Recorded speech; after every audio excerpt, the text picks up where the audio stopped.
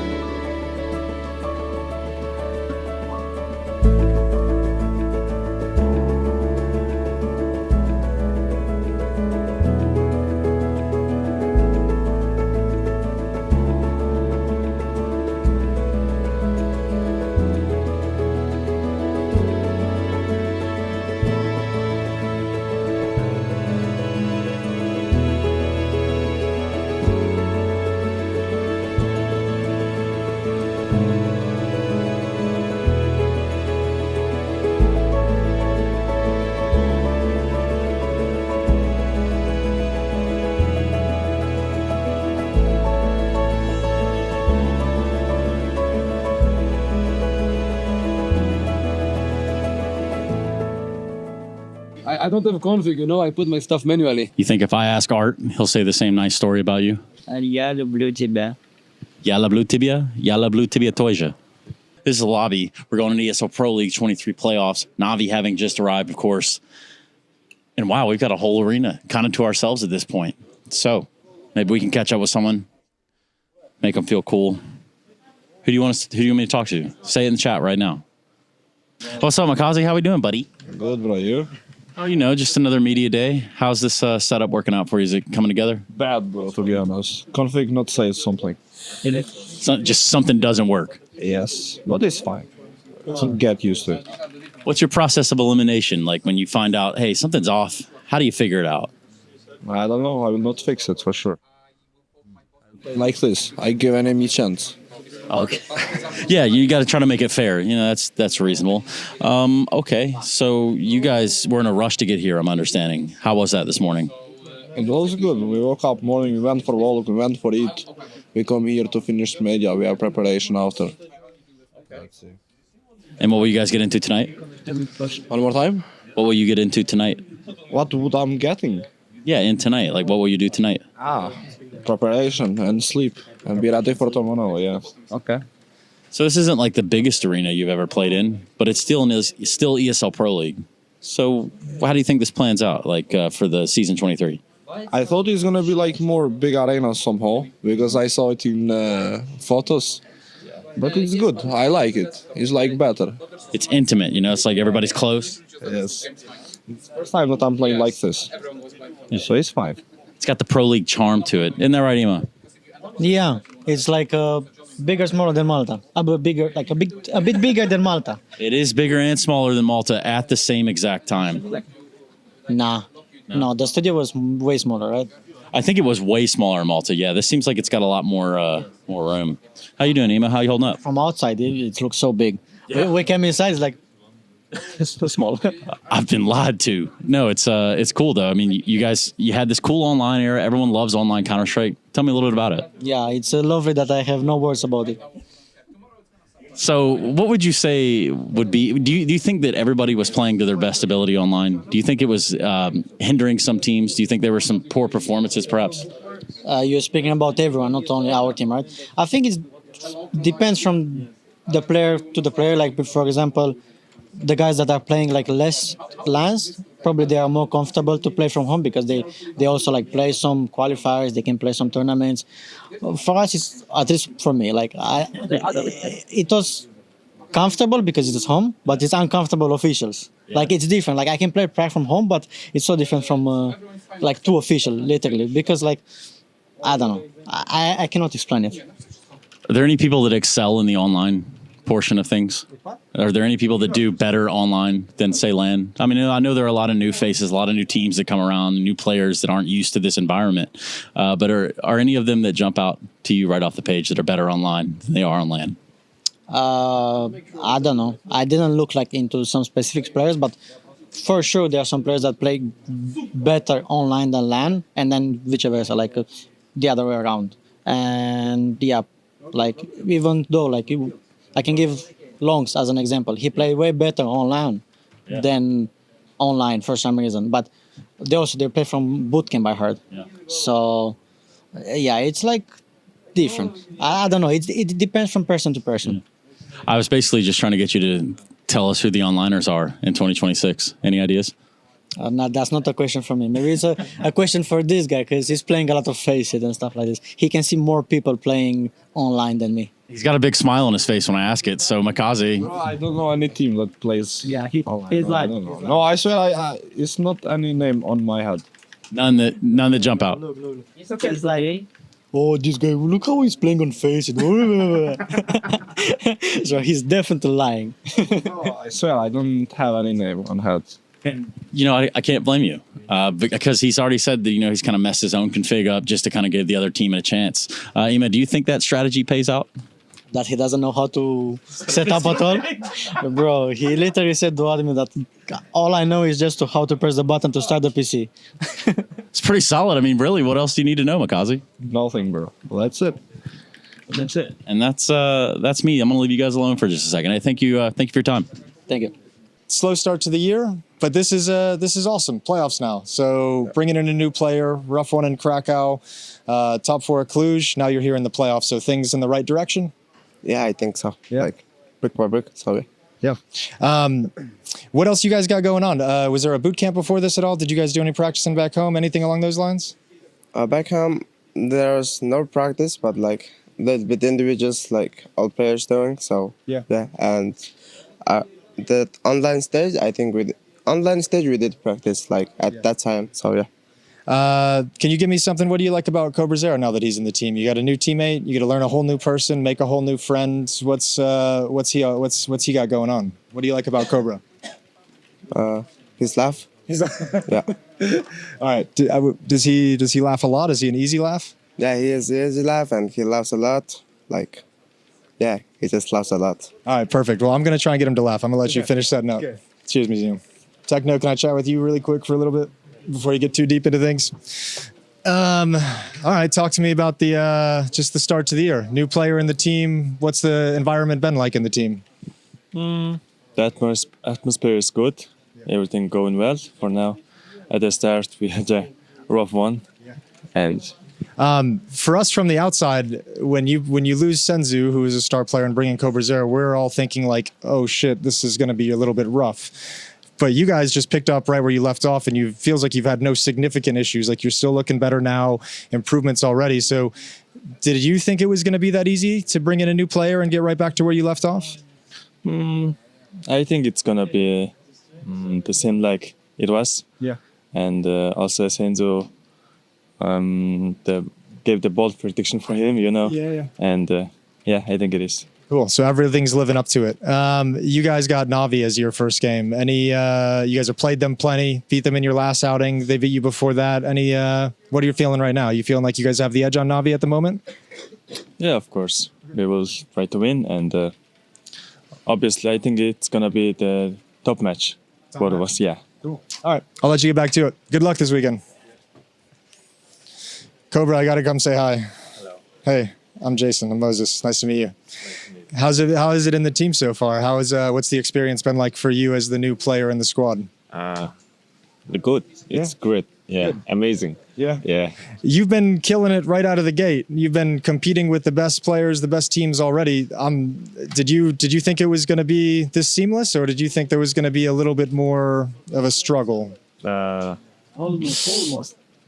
Just good teammates. Yeah, good teammates. That's all that matters. That's all you need in life. Good teammates. Cool. I'll let you set up. Blitz, can I ask you one quick question? If I have you turn over this way. Yeah. What, with Mara not here this weekend, just out of curiosity, what do you think is the biggest thing that you're going to be missing with not having the coach involved? I don't know. It's our first time that we will see here. Okay, cool. That's all I got. That's all I had for you. I just want to know about Mara. All right, well, that's going to be the Mongols. We're kicking off the playoffs. I don't have a config, I put my stuff manually. Oh, really? So every time I come in, I don't have a crosshair. So I need to put it manually. What is it about some players these days that kind of, they really believe in that system? Like a lot of the newer players are different than the older heads who had their own configs, they had their own setup, their own ways. What is it easier to just play it out of the box? Like you mean if you put your config manually? Mm-hmm. I think, first of all, it depends on you as an individual. I don't have a lot of stuff to do, so it's pretty easy for me. And also, I was sitting next to Zayu. I had config in the past, and I see Zayu just, he doesn't have any config, he just do it manually. And I think to myself, if he does it manually, I can also do it manually. And then it's actually faster. Like you are 5 minutes and you finish. Yeah. You just have to remember to do all the parts so you don't forget anything important for the game, but I like it this way. How many times did you say you have forgotten something before you got in the game? Would you say that's ever happened? Do you want to admit to that now? Like maybe the use button, any important factors and things that you probably forgot to set once upon a time? Definitely there have been some cases. I don't think anything major like stance or anything, but for example, crosshair. You join the server, fuck, I forgot to put the crosshair. And then you just go through each player and you're like, okay, what is good for me, Or FPS max for your number or whatever, It's like not the sense, not like sensitivity, which is like, oh, I'm fucked. You can still play, but Yeah, I forgot sometimes. Which teammate do you go for their crosshair? Which one do you buy into the most? So I check the enemies. Oh, okay. I check the enemies. I just go one by one, and sometimes it's like if I go to someone and this crosshair is really new, so like I like it, you know. But it's like this guy is not so good. I'm like, should I use this crosshair, you know? Is this crosshair cursed? Yeah. But I'm easy to handle. I just need a small crosshair and it's working for me. Well, thanks, Spinks. Hey, keep it up, man. Whatever you've been doing, you keep doing it. That's Spinks, of course, with Miles. I'll just take my ref chair, and we'll just slide on down one. Because you feel good, man? I've been just told I'm good. Oh, you're good? I know you're good. I've watched you play. You're pretty good. Yeah, like my new mouse pad. It's pretty good. Wow. That's, where'd you get that? How long you had that, buddy? I'm good. Nah, I just got it because I left my mouse pad in the hotel, so. So it's just like just for the time being. Yeah, just temporary. Mm-hmm. Do you miss Hamburg yet? Actually, nah. Nah? Nah. The weather was pretty good though. Yeah. But yeah. I think a lot of us have you guys as I'll just say it now so that I don't jinx anything. We have you guys as like the favorites to win ESL Pro League this time around. What do you think about that? Of course. I think I think us and Spirit are pretty likely to win the tournament, and I think we also know we know it, you know. So yeah, but we are not really thinking about it. We didn't really talk about it, but I think it's just like if you look at the paper, I think it's likely that either us or Spirit gonna win on paper, obviously. But we are, as I said, we are not really thinking about it. We are taking game by game. I think actually we have a decent opponent. I think Foot is a really good upcoming team. I think they are really young and I think they have a lot to prove. And yeah, I think it's gonna be a good game. Is Foot a scary team like everyone's making them out to be? Yeah, I think so. Yeah, I think also in Cluj we played versus them, and we won 2-0, but the first game was really close. Like we won in overtime, and yeah, I think they had really good players, hungry players that want to win, and yeah, I think they are pretty decent. Well, that's exciting stuff. Well, as usual, Mr. Torzi, I'll get out of your hair, but have you had a good time at ESL Pro League, and are you excited to have Dorian back? Thank you, bro. Enjoy your time with Mouse. I have always enjoyed my time with Miles. Is Dorian enjoying being back in the server with you guys? Back on land, rather. I hope so. Dori, are you enjoying the time with us, bro? Of course, he said of course. I missed you specifically.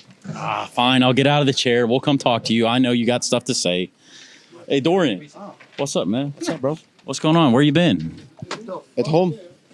Unfortunately. Does it feel good being back with the band? Is the band all together? Yeah, of course. I really miss the guys, and playing games while you're not with the team and they're all together is really rough, to be honest, the energy-wise. But yeah, I'm happy we managed to qualify 3-0, and I'm here now with the team, so I'm happy.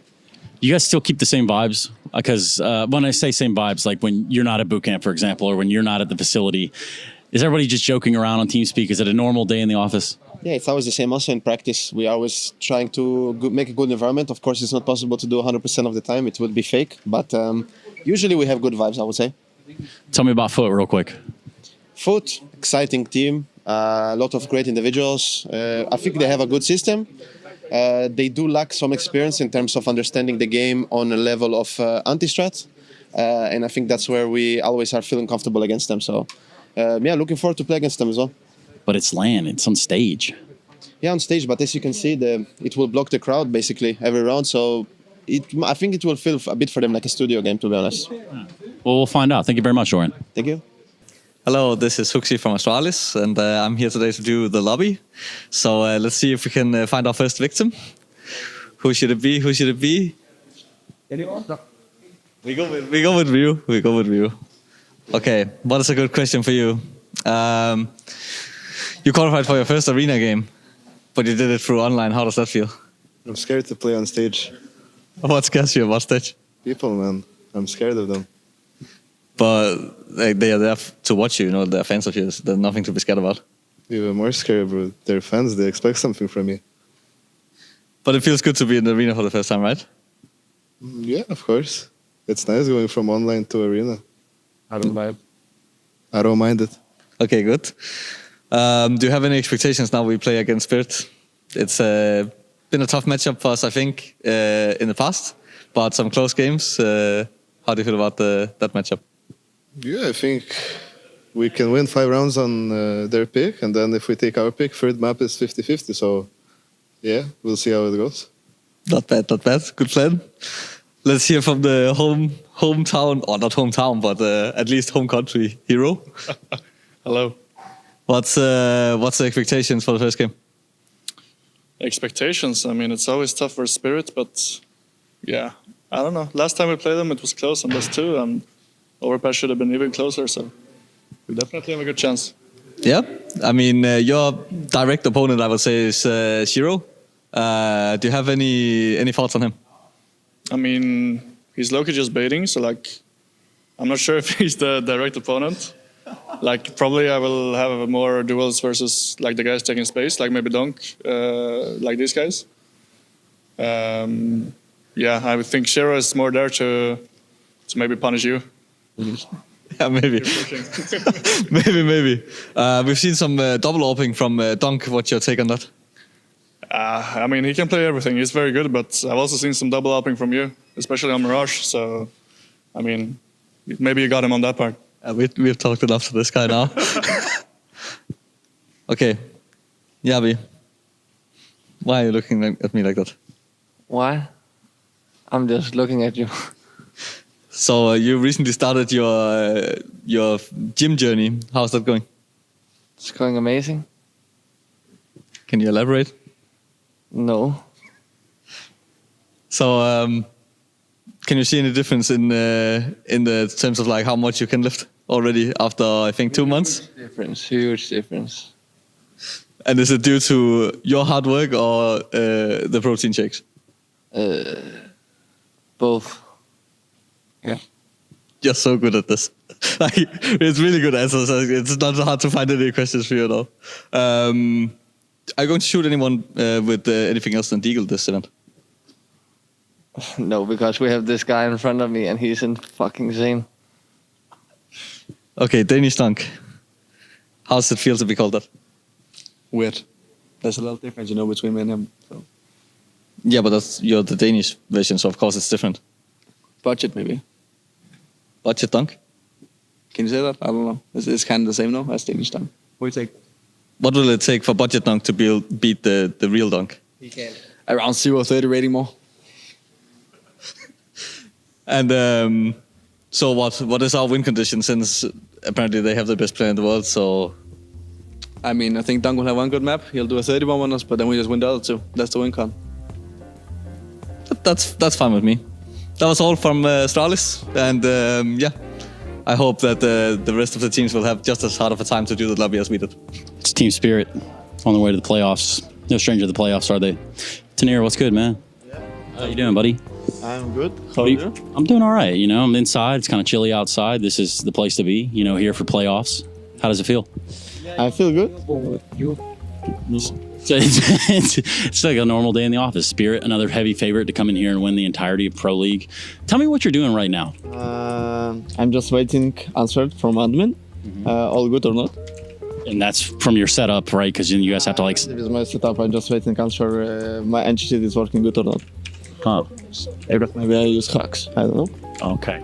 Unfortunate. So you guys are all in land. Kind of cool. How's it feel?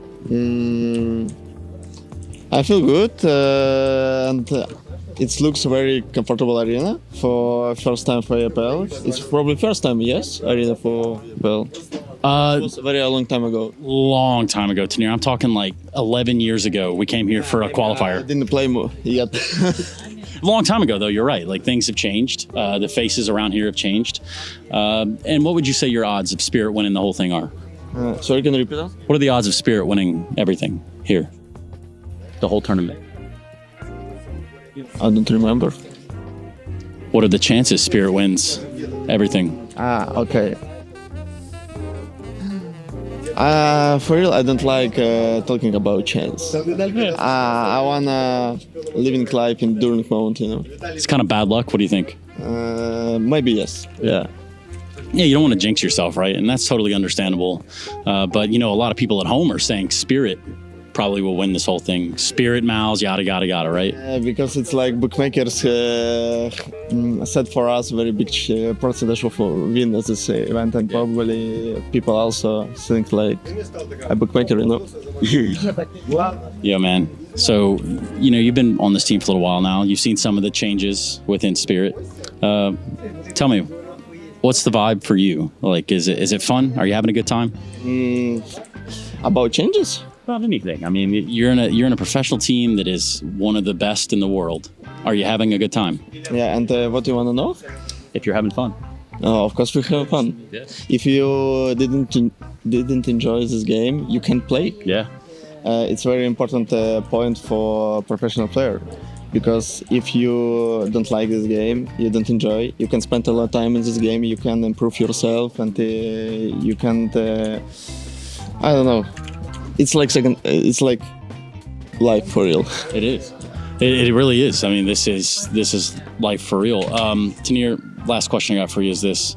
I guess for all the people at home that want to believe in Spirit, you want to tell them anything? Yes. I hope you will cheer for us and also support. I very like everyone our fun.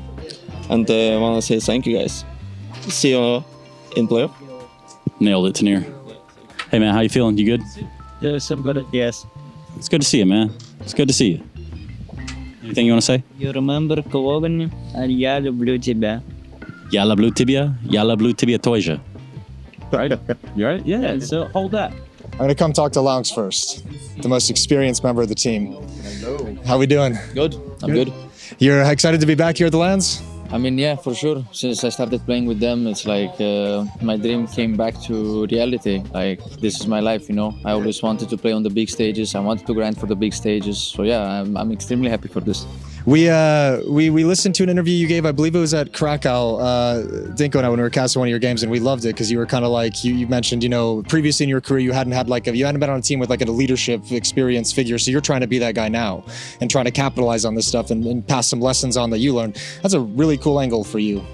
It is, but it's still hard for me, right? Because I realized one thing in my past experience, in my past teams, right?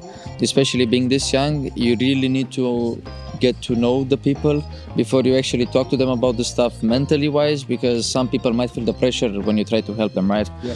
So as I said, even I think when we qualified to Pro League, I said like most of the times I'm not even talking that much before the games, right? Like I'm trying to hype them in the game, make them happy, make them laugh, so they can actually have a good mood in the game. Not, I mean, for me, like after the game, I want everyone to be focused. I want everyone to be there, like sharp and like completely in the game. And then in the game, yeah, I will keep talking, I will make some jokes, I will try to scream, I will try to hype them up, and if I see it's not working, I will change it up a bit. Yeah. How do you feel about this team compared to some of your previous lineups? This is, I mean, you got to be feeling good about this. You guys have had some success and all that, so it feels like you guys are on the up. I mean, it's like heaven. Yeah. I can't say anything else. It feels like heaven right now, especially, I mean, I don't want to say that I've been in failures of projects, but I like looking back on it, I don't know how people could create such lineups, to be honest, but I'm happy everything is done. I learned a lot from my past experiences, and yeah, I'm here. Awesome, man. Well, I'm going to talk to your teammates. Good luck. Have fun setting up. Jig's going to catch you right as you're getting started on the death matching. How are you feeling getting set up on the stage here? Feeling great. I don't know. PC is good. We just had the audio test going. We had the music blasting through the arena. You can feel the vibrations and everything. So it's a little bit different. That doesn't concern you in any way? No, not at all, to be honest. How are you feeling about the team? How's this team going? Like, you guys, outside of Laux, less experience across the board, but you got to be pleased that this is probably the biggest achievement, I would say. Would you say the same thing? Yeah, it's biggest achievement. First playoffs of S-tier tournament. Yeah, we're really happy that we're here, and yeah. Are any concerns about like play style or anything like that, matching up against the big dogs? You guys are just ready to party? We're just gonna play our game. We're gonna try our best, and yeah, we're just gonna see what's gonna happen. Cool, man. I'm gonna let you get back to it. Krabeni, can I speak with you real quick before you plug in? Is it Krabeni or Krabini? Crabeni, okay. How do you feel about the Crabman? The Crabman? Yeah, it's a little bit of a nickname the guys are It's good nickname. I like it. Perfect. Man, I guess I'll just say we've all loved watching your guys' rise. I think a lot of the things that we give it to is you as an IGL starting like really looking like you have good control of this team, and doing cool things tactically. Do you feel like this is kind of like you have a winning recipe right now with how you're calling the game of Counter-Strike? I mean, yes, I think in team, what is the most important for me is like, because everyone kind of listen me every time, like if I say even some shit things, like shit calls, like everyone will just do it even if they think it's bad. So I like that I have the trust in team, and it makes me do better also. Yeah. You have some cool weapons as well. Demon with the rifle. I mean, you guys have a lot of power on this team. That kinetic symmetry with the AWP is super fast. So like, is that fun for you as an IGL looking down the line and seeing you got a ton of talent on all your players? Yeah, it's good to see, because like whenever if someone is in some clutch situation or in some situation when I just watch them, I know that we can win this round because this guy is alive or this guy is alive, because I know everyone is shooting very good. Very, very good. Oops, sorry about that. Cool. I'm gonna let you get back to your warm-up, man. Good luck this weekend. I'm excited to see what you guys can do. How are you feeling coming into the big event? I mean, feeling great, of course. Feeling happy that we managed to qualify to playoffs, and it's a good feeling to have an arena with people. So I'm looking forward to play it. Are you feeling any what is it right now? Is it excitement, nerves? What you got going on now that, you know, you're going to be in front of the crowd? You're against some of the better teams in the world. You guys have made a rise to the point now where you're competitive against the top teams in the world. So new expectations coming in now for Foot. I mean, right now I don't have any expectation to say because I'm just setting up SSD. I mean, tomorrow we'll know what's gonna happen. But so far I think it's going to be some shaky start, but after I think I'll get used to it pretty fast. You're facing up against Mouse. Any concerns there? Been a top team for a while, really consistent, strong players. Are you guys excited for it? I mean, we are kind of ready for them. We already played against them in Cluj, and I think it's going to be a pretty interesting match. What do you think? What do you think with the rise you guys have been on? What do you think is the biggest win you guys have had? You beat Astralis a number of times. You beat Furia was a big win for you. M80, Liquid are mixed in there. I think a Navi win is in there as well. No, we didn't. No, didn't play Navi yet? Yeah, I mean, probably the biggest win if you talk about ranking, it's Furia, because they're top 1 at the moment, we beat them or top 2. So yeah, it's kind of the biggest one. But I think everyone was looking forward to play against Navi because we are previous Navi junior. Yeah, that's a good point. There's a little grudge match there. All right, cool. I'll let you get back to it. All right, the man with the fast stop. Fast stop? Yeah, you got a fast stop. I have it, yes. Who's the biggest competition as oppers in the rest of the playoffs for you? Any other opper you're looking at and you're like, that's going to be a fun matchup for me? I want to play with every team, kind of. It doesn't matter for me. Doesn't matter for you? Yes. Cool. You got Torji's going to be coming up first as your opper. You got Mouse in there. Is there any? We're building this from the outside. It's kind of like you guys have the least experience in the playoffs right now. Mouse struggled with that inexperience. Do you look at that and think, okay, we have to get over that inexperience? Like, are you guys going to struggle with that factor as well? I don't think so. I think we will show our SCS. We'll just try to do our best, and that's it. Cool. I'm gonna let you warm up. I'm just excited to see you this weekend. Good luck with the opping. Legacy. That's who we're talking to now. It's the lobby. Yo, man, Nissan, what's going on here? You need an admin? Yeah, I need an admin to put my CFG, bro. They're working. Yeah, but it's 2026. People are still using configs, or what's that about? Yeah, I still use config. I need config to play. I'm not FNX. FNX don't need config, but I'm not good as him. Well, he's not here, but you are. So you've made it to the playoffs. How's it feel? It feels amazing. I think we're playing good CS, and we're gonna show everyone. Tell me a little about the team of Legacy. You know, Art is the newest member, but overall, tell me about what to expect on a night out with Legacy.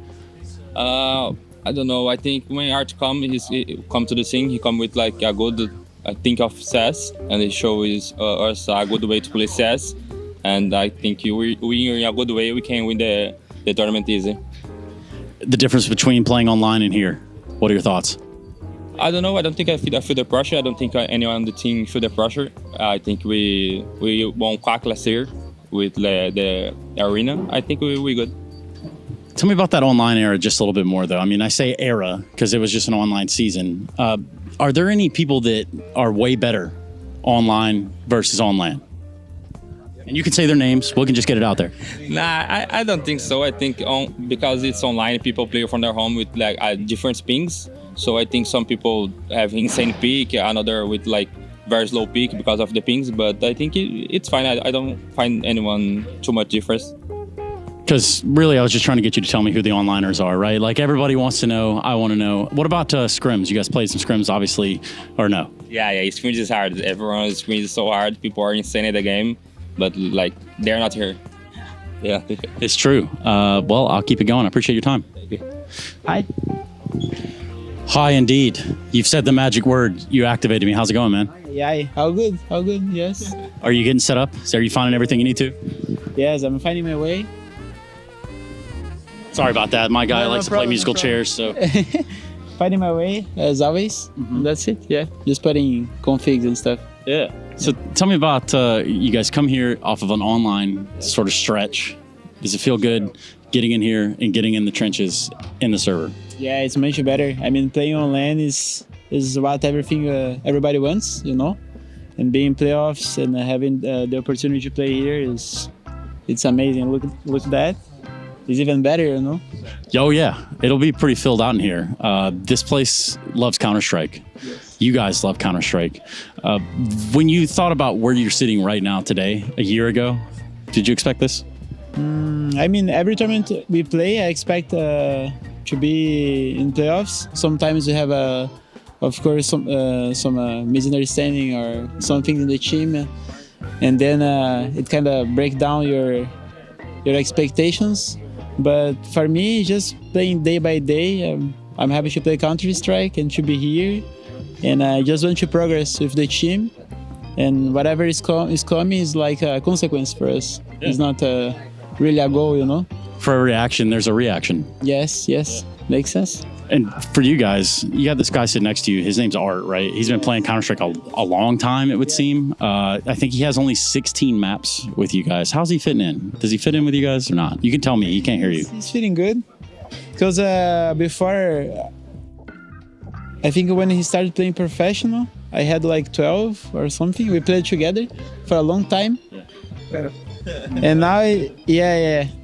Like I was like 12 years old, and then we played a lot together. We played like a lot of tournaments in Brazil, important tournaments, and I was 13 at that time or something. But we played a lot together, and now we had the opportunity to play now in a greater organization, you know. Yeah. And now it's just being fun, and I think we're just on the same page, everybody. And I think everything is coming just consequence, you know, of too much hard work and too much understanding and trying to be in the same page with each other, you know, and that's it. You think if I ask Art, he'll say the same nice story about you? A nice story? No. He just talks bullshit, you know. Well, I mean, you know, that's the one thing. Yeah, he's the guy who likes to play cards and stuff. He just poker. He tries to mind game everybody. Mm-hmm. Maybe he'll try to tell you some lies and stuff just to hide his image, you know. Okay. Let me try my luck. Let me see what happens. Watch this. Hey, hold on, man. Don't let me hanging like that. Not on camera. Oh, God, that was scary. Art.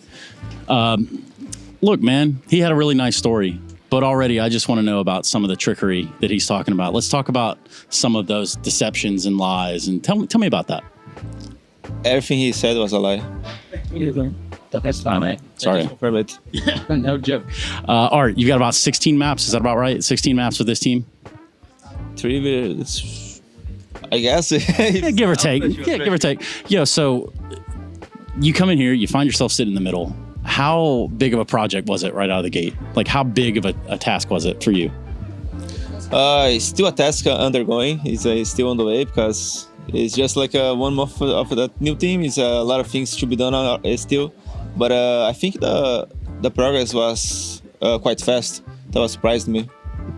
Art, how much would you say that the game of Counter-Strike itself has changed since the older times where you were rocking a Furia jersey? Oh, a lot. Yeah, a lot. Back then, it was different players, different mindsets, different game, different pace, different ways of playing. I think it's all different.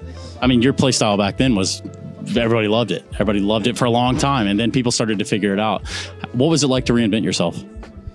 Yeah, I do think I used to play the way I was supposed to play in the team I was, the way things were back then. I think I tried to extract the best I could with the tools I had. So I think that's the way I see game back then. Now the way I fit into the team, I think I can pass into some rounds the torch for Dumal, maybe for Lato sometimes, even for Sedzin. They like to push forward and press W sometimes. So I think we are finding our pace, but they love to do it. So they have great aim, so they do it very good. You're no stranger to a stage, but when you guys come up on the stage, what do you tell your team? What do you tell them coming into a playoff? I would say the mindset has to be having fun, having energy, enjoying what you are doing here, look at the place you are and be grateful. I think those feelings are really helpful when you play on stage. And if you think about that, you kind of let go some of the pressure, you let go some of the bad feelings. I think if you get rid of those, the matches are easier on you. You can play your better CS. It's not nearly as stressful, right? Like when you're playing how you practice. Yeah, I think that's kind of the mindset. Yeah, everybody has to feel their feelings inside themselves in different ways. But I think at the end, it's if you're having fun and you're enjoying what you're doing, it's going to be easier. The wins in the losses. Hello guys, this is Major from Sweden, and today I'm gonna make the lobby with Team Aurora with my dear friends, teammate. I don't know how you want to call that, but so I'm starting this lobby, and I have two young players new to me. I have Wikidia, and I will ask him a very important question. But I have to think about this question first. Like, give me 10 seconds.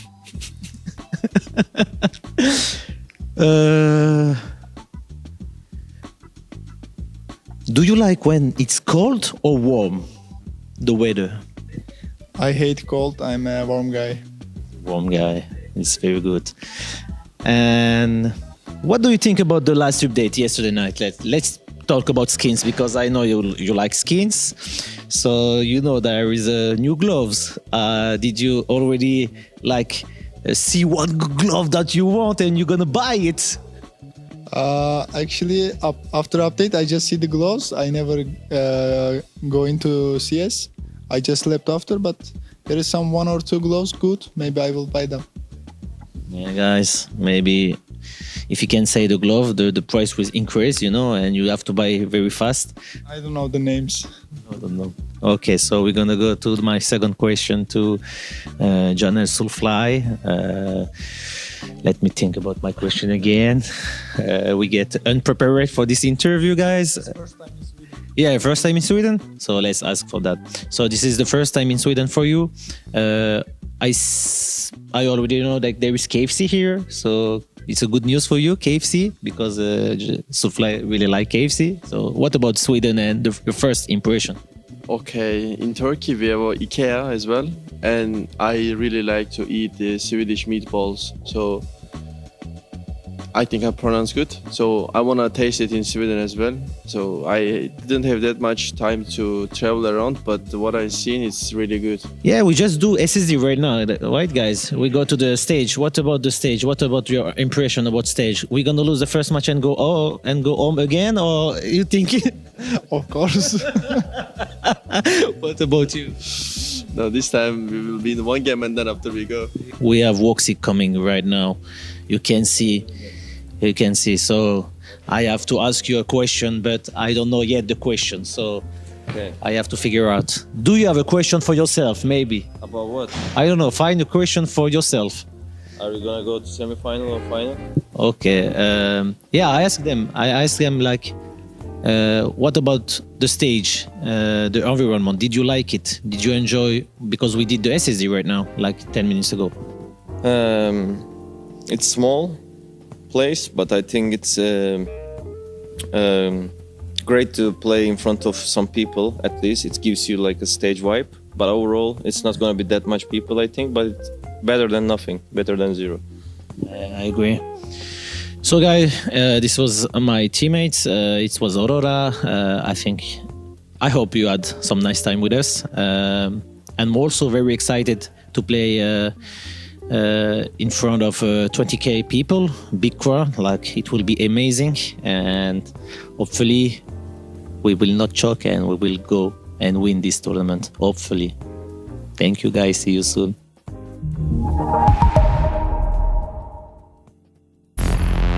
ESL presents the ESL Pro League in partnership with Intel, Acer Predator,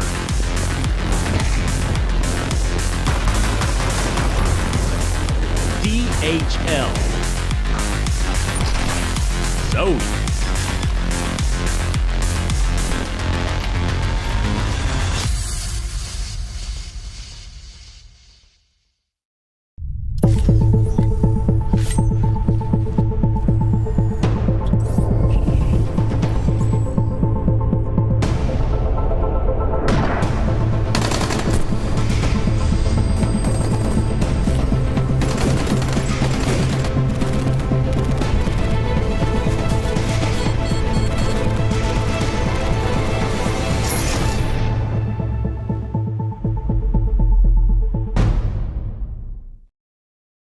It's that final day, grand finals, baby, for ESL Pro League Season 23. But before we crown a champ, we're going to be handing out that third place, the bronze medal up for grabs, and two teams all the way from stage one. We got Foot versus Astralis. They have been turning heads and popping heads. A lot of the big names not stepping onto that grand final stage because of these teams. I got Coolio, coach of Foot, joining me, and we're just going to get a little taste of exactly your read of this opponent, because this is a team you've already played twice at Pro League.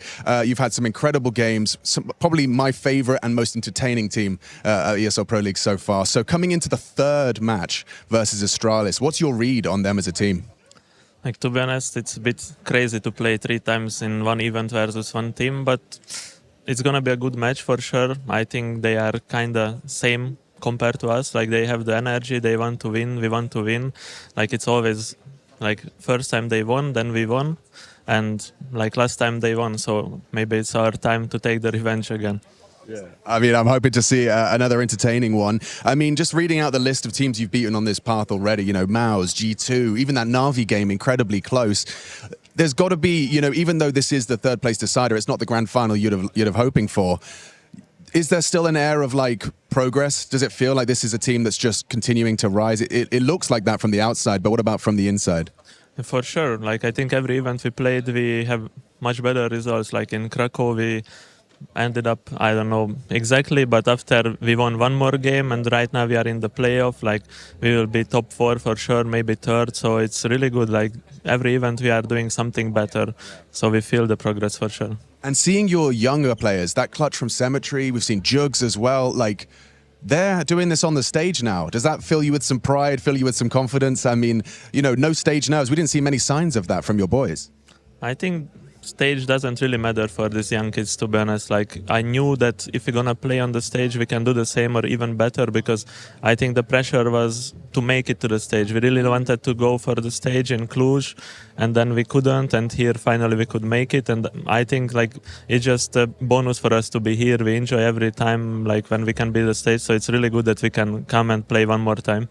Thank you for your answers, Coolio, and good luck against Astralis. Cheers. I'm excited for this one. Right, now Rugger coming into this one, fourth place decider match. A narrow battle versus Aurora yesterday as well. Where's the headspace at? I mean, I assume this is going to be securing you some valuable VRS, locked in for the major and the stages that you're aiming for? Yeah, I think like today, that's the main thing, right? Like, we play for getting those extra points, and they're like direct competitor in the ranking. I think they're one spot behind us. So yeah, that's what we need to fight for today. Yeah, no, absolutely. And just reviewing, you know, the run from you guys, it's got to be filling you with some serious optimism about this roster and its future. Taking down big names, you know, a lot of people were expecting to see the likes of Maus, Spirit. Neither of them could get past you, and it's interesting to see, you know, the development and growth of this roster. Is this on the timeline you were expecting, or is this already happening quite quick? I think a little bit of mix, because you obviously hope that what you see in practice you can also replicate. And I think we have shown that our highs is really high, but we also need to work a little bit on the bottom level, the consistency. And I think if we take yesterday as an example, I think it was a little inexperienced playing on stage as a new team, also two fairly like rookies on stage, and I think they just need to learn it like game by game, and getting another rep today is like super great for the boys. And just last question, it's about this third head-to-head. You know, you guys are stage 1 teams, you've battled every single step of the way. This will be number 3. Does that make the head-to-head interesting, a bit weird when you've played so frequently against the same opposition? Yeah, for sure. Like, I think there's a lot of things. We played them in every event besides the first one of the year. We played them in Krakow, we played them in Cluj, we played them 2 times already here in Pro League. So obviously there's some mind games going in and out, and I also see them stealing our pistols every now and then. So I think we watch a lot of each other's games, and it also shows in the matchups that there's like some small mind games here and there. Okay, we've got a budding new rivalry, Astralis Foot. I'm looking forward to it. I'm sure you are about this game, but thank you for your time. Rugger, coach of Astralis, it's about to go down. Battle for that bronze medal. All right, let's do this.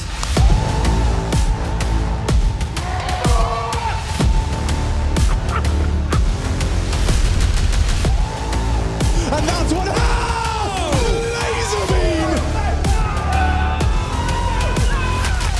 Window no scope from center!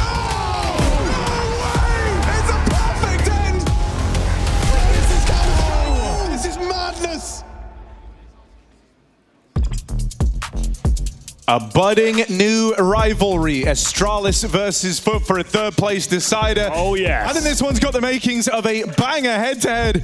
Both these teams excelling here at ESL Pro League Season 23, both of them defying expectations. Only room for one of them to take that bronze medal. And it's an important bronze medal. It's not about prize money, Hugo. It's about VRS points. They're both 10th and 9th in the VRS rankings right now. And that's very important as Astralis made their way to the stage. Have you got them as your favorites today? Oh, I don't know. Foot have shown some serious fight. Astralis a bit of a choke yesterday against Aurora from the lead, and Foot, who have looked ferocious as well. But you can't doubt Astralis in this game. They took down Spirit in the quarterfinal. They've had one hell of a season so far, considering the new roster. I just want to know what we're going to get. It's a very interesting point because Astralis, although they had a great tournament, they have been a little bit inconsistent against Aurora yesterday. Got blown out on Dust 2 after beating Spirit on it as well. They actually won 13-3 there, I believe. So I'm not sure what Astralis were to get today. It didn't feel like it was the world-class world beater against Aurora. And interesting to hear from the side of Coolio to hear that, hey, we weren't actually nervous on the stage. We just wanted to get to the stage. That's a good point. Pressure was getting here. It wasn't performing here. And we saw that just the other day from this team, right? The fact they even took Na'Vi the distance. They took down Maus in the quarterfinals, something that most teams can't do. I think Foot are up for the job. I think they're confident, and maybe Astralis will be as well, considering now they've got that experience. A couple of matches, as Roger said, one more just to wet the whistle, and we're getting into things soon. It's essentially, for me, a BO5 of BO3s, the 5th time that these two teams have faced this year alone. Well then, it looks like we've got Foot coming out on the stage as well. Harry, for an academy team, making themselves into the top 10 of the VRS points right now. What a remarkable journey they've had this year. It's a team like the whole CS world is having to kind of sit up and take note of, right? From the moment you very first saw them, you had guys like Madra very early on in the rise of Foot saying these guys hit as hard as any of the top teams. And I think that's a statement he's been vindicated in time and time again, right? Absolutely. This is the deepest run you've seen from them, but it's only been getting better. They've only been trending upwards. And the teams they've had to face, the teams they've played here at this EPL is so impressive. Besting Maus in the quarters, close game versus Na'Vi to find themselves in this position, just falling shy of the grand final. There was nothing that could have led you to expect this, right? This kind of meteoric rise, but they are taking it in their stride, and they look like they're having a blast while they do it. They are a lot of fun to watch. Foot are very quickly kind of grabbing the attention of CS fans around the world. A lot of people are speculating whether they can perform on the big stage as well. They turn up in the quarterfinals, and my God, did they ever show up, taking down Maus, the favorites of the whole thing. Yeah, this was quarterfinal supposed to be Maus's event, yeah. And they took them down. We've got players like Cemetery, we've got players like Krebeni getting some of the craziest clutches of the entire tournament on the big stage, Hugo. And there were huge comebacks into multiple maps in that series. There were opportunities to choke, there were opportunities to come back. Still, they win the series. I think there's something to be said for that. Of course, we know Maus have had the issues in similar games, but not against teams like this. And so Foot say they demand that you don't underestimate them. They have once again showed up and getting into playoffs, getting a real run here. I think they're favorites for me today. Yeah, your three to decide. Did you catch that Krebeni scout clip yesterday? Insane. I've never seen anything like that in my whole career. I'm not even exaggerating. I don't think we'll ever see anything like that again.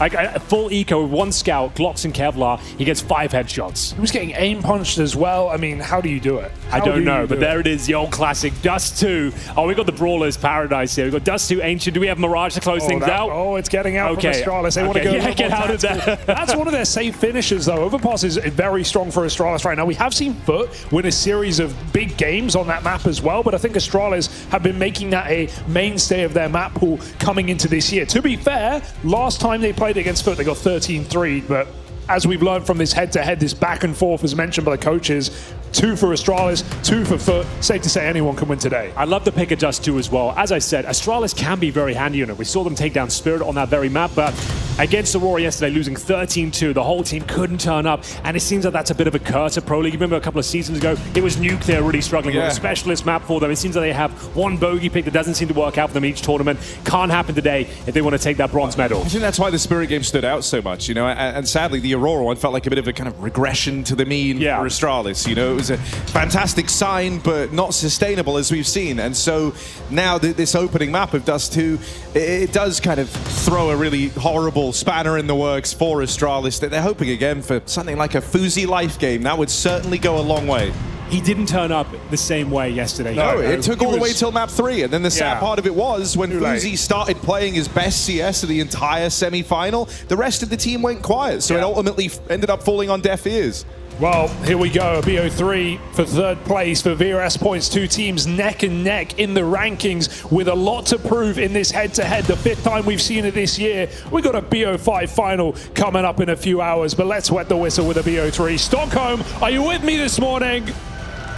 Oh, they definitely are, Hugo. They turned up in spades. We appreciate you guys. Let's get into it. Astralis taking on Foot. Dust 2. Best of 3 for the bronze medal here. It will be a CT start for the Danish organization and the plucky underdogs, the international roster. Former Na'Vi Jr. will be bringing 2 smokes, a couple of flashes, and trying their luck towards long. Hooksie's the guy responsible for this part of the map, and he's here all alone. Gets the spot off at least. Astralis, you're getting dealt a very fast pistol round here. They've got to try and get ahead of this, but the rotates won't arrive in time. 3 players in the site to try and force this one away. Demon finds that first incision. Now dueling out through the ramp. It's Dukes taking contact. Gets the spot on short as well. They know the layout of this CT setup. But down to Krebeni and Lonks. Never discount these guys in a clutch scenario. No damage taken just yet, but the bomb needs to go down. Krebeni will find the equalizing frag, 2-on-2. C4 planted and rotation from Stair towards long. Big flank coming in quick, and he's running as well. Krebeni's up for the fight. Stair put down low immediately, and this is it for the round. 1 shot's all it takes, and he'll put it down. Foot with a pistol, explosive as ever, despite the early advantage for Astralis. It's traded out very well. Absolutely is. It was looking so promising there. 3-on-2 advantage, no bomb planted. All of a sudden, the round turns on its head. As mentioned, these guys do not choke in their clutch. They've had so many ridiculous rounds throughout Stage 1, Stage 2, and in the playoffs. The Na'Vi game was just so rife with clutches. Both teams, sure, but I think Foot getting the better of it, winning some unwinnable rounds, you would think. Dude, one of the things that's so cool to me as well is just Krebeni. Not just that he's had some sick plays, some really standout moments, but it's nice to kind of see an IGL you can get behind. He puts in some phenomenal performances while he does it. You know, it's a high fragging, high power IGL. Very calm. Yeah, even thinking back to some of their performances in the online stage, he would be just putting the team on his back, doing it on his own. Well, for now, should be an easy conversion here, round number 2. We just have the USPs, a classic Hooksy eco. He has 1 flashbang. They'll try and swing out with the default pistols and get a couple of kills here, but it's long, which makes a lot of sense with the weaponry they have available. Going to be trying to make their way towards the A side. Smoke towards a crossover. Hooksy spots them all. And it's a lot more than he bargained for there. Bullet to the face from Lance. And it's going to be, a chance for a couple of kills. Demon down to 4 HP. Nice grenade, though. Should be quite an easy finish up here. You don't see those too often. Big dunk. All right. No casualties. 4 kills for Longs. We'll take that. I don't think I've ever seen a triple kill for Nate. It's pretty sick. You've cast a lot of CS. I have. I'm sure it's somewhere in the archives. I don't think I've seen it. Well, that's fun. Well, a lot of firsts from this team. I'm loving it. First stage games for these guys. First AWP for Fuzi, and he's only got The AWP and no Kevlar. What day? Do we get Friday Fuzi or Saturday Fuzi? That's a big question for me. Because he was remarkable against Spirit, but then you could just tell he wasn't feeling it in that semi-final. He's going to have no armor in this round. Foot get the long control with a deep smoke. It's respected by Astralis. Yeah, taking a lot of vision away from the long corner, denying access for a retake. Going to try and get Symmetry in towards that pit. Definitely a bonus round, and Symmetry is taking heads. It's going to be Hooksy down early, and Demon fighting towards upper B. Royo will find him, but still, great prospect for Krebeni here, making his way towards CT spawn and spots one. Oh, the nade pull, that's awkward timing, but he might get nothing from it as a result. Yabi comes winging in. Smoke is missed on this long side. They can cross. Fuzi missed shot. They'll make it. Ster even breaks it to find another player. A 2v4, but these are the rounds that Foot often win. As Fuzi's got that AWP, but very fragile. Needs to be careful. Bomb to be planted. And another chance of the clutch for Foot. You should have Long's dead to rights here. 2 players out through Long. Symmetry. Oh, he wins this all alone. One more man on the long side. Went unaccounted for, went unspotted. It's just an unfortunate timing. And that double flank out through Long gets the better of the clutch. Astralis on the board. Still a 2v4 with a bit of damage there for Foot and the bomb plant, so the buys will keep coming. Yeah, that was their bonus round for sure. Astralis entering the scoreboard early. Would have loved any other gun for Krebeni there. Would have definitely taken one with him in the spawn. Yeah, true. The MAC-10 not ideal at that range. But here we go. First real gun round now. I don't feel input like Or Cemetery. AK's around him, round number 4. Fuzi gets some Kevlar as well, so That's maybe nice. some more confidence being able to be shown on this AWP. Astralis shriveled up on Dust 2 yesterday. Yeah, can't let that happen today. Important bronze medal available, mainly for the VRS points. They are neck and neck right now. They are rivals at this stage. Going to be Fuzi to try and crack things open. They're ready for it, though. They're anticipating that maneuver. He does get the better of them, though. Hits a shot through the wall towards Demon. Takes him down to 21 points of health.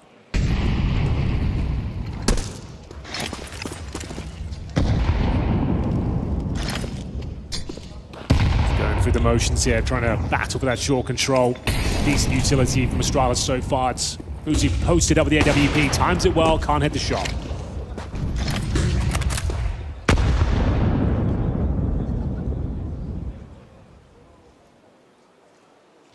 Yeah, they'll meet up a group over here on short. They still have a player back in lower. Nuke's just running interference, and that will at least keep kind of a backdoor option open. They can fake out over here on short, look to go for that mid to be, and a chance at the drop down into the spawn here for Krebeni. He loves it. Yeah, that's exactly what's happening. Trying to keep those players towards A. There's actually 3 CTs on this side of the map. They're going to pounce in towards B, but Astralis have read it well. AK-47 towards the car. Completely blind, though. It's down to Yabi. He needs to find multiple kills here. One more available. Symmetry's low with a bomb on his back, but smoked off. That was his opportunity. And then able to find the advantage. But still, they're going to go for this retake for sure. It's a missed chance for Yabi, but it does allow him to live and play this advantage. So it's not too bad here for Astralis. One Molotov to clear a single position, and they've just got to fight their way through on this post plant. Boost will find nothing. Smoke is still in the way. Jukes tries to move out of position. Spotted, but not connected. Astralis coming in. Got to go quick. Yeah, a lot of time ticked off this bomb already. No time to be cautious now. You just got to run in and hope you can find success in these openers, but the crossfire too strong. Between Symmetry and Longs, that one is a lock-in for Foot. I mean, there's a reason it's the hardest retake in the game, right? Yeah, it's right. 2 extremely tight choke points with too many angles to clear. Yeah, it's unfortunate for Yabi that if he just gets one on the fade away while he's falling back, it's a very different round. They were such low HP as well, but the 4-on-3 man advantage for Astralis falls apart for them. They'll take their first time out here. Finances get into a problematic state. We're averaging around $2,500 per player. So you need to decide, do they go all in? Do they take the partial? It's kind of pick your poison. There's no real right answer here. The money's in a pretty desperate situation. I think you can go for some 5.7s and some Kevlar. That is about it. We've got Hooksy at 3,600, Ster around the same. But need to build up those resources. I think one of the criticisms you can maybe level against Astralis in these last couple of series in the playoffs is that sometimes they feel a little bit too reactive in how they play, right? Just kind of sitting back, 3-2 setup, whatever it may be. Ooh, we're getting a lot of this out of Hooksy. This is a little more of an indictment, but he was trying to bring the energy yesterday and say, guys, it's okay, don't panic. We lost an eco. Bring the energy. Well, speaking of ecos, Hugo, this one is nothing but. We've got one Desert Eagle, that's about it. Well, the late boost is interesting. Did catch a player not looking, but now revealed. It's going to take a miracle to do anything with this Desert Eagle. Molotov towards double doors, flushing these positions out. Yabi noted, Hooksy dropped, and a couple of kills available, but Fuzi will only get one. And it's 4 on the board for Foot, looking very comfortable here on their map pick. Fuzi with the AWP once again. Took the full eco to have a nice strong buy going forward. Cemetery, the AWP for Foot has been blessed with a very good B spawn. I wonder if you see him just run in and post up on the plat. It feels kind of too tempting, right? And so that's something you're going to have to contend with early on here. Don't want to get caught on that opener to the AWP, because then you'll be staring down a very, very quick B offensive.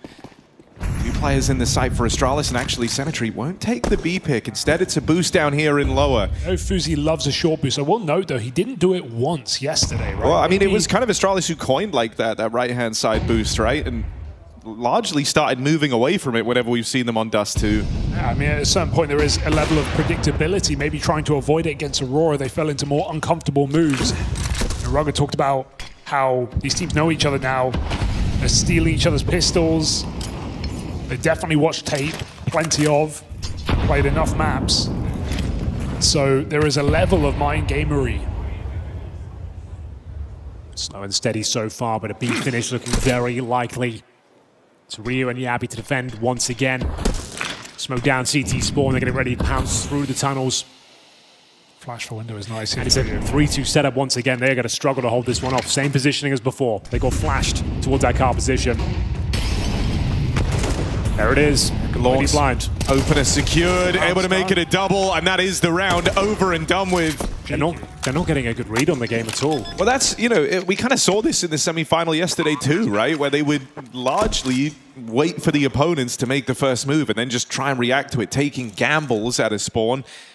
But there are times where you almost kind of want Astralis to try and be a bit more involved. Like in this round, right? You have the AAA setup, you have long control taken for Hooksy, you put a bit of resources in there, taking the space away. Okay, good, you get the info.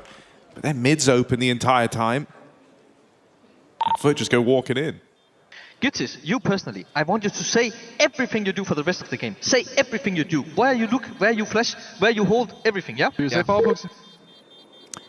Okay, sounds a bit stressful over there. Yeah, talking to Ryu. But I mean, you know, I think as well, you want the comms to be flowing, right? It kind of forces you to slow things down, play the reactive style. If you're not, you know, the proactive mindset comes with a lot of communication required, and if you're not getting that, you might not feel comfortable to do it. So I kind of like that Hooksy's put in a bit of a squeeze on the guys to try and be more vocal, just forcing it through. You know, you start by communicating your intention, where you're looking, what your crosshair is. Eventually, that's going to lead to more constructive conversation. It's a shame because the setup there was good for Astralis. Ryu was holding a flash for Yabi and window, but he dropped off, and they tried to focus on the B site instead. It was Longs who comes in on mid to B, who gets the double kill that wins the round. He's 12-1 right now, by the way.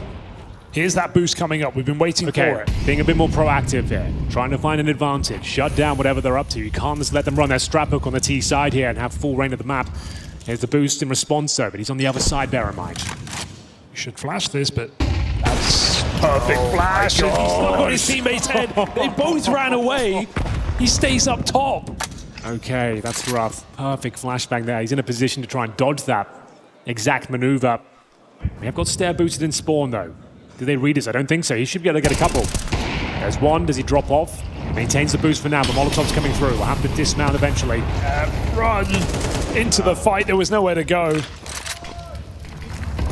That should be it, unfortunately. And they have no reason to go out mid here. They know the B anchor is dead. Yabi could be here. That's the fear, but he boosted Fuzi earlier, so they'll cross their T's, dot their I's, and clear their positions as they take the round. Oh, it's looking way too comfy. mean, that was Moss's second death of the game, right? Caught by the boost out in mid, but he was 13-1 coming into this round. There's not a weak link in sight for Foot, and the stars are shining bright, so getting a little bit nervous for Astralis. I think it was always going to be a tough map for them. I mean, they put so much down on the stage yesterday. It was a really intense, long series, an emotional roller coaster to try and bring that level of intensity once again to the stage when you're playing for the third place. It's difficult. You can hear that in the comms. Some players not locked in, not feeling it. And it's being reflected on that play right now as well. Don't have the good read on the situation. Feels like they're getting pulled around the server. And yeah, you're absolutely right. The stars for Foot are shining brighter than ever. The fact that they are super hungry and still bringing this world-class level is a dangerous prospect for Astralis fans right now. And eyes definitely are on Rio, I think, in these kind of games, because he's had some trouble, I think, in the LAN portion of the finals. Yeah. This guy was a rock online. Look at that. In some of the games in the lead-up. And obviously in very important positions where you're going to need multi-kills out of him. Such a wild way to die. I don't think you could do that if you rehearsed it. You know what I mean? Like it's 3, 2, 1, run. It's an accidental run boost, you could say. Okay, well, another gun round available here. Longs unable to put a foot wrong right now. On they go. Goodbye, Hooksy. That's a despicable entry. That's crazy. That's a guy with 14 kills and just 2 deaths, right? Red hot. Can we get the Hooksy reaction? Because that just feels like straight robbery. Okay, they can bring this back. Though. Nice little reaction here. They need to equalize the playing field. It's going to be Stair to bring it back to a 4-on-4.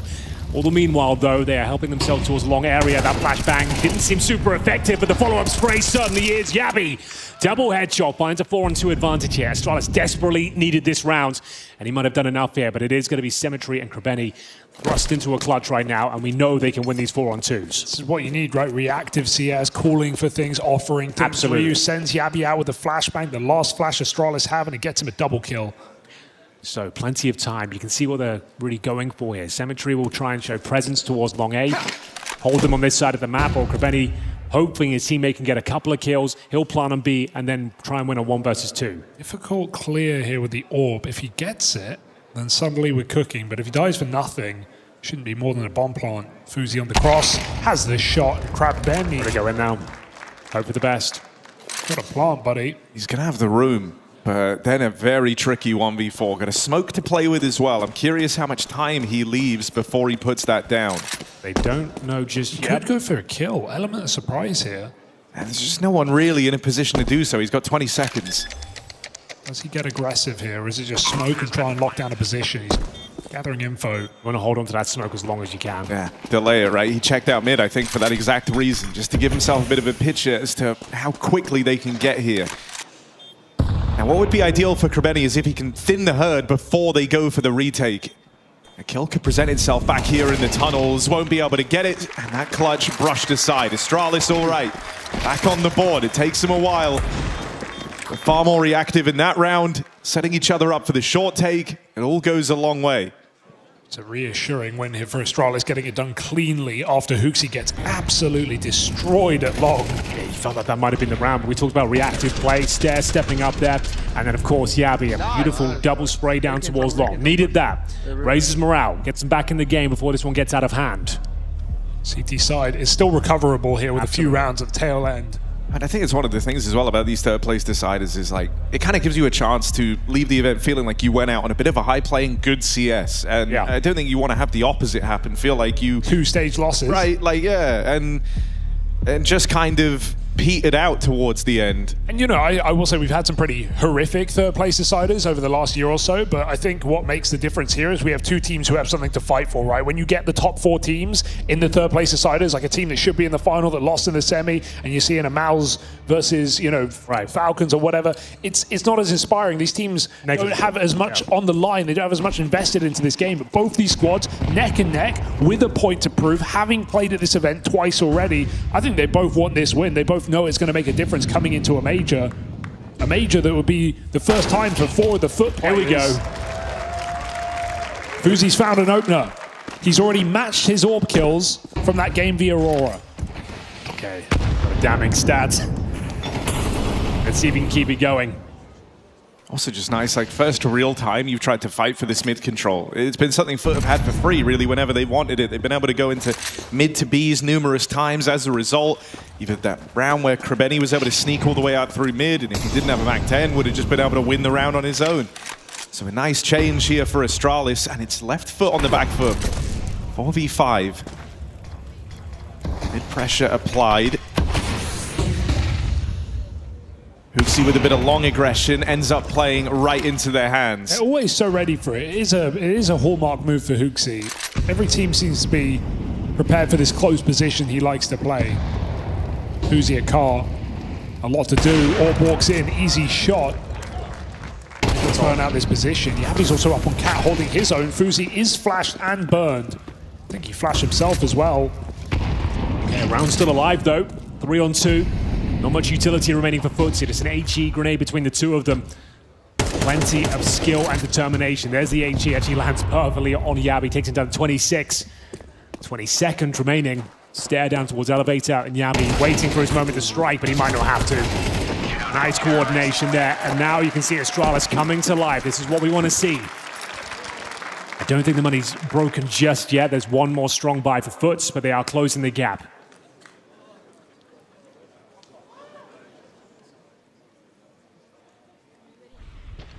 Nice open pick for Fuse as well. Really like to see that stare coming to life. He's had a fantastic tournament. Great season for Astralis in general. Nice, they're starting to feel it now. Those are the comments you want to hear. Yeah, you see why HooXi was on their case earlier. Yeah. Like, you're just watching the CS start to look better in real time for Astralis. Same boost again. They seem to be aware of that prospect, and nice little HE to open things up. Might not seem like a lot of damage, but it does enable M4s now to get one-tap headshots towards Cemetery and Lonks. It's a great early damage there. Oh, and an active play out towards short. This is a double secured. Even as they claw back a kill on Yabi, it won't come to matter. The advantage still rests with Astralis. And they're still keen to fight harder for mid. Ryu in a very committed position here. Guy that's also responsible for B, so you don't want to lose him in this mid fight. As a result, he's not overstepping. He starts to slink away into the lower tunnels. Yeah, you can see the confidence growing for Astralis. They're not looking so static anymore, willing to take their duels and winning them as well. Very active on the CT side. That's how you need to play it. Ryu with an opportunity out of the AK, unable to convert. Can HooXi step up and find his kill? They love to push a smoke, but B is wide open, chaps. So this could be a difficult one to recover if they do get in there. I'm scared of this fight. Demon knows he's been spotted. He goes back. He doesn't clear the same position. Has to be B. Taking it. Astralis have a lot of utility, and that's not the same for Foot. They got one more re-smoke for the doors. Bomb goes down. Pick your positions wisely.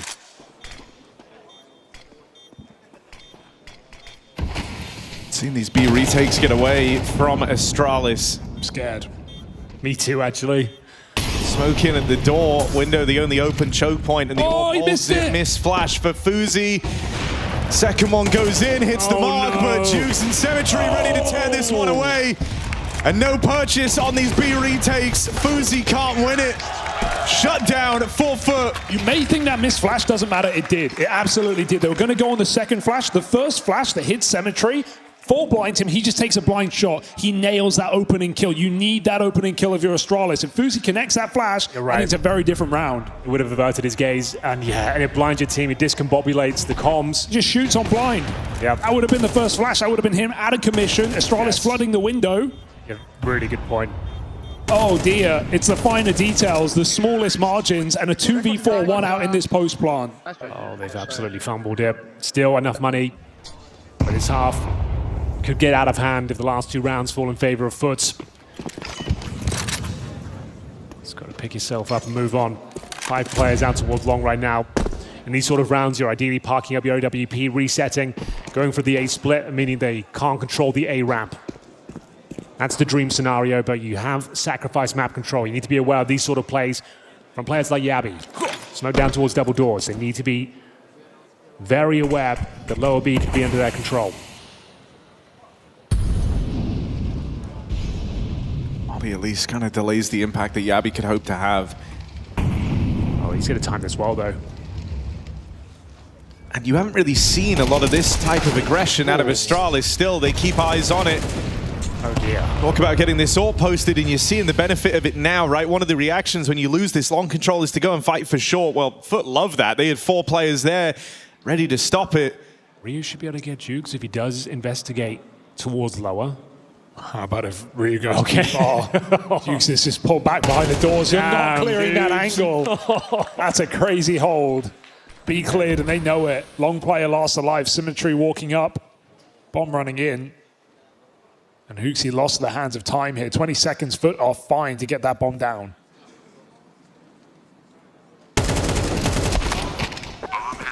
They own both bomb sites. Hooksy's got more players behind him than he does in front of him. Lonks shouldn't die, and yet Resmoke just seals it. He's dead. Yeah, no surviving this for Hooksy. Oh. What's Krabeni up to? Oh dear. He's playing with his food. What are we up to, No, don't try it, Krabeni. Yeah. Surely That's what you not. get. That's what you get. Yeah, we all saw what he was trying. That's what you get.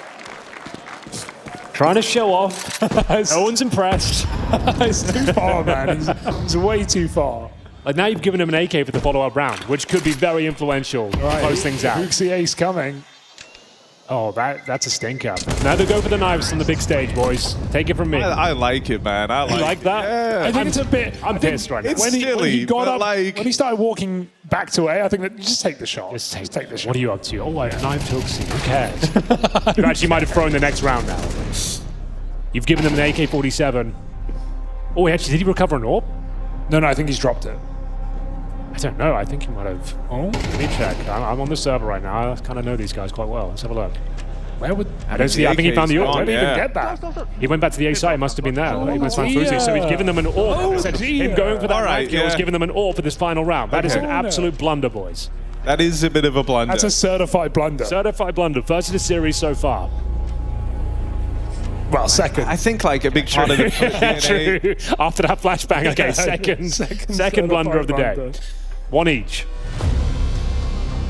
Okay, that's actually huge. It's the AWP they were never meant to have. Fuzi. Gonna win this round. Will he put it to work? Tag on the cross from the Cemetery AWP. That's going to soften up Yabi. Let's see if giving them this AWP was a grave error. Or was it all fine for the sake of fun? At least they had fun. In the name of fun. At least they had fun. They had fun. That's what Pro League's all about, I suppose.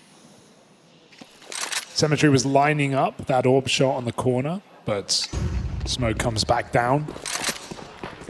Would have been very awkward if he just fired. Hooksy was in the open. Now Foot go around the world. Hooksy plays close long. AWP might not be a factor if they hit this site.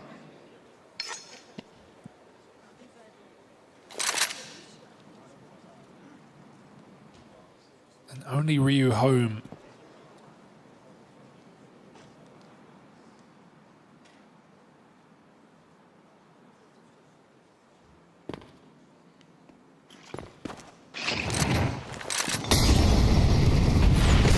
Running out of time, boys. There's another B split, which has been working out very well for them, to be fair.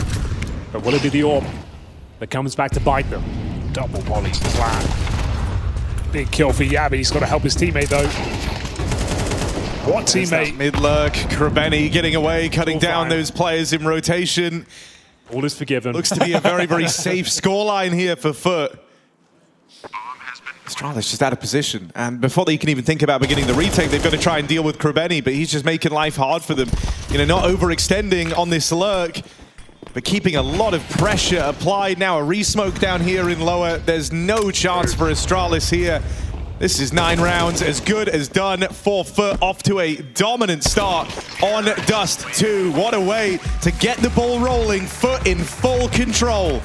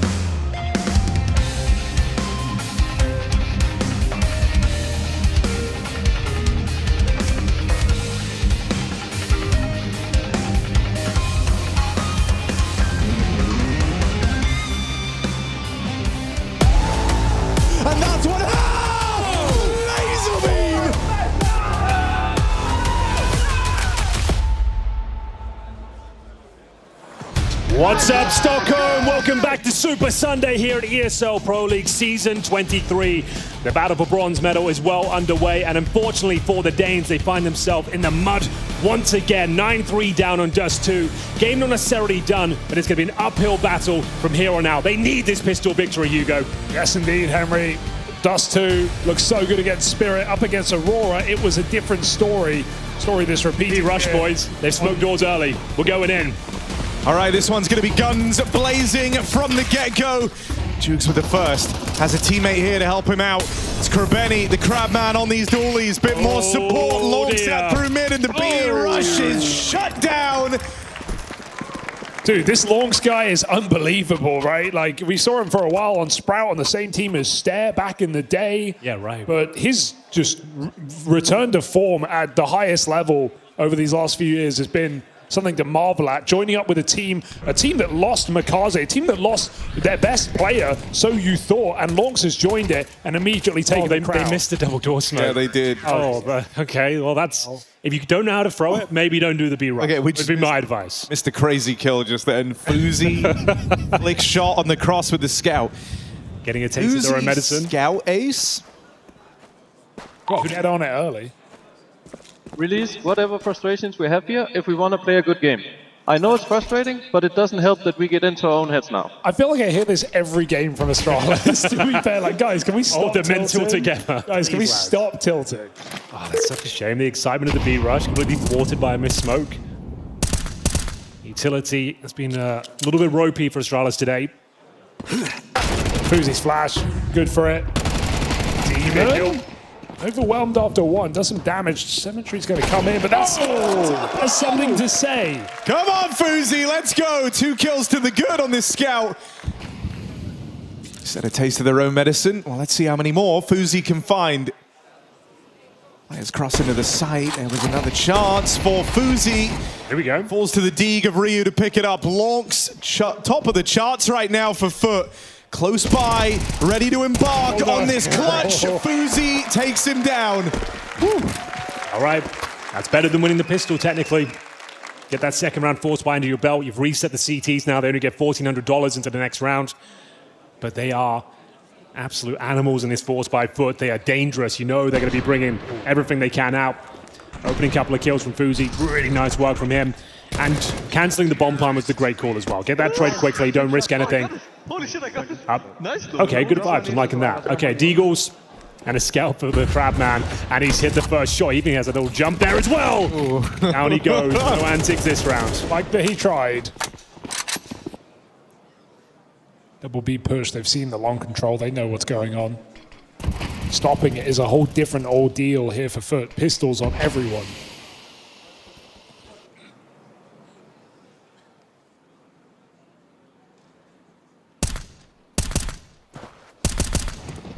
Okay, so we have got Longs in towards T-Sport. They'll be aware this is an A finish, at the very least.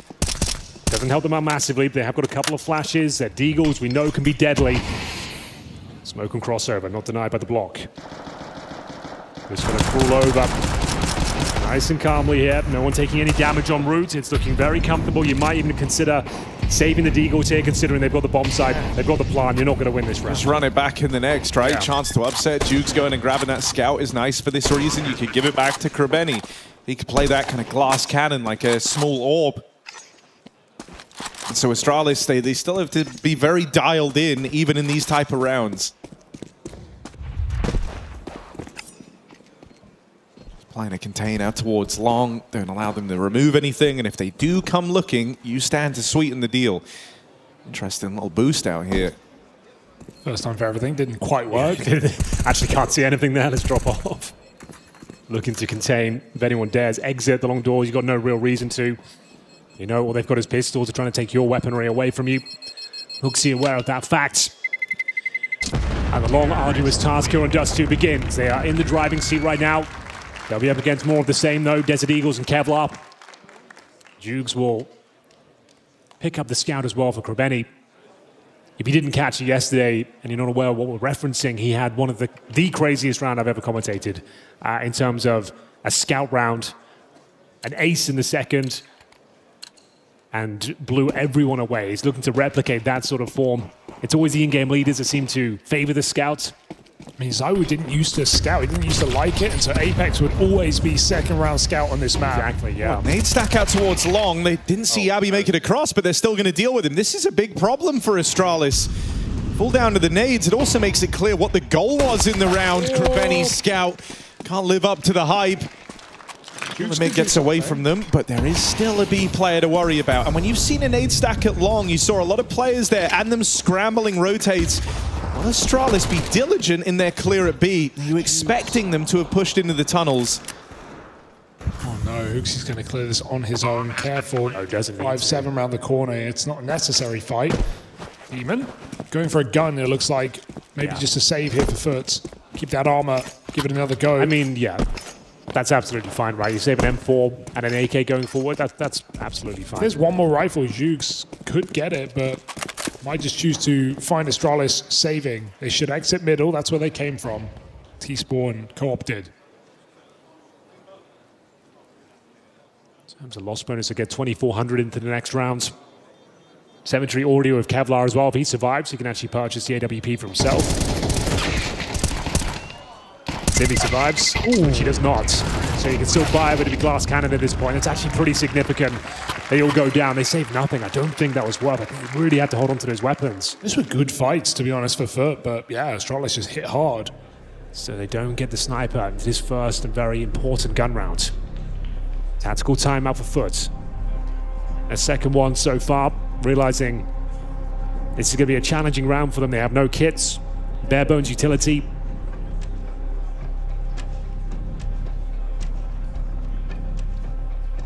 It's a 4-round game. Astralis, after losing the pistol, posted 3 in a row. A failed B rush, brought back to life.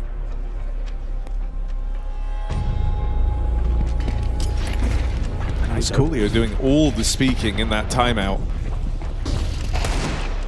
Everyone else just hanging on the coach's every word here. That's how important this next one is, because if it gets away from you, Astralis very much re-enter the conversation on Dust 2. This could have been a very comfortable win, and it still can be for Foot. This round decides it. Long take to open things up, just to deny that early space to Astralis. They wanted nothing to do with it anyway. This is where you're already getting movement out of Foot, right? They stationed 3 at Long early. They have flashes smoking at the doors, Molly at the blue bin. Deny that space getting taken, and now they're going to go back towards short, try and get the info here as well.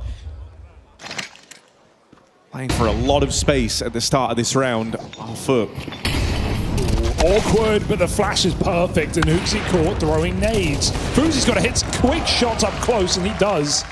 Keeping Astralis in advantage. Fuzi going through, going for the throw here. Oh, let's go. All right, that's the best sequence yet from Fuzi. Secures the round single-handedly. 3 kills to his name and the bomb going down as well. He's done absolutely everything. Instead, putting Astralis on their back. Forcing yet another save. Okay, now we have a game on our hands. No option but to save these 2 M4s.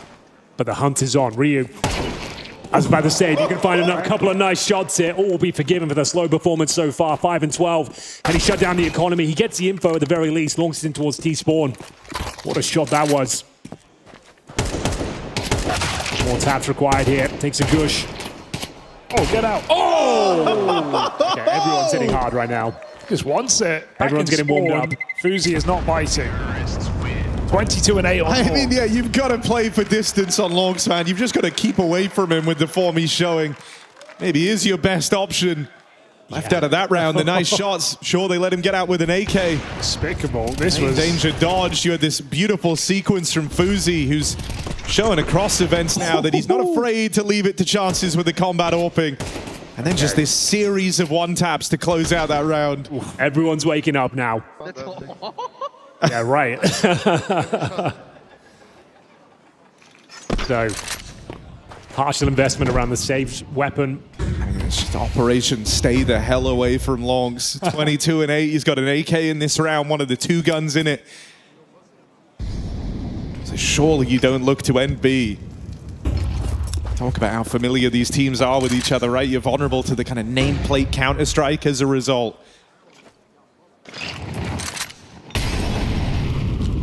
Slow and steady here for Astralis. Not expecting much resistance. Sending a solo player up Cat. It's dangerous, but Hooksy gets it.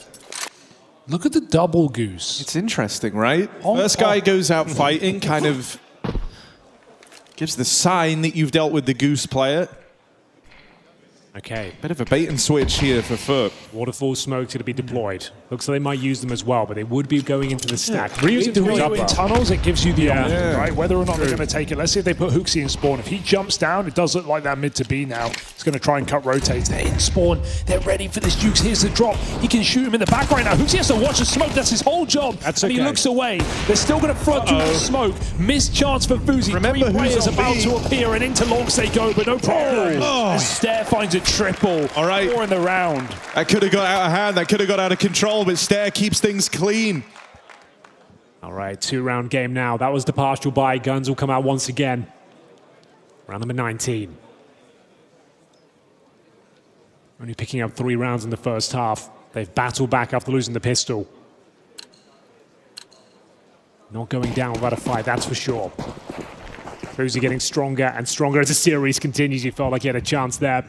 Doesn't pull the trigger. Molotov down towards short. Might deny access towards Cemetery, but he's looking for the boost down towards lower B.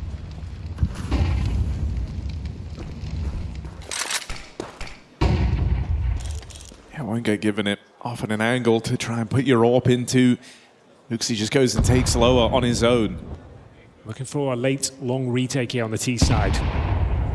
It's going to be Demon. Alone in the pit, no backup. Very vulnerable in that spot. He's been off. the quietest piece as well for Foot in this map. So a lot of responsibility in this round resting on the shoulders of Demon.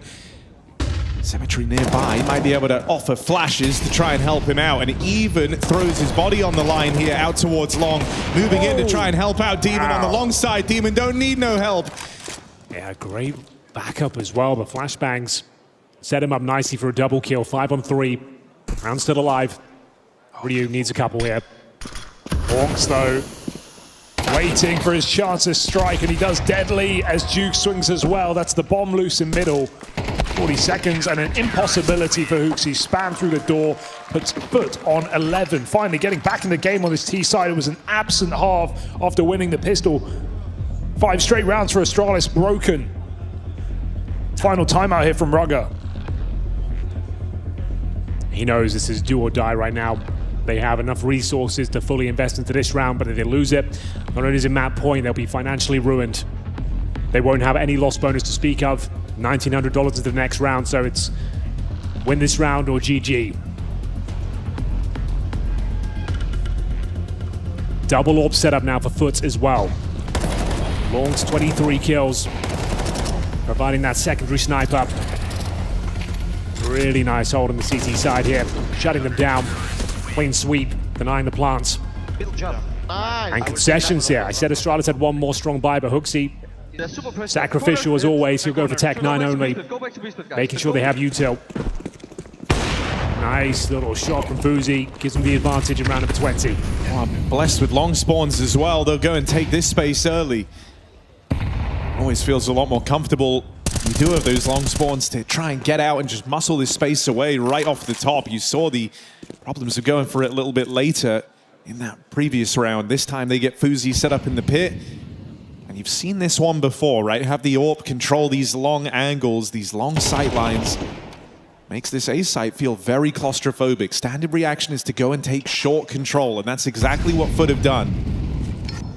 They're even clearing out lower tunnels. So at this point, Foot have a very clear picture of how this round is playing out. Flash line taken. It's all head to head. He's waiting for a chance, and he takes the headshot.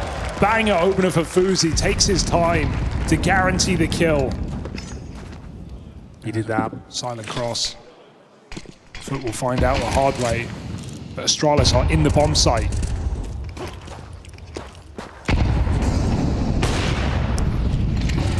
Flash high, gonna try and lend a bit of a helping hand to Demon, the guy that could look to rip this one away, right? Tucked into this corner.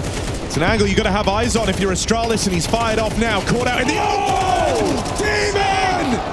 That is out of this world! Quick sequence, and this gets torn away from Astralis! What a transfer that was! Too many targets you'd think for one guy, but Demon puts on 3 kills in the middle of the site. Well, we did say if that round falls apart and there's no plan, especially, that should be the GG moment. That's never meant to happen. Demon gets double peaked on a headshot angle, had to connect that transfer. He had a millisecond to do it. Perfection. And Astralis with a 5-on-4 with a long cross with everyone in. Have nothing to show for it. That's Foot finally breaking in. We've had some unbelievable moments today. That's another one. Oh, another missed smoke. Not consequential, but just another symptom of the problem here for Astralis. Utils let them down at times. Longs does get humbled a bit on this mid push, but he's allowed to get out. And nade for Fuzi could be devastating. That's a shame. He did so well to get that dink. It's down to Jukes now. No support. Doesn't matter. GG. And this one's all over. We all know it, and even Ryu, fully aware, tapped out over in mid. Foot dominate on Dust 2 down the stretch, putting a stop to the Astralis comeback before it ever became a problem. These guys are hitting hard. Astralis have their work cut out for them.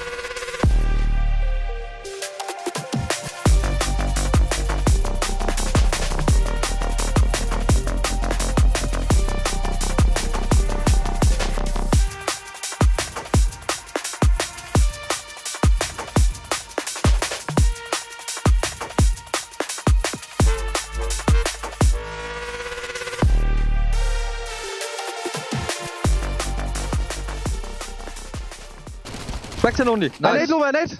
Let's peek mid together. I have the cross. One side, I nade again, nade again. Hold, let's go short, let's go short. I spoke down CC, people. Nice, bombed it. Chill, guys, chill. 4v2, chill. Side 10 HP, 10 HP. Long, okay? Yeah, I'm playing first. Other guy was long. Goes to short. 10 HP short, bro. Yeah, just calm down, guys. Just rush long together. Both has to go side. Yeah. 1 10 HP. I'm smoked on short, guys. Nice, this guy side. Hit one, late, bro. hit one. He's I'm late, nice! I smoked door later. Okay. You can do it, bro, you can do it. I'm holding door for now. Have tunnel. Go. Close. Window one. Two window. Molly side. I'll hold window. Molly last box. I hold window. Yeah. I have window still. Window up. I'm holding window. Dead. 2 versus 2. Dead. AVP. Don't pick. I'm not AVP. picking. I'm not picking. Stop. Nice! Nice, well played. Nice. Good clutch, guys. Let's go together. Ready to pressure B, guys. I swing You're doing pressure 1, B now. 2. City and left. Flashing. Go. Flashing. Side dead. Dead. One more. Dead. Be clear. Clear. Rotation dead. Take this one, should be. Wait, you have a G. Long push. It's last round, guys. Here's one. Yeah, they will try. Power is you.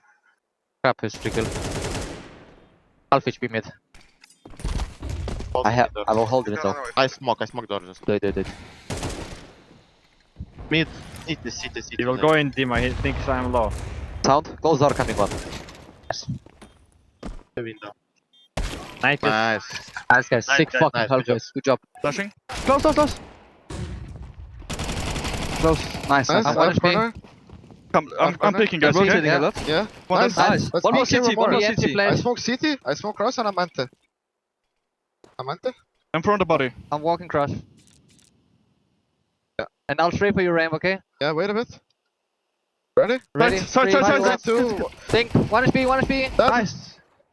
Booksy Still has a bit, shot I'm for you. holding I'm the walking smoke. short for you. Just Go get in your ready for box, CT. okay? I fake. Yeah, I'm holding the smoke. Short clear. Through smoke. Ramp, half Half HP. HP. Nice! Info side, drop it, drop it, drop it. Good fucking shit. Default to info.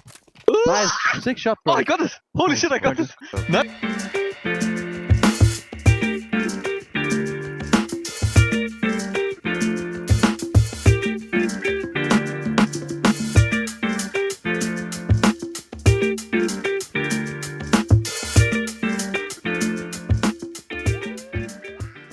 You're not clicking with the mouse, No, you know? number is cool. Okay, you It's like aura. the numbers. It's aura. I need okay. some aura, you know?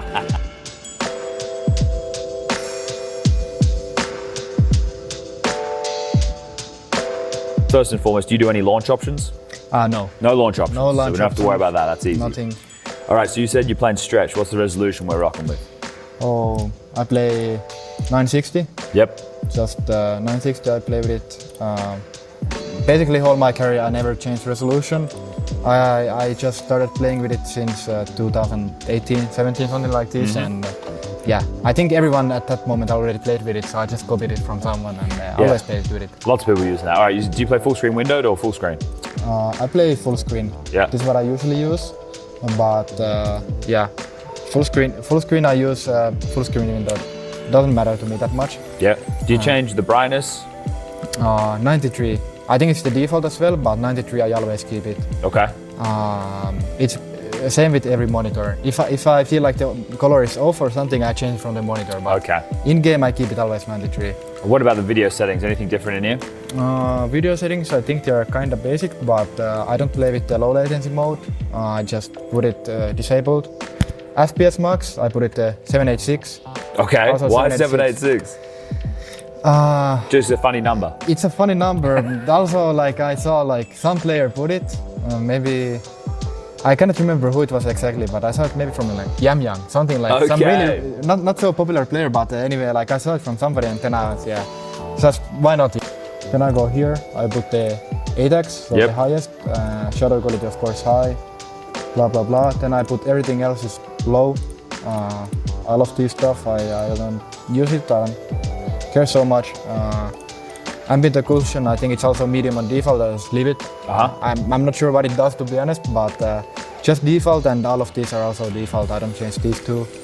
And yeah, that's it. This is everything from video settings. Anything with the HUD edge? I know some players like to bring it in, right? Especially players who sit closer. But yeah, I tried it in the past, but no, not for me. I keep it on default, so everything is like maxed out. Perfect. For me. Your crosshair right here.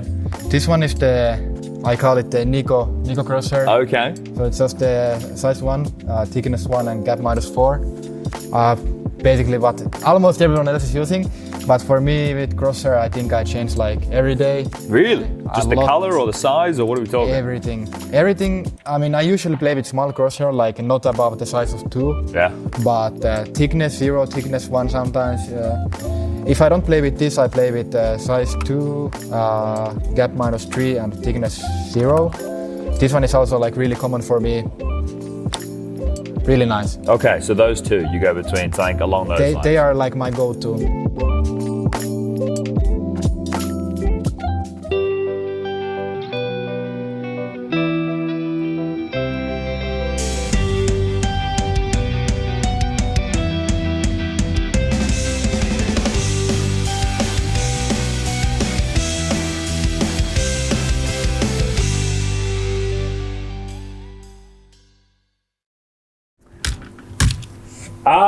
Good morrow, my liege. We're about to go a-hunting for a luncheon. May I interest you?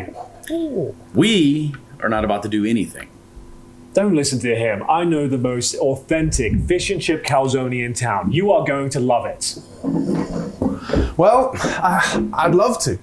But I've got a meeting with the guy from the water company. The water company? What is that? It's the people who deliver the water to all the homes and businesses in the country. Apparently, they've detected trace amounts of lead in the water. So they've got to send a guy who's going to make a whole song and dance about it. So let me get this straight. You can no longer have lunch with your best friend because some water guy is denying us access. I don't want to go to lunch with Trace. I know, it's ridiculous, isn't it? I mean, I'm not some 9-to-5 Andy like you or Trace. I'm the regional manager. I don't have time to talk to some deadbeat, salt-of-the-dirt water guy. Oh, he's so important, the water guy. Coming all the way down here to lecture me about our glorious office water. Now I can't spend precious team-building time with my employees. Oh, this guy's got some nerve. I got a good mind to stick a lead pipe right up his...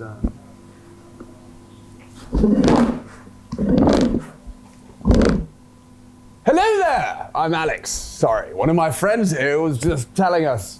He was just telling us about a friend of his whose name was Walter Guy. And he's a real annoying guy. One of these guys were just saying that?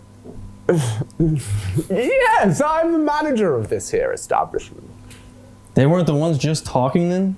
What do you mean? Dude, stop doing the voice. What voice? Why are you trying to deflect this and gaslight me? What do you mean deflect this and gaslight you? My friend was talking.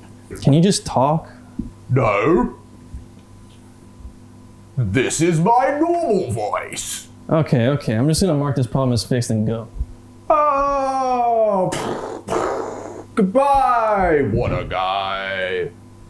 Pleasure meeting you.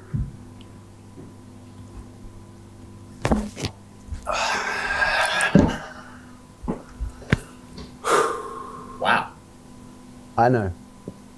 Wow. I know. Wow, indeed. But you do know what this means, right? That there's lead in the water? No. It means that lunch is back on the menu! Yes! Woo!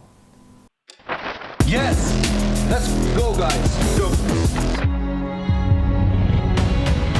He's coming in through the smoke, worried on the other side. Are they going to be ready for this one? He's coming and cutting, blazing away. Constant bouquet. Let's begin. Recite your baseline. A thin black reticle began to spin.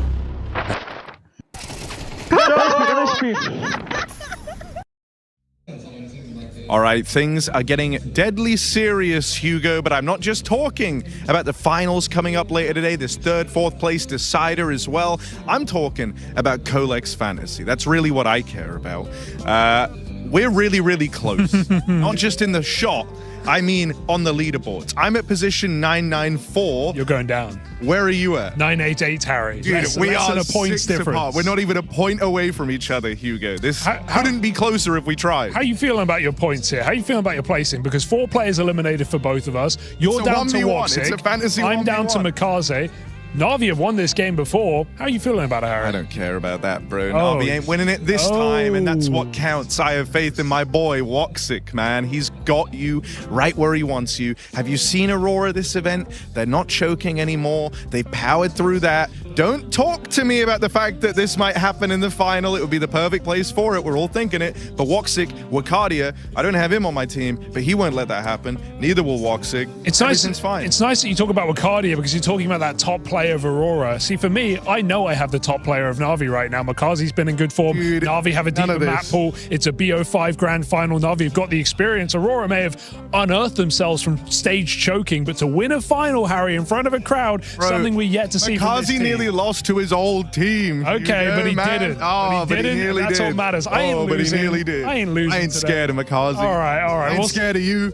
Save it for the server, Harry. Colex GG. We made our fantasy team. We've made our allegiances clear. Maybe you can do the same over there.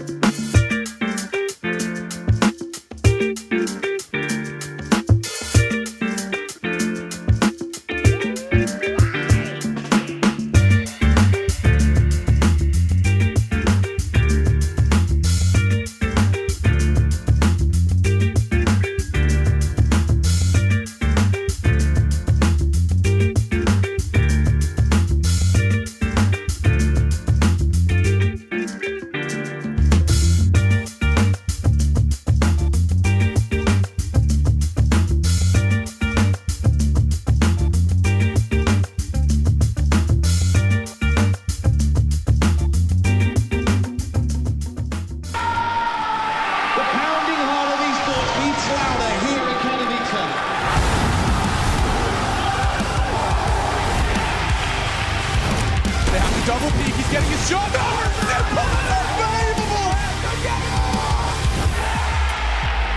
Something special to throw up his deagle, and that's exactly what happens. Katowice, we are back!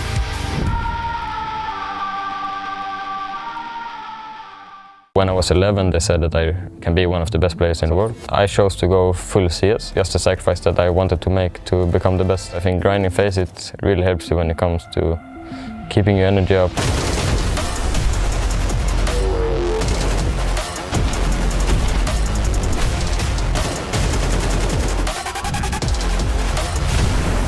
The best advice is that you need to love the game. In the end, I'm gonna be a good player.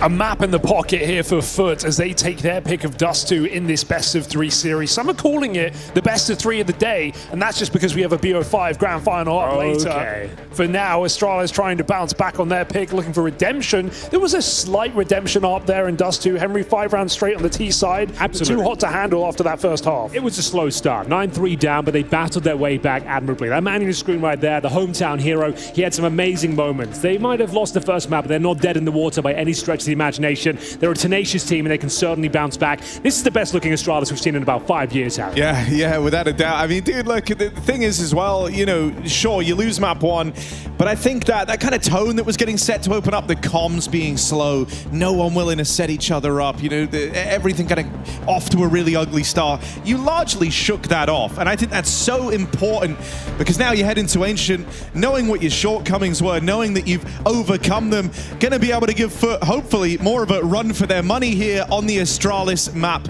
pick. We want a 3-mapper. We want this to be a brawl. We want to see Fuzi on the stage just a little bit longer.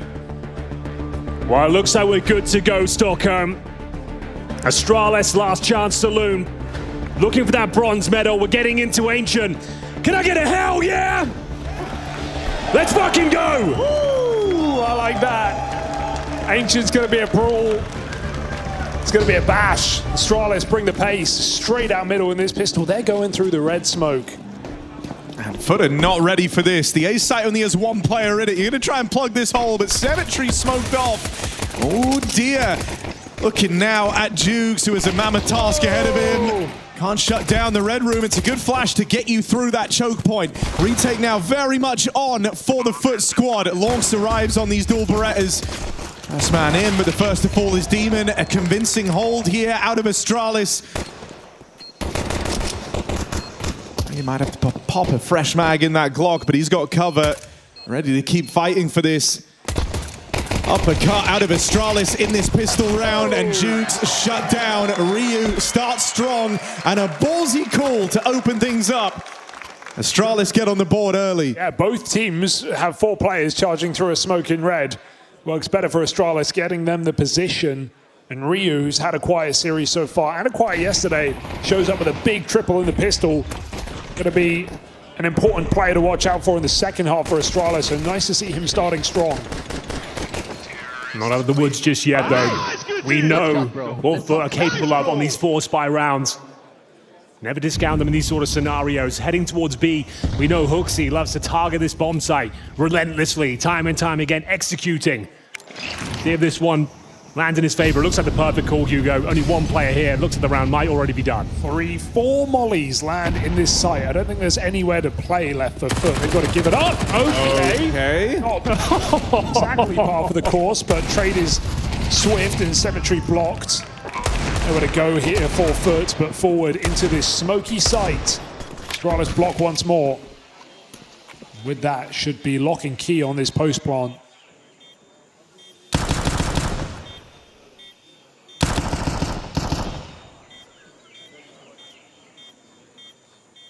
Nothing more to say. I'll have to give this one up. They'll have another go at it in the follow-up round, but the perfect start now for Astralis. 4 players surviving. They'll take 3 MAC-10s and an AK into the following round. Choose the MP7. We're going to cut them down to size here. Hooksy probably goes down with the bomb blast here. Needs to be quick. Needs to hightail out of there. Will he get out? Just about. 15 points of health. And a convincing second round there. As I mentioned, Astralis going to see a lot of that. They love to execute towards that B bomb site. But again, a dangerous round here. Deagle 5-7. SMG for Jukes. A couple of smokes to work with as well, so definitely a lot of potential here.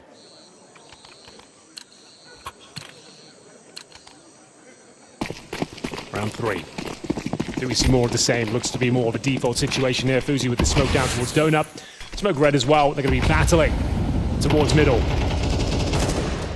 It's under their remit right now. Going to park up Ryu. Get that bomb back towards B, but there is a bit of aggression coming down that B ramp. Yabi to defend it. Good damage from Fuzi as well. Pushing them back valiantly there. And should be quite a comfortable finish, considering that's one of the safe weapons taken care of.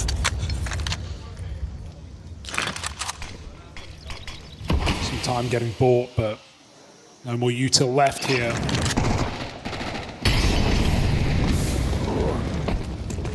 You heard the ticks. Going into the stack. Not supposed to be worried. It's largely only these pistols. Flashes to try and get the ball rolling on this, and there's Hooksy with another opener. 5-on-3, looking comfortable for Astralis. No worries here.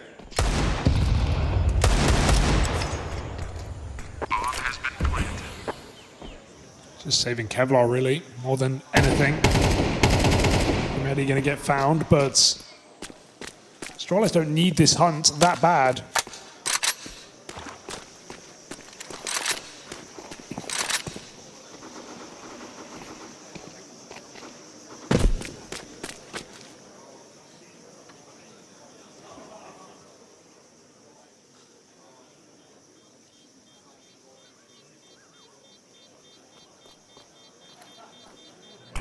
They take all these remaining players down, that's the question. The hunt is on. Defending themselves well. Demon of the Deagle, low HP. Set like Kevlar ideally. Teammate goes down, and indeed Hooksy will find both of them. Nice. 3-0 on this T side. The game begins now. Rifles are being brought out. No AWP symmetry available. Goes for the M4 instead. And a bit of a bonus situation. You have an MP9 for Hooksy and a MAC-10 for Yabi. Suggest you will bring out a pocket strat here, an early execute out of spawn. And they'll take a tactical timeout, in fact. Interesting. Keep the good times rolling. I suppose so. Like, it's a complicated maneuver for that exact situation. The fact we've got 2 saved SMGs here. I guess Rugup wants to keep things calm. He knows how important the momentum is here on the T side of Ancient. And the good news is, chaps, 2 SMGs, 1 helmet on the CT side. This is actually a very promising scenario, even with the lesser weaponry. FUT will be aware those SMGs are out. Hooksy just got the double with the MP9 towards the end. They've opted for full util instead of the protection. Curious what the idea is, because initially Huxi Noyabi brought up a lot of util, but that changed a little bit later. When they didn't have any, I thought it was just going to be a pacier round, right? Sending the SMGs first, you're almost expecting them to die. Timeout suggests maybe something a bit more complex here for Astralis. Let's see what they're thinking. So, a finish by the looks of things here, showing presence towards middle. They smoked red and donut, and double smoke towards cave as well. Taking a lot of vision away from the CTs, keeping it on that side of the map. They might just go for the contact play in towards A. Stair makes his way towards red. 4 teammates here. Run through that incendiary all day long. There's the helmet. Actually saved Jukes.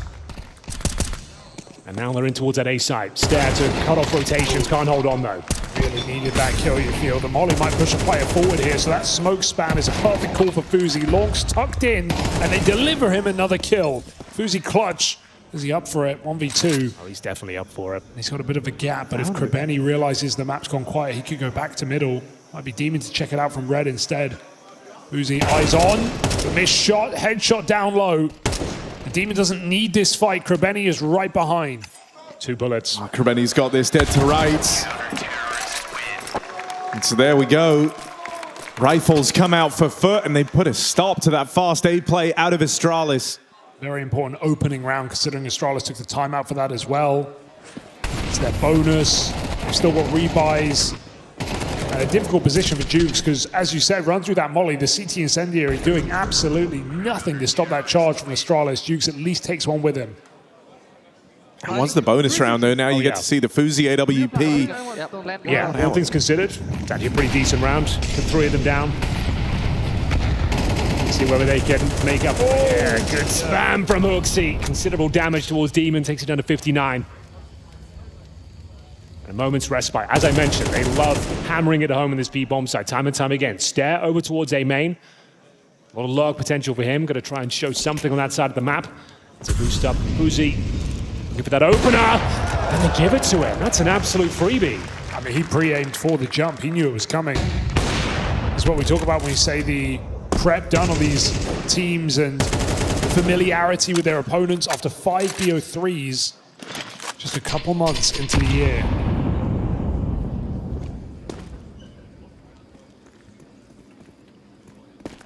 Gonna use that opening pick and execute. Ollie should spread. Krebeni gets a smoke, but he's gonna run backwards. Safer option, leaves him low. Punish about to happen. Big problem now, right? You've just seen Stair in main. The only info you have is the AWP boosted on B and the rifle spamming, so don't even really have a great picture of where this round is hoping to end for Astralis. I'll take a bit of a gamble here. Desperate times calling for desperate measures. All 3 players out towards this B side of the map. 20 seconds though. 3 here. Not many mollies either to burn anything out, right? And you've only got the one flash to try and get this rolling. Real nice way to open for Fuzi. Spam out of Demon's good, but will it be enough to save you? See? Okay, the bomb's down. Should be They're ready now. to backstab too. You're not getting away with these guns. This is going to be an expensive round for Foot. Stairs Hunt is punishing. Sharp from Stair. Fuzi getting crazy, running and no-scoping the smoke. And I like the idea there for Foot, right? Krebeni rotates out, he throws a molly in main, he instantly comes back to B, hoping that's enough to send Astralis into the stack. It was their best hope, but another really nice looking execute here from Astralis. T-side's coming up comfortable right now, 4-1 lead, winning out the gun round after losing bonus and breaking Foot while they do it. Yeah, couldn't ask for much more from Astralis right now. We're looking very good towards the end of Dust 2. Sure, it was a slow start with some mistakes in there. Mainly the utility looked a bit off. I can't really poke any holes in this initial few rounds on the T side. Lovely boost, good read on the situation. And this shot especially. Yeah. Good God. Love to see that. 4-1. Partial buy available for Foot here. We're talking 5-7s. Symmetry with the USP, saving up his gold for the AWP. They've got double HEs at the start here. Going to use those towards middle, but no one home. We're hoping Astralis will be more combative there. Popping up in that smoke Stair. Nice opener there. Great teamwork. Once again, popping up in smokes, finding kills en route. Should be job done here. Locking down the back lanes. And yeah, CT's nothing to do or say about this one. Yeah, I think Astralis starts to look really dangerous whenever Stare's off to a hot start on this map, man. He's just kind of the guy running interference in a lot of these rounds, right? Not always in with the pack, often kind of on the extremities, just floating around, but it removes options from the playbook of Foot. Even in that rifle round, right, the aggression out towards A, threw the whole round into uncertainty. Here, set up out towards mid. And he's very, very good at not kind of overheating, not overextending. Now he's content with just getting a kill, knowing the chaos that causes. Oh, hoo-hoo. See ya. All right. Feels like mid has to be the way in for Foot, right? It gives you some options. You'll be able to get the early fight, potentially on a Stare, potentially on a Ryu. Options there in a head-to-head, and then you can try and battle for this lane control, because you've been talking, Emery, to no end about how Hooksy likes to abuse this B side of the map. Yeah, I mean, also look at that round, right? They take mid, they have 3 players, they get an elbow, they spam with their 5-7s, and what do Astralis do? They realize, guys, they started triple mid, let's just react. They go for a quick B hit, breaking open the smoke, there's nobody home, only 1 player in B. So, danger is, when you take mid, you tell your team where you start, where the gap is. Astralis change the game. God, look at this. Oh my, what a shot. The confidence now. They've charged out A. That might be enough to win the round. I hate to call it early. All right, 1 back, and there's the AWP to lend a helping hand. Symmetry, stop the spillover, that's the bomb lost. This was such a good spot for Astralis. The thing now, it might all get away from them. Now towards main, it's the 2 later players. Fuzi and Hooksy make their way in. Molly forces a reposition. That is a rough miss for the Fuzi AWP. Can redeem himself. Might just try and react as soon as the bomb tap comes in, and there's Krebeni playing ahead of it. Fuzi 2 kills to the good. Can't find a third, a shutdown from Foot. A huge double kill from that Symmetry AWP. Gives them a second chance in a round that felt foregone. Absolutely true. Fuzi just balls to the wall, out towards middle. I don't know if Astralis missed a smoke or because it was a deep one in CT, but it was a CT smoke. Unless Astralis picked it up, I can't tell you, but no smoke in this position. They're going to live to regret that. They had the entire site in a 5v4. Absolutely true. Nobody here. Oh, we're going for a fast A here. You can see Hooksy lining up the util from spawn while running. A attack coming in, a call from spawn. It's down to Juke to defend. Smokes deployed, they land successfully, with Symmetry looking to pop things open and misses out on the first shot. The point of access now for Astralis. Should be able to get this bomb down quickly. Spam can decide so much in these type of rounds, right? You're in this awkward 5-on-5. Still in the staging. It's Fuzi, though, to claim that first advantage. Chance there for Symmetry, but a thin old angle. Get out. Or get in. This is a high-risk move. Back in. I think save is the right option. Yeah, they already are. Off they go. Yabby's on the hunt, on the prowl. Looking to shut down the resources here for Foot. Felt like such a promising play towards A in the previous round. One that didn't work out, but this one out of spawn, the A rush. Very successful indeed. 4 players surviving here. And do they want to hunt for any more? That's the question. It looks like they'll just be getting out with their lives. Nice little change of pace from Hooksy. We talked about the tendency to go towards B almost every round, and now just a straight up A rush out of spawn. Works perfectly. It's just the backstab. Nice as well, because, you know, map 1, you saw Astralis kind of lacking the initiative, right? Always playing catch-up, Foot having way too much room. That has not been the case here on Ancient. Hooksy's done a really good job kind of conditioning them to worry about the lane. Said a couple of rounds ago, it feels like mid could be the way in for Foot, and that seems to be Hooksy's read on the situation too, dealing them back-to-back A plays, hoping that those resources are dedicated to the lane take. Back out now for a scrap in middle. Stairs lined up a double. Big problem for Foot. They've hemorrhaged a player early on, and this triple mid-take reduced to just 1 man. You don't get any info from this. Don't have anything to show for it.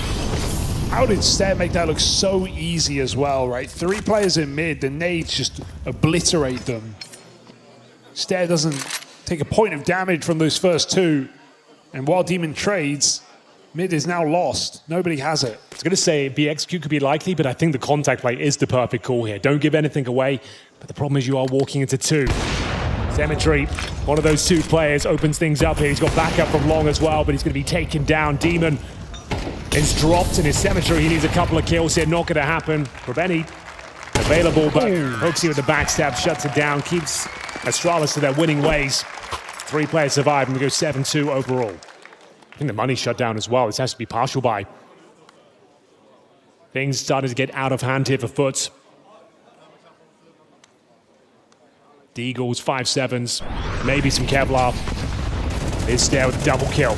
I also just love that, like, Hooksy never made the effort to go and link back up with the pack. It's risky in a way, but all game long, you've been used to it being stare in the back line, right? When you see Hooksy alive, the last thing you expect is him coming in on that red room flank. You think he's in with the pack, you think he's with the rest of the team. Hooksy's doing a very good job of calling from the front and just constantly keeping the... Oh, hang on. Bit of a clash out here towards mid. This isn't a round that Foot is supposed to be winning. Secured themselves a 5-on-3. Guns now retrieved. Abby's got a lot of space out towards B. But Krabeni hears this rotate back on the bomb. This could be a big problem. Oh, chance to catch them. Hooksy's been spotted. Yabby's shut down. You don't have that B site anymore. Damn, it was looking so promising there. Astralis tried their luck towards middle. They thought it was clear, but the flash retake coming in from the red room, the double kill, recovering the AWP, and now 3 AK-47s. It's a clean sweep on pretty much an eco there. Yeah, what a great reaction for adapting to this mid take that has just beaten them back to back, and Symmetry sitting in spawn, holding a high flash. Demon even comes through the smoke. For full commit. Great flashes. They leave with everything on an eco round. What a round. Beautifully done. Resurrects this half for them. Ton of money now and firepower. As mentioned, 3 AKs on the defensive side. Worth its weight in gold. Still need these last couple to really be competitive. Astralis, this is their map pick, and they're showing us why. Double boost. Oh, he fell. Can still do it, I suppose. They're going to put the AWP up over eventually. It's okay, it's all good. Here we go. Shuffle over. Looking for that jump again. Risky jump, not punished. Grenades going towards the cave entrance. Won't complain about that. Nade with the spam. Oh, that's impressive. Last couple of rounds here, man advantage. Even more so now for Astralis, 5-on-3. Hooksy's hitting heads. Yeah, for real.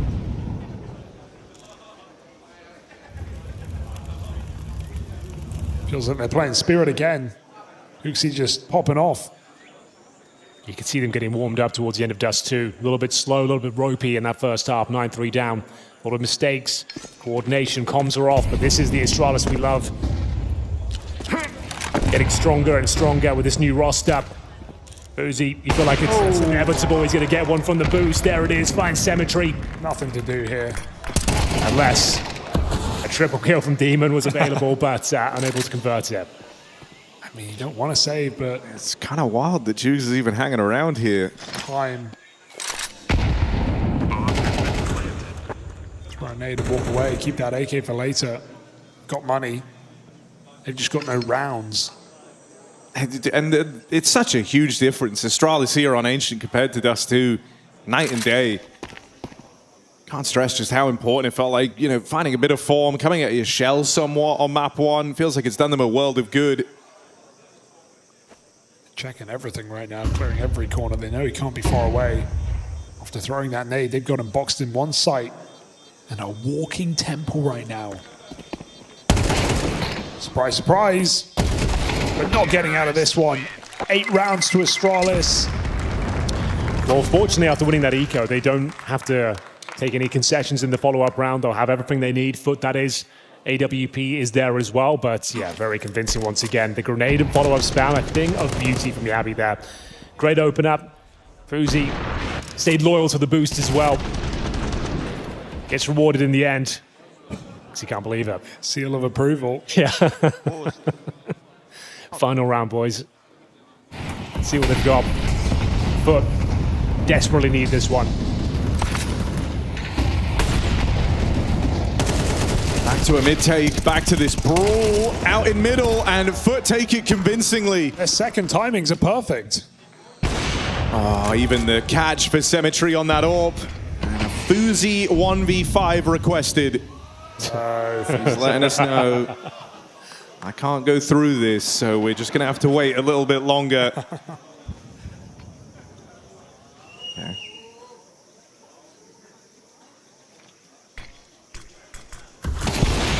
Oh, okay, he's cooked. Ain't no winning this one now, and he knows it. Boxed in, finished off. Foot. They brawl for mid. They scrape by with 4 isolated rounds on this CT half. Astralis well and truly back in the swing of things.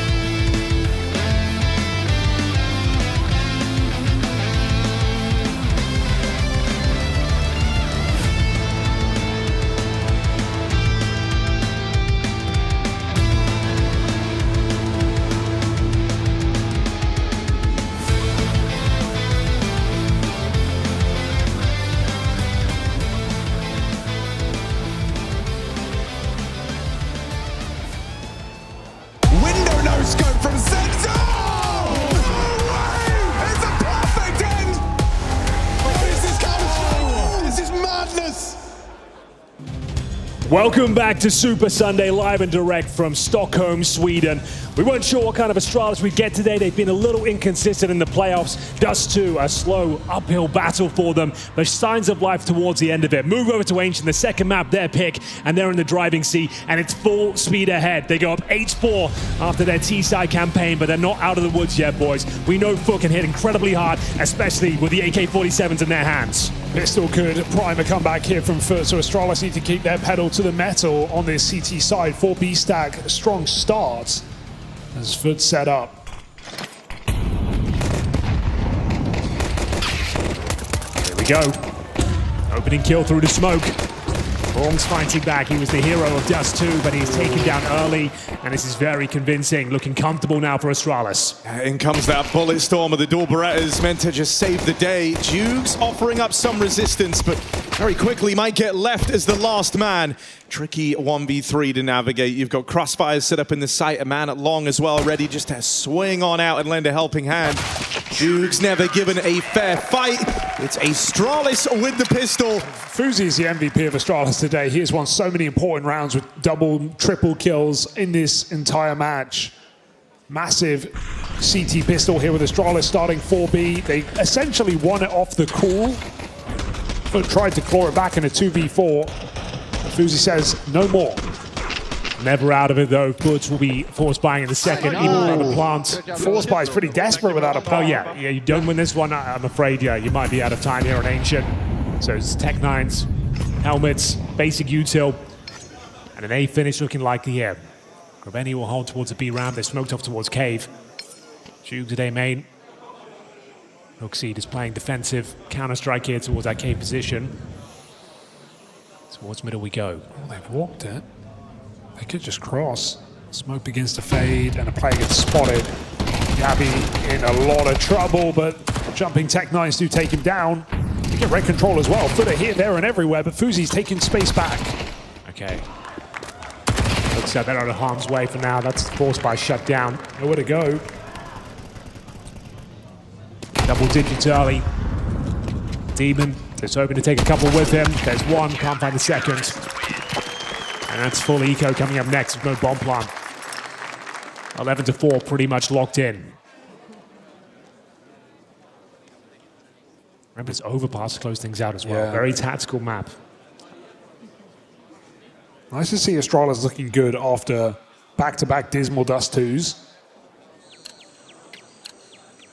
Here on Ancient, they show more of what we've seen from this team across the season so far.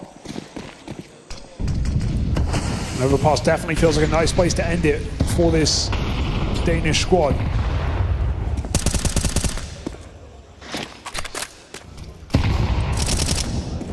Stab. Looking for another ace in this tournament. Let's see. Does some damage, but unable to hold them off. It's down to Ryu now. Whoa! Cleanest. Okay. Spray down with that Tech 9, but it looks like it's all under control. Jukes will get a second kill of the round, but 11-4, there it is. Business. Business is booming. Overpass feels inevitable at this stage. Tactical timeout. Discuss your options. Try and bring this one back to life. A resurrection required. Cemetery will be providing the AWP at least. Oh, I say that. He actually sells them. Going for the AK. That suggests they've got an idea, a set piece they want to run. If you're not using the AWP, they certainly won't be running a slow default. I think they're going to bring a pocket strat out early here. Try and set the tone for this half.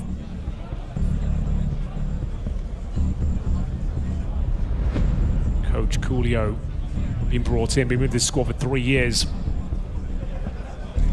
Been through thick and thin. Their best result yet, their first time on the big stage. Certainly been turning heads and ripping them off on the server.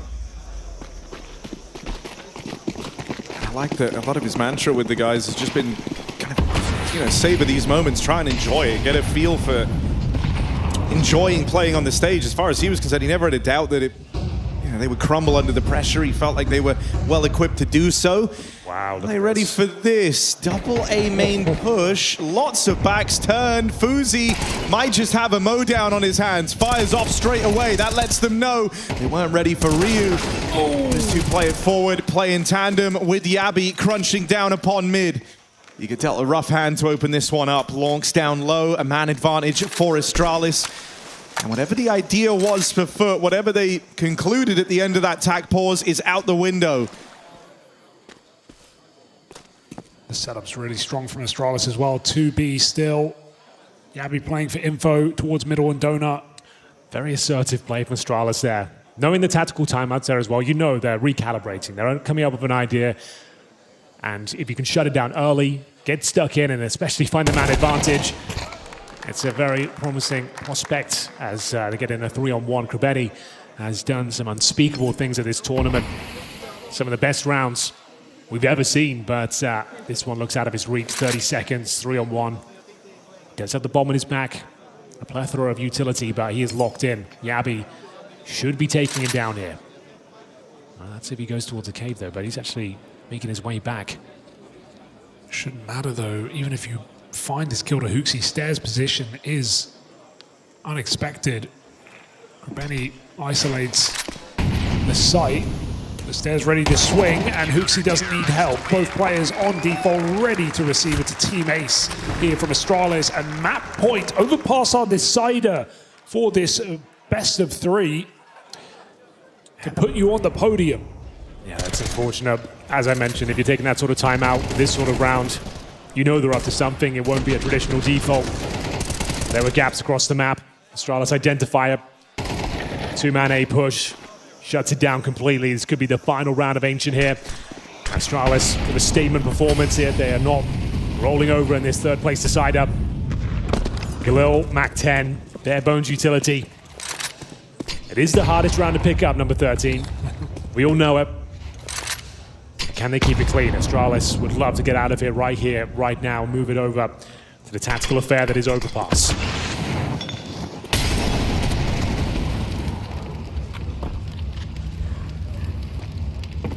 A lot of limitations for Foot in this, it could be the final round. Oh, out in A, Fuzi comes through with some very well-timed aggression. You're loving how, Wolfpack Feely, this is for Astralis. All of these pushes, it's always 2 guys getting involved, ready to play off of each other. Type of synergy that just wasn't here at the start of this series. And that's going to be very important as well. Come the turn of Overpass, that's where Astralis hoping to send us right now. Broken this A take in half. 1 man already in the site. It's Longs with a bit of forward positioning out towards Temple. Could come in real handy. Astralis aren't going to jump the gun on this retake. They know they haven't had eyes on this site for a while. Spam is good. Retake's very, very slow. They don't know about Krebeni on a late lurk. Hugo, you said it. Hardest round to pick up. Might be the case. That's right, Henry. That's one of my words. Yabby, he's looking for it regardless. 2v4. Team Flash is a problem. Flanked through the donut as well. Krebeni cut down, and Yabby with a banger shot should put Astralis all the way in the third map. Overpass up next. They shut down Foot. Domination here on Ancient, and Astralis earn more play on the stage.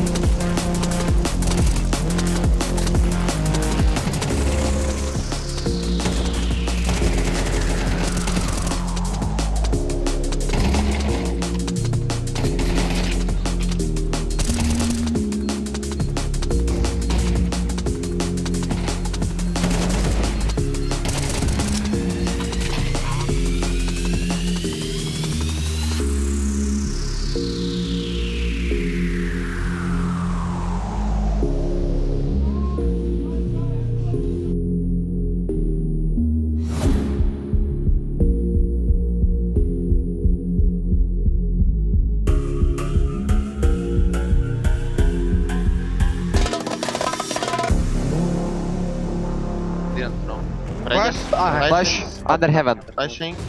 Can be heaven, guys. A flash. Out A. Elbow. I'm smoking, I'm fighting. Let's fight. 2 middle, AVP middle. Only 3 A. Only 1 more can be. 2 middle walls. 2 middle walls. I have donut. Op should be middle, guys. Care window also. I don't think maybe cross. I main out, I'm blind. I'm in corner city, guys. And I beside smoke it. I got temple. Go city, 2 of you. I'm only me on corner. I got temple with Kraben. Op main, shoot it. Don't spot your shadow. Xbox, don't pick him up. I pick on you. So I'm playing. I'm not picking, guys. They were both there, cemetery. Who's there? I have the op Xbox cross. And top Xbox close left, guys. Let's side. 1, 2. Side. Nice! I flash again. One door. One. Flashing Xbox. They will chaos, I think. One in behind CT. They will chaos, be ready. CT off. I'm only donut. Donut deep. Yeah, I planted. I have temple. City. I re-smoke CT, boys. Yeah, I hold CT. Take the One flash, temple. Huxi. You One flash temple. CT for us on timing. We go smoke donut now. Wait, Okay. one temple, one CT. Two Running CT. temple. I have CT, dodge flash string. I have CT. I'm molly temple. I flash CT now. Boom. No to temple. Almost there though. Almost in Flashing in temple. One I can push to backline. it. B backline. They're saving. Okay, cool. Smoke short. They're not okay. blocking. Do you know how to do anti-flash that blinds short? Nice. Not sure. Just Just chill. mid player, guys. Yes, Mid player. Careful B. Hold Yeah. B. Just take the donut line. That is molly window. No, dude, you listen to me now. Help me in cave. Okay? That's Yeah, I will molly pillar. yeah. Molly. Now you calm down and then you give me what I want. You hold here for a sec. Yeah. Okay? Yeah. Okay. I need I can. you can molly now? Yeah. Okay. Let's go. Holding. I'm coming with you B from mid. Close me again. Get this. It's close. I I'm push coming the B as flash. well. You can smoke short, guys. Flash banana. I'm anti-flash. Smoke Come banana. cave. One dead, one close, one I'm close. okay. I killed upper. Can we just... I'll smoke short. Just straight, I'll boys. smoke Yes, short. search. It's close. We just straight here. Close. I'm with you. I'm with you. 3, 2, 1. Yes. Don't see. Hold I'll on. behind. I'll behind. I'll I behind. peek long. I Peeking long. have heaven now. I have heaven now. You have him? Fine. Running default. Yeah. Hold short afterwards. He's backline. Short. I'm searching long. Is there? He's a die. I'm Yes, rushing. yes. I'm rushing A main. Out there in the wild, the city never sleeps. Both teams with their reasons to fight tooth and nail to take that one step closer to the trophy. But this series was no sprint. We are so back.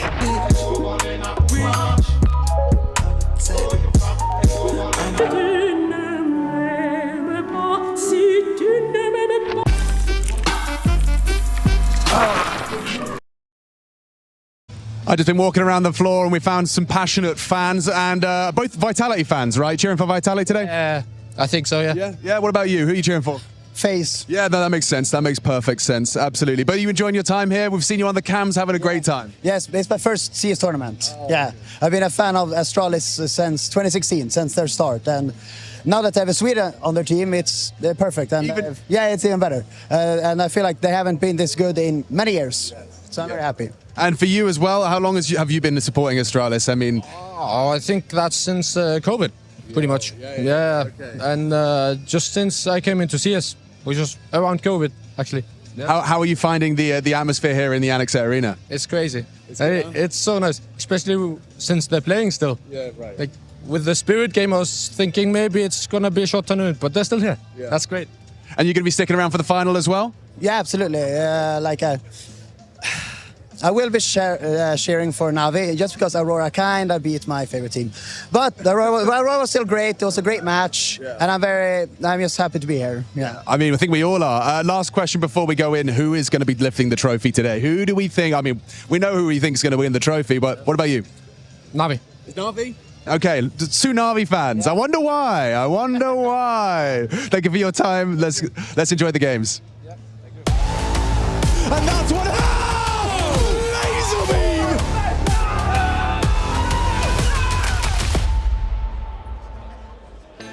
Listen to me now. Listen to me now. Oh, it's great call. That was a really, really Great good clip. I like Huxi, man. He's very demanding, but in a good way, you know? Yeah. He's doing all he can to keep him in check, and I think it's working out. They started off dismally, and Dust 2 was rough. Yeah. Right? Yeah. They looked like they were missing a lot of grenades. Coordination was off. You heard in the in-game comms, like things were low. The vibes weren't there. After watching back-to-back stage Dust 2s, it just makes me wonder what the hell happened to Spirit. Like, don't get me wrong, Fuzi got popped off in that game. Astralis looked locked in, but it makes Spirit look really rough, considering both their games were just beatings from Astralis. Yeah. What does that tell us about where Spirit are right now? They need one more boot camp. One more. Oh, that'll do it. Okay. I mean, I like this, dude. It's a doppelganger segment.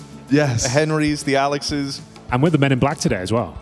That's us. Like that. That's us. This is my new shirt, guys. Isn't it broadcast safe? It is very safe. You can't mess with that. No logos on the phone. Absolutely zero logos. What's that down there? That's a little logo. That's a little logo, but it's hidden. It's hidden. I wouldn't have noticed it. Did you enjoy the second map? I enjoyed it thoroughly. Yeah. I was preoccupied. Oh, Yeah, just what are you up to? my morning routine, as it were, if you know what I'm saying. Yeah, kind of had my coffee, had my late lunch. Okay. Yeah, the lasagna. Nature called. Yeah. So I kind of missed the whole map. Okay, you didn't miss a whole lot. It was just Astralis is getting the job done. Fuzi especially looked unbelievably good. He's found his form on the stage once again. Dropped off yesterday. Yeah, we didn't think he'd be able to bring that level that we saw on Friday, but he certainly did. Getting boosted across the map. He had impact with the AWP and the rifles as well. So that shot especially really did save the half for them, and it felt like Foot never really got going. Begs the question as well. We go into Overpass next, a very tactical affair, and you definitely favor Astralis with Hooksy over the hard-hitting Foot on that sort of environment. You do. I definitely think we've seen great games from Astralis on this map, especially great games for Fuzi and Ryu. Ryu, who has had some struggling games in this tournament, but not in that map. I think the worry is, this is one that Foot have beaten them on back-to-back now. They 13-3'd them last time around, and the one loss they have to Astralis was 13-11. So Foot actually are pretty capable in this map. They're taking down Furia as well. Sure. They've got a series of good wins in their pocket. It's an Astralis go-to, but it's not a map, you can catch a lot of teams off on Overpass. It's not a map that Foot are unfamiliar with by any means. And dude, I mean, these third place deciders get a bit of a bad rep, but I think for this specific match, I think it's really, really solid. Like, you get a bit more exposure on this stage. The stakes are a little bit lower, right? You don't have the pressure of playing for the trophy anymore. But for these two squads, you think of like a Foot, this is valuable experience, a chance to show some resilience while the pressure's on. And there's also a tangible result as well. They're neck and neck in the VRS right now, number 10 and number 9. And if Foot do win today, they overtake Astralis. So that is something significant going forward, especially into the major. Yeah, especially with the cutoff, it's like the 6th of April, I think, which is coming up very soon. So essentially, this is the last hurrah. Neither of them are attending Rotterdam. So it's like, you get that one extra leg up and just completely, absolutely secure your spot in, I think it's stage 2. And I mean, at this point, I'm no VRS expert for Foot. All right. Oh, don't sell yourself short. Come on. They're looking locked in, and it's really cool, especially for Foot, because they have 4 players who've never even attended a major. Very young team, very inexperienced team, generally 6 months on this org, getting out of Na'Vi. And firstly, I'll say it's awesome that Na'Vi have yet another generation of players coming through their Academy League. Think of the players that have come through Na'Vi Academy over the years, Bit, Monacy, the likes, and now this whole team, Makazi in the main team. But the fact that they got away from the Na'Vi org, that allowed them to propel into Tier 1, to play main events, that's awesome. So it's cool for the org of Foot, it's cool for the players, it's cool for Na'Vi. They make a bit of money on the side, and we get a bunch of awesome players in the next major. So I think everyone kind of wins in this engagement. Yeah, I think it's hard to argue against that. And in fact, the fans win because we get another map of Counter-Strike. We aren't just going to be doing the song and dance show for 3 hours before the grand final starts. Good point, yeah. So everyone wins. Yeah, everyone it does help all the time. Yes. That is a very good point. it's my point. You can't have it. But I am going to ask you for closing thoughts, fellas. Coming into Overpass, you're about to repeat all of this when you go over to the casting desk. That's true. So is there anything that you aren't going to say on the casting desk that you're going to say right now before we throw to a break? I think Foot have got this. Oh. Yeah, I do. I know that was a bit of a rough showing there, getting slapped around on Ancient, but I really like this team. Like, call me Tarantino, I'm a Foot fan, all right? Like, hey! I wouldn't say that. You wouldn't say that on the casting desk. You told me to. Thank you very much. Thank you very much. I'm going to go over Astralis. I feel like they bounced back. I mean, Fuzi's looking like he's in world-class form again. Hooksy's managing to manage the comms and the attitude of the players really well, and I feel like they are looking hungry and winning the second map. It's going to be a feather in their cap going to Overpass. I don't know a ton about Foot's Overpass. Hugo seems to be the expert on that one, but hopefully... And the VRS. As his two specialist subjects. Overpass. I think Astralis is going to come down to the floor in this final map, right? Do we have the Yabby life game, or do we have them at the bottom of the board? If the floor is low for Astralis, Foot are going to beat them across the board. Yeah, no, 100%. I am just I feel like Ancient Overpasses the last 2 maps. It is the 2 maps that Astralis have defined themselves by. Absolutely. I think it favors Astralis. I'd echo your sentiment there, Henry. But yeah, we're going to take a break. When we do come back, these lot are going to be bringing you all the action for that 3rd and final map in this bronze medal affair. We'll see you in a sec.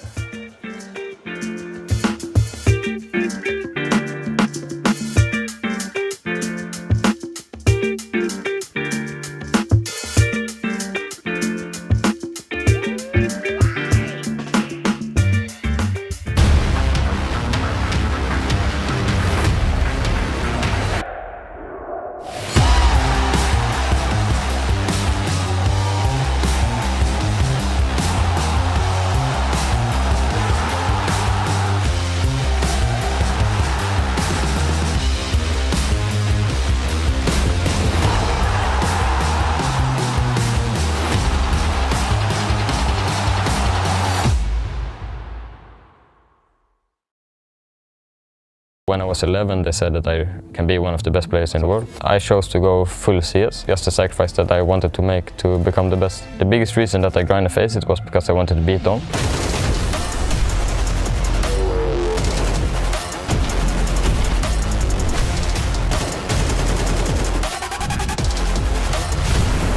The best advice is that you need to love the game. In the end, I'm gonna be a good player.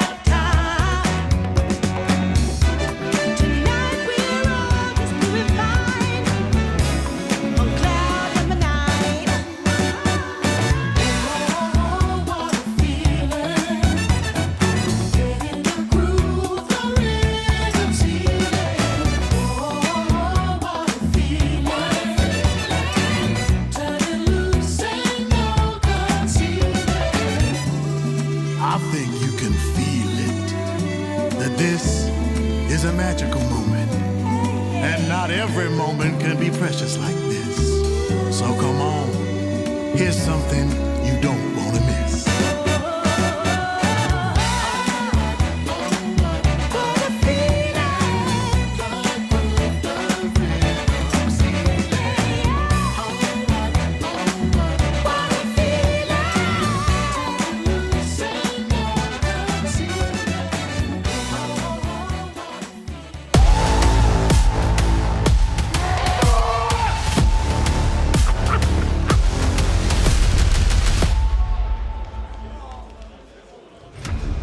This third place decider demands a third map. Astralis and Foot rage onto Overpass, a map that's Foot has had them in the bag. Back-to-back games on. It's been a prolific rivalry across 2026. 4 BO3s played. This is the third at ESL Pro League. One in each stage, and now the biggest stage of the event. Astralis leveled up back on Ancient. Foot destroyed them on Dust 2. Who takes Overpass? We'll have to find out. What you're saying, Hugo, is it all comes down to this. In a way, it's a BO1 now. A bronze medal is available for one of these two teams. And it all comes down to Overpass. Ladies and gentlemen, the final showing here of Astralis and Foot. Let's make some noise, let's get rowdy as we get into the T-side stop. Astralis will have one smoke and a flash, and we've got Symmetry looking for the first kill. Everything gonna be amazing, and the crowd is supporting us. Like, these people in front of you are trying to help. Like, everyone is screaming, okay? Yeah? Nice. Is he right? Yeah, there we go. All right, no kills yet, slow start. Rebeni, last time they played against Astralis on this map, got 18 kills. We'll see if he can step up once again. It's Demon to find the open up. And a face full of lead, but getting away with it. But now at least Rio will find him. And we go into a 4-on-4 with 1 minute remaining. It was always going to be B. Confusi sells something. Our Foot buying. Is it B? Ooh. These are all the questions. We need answers. Looks he's left. Yeah, but Yuwaki out towards Monster. Sneaks in, you got to beware him. Oh. Good catch for Demon. All right, that's the A play now. Signed, sealed, and delivered as Fuzi. Oh, way to get going. Does he have any more? P250 up close. Teammates on their way. Fuzi finds another. Fuzi finds a way. Bomb plotted for Astralis, and it's going to come down to this. Demon needs the ace clutch. Barreling through, put down. Fuzi provides, and Astralis move in for the pistol. All over the shop, hitting both sides at the same time. Astralis pick up that pistol, that all-important T-side pistol. These T rounds can be hard to come by. Oh, they certainly can, but they are worth their weight in gold. Begs the question now. I think I already know the answer. Foot love to force buy. We'll see if they bring out the heavy artillery going forward. Long's actually got an M4 somehow. So I'm assuming a couple of players went about Kevlar there. So yeah, Demon and Symmetry have no Kevlar. Longs to the M4 has been on fire today, especially in that first map. Looking unbelievably good. Symmetry with the scouts, unable to find the tag early on. And Hooksy progresses through the connector, pushing them back with the Molotov. Nice grenade as well. That'll do a lot of damage towards Rebeni. And Hooksy gunning for him. Mac 10 in hand. He has pushed the defense back towards the bomb site itself. Smoke deployed towards the bathroom entrance. Gonna get flashed in here, courtesy of Fuzi, allow him to swing out of the connector. Nice coordinated team play there. Very important round. If you win this to Astralis, it's worth 2. I guess getting 3 rounds early on the T side of Overpass makes things so much easier. You can end up walking away from it feeling like a lot of the job is done. Yeah. It puts less pressure on these early rifle rounds. 3 is enough in total on the T side. Getting that with the pistol and conversion feels so good. Let's have a look then. Taking it slow and steady right now. They are going to be walking into a full B stack, Hugo. This could be problematic. Taking damage en route as well. And they saw Yabi, so knowing the lurk is still active at 30 seconds might make you a little bit nervous about this B bomb site. 4 players currently here. Rebeni jump spotting, taking a risk here are Astralis. It might just pay off. Or Foot, rather. Oh dear. Symmetry scout to open. Stare dead as well. Now they've learned about the M4. This is very quickly getting worrisome. Juke's out on short there to play cleanup. And Foot come in with an immediate response. And you want me to sound the alarm, Henry, because you say 3 is enough, and typically I'd agree with you, but remember that Foot have won this game twice. Obviously, Astralis always start on the T side. The last 2 games, they've gotten 3 rounds, 9 3-halves against them. They lost it both times. Okay. The only time it was enough was when they found a 5-round T side start. Okay. So safe to say, in this game specifically, 3 is not enough. I appreciate that, Hugo. Well, and that's made things very difficult. That's if they get to 3 at this point, because now they've been completely reset. No bomb going down, $1,400 in the follow-up. Didn't really get close to a round victory there. Very slow, very methodical, was looking comfortable. They got all that mid-control, pushing the CTs back, and then opted for the B execution. Taken down by the Scout, the 5.7s, that long to M4 as well, paying dividends. They managed to get a couple of trades out, but the 5.7 lurking in the smoke of Jukes shuts them down. And we go 1-1. They are going to have to answer back with a force by themselves, but it'll be much weaker. And the Tech 9s, P250s. They've got 5 smokes to work with and a couple of flashes. Seeing some frustrations for Hooksy. It's just so... like one of the best ways to kind of win Overpass. You win the T-side pistol, convert that first rifle round, you're able to take it, suddenly you're 5-0 up, you know what I mean? Like you forced another Rico, you're in full control over the money. It's the moment the CTs kind of get situated that it becomes hard to streak together rounds, man. It's a lot of one and done. You're going to be scrapping to try and pretty up this scoreline. And so really hoping they can find something with this force by Astralis. Grabeni out here on an island in mid could offer up a lone engagement. I think he's going to drop out of there. He actually hangs around, looking to fight this. Cemetery trying to cover.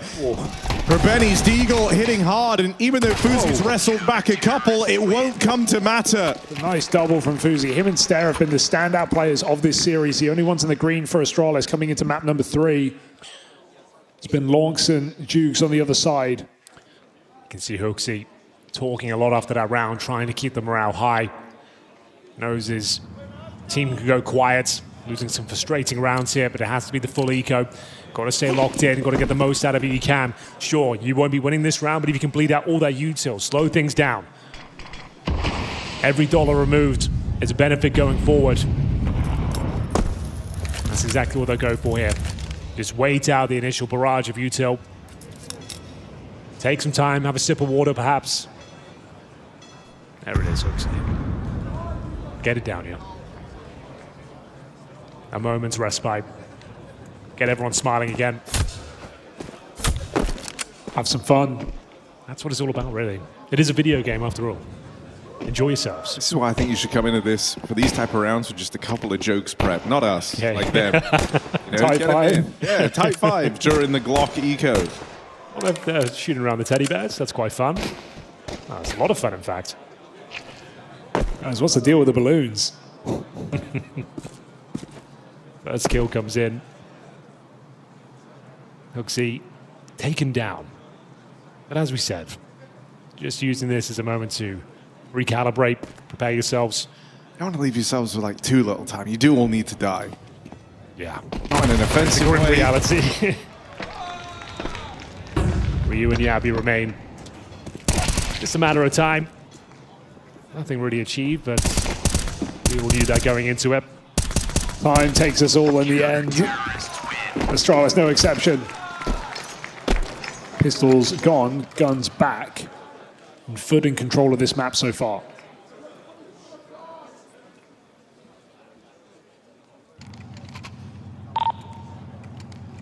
Let's run, guys, when we get contact, please.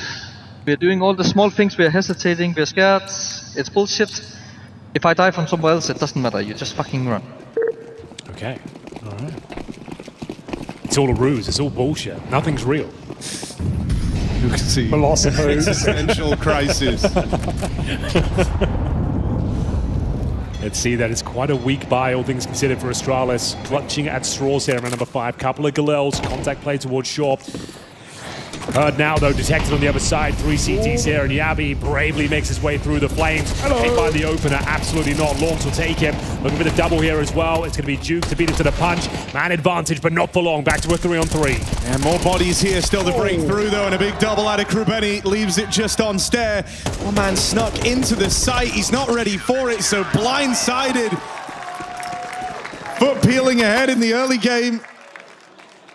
And Hooksy got his wish. They played with pace. They ran straight in. Wasn't enough. Right into that stack from Foot. Yeah, they were more than ready for this. Both players focusing that same angle, aware of Yabi's tendencies. Through the smoke, the rest of the team have to come. And sure, a nice rebuttal, a couple of kills in return, but still a comfortable finish for Lonks. Great series from him so far. And it's that deadly scout, always in the hands of the in-game leader for some reason we're not really sure of. I couldn't really tell you why that's a thing, but it is. So Orpa's usually saving for money, I guess, but still, if you're going to buy it as the captain, give it to your sniper, I would say. But it's such a trend, I can't really argue with it. It's like the one time ever the IG get to have a bit of fun. I guess you're right. Maybe that's why. And they're always saying, Come I'll on, take the hit in the next round. It's fine. You're not expecting much from me anyway. Have my AK. I'll drop you. Well, Hooksy against Krubeni, no less. And Krubeni just clotheslines him. Rake in the face.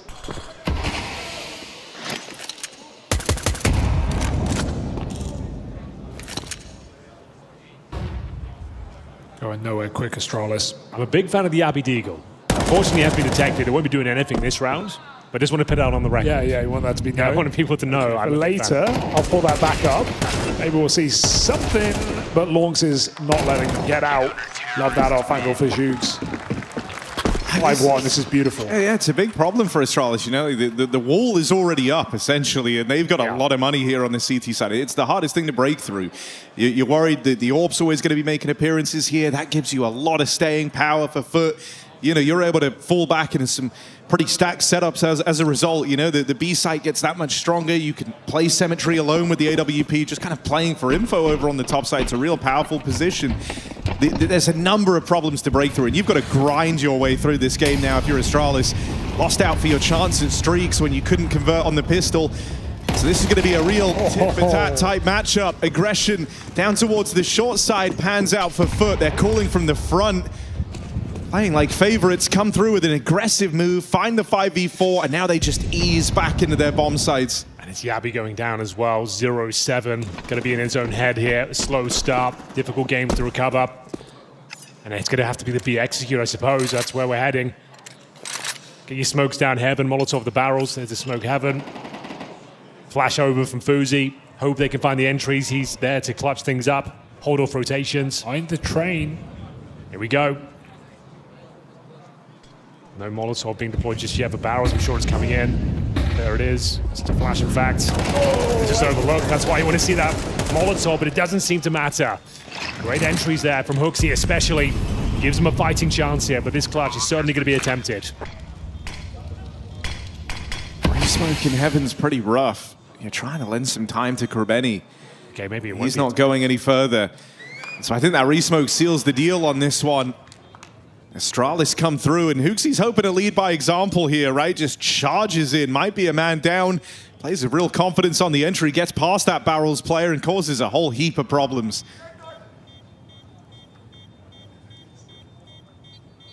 Said it's going to be a grind for Astralis. Money is still fantastic for Foot, and the save only helps that, right? You're getting out with the most expensive gun. So no issues yet for this Foot squad. Still, sure. Not how they wanted this to go, considering that opening move, the 5v4. You're not content with the fact it gets away from you, and you see a big smile for Hooksy. Needed that desperately. Things were getting out of hand as Foot were pulling forward. 5-2 though. Tactical timeout now from the international squad. The young guns rearm themselves. Plenty of money in the coffers as well. 10K still for Symmetry with the full buy coming in. But Astralis recovering the 4 and 5. Double kill from Hooksy. You're right, leading by example. Front of the pack there after Yabi goes down. Gets the job done. I need a lot more that came from. Hugo has mentioned before, 3 rounds. They've posted that once before against Foot. Twice. Twice, in fact. Was no good. Need to be aiming for more. Nice work from Hooksy here. Stair joining in as well. And as I said, this could be a difficult one to recover for Yabi mentally. 0-7. It's been a long tournament. Gave it everything you had on the stage yesterday. Got to stay locked in. Got to stay focused. If you can't deliver in the fragging department, at least be there with the comms, the ideas. Spotted.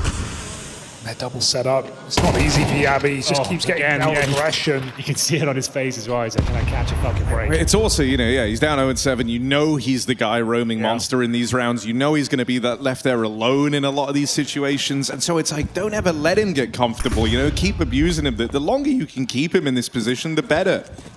So I like that Foot have made it a real pressure point of this CT side. They're definitely putting a lot of focus on this solo player. Astralis, they won from a 4v5 last time with a Swift B execute, but right now quite strung out.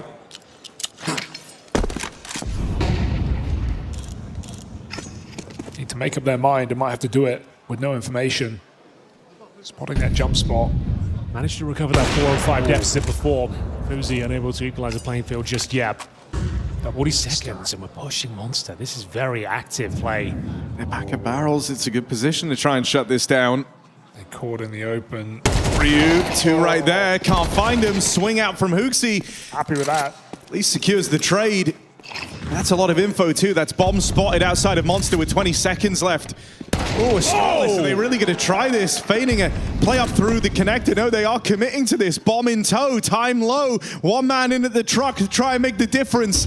Stair needs this entry. Flash was meant to set him up, but Demon holds on. It's enough time. Time is so low. Hooksy plugging in those numbers. Cover from Fuzi on that orb. And against all odds, the last second rotate, they end up in this post plant, 2v1. Shocking round to win for Astralis when you consider that Lorgs has all the info. Didn't seem ready for that fight. It's all about that one kill from Stair at the connector, isn't it? The drive-by, the clothesline. If he doesn't hit that shot, there's just not enough time, even if it's a slower kill than what he presented. Sure, he goes down, but then Hooksy with another double here. Fuzi to secure it with that kill towards the truck. Bomb down with seconds to spare, and the third has been found for Astralis here. Needed that desperately with Yabi going down early once again. 2 4v5s, back to back. I think Hooksy deserves a hell of a lot of credit for his input across this series, right? From the get-go, he was identifying the problems at the heart of Astralis. The comms weren't there, nothing was flowing. He's got about bringing it out of them in a really good way. And here on map 3, it does just feel like he's the guy kind of setting the tone, setting the example, and everyone's listening. Right? Like, your IGL tells you to go for a mad last-second rotate up towards A. Say, Stair, we really need this kill, and he provides it, and then Hooksy sees them through. That's the other thing. He's delivering in the kill department as well. Hooksy's loving this. Rightly so. Still money in tow. He also hasn't, like, taken the bait of trying to, you know, siphon resources away from the rest of the map to help Yabi. You mean he's left Yabi on his own again? Yeah, but I kind of like that. He's going to get boosted on. Are they going to find him with a third trick? Probably dead. Yabi's not having a good game. It's a little more passive this time. Pray for Yabi. Just living is a win for Yabi, really. I think that's true. Come back to him later in the round if he can find himself a pocket to hide in. You know, at any point they could reaggress on random timing dry. That's what they've been doing all game long. No early casualties this time. I mean, let's be real here. Astralis, if they win this round, suddenly they're cooking. This felt like a pretty dire start, but they would almost break Foot's money. They'd certainly cause complications there. 3K, 2K, 1K, that's all Foot have. And Astralis might be off to a bit of a streak on the T side. This is a huge opportunity here for Hooksy and the boys. Back to this execute. Fuzi selling with a Stair. That lurk smoke front A, but Util being left for this full commit. Stair trying to kick up a fuss. Double Monster spotted. They do look like they want to go. Fuzi's not ready. Throws in the smoke, and now come Astralis into this site. Yabi's going to be front of the pack here on the charge, out through Monster, right into that AWP, but he does his job, sets up the rest of Astralis. One more man still to find, and Stair's got him in a box. You know what? We'll take that from Yabi. Tip of the spear, not having a good game. He's the cannon fodder at this point. Averting the crosshairs away from the pack, manages to get that space, and his teammates step up. Stair with another double kill, really coming to life now in the latter stages of this first half. Gets himself a triple in the end. And as Hugo said, they won't be completely broken, but tactical timeout territory now for Foot as they have to calculate their finances going forward. Oh, they're going to buy Henry 3 rifles. It could cost them the half. They could end up losing it. It's the risk you take. Nice work. They go back to the B punish on Yabi. They let him live this time. Good trades, Vigo. Energy now as Astralis have pieced together 3 rounds in a row on this T side. Not easy to do. You've been causing, such a commotion over here towards B. Yabi's also been a constant pressure point that you just leave him alone in this round and you go and take all the long space. You know that for multiple reasons, really, Foot are worrying about B. This is nice call. You've got so much room. Krebeni, sure, he's cognizant the long's been open, but you don't believe that Stair's going to be there so quickly. Cemetery now, AWP on the line, getting sandwiched here. Both sides of him in middle. It's Fuzi to find him on that AWP. And this decision to buy, well, it was a risk for Foot. They've got to think about saving. They lost the AWP and an M4 as well, so they're not even really saving too much. Yeah, you're saving a Deagle, MP9, and an M4A4. Astralis back on track here. A desperate start. Things were looking rough. Yabi's still yet to frag, but as we said, he's more than happy to show presence across the map once again, getting through Monster, keeping CTs on that side of the map where his team are ready to pounce up. He doesn't frag, but he certainly contributes heavily to giving them that free passage in towards A. It's going to be Jukes upgrading the MP9, at least finding a rifle here. It does just feel like he can't catch a break. Also a keen double from Longs. What the hell? All right. Take it. They've got actually 3 AKs 3 now. AKs, yeah. Considering what you were going to save, this is fantastic.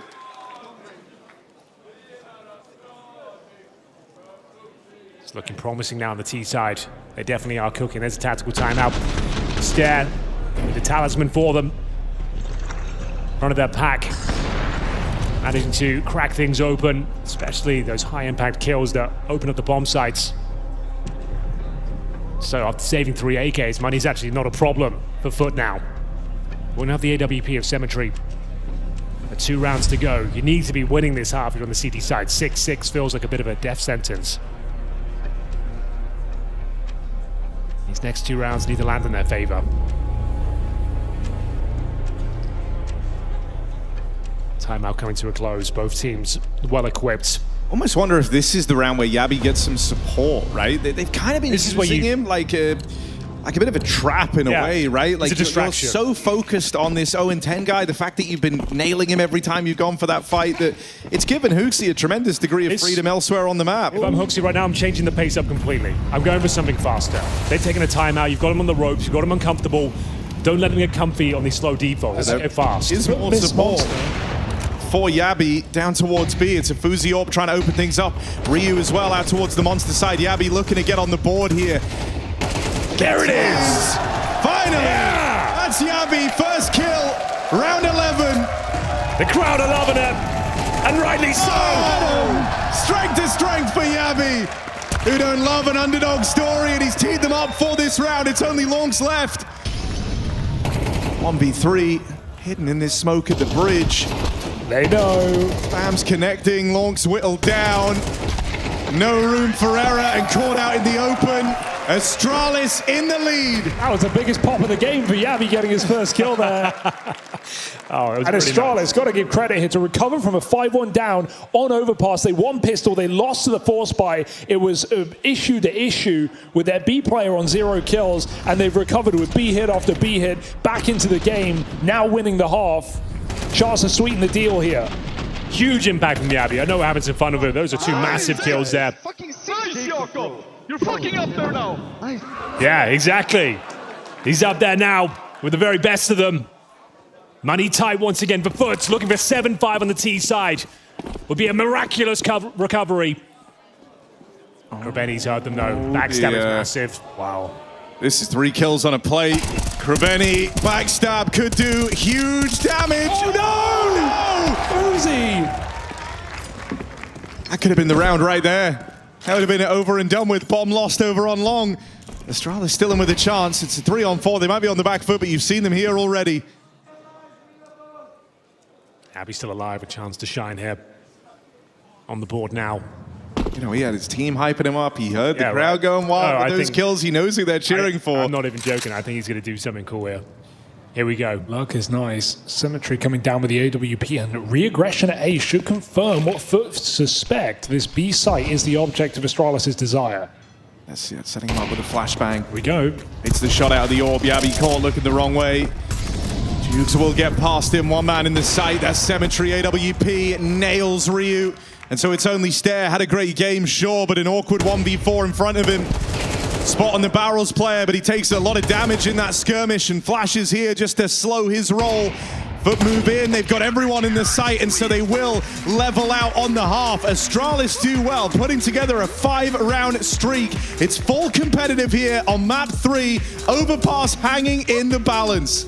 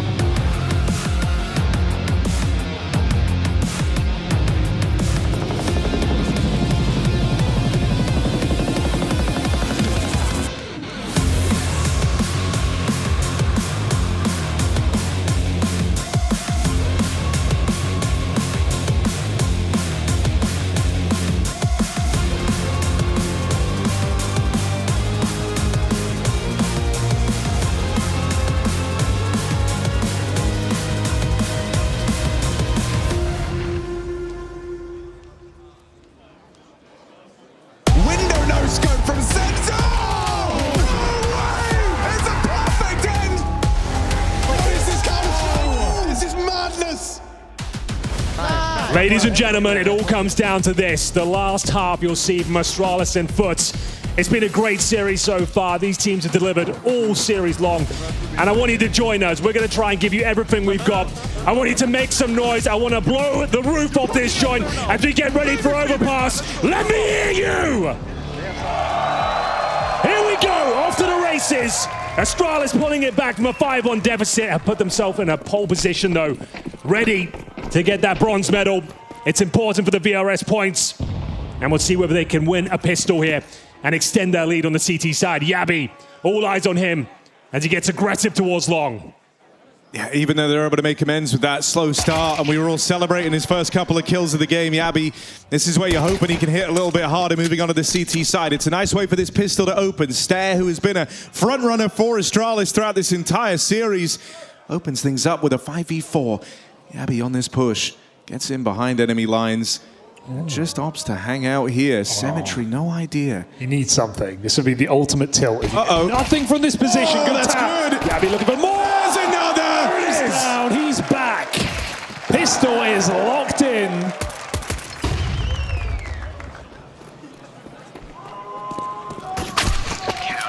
Well, there we have it. It doesn't get cleaner than that, taking 0 damage en route. That is significant. The players of Kevlar now get essentially free upgrades to helmets. Rifles can be brought out. It sets up their CT campaign very nicely indeed. It doesn't get cleaner than this, though. Stair and Yabi working in tandem. Look at these shots coming through. A fantastic sequence. Yabi feeling himself now. No plant and no force buy. Glocks across the board. 8-6 locked in. They've struggled against Foot on this map before, but they've recovered this one. Down to Ryu, looking to get his ace. Oh, it's a lot of damage, and in comes Yabi to lend a helping hand. We'll allow it. Kept him alive. Yeah, that's a good point. Money's going to be very strong for them now. First gun round coming in. Bonus situation, of course, for Astralis, meaning they have 2 SMGs for round number 15 up against the rifles of Foot. Surely try and get stuck in on these SMGs, right? Take a bit of map control. You're running a bonus round here. Only one man out towards that B site, as it's a bit of a default here for Foot. Looking for Con, looking for middle.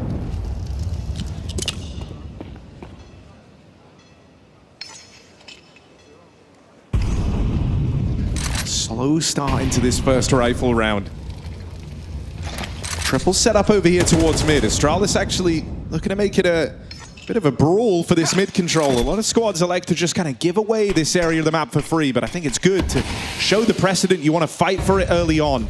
That forces Foot to be more considered in these mid takes moving forward. Backstab open here as the smoke's in toilet. Oh. That's a free kill on Stair, hung out to dry on the long side. It's a Fuzi as well. Fuzi again's just missed this timing on the smoke push. Well, you know where they are. I don't know he's here. Closing in on for a backstab right now. No one even looking at it. Fuzi has a number of kills right around this corner. Not necessarily the gun for the job. Will cause a bit of havoc here on the A play. Backstab, MP9. Bomb down. Gets out with his, and that's going to slow the take. Do they come back? Do they want to fight Fuzi? Or do they battle forward? They know now they're going into a stack. Krabeni needed that kill. Stack just getting picked apart now. Astralis know the hit is coming. That smoke might buy a bit of room. Flash misses. Demon doesn't. Double, triple entry to secure the round. They're still going into all of Astralis there, and Foot get out scot-free. Well, that round had it all, didn't it? It looked like Fuzi, if he had any other weapon with the MP9, he gets maybe 3 kills in that scenario. MP9 found the bomb, picks up the M4 on the end. If he gets that kill on Krabeni as well, who had the bomb on his back, it could have been a very different outcome. Great idea. Unable to stick the landing, but Demon certainly did. Oh, fantastic work there with the AK. But as we mentioned, the money is incredibly strong for Astralis by virtue of that perfect pistol round, a clean follow-up. So they have everything they need. I said that they are lacking a few grenades, but they have the AWP, the rifles. The opening shot from Fuzi whistles by the players of Foot. Miss Molly towards the divide up.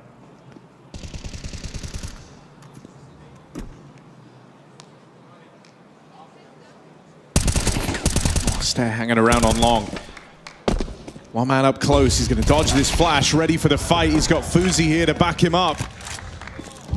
Keeping a watchful eye on Jukes right now, who makes a play out through Monster. Catches a good timing on this. Hooksy just left. Ryu going to go back to check for it, but you weren't ready for Jukes so deep in the back line. Bomb's now moving back around as well to try and link up with this B play.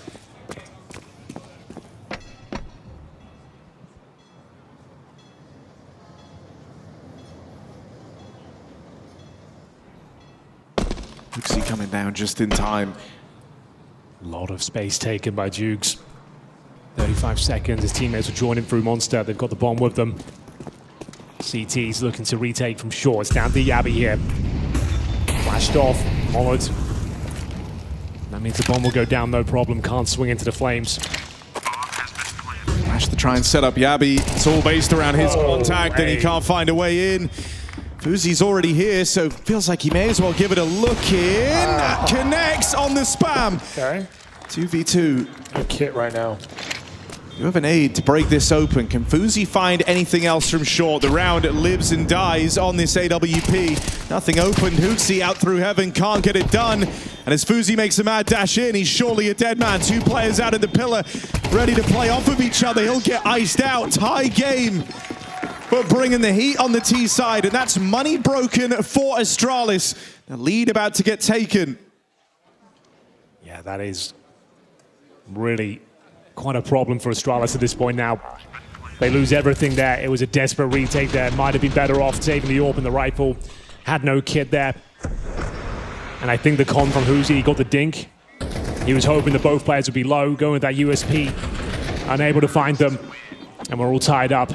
Almost certainly going to be Foot taking the lead here on the T side as well, as they're up against 5 USPs. Full eco once again. They stack themselves towards the connector. Krabeni needs to be careful here. And he's not. Double headshot comes straight in for Old Fuzi. school Astralis strat. Stack out towards the connector. Symmetry just shooting fish in a barrel as they try and swarm mid.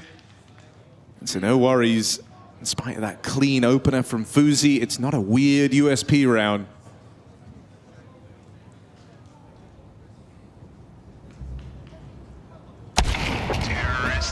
Not today.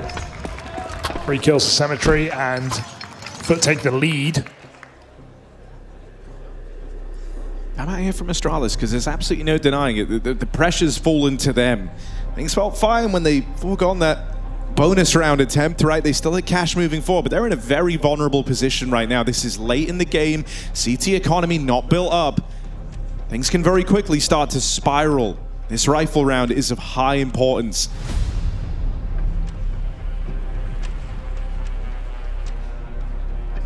Op for Fuzi makes an appearance. He's running it glass cannon. Which is fine on a map like Overpass. Lots of long-range endeavors available to him.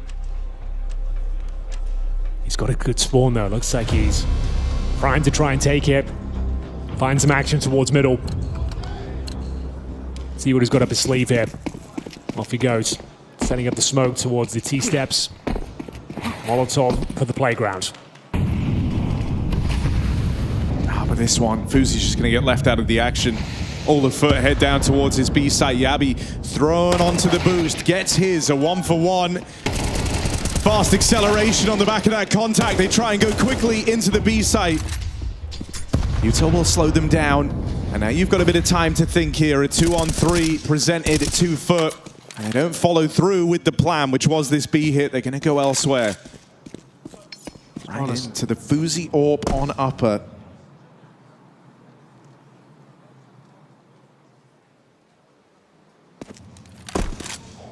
He saw him there. Communicated along. Fuzi calls for a rotation. You have to do it quietly, right? They want to give up the aim of the game here. That was one-way information, so Ryu just sneaking in. 2 belts of Util. We'll be able to make it uncomfortable. Out towards the truck, you're getting mollied. Fuzi got to hang out further on the angle. Ooh. Smoke misses. It misses and it extinguishes that Molotov. That was meant to keep the pressure on. It's Ryu here that's the unknown quantity. They never spotted him, never heard him. Sneaking up on that rotate was meant to be valuable. Krabeni's got it down to the 1v1.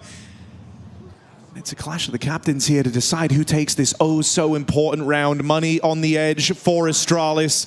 Hooksy's been in good form, but Krabeni throughout this entire event has been the IGL to put up big numbers, big performances.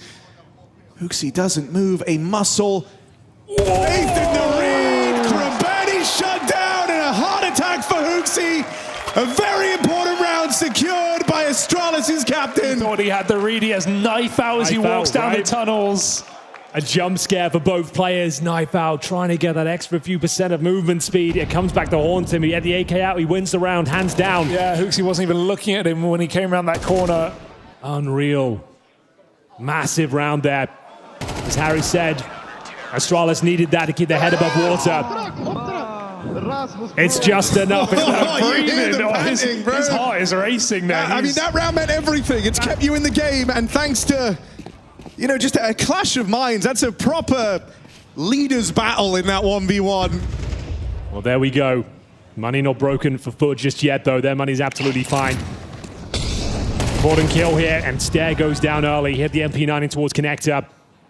All the meanwhile, though, towards long we go.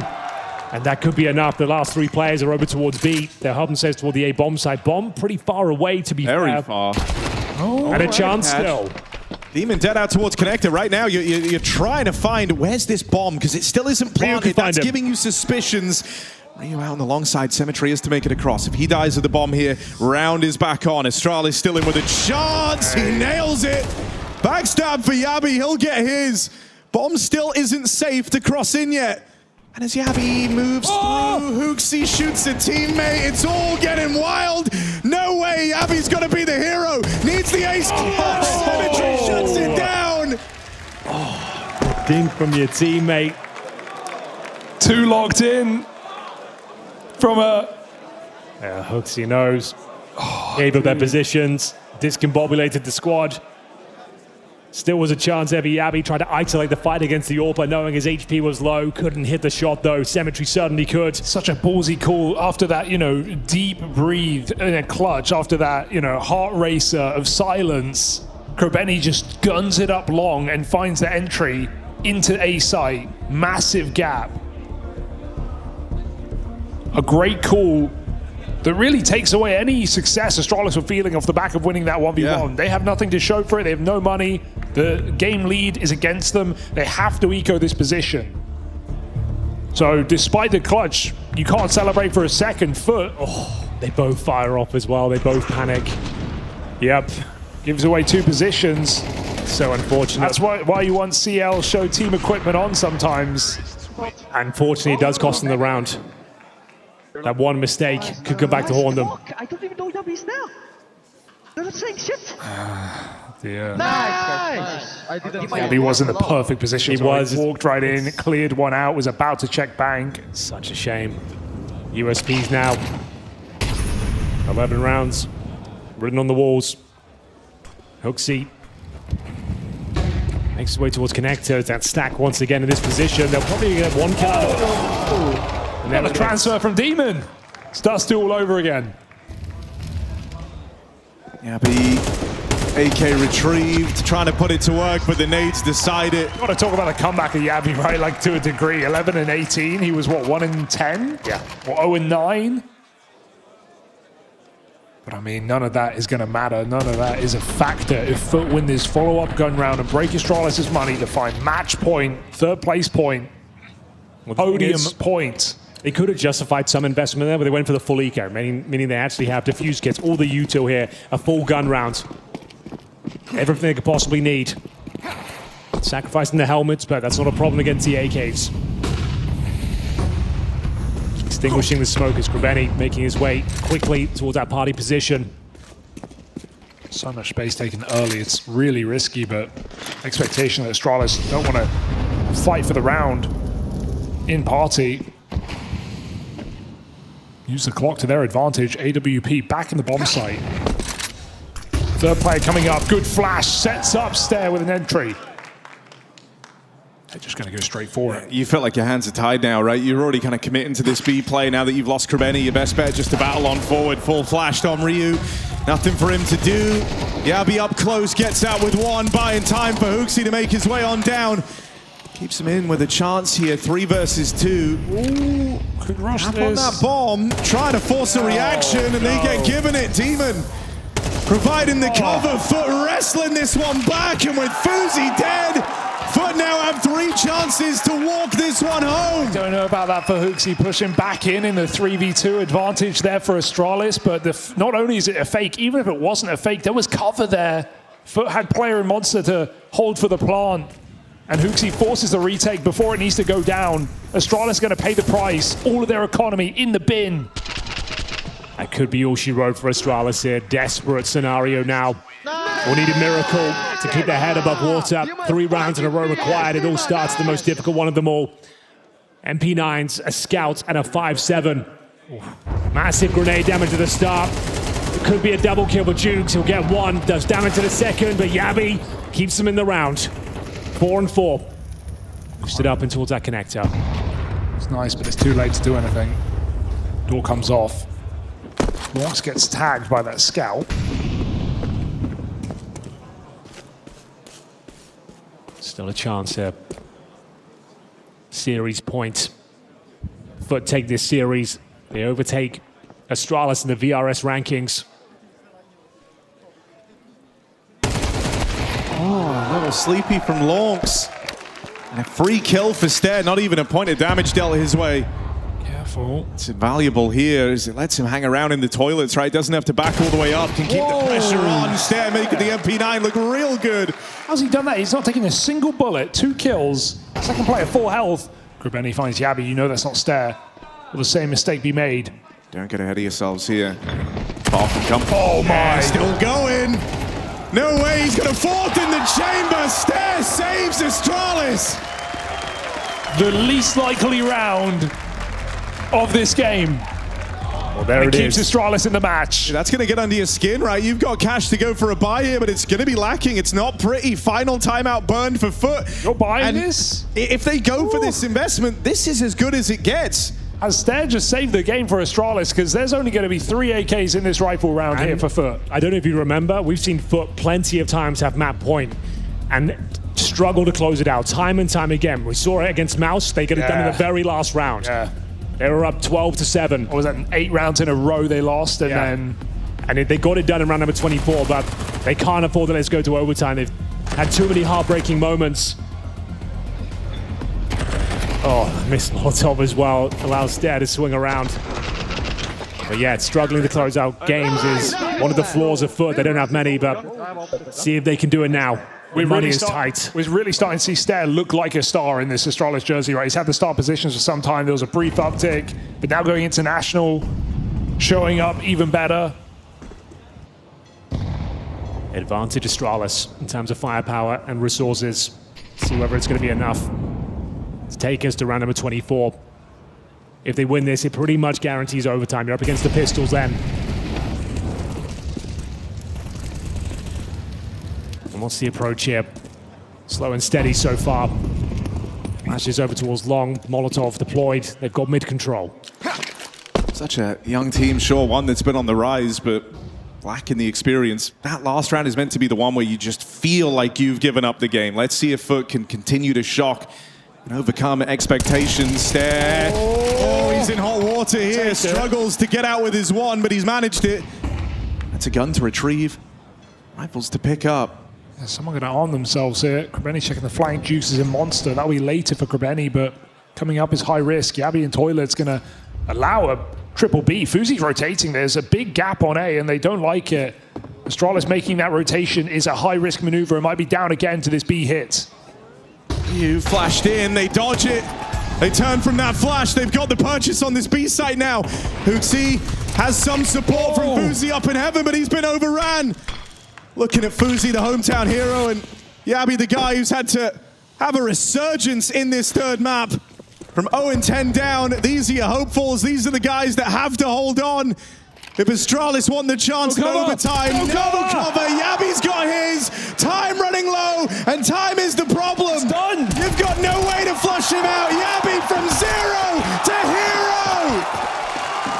How do they keep winning this? How are Astralis finding these rounds? This should have been over. Back-to-back impossible moments here from Astralis. Stares 4K into Yabi's save on this B-bomb site.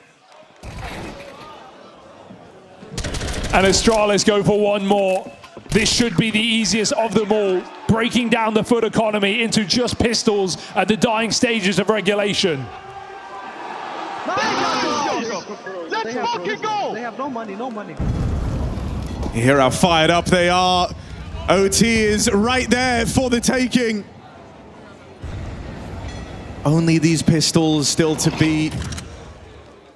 This is not how you want it to come unraveled. Just got to keep a cool head on your shoulders here. Around Astralis, always supposed to win. Flash play out towards Monster. Ryu. Flash.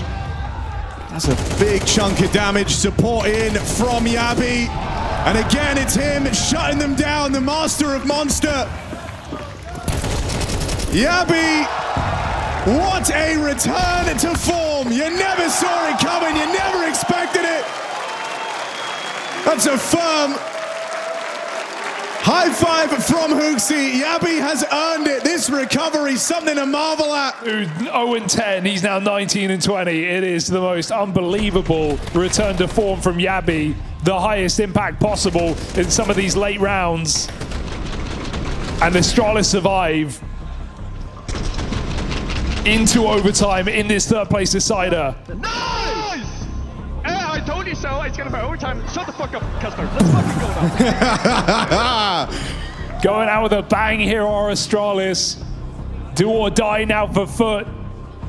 Feel like they've squandered their best opportunity. Instant timeout from Coolio. Chatting it over.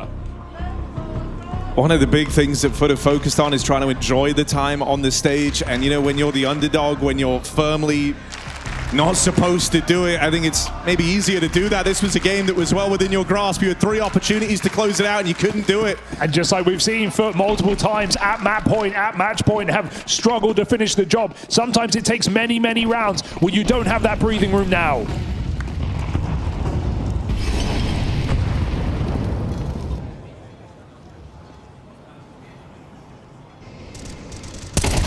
He's back. Oh man, 20 and 20.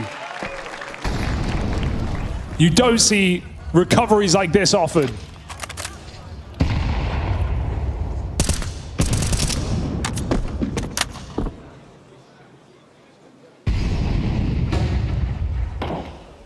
Awkward timing there for Fuzi. They're gonna creep on past him. Well, that missed timing. Leave Astralis in a world of hurt. It's only stare in at the site. That's a big spot. Sees the AWP posted. Players working their way in through the short side, but no rotation yet out of Astralis. Krebeni's been allowed to creep in. Stare's quick to shut the door, and Fuzi now tries to get activated on a backstab with this AWP. Stare just hoping to buy some time. Has Hooksy arrive as support, and Stare more than buying time. He's ripping heads off. There's that backstab. Foot get boxed in. Demon clutch required, and it never gets going. Astralis convincing shutdown.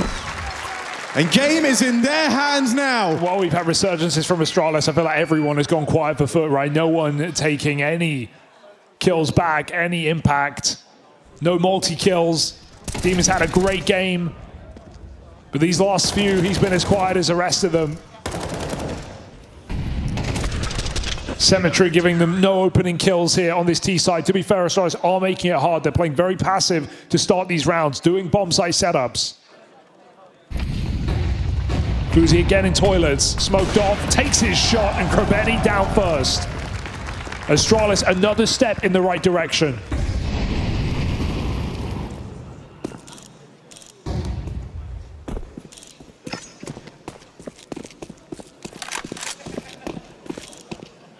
Can feel so hopeless on this T side of Overpass. Some of the best rounds we've seen have been those B hits. Stare's been caught by this timing a couple of times. Not in this round. Gone on in time. Symmetry with an important trade. Still, it's info painting a clearer picture as to where Foot are in this round. Seen 2 players, the AWP being one of them, out towards long. And Fuzi has maintained this aggressive stance out towards mid from the get-go. It's a high-risk position, but it pays off.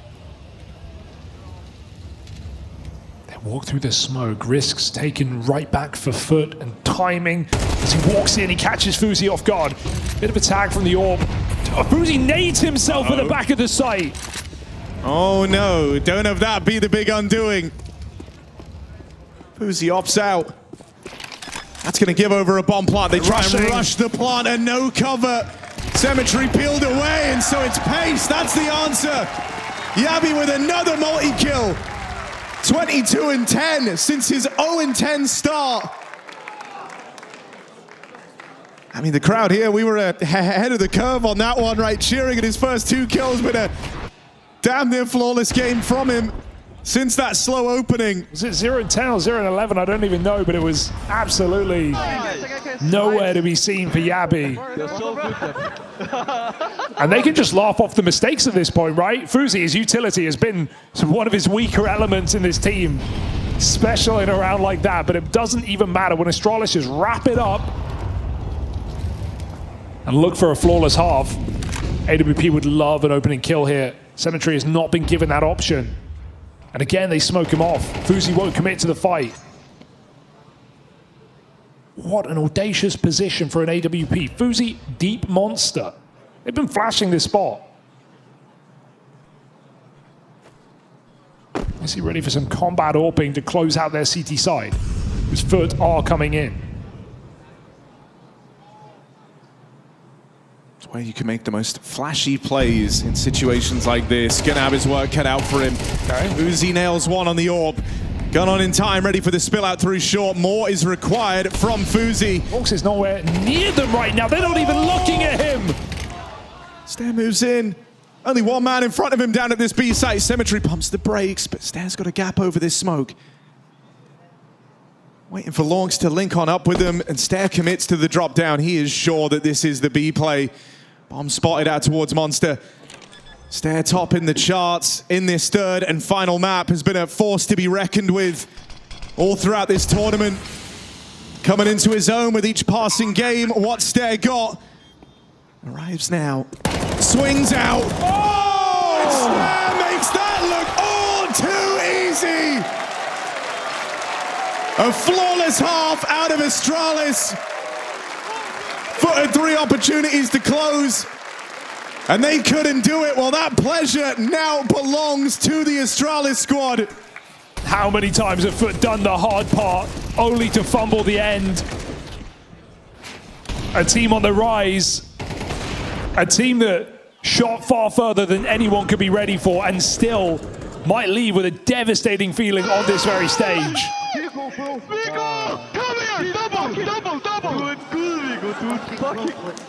Astralis is having a great time. They've got 3 chances on the T side to close this series out, take 3rd place here at ESL Pro League. So one of the things about these type of games, you know, you can leave an event falling a little shy of your ambitions, but still feel like you left it on a high, playing some strong CS. You saw Astralis start this one slow. It's not regulation anymore.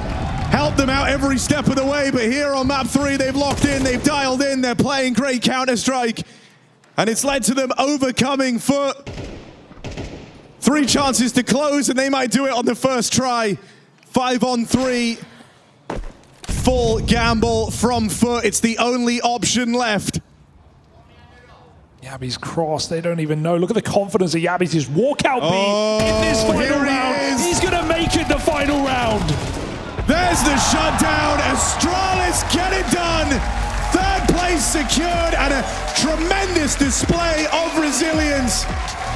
Stair was very much an MVP throughout this entire series, but you've got to talk about Yabi and this recovery. I mean, this is a guy who, alongside the duo of him and Stown, they were always talked about as struggling in the high-pressure moments, falling off under the lights of the stage. Yabi was 0-10, man.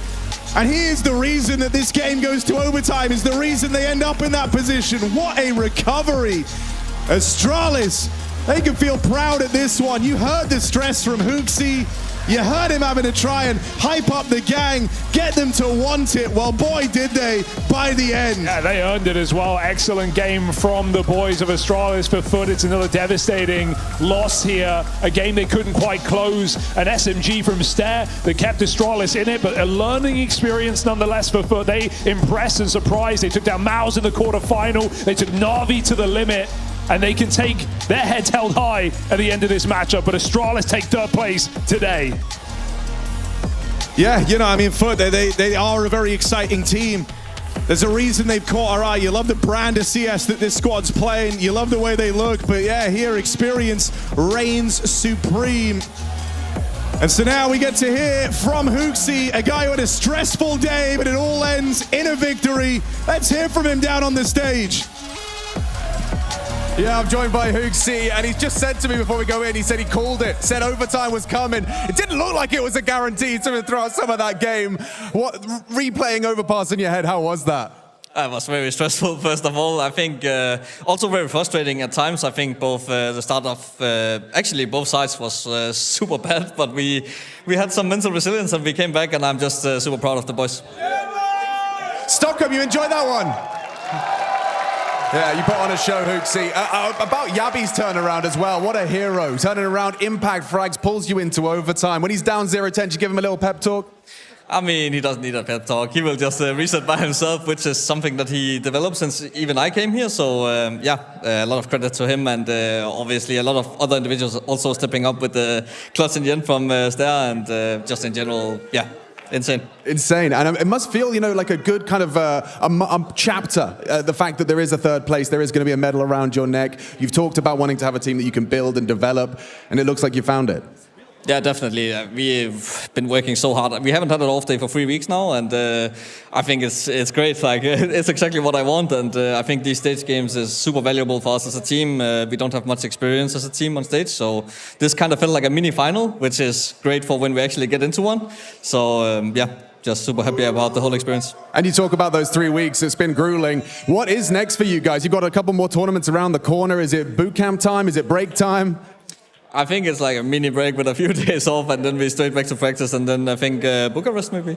Yeah, I think Bucharest is up next for you. I think we've got a medal for you. Can we bring it over, Jackson? Is it time to give this man his medal? Yes, indeed. Okay. Stockholm, you're going to give it up for Astralis. Third place, ESL Pro League Season 23. Before you go, any last words to the fans that have been cheering you on? There's been a lot of Astralis jerseys in the crowd. Yeah, I've seen them all, and I think it's been a great crowd. There's so many people cheering. I don't even care if it's for us or anyone else. It's just super nice to play in front of a crowd again. So thank you for the support. Guys, give it up, Astralis and HooXi!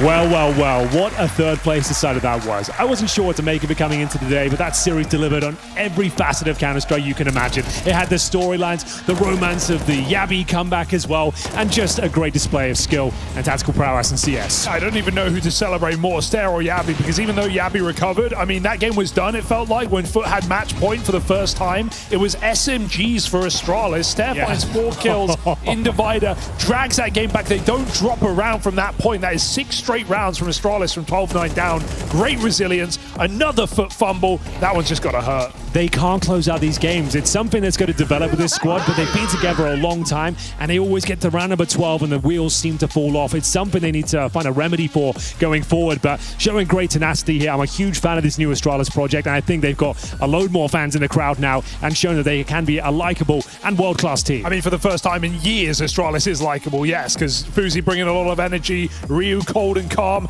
and Stair putting on great games as a HooXi. You know, we get all these voice comm listenings, and regardless of, you know, the vibe, it's always entertaining. It's always interesting hearing what HooXi has to say to his team. Yeah, you just get the feeling as well that it's a group of players who all really get on, you know, they're making jokes, they're keeping themselves in a good kind of space. And HooXi, while he does, you know, give these guys a hard time when they're underperforming, I think it's because he knows what they're capable of when they're playing at their best, you know, and you can understand that kind of frustration. He's seen them when they decimate team spirit. He saw them lock in by the end of this series. He's very, very demanding of this team, but I think for a new look international venture, that's exactly what you need. HooXi definitely deserves his props for this series because he was demanding from round 1. You know, he was not tolerating the idea that they were going to come into this slow or slouched over. He wanted excellence out of the gang. It started with Dust 2 as well. We know Astralis have been up and down on that map, but they've had some great results and some really disappointing ones. Unfortunately, today it was the latter. matter. I kind of felt like they wouldn't bring it back at that point. It felt like they were slow to get going. But once Fuzi connected to the server properly, once they got warmed up in Ancient, it felt like it was going to be a neck-and-neck series, and we certainly got that. Overpass for me, that was so much fun. And the fact we got overtime with so much on the line as well. Normally, third place decider, we're saying, well, it's the difference between another $5,000 or something like that. This time, it actually is significant. Astralis stay above foot now in the VRS rankings, and that's going to be a real nice venture going forward into the major. Yeah, when you consider the Astralis organization missed 5 majors in a row, I know they already have broken back in, but you know, for a long time, this is an org that went from lifting trophies to being completely irrelevant when it came to the major. Well, this team is again another conversation piece coming into Cologne. I think it's also just nice as well to have like the hunger back within Astralis. You know what I mean? Like the old kind of versions of the squad, recycling players, having the old faces hanging around. It's like this is a third place decider where some squads, to them, it doesn't make a world of difference. And sure, we're talking about the VRS implications, but you know, everyone down there's competitors. You know that they really care about winning. When you can't win the trophy, it's sometimes hard to find that motivation. But Astralis were hungry for this win, and that's exactly what you want from this squad. And I think Hooksy echoed something like that when this international team got built, because he talked about how, hey, it's nice having players who want to prove themselves and who want to earn it, right? I think towards the end, maybe Device perhaps lost some motivation in this jersey, you know, with those cycling of players and with those same old results for Astralis. But Fuzi is still very early in his career when you consider his complete lack of accomplishments. Yes, he's played in a bunch of teams in a bunch of regions, and he's reached some decent points, but he hasn't reached the heights. He hasn't lifted the tier 1 trophies. He hasn't made deep runs at majors. So there's so much more to prove for a player like Fuzi, who has shown some incredible form in this tournament. It's almost like, you know, coming into that, though, the vibe from Hooksy is it's like we haven't earned the right to kind of be lazy in a third place decider yet, and I love that. He embodied that throughout the entire thing. So it was a well-deserved win for Astralis, and still for Foot, it's a weird one because sure, they lose here in the third place decider. It's a sign of the classic, you know, get to 12, struggle on closing. I think they should still leave this tournament very, very proud of what they've accomplished. I think if you told them at the start of Pro League you're going to finish in the top 4, considering we got Mouse, Spirit, Na'Vi, Aurora at this event, I think they'd buy your hand off. And the fact they got to the big stage, got that experience, that's massive for them. And no, like, oh, fluke quarterfinal draw. They beat Mouse. They beat Mouse. And the whole, you know, you can call Mouse chokers. The tournament favorites. You can call Mouse what you want, right? But at the end of the day, it's still Mouse on home soil with Brolin in a quarterfinal that they don't lose. They don't lose in quarterfinals. It's not like you beat Aurora and you can go like, oh, well, they've always choked these games. No, Mouse are a lock-in for semis. They were the tournament favorites. Foot took them down in a hard game, and they closed despite a Mouse comeback. So I think, yeah, a lot of credit to Foot. They've had a great tournament. We're going to see a lot more of them. What I'm seeing and hearing from you guys is you enjoyed that third place play. I had fun for a rare third place banger, guys. Yeah. Rare one. So no more show matches then? Well, you know, bring back the caches. The caches, maybe one day. We've done 5 of them now. It feels like it's done. But what's not done, though, we have got the DHL mailbag. Ooh. Would you like to have a rummage, Hugo? Let's put our hands in the sack. Let's bring it up. Let's see what we've got. Henry, it's for Harry, you. You're going to have to read it out, though. Oh, no, sorry. Not Harry. Hugo. You were the one who can actually see. Van Doe watching EPL. This is Van Doe. He's not interested in EPL. He only reacts to the TV if there's a dog in it. Can you please let out some barks randomly during the stream to keep him interested? Henry, you love... It wouldn't necessarily be random if I did it now, though. Yeah, I mean, it's a bit late. Yeah. Also, but Henry, you love photos of pets. You love dogs. You love cats. I know the production trying to rile me up, bringing that there, trying to provoke a reaction. You know what? I do like dogs in general. I just don't think it's appropriate for the show. That's all. Ooh, beautiful. How about that? Nice and random for you there. Vando, loving that. You're so random. You're so crazy, wacky guy. If you want to get involved, it is DHL mailbag at efg.gg. And all that remains now, boys, is the grand final. Hugo, tell us about it.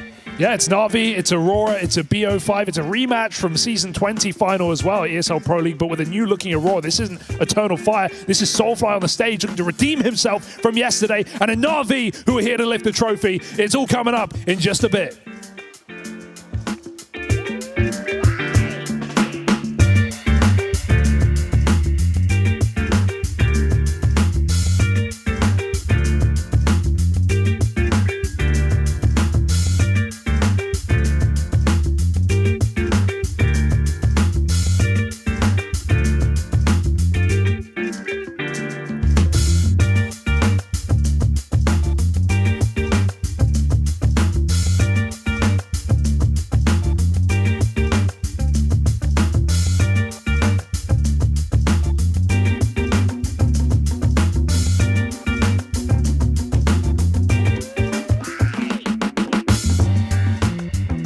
You're not clicking with the mouse, No, you know? Number is cool. Okay, you It's like aura. the numbers. It's aura. I need okay. some aura, you know?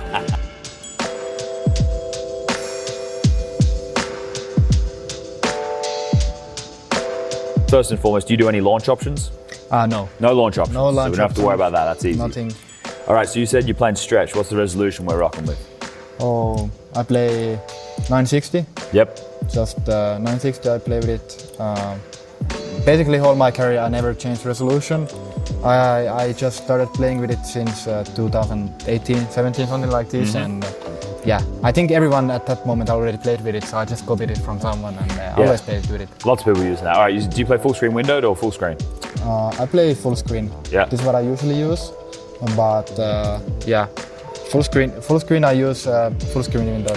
Doesn't matter to me that much. Yeah. Do you change the brightness? 93. I think it's the default as well, but 93 I always keep it. Okay. It's same with every monitor. If I feel like the color is off or something, I change from the monitor. But okay. In game I keep it always 93. What about the video settings? Anything different in here? Video settings, I think they are kind of basic, but I don't play with the low latency mode. I just put it disabled. FPS max, I put it 786. Okay, Also why 786? Just a funny number. It's a funny number. Also, like I saw like some player put it. Maybe I cannot remember who it was exactly, but I saw it maybe from like Yam Yang, something like some really not so popular player. But anyway, like I saw it from somebody, and then I was just why not? Then I go here. I put the 8x, so the highest. Shadow quality, of course, high. Blah blah blah. Then I put everything else is low. I love this stuff. I don't use it. I don't care so much. Ambient occlusion, I think it's also medium on default. I just leave it. I'm not sure what it does, to be honest, but just default, and all of these are also default. I don't change these two. And yeah, that's it. This is everything from video settings. Anything with the HUD edge? I know some players like to bring it in, right? Especially players who sit closer. But yeah, I tried it in the past, but no, not for me. I keep it on default, so everything is like maxed out. Perfect. For me. Your crosshair right here. This one is I call it the Nico crosshair. Okay. So it's just the size 1, thickness 1 and gap -4. Basically what almost everyone else is using. But for me with crosshair, I think I change like every day. Really? Just the color or the size, or what are we talking? Everything. I mean, I usually play with small crosshair, like not above the size of 2. Yeah. But thickness 0, thickness 1 sometimes. If I don't play with this, I play with size 2, gap -3 and thickness 0. This one is also like really common for me. Really nice. Okay, so those two you go between something along those lines. They are like my go-to. When I was 11, they said that I can be one of the best players in the world. I chose to go full CS, just a sacrifice that I wanted to make to become the best. Of course, it's a huge deal to be high elo and face it.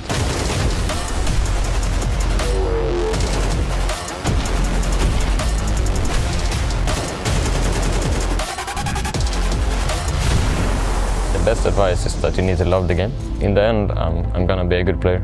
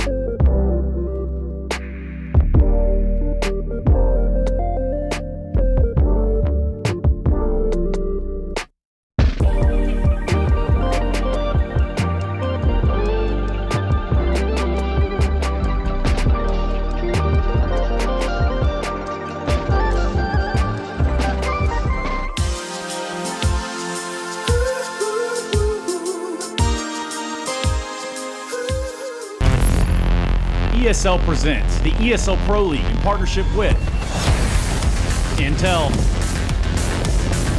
Acer Predator,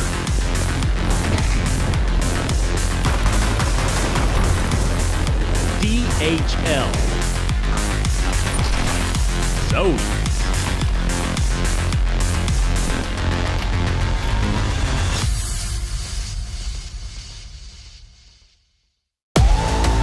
And that's what. Oh! Laser beam!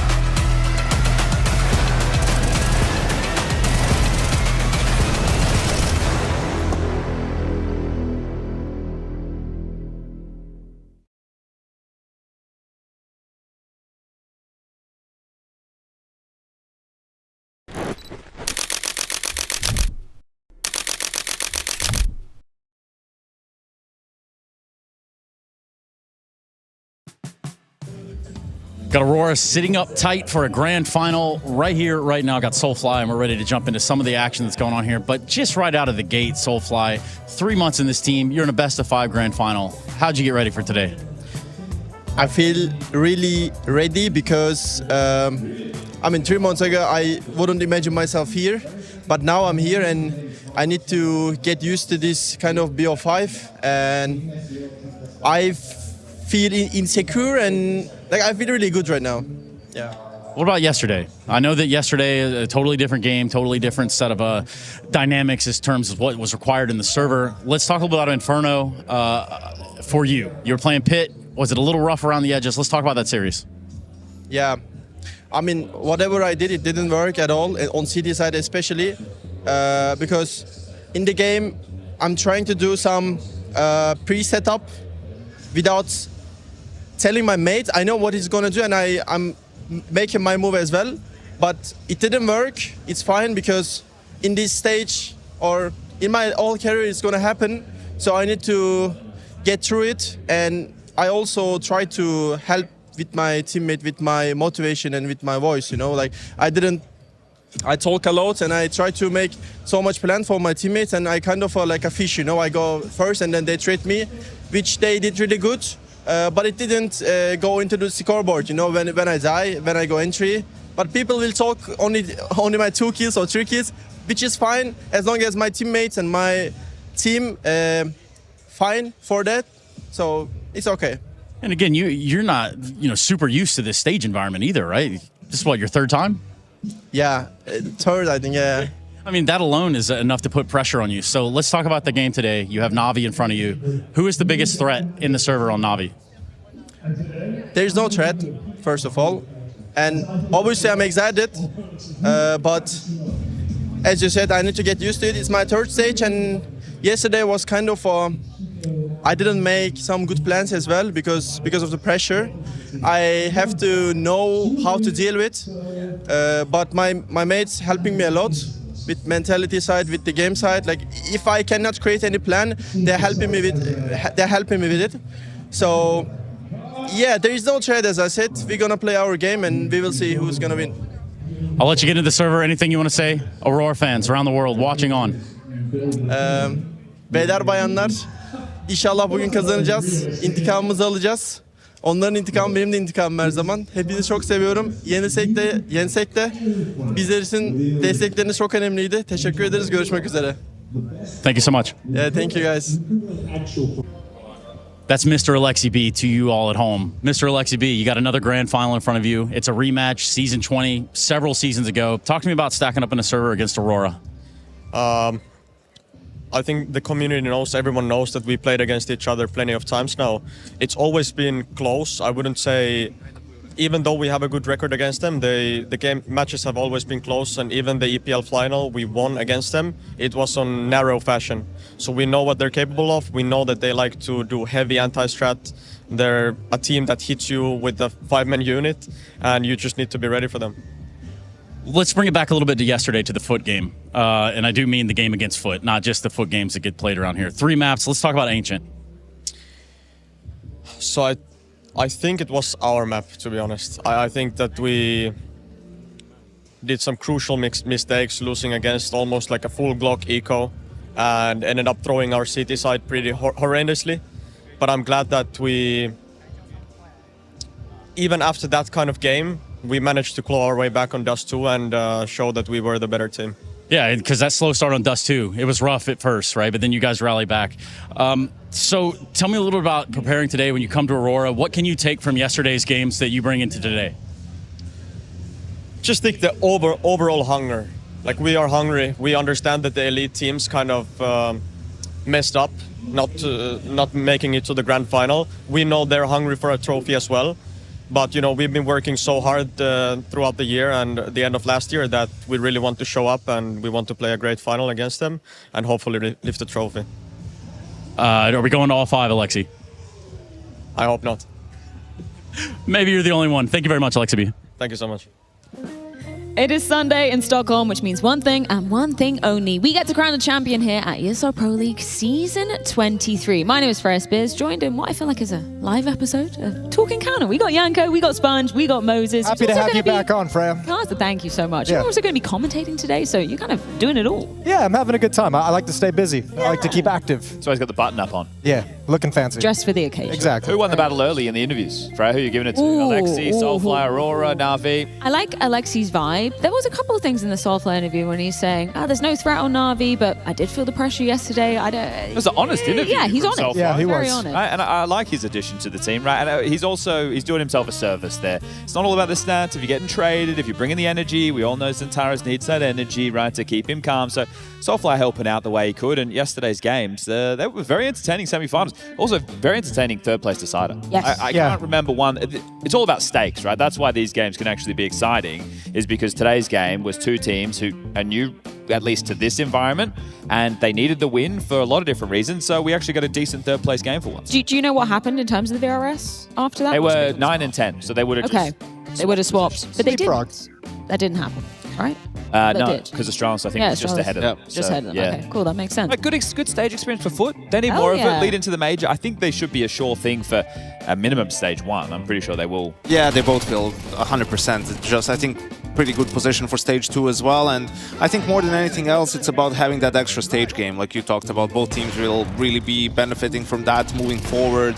You know, it's a different sort of an environment, and not only the fact that it's on stage, but the higher stakes of playing for that 3rd place also do matter. And it was by no fluke that they managed to find themselves there, right? Like the results that Foot managed to post, obviously taking down Mouse, really pushing Na'Vi as well. Alexi saying, Jason, that you feel like Ancient was in the palm of their hands. It really was, and then this was the moment that it all ended. Yeah, I mean, exactly. But I mean, that's kind of been the case of this little Foot run that we had going on in here. Was a team like Mouse as well probably felt like they had a couple maps in the bag also until you have a comeback from Foot. So those guys, I think, showed really good tenacity. I think the big point that we wanted in the playoffs out of them was, do you have a response if you get hit in the face? And they did in their series. That Makazi highlight there, right, is the round that turned Dust 2. And that last kill, to sit in the middle of an A ramp fighting towards Pit, that's not an easy fight. He's got nowhere else to go, does he? It's not exactly, but it's like, that's a nervy fight. And he's actually stayed and continued to tap. So Makazi had some massive moments for them yesterday. I think for Foot, the fact that they have been able to deal with that adversity and continue to march forward, really strong signs. But you saw it here in the 3rd place decider, that the pressure can still get to them. 19.2 average age. Kind of let that one slip there a little bit. But at least we got the entertainment. That's only going to come with more experience, though. Exactly. And I think they've set themselves up nicely for the rest of 2026. Before we get into the matchup at hand, though, we've got to give a shout out to the DHL mailbag. Okay. DHL mailbag at efg.gg. I would like to see some nice things. I wanted a presentation today, Freya. I wanted a whole breakdown. I think you asked for maybe a little bit too much. You think so? You want someone to make a PowerPoint? Yeah, I wanted a PowerPoint breakdown of how they think the grand final is going to go. Frey asked me what I wanted on the mailbag today. That's what I said. I should have put some restraints. Yeah. I wanted somebody else to do my work for me. I wanted to invite the animal pictures back. So they just keep coming, though. You know, you don't have to say everyone's got animals apparently.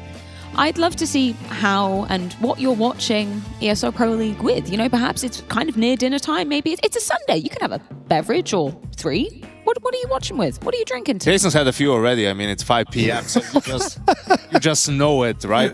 Well, you know, got to prepare for the game. Just to get in the mood for a grand final. He hides it better than anybody I've ever met. Got to get that energy going. It's that nice like billiards peak inspiration, as well. A couple, and then you hit great. It's really what I am. I'm going to help you out, Frey. I'm going to teach you how to do it. Thank you. Yeah, we've been feeling the wrath of this critique for sure. On the other side of things, Aurora versus Astralis yesterday. Main takeaways from that one. Look, I think that this could have been a 2-0. I don't know about you. You were casting with Harry and Hugo, but in my opinion, I think that should have been a 2-0 in favor of Aurora. Yes. They're another team who are suffering from the nerves, right? We had that whole conversation for them throughout 2025. They definitely had some issues winning quarterfinal games. Now they've been able to do it in what we're dubbing Arena Light, right? There's about 1,000 people here. I think the setup is quite nice. It has a good ambiance, and they're winning in front of the crowd, and now they're in another grand final. This time, it's not a studio. So this is a real big positive for that of Aurora, and this is hopefully the turning point, because this team, look, they don't play the brand of Counter-Strike that you see from a Vitality or even a Na'Vi who they're going up against. This is a very pack-heavy team. Madge has even said in interviews in the past that he can't call the way those other teams do. He has to keep them in a lot of 4-1 plays. So this is a squad... 5-0. Yeah, sometimes. But you still saw yesterday in the matchup that they were nervy, right? There's a couple of moments that you sit there and you have to question, okay, what's going on? Yanko, during that Nuke game,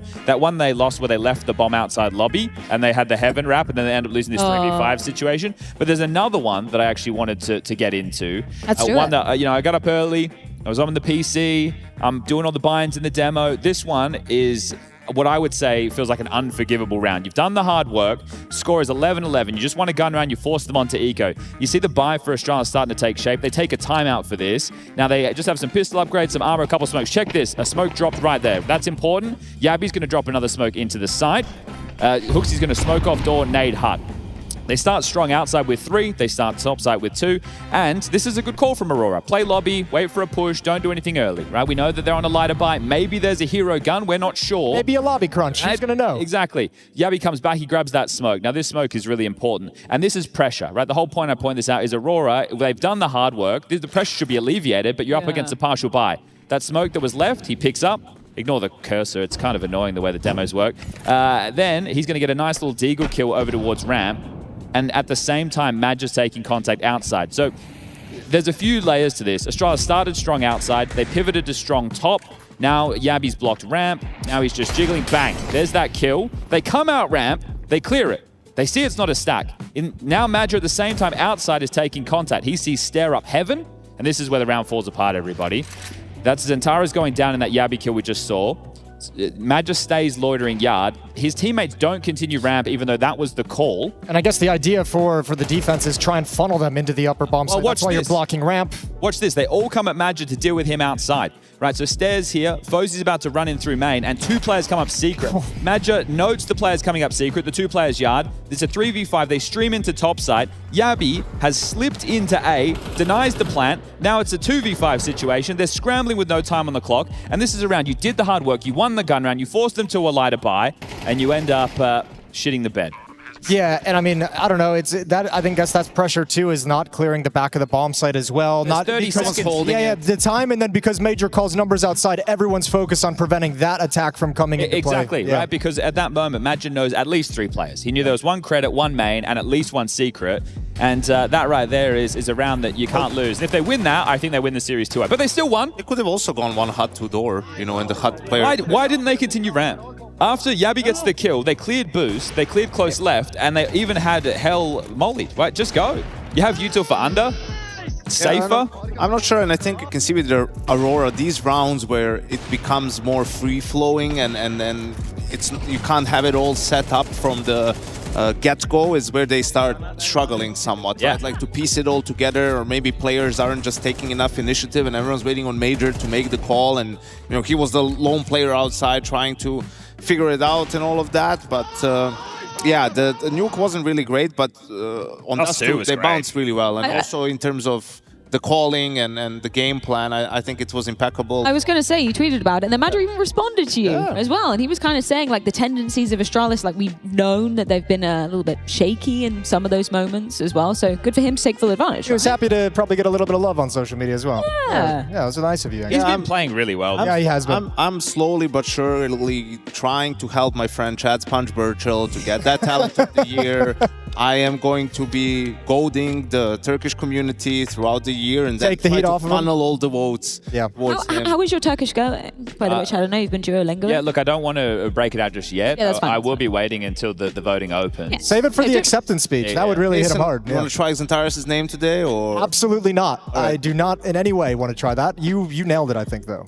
Should we dive into map veto? Best of 5. Obviously, it's only a couple bands, and then it's the order of the picks that matter. Yeah, exactly, right? That's one of the keys. And there's a coin toss to decide who's going to be having that first pick. Yes. So let's keep it up to chance. This is the problem. I think if Na'Vi pick first, they're going to pick Nuke and then... No, sorry, Mirage and then Nuke, which will be their third. If Aurora gets to pick first, it's going to be Dust 2 and then Anubis. And I think regardless, Inferno will be the 5th map. I think one funny thing that I noticed is, we talk about Aurora and their Anubis, and how they were one of the best teams in the world on Anubis. And these series have been close every single time, although Aurora has been losing for the most part. They've never won Anubis. It's crazy, isn't Navi. it? That's Navi has 5 beaten outings them on Anubis every single time. So that's like sort of wild, and they actually go for it over Dust 2 as their first pick. Oh, really? Yeah. Yeah, it's, I guess, because I asked you about this in the lobby of what you thought it was going to happen, because I'm always curious what the approach is from a team. Obviously, they've gone with pick the map that we probably feel the strongest on. Dust 2 might be a bigger weakness for Na'Vi, but they've gone for their own confidence, I think. But that doesn't make any sense based on what Janko just said. And it's not even a small sample size. It's 5 outings on Anubis that Blade and Alexi have a good understanding of the way you approach the map. You know players and teams. They don't always think about it. I would be surprised. How many Aurora players do you think they know that they've never beaten Na'Vi on Anubis? Well, now all of them. Do you think it's all of them?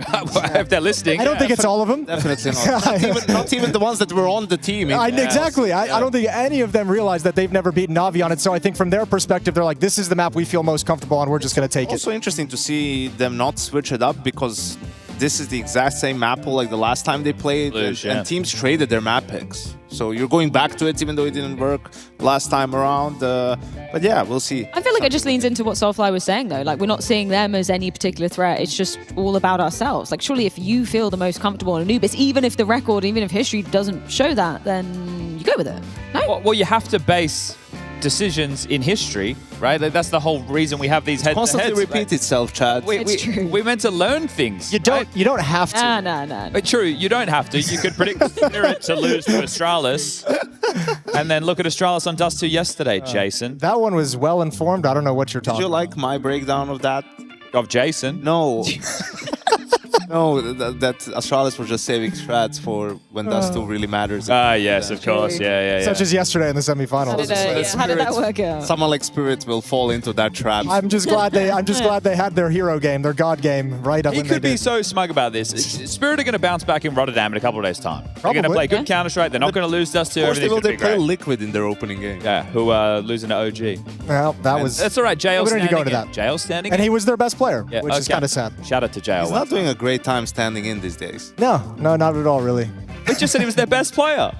Some people could argue he's the best analyst in Krakow. Oh. Some people could argue that. And I would also According to argue Freya. that he was present, when they went head-to-head at EPL Season 20. This was one of the best of 5s of all time. It was what Alexi was mentioning, very, very competitive, and he hopes, as much as it did go their way last time, hopes it's not going to go the full 5 map distance. This was a banger final. Yeah. Maybe It this was maybe the best EPL final out of all those Malta ones. Okay. Yeah, Oh, well, yeah, look, yeah, there was the small definitely. crowd, a very vocal crowd. No, not even when FaZe won the Grand Slam there.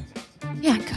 Normally, Grand Slams without a large crowd don't pop off as much as. It's true. All right. So, look, there is the revenge conversation about this today, and this was 4 seasons ago, technically, if we're going to use maths correctly. Not my strong suit, but I think this time with a larger audience and some really positive steps being taken for Aurora. For me, the pressure conversation is still on them. Right, it's still on them to show that they can do it. Whereas this Na'Vi core, we know can win. And honestly, We've seen them win. it has to be remembered, this was a grand final at a time where Na'Vi was the best team in the world. I mean, that this is where they were on a tear. And the fact that Eternal Fire at the time was able to put up such a good fight was a little bit surprising, but also you felt really bad for them because it did seem like this was a great opportunity for them to finally lift the trophy. So if you take that into account, and now they're playing against Navi again, who are not the same Navi from a year and a half ago, you could argue that they have a better chance of beating them now. Okay. And it was the same year that they went on to get best team of the year. They won IM Rio afterwards. But I mean, since then for Navi, they won the Star Series event at the tail end of last year. Final. They were, but not so much else. No. Their major was an uptick. The major was yes. Let's say that, right? That's a positive. Well, the major was was a major uptick for Navi in the sense that even Blade came out afterwards, and I mean he said in an interview this year that the performance at the major is what gave them the confidence that they had enough within this team to keep building upon it and keep reaching. He said the major run was what showed him that they had the material, as he said, and the belief and the confidence in the run that makes him think they can actually turn this team into something that can contend. Something that's a bit problematic though is all this conversation about the map pool, right, for Navi and how much it wrecked them, the fact that Train got removed, that Anubis got brought back, and it's like, I get it, but you had the same 4 players for like 3 years now. The map pool should be deep enough. Your map pool should be deeper at this point, and even Mirage, that was a staple, it's a staple. Then they lose to everyone for a while. Now they're back. Now it's gone again, right? And I think they just had to have been better on more. What happened to their Nuke? For a while, their Nuke was pretty good. Like they played it, 2 times this year or 3 times or something like that. So they really struggled to find consistency on more maps. Like, let's say that Train is even still there. I think that would still not be deep enough for them to be able to. I think maybe in the context of this final, it's like one of those things because you have Train on top of it, and then you lose Ancient as well due to the veto. So like if you're Navi, I think against specifically Aurora, the veto process hurts extra hard. Aurora are happy with the overpasses now, right? They've had those real struggles on the CT side right there. So I think that they're pretty content with how this one funnels in. I know that the head-to-head is very heavily stacked in favor of Navi, right, compared to Aurora / But even Alexi said they were all close games. Like in reality, they came out on top every time, but they weren't stomping them. That's true. Yeah. The most one-sided game was actually the one that Aurora won in Lisbon. Did you see yesterday? Jason predicted Navi to win the whole thing. I did. I predicted Aurora. Was that when it was faded? The ESL asked us on Twitter. No, it was just, we're doing I said Navi as well. It was on the show. Yeah, you weren't here. I think maybe you were meant to be here, Yanko, but they asked me. Are you flip-flopping? No, I was asked. You staying with Navi? It was yesterday with top 4. Yeah, I'm staying with Navi. Yeah? Okay. I have a lot more experience. Are you changing your mind? No, I'm sticking with Navi as well. Freya, you get a chance to change your mind. Yeah, well, my guy's been eliminated. Respect underdog no more. Oh, you have Aurora?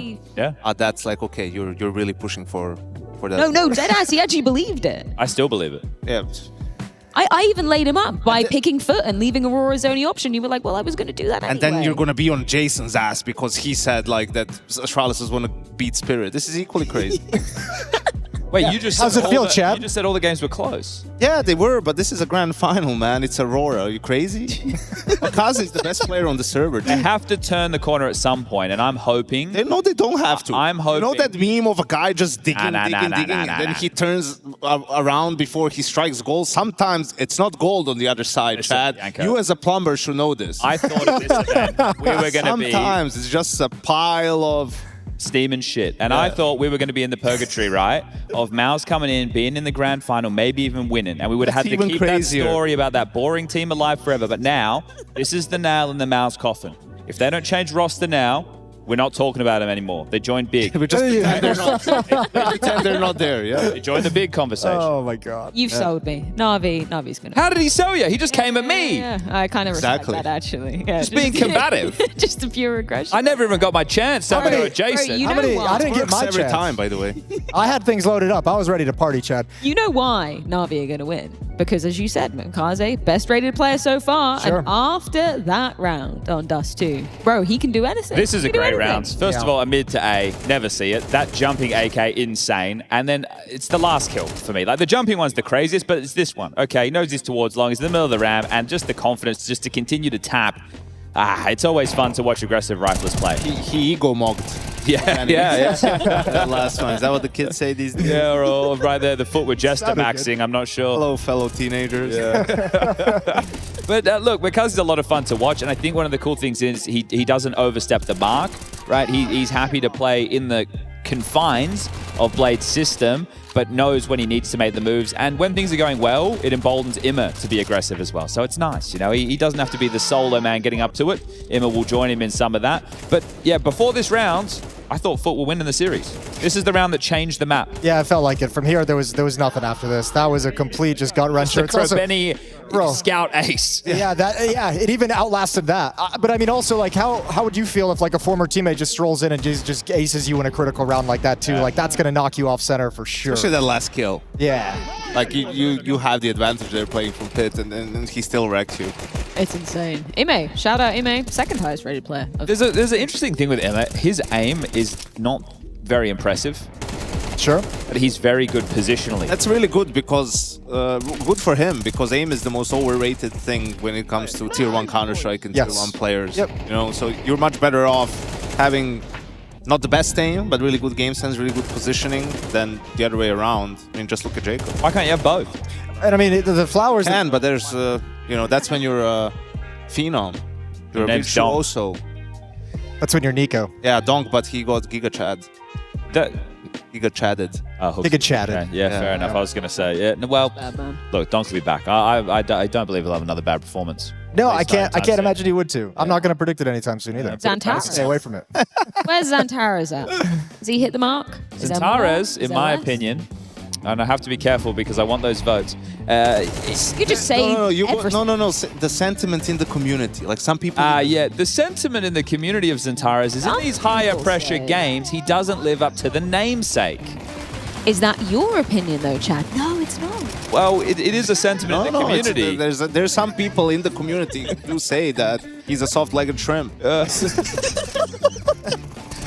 Can that meme transcend multiple people, or is that just I think Nico's? it can. Why not? Why is it exclusive for Nico? Right? Like more people can choke in big games. You'll have to ask China. Like Monacy and Kosuke. It's not an exclusive. Oh wait, club. they're all on Falcon. It's just they're all on one team. They like to eat soft-legged shrimp over there as well. But yeah, look, Xantares for me, I think in some of these games, when you want him to be the man to carry that output, he doesn't. I turn to the Wakadias of the world. Yeah, and they am. Yeah, as you should. And the majors. I really like Wakadia. Yeah, and the majors. Sometimes, man, he just pops off. And in that last series, you know, on Anubis, he had 4 kills on the map that they lost, right? 13-9 or 13-11, so he can do better. He'll do better. I think even in their quarterfinal, he had some really important moments too. There was the Inferno that I'm remembering. He had like 2 5-7 kills, picks up the AK, gets another 2 frags, or maybe it was only a 3K. Either way. That's 2 T-side yesterday. So yeah, Madja for old boy, he's 35, right? I know the plight of his existence. I feel it. The fact that he is able to continue to get out there and take it to the younger generation, I think it's impressive. Just physically, it's not easy. And every time I speak to you guys, it just makes me more scared to get older. Is it really that bad? It's not that bad. It's that bad if you're a Counter-Strike player. I mean, you just need to pick like something that's going to help you deal with that. Like Chad plays Faceit solo queue, so that's why he's miserable. Like being all the able to time. touch your toes, apparently. Yeah, but that's a big deal. I think you're closest to Jason's remedy, Freya. Yeah, me and you. It's a couple of bevies every day. Yeah, it's so keep the blood pressure, you know, low enough, like stable. And back to back happy hours, baby. If you're just tuning in, maybe we could bring up the veto in a lower third, perhaps, to get us out of this horrible situation. And we can talk about it a little bit more. That of Mirage, starting off. What's your take from Na'Vi picking into that? So Yanka brought this up, the fact that last time they played, they traded map picks with these 2 openers, right? So you're hoping that the adjustments have come through, but I don't think Aurora's Mirage is that bad. And I think it's actually because it gets picked against them a lot. They're having to get practice in on it. But it's the stylistic clash that's the issue for me today. It's almost unfortunate that there hasn't been an extra day for these 2 teams to prepare for this game, because they're both prep heavy, right? And they anti-strat a lot in terms of like trying to find some weakness. Actually, let me put that in a different way. Not the anti-strat a lot, but they have very specific game plans. Okay. Perhaps, right? Like we saw yesterday on that Dust 2, it was a lot about baiting rotations and putting pressure on mid to Bs on Dust 2 T side to force like the reactions of Cooksy pushing long and things like that. And Na'Vi, I mean, we saw in the quarterfinal at the major how they're able with, you know, a good game plan and some anti-stratting to completely dismantle a team. So I think that's what I'm very interested to see in this matchup. How will those T sides look like? What is the focus going to be from these captains. I think there's a fun conversation for me. The tactical side's going to be really cool, but also I think the conversation around the Oppers is pretty big at the moment because Wonderful's still under a lot of scrutiny. We've seen him have some rough games here in the playoffs, some critical misses. We know he can be good, but the last time in that grand final they played in Season 20, it was Woxic and Wonderful popping off on the scoreboard. Those guys were two of the best players, but if you're going to go into a world where Woxic performs that way and Wonderful doesn't, that's a huge issue for Na'Vi, and obviously same as vice versa, but the performance of the Oppers with so much attention on Na'Vi in the offseason saying there's an upgrade that you could probably make in that department, I think this is going to be pretty interesting to watch how Wonderful kind of handles that pressure, because he's got it individually on his shoulders and the team pressure that he's dealing with as well. I think he's been under it for a while, and then it's been spotty good performance from him, so it's just what side of the bed is he working up on? I think both teams have a bit of a tilt factor as well. Right, you can see when they lose some bad rounds, they get very animated and not in a positive way. It was interesting hearing Foot say they wanted to try and exploit that. Like, you don't normally see that out of like the inexperienced kind of underdog, but they're like, yeah, we know Na'Vi has a tendency to tilt, and we think we can actually put him in that area. I think if you're Aurora, you got to be thinking the same thing too. I think it's true on the other foot as well. What was it? Woxic in the final rounds of another one.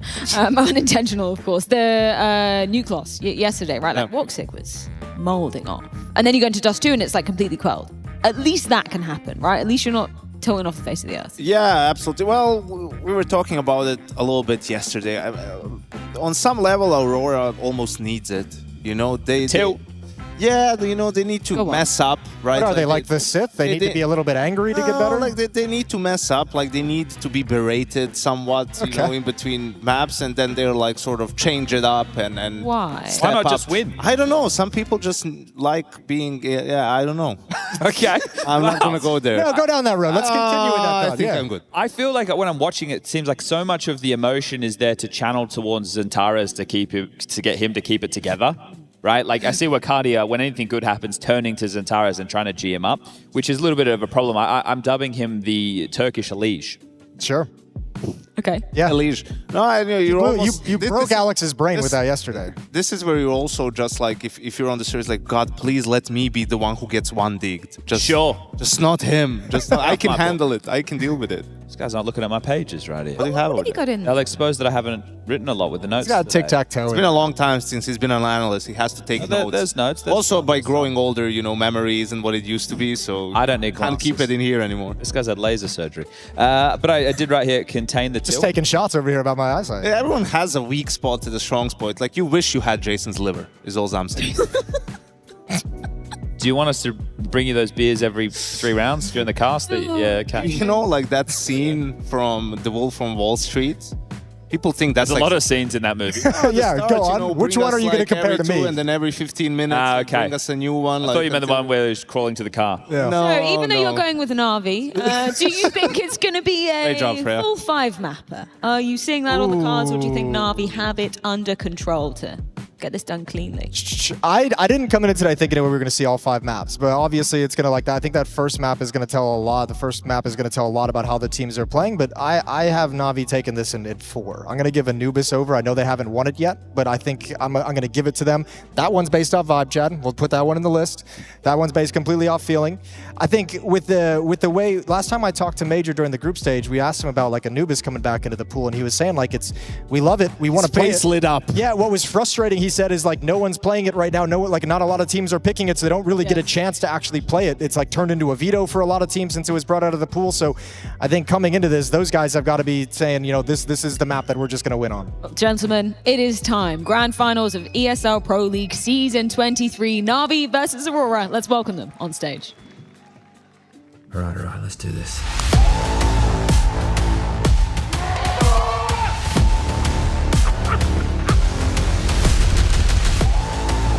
And that's what laser beam! Window no scope from Senzo! No way! It's a perfect end! This is California! This is madness! Aurora first to be entering the arena today. As Woxic said, a little bit cursed in playoffs if we're looking at some of their history, but a chance to turn that tide today versus Na'Vi. These are my boys, Yanko. They have turned the corner. This environment, Arena Light, is where Aurora can finally start to show what this team should have had in store throughout 2025. New boy Soulfly at the front of the pack. Nerves are necessary. It's just how he channels it. And I hope that that passion carries them through today. The only corner they'll turn, Chad, is this one at the end of the walkout to get into their booth. It's going to be the same old, same old. They're going to choke away map 1, bounce back from map 2, and then Navi's going to close it out.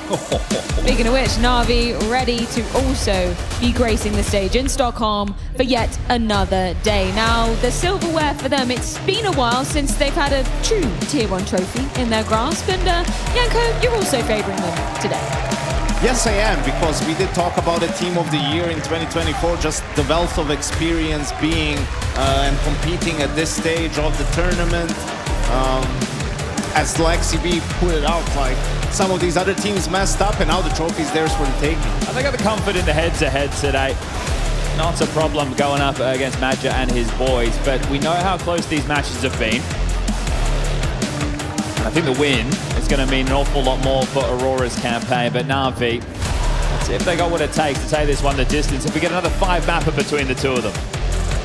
Who do you think is going to be popping off the most on this stage today, Janko? Hemokaz's had a great tournament, right? Like, they saved his team in the semi-final, and I expect him to have a great final here as well. Well, it's time to get into it. One more best of 5. It's Na'Vi versus Aurora. One EPL, we played final against Aurora. Just getting flashbacks from the Na'Vi in the EPL season 20, I think. It was 5 maps, so it was spicy. Now maybe it will be the same. This time maybe we're breaking the curse. I don't want to say some big words because I didn't say till we come here, and I will keep it like this. We'll see, like, we'll play our game. Who is just deserving gonna get the trophy. We had a lot of tough games, every game making you stronger. Glad that we had this kind of long path. We are much better than we were on the start of the event. We will not focus on the trophy, we'll try to show our max potential.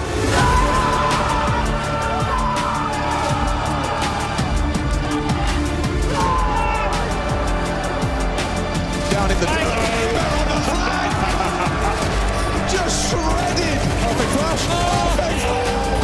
He got the third. Wicardia. Oh, and he's going to round it out with 4.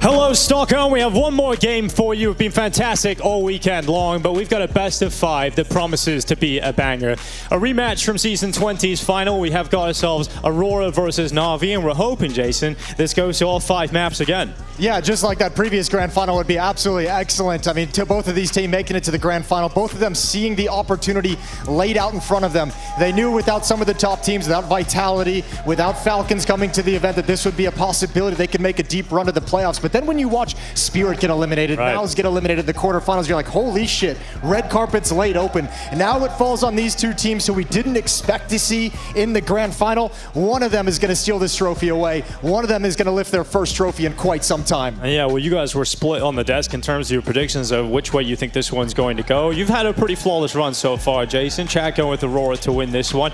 But I'm interested in you guys, Stockholm. Who do you think is taking this one? Have we got any Na'Vi fans out there today? All right, and how about Aurora? Anybody supporting Aurora in this grand final? Okay, well, I think the crowd's edging towards Na'Vi as well. It's going to be a tough battle. Obviously, a lot of excitement and brawly between both of these teams. I don't know. I give Na'Vi the edge due to the tactical nature, the structure that they have. But man, the force that Aurora can bring to the table can overrun all of that. So we're going to see them settle down into their seats. These grand finals set to go live shortly. This is an incredible opportunity for both squads. Na'Vi looking to kind of get past this idea that sticking with this roster, seeing the potential of it, even when other people on the outside are doubting it. Yeah. This is a win that can be a redemption for them, that can secure the fact that they made the right decision and sticking with this, that there's more left in this roster. And for Aurora, you're still battling those demons of being able to lift the trophy, of being able to perform well on the stage in the biggest matches. It's a question they have yet to answer, and they're hoping with Soulfly bolstering the roster, now is the time. 2 teams, 1 trophy. Aurora versus Na'Vi in the grand final here at ESL Pro League Season 23. will kick things off for Mirage. Na'Vi starting on the T side. And one last game here in Stockholm. Right out of the gate, we're going to get Na'Vi sending all 5 players towards the A bomb site. No messing around, spreading across the map. They've got utility, 2 smokes, Molotov, and a couple of flashbangs. Set up an attack with Bit and Makaze coming out of Palace. They're going to try and flood into this A bomb site. Woxic playing passive at Ticket. Major and Zantar is in middle. They're going to be playing Khan behind the smokes as they pop in. Good start here for Woxic. Clean first headshot. He's got another one. Off to the races. And he jumps up on top of Ticket, maybe feeling a little bit too much. You can forgive the heat check. Yeah, fair enough. Joel Beretta's dropping down into the sandwich. Good reaction from Bit. And those early advantages the Woxic pick up have now gone back to even numbers. But Na'Vi are low, and here comes the retake attempt out through CT. Zantares has landed his shot. Madra also getting involved, putting it all on Wonderful. And Zantares will drop him, and Aurora have the pistol. Well, hopefully that's a taste of things to come. A scrappy pistol round, a brawly pistol round, some lovely shots from both sides. It's those opening kills from Woxic. Not only 2 beautiful shots, one-tap headshots, but you take the real teeth out of the attack. You take away the guys who are meant to create space and make it awkward for the reinforcements coming in. Once those guys are gone, everyone else from Aurora can shuffle in. They got plenty of room to work with, deep angles to take. And Aurora start us out on top 1-0. Well, you're going to get that force buy through from Na'Vi, obviously getting the bomb plant out. So 3 Khalils, a Deagle from Makaze, and a Tech 9 for Alexi B. Plenty of utility as well for Alexi, so opportunities here for Na'Vi to try and even things out right from the get-go. Let's see if they can get around the danger.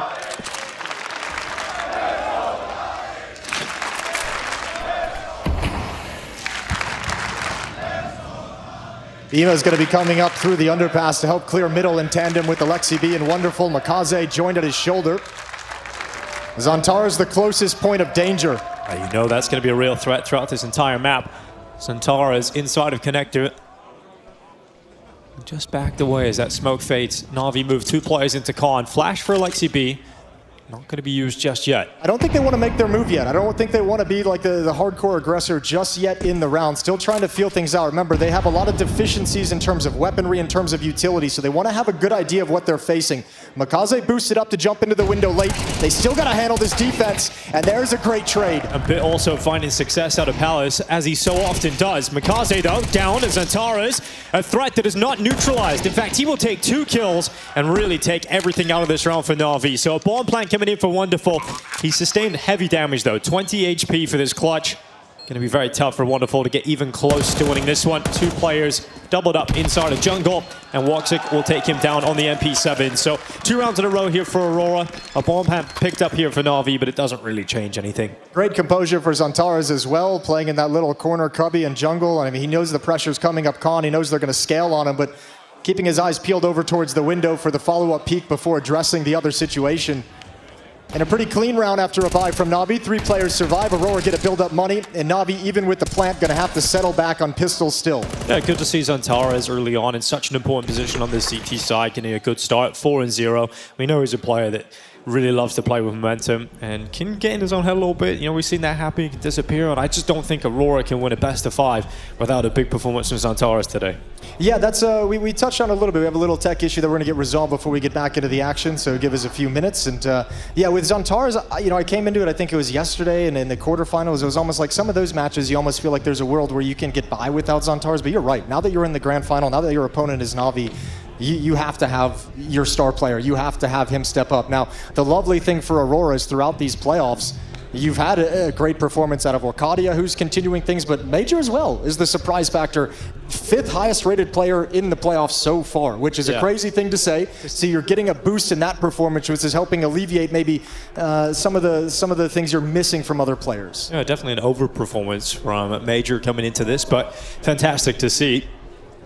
For the Na'Vi side of things, don't think they'd be here. A really strong shot that they wouldn't be without Makaze and that big ace he had yesterday on Dust 2 versus Foot. Yeah, certainly in that isolated moment, he's also, I mean, you want to talk about the top players of the event, he's number 1. So an incredible performance from him. He's in a campaign right now to lift his first trophy in his career at an event of this scale. So for Makaze, a lot rides on the line here, but you know, they know that as well on the Na'Vi side. I think everyone's spoken very highly of his performance.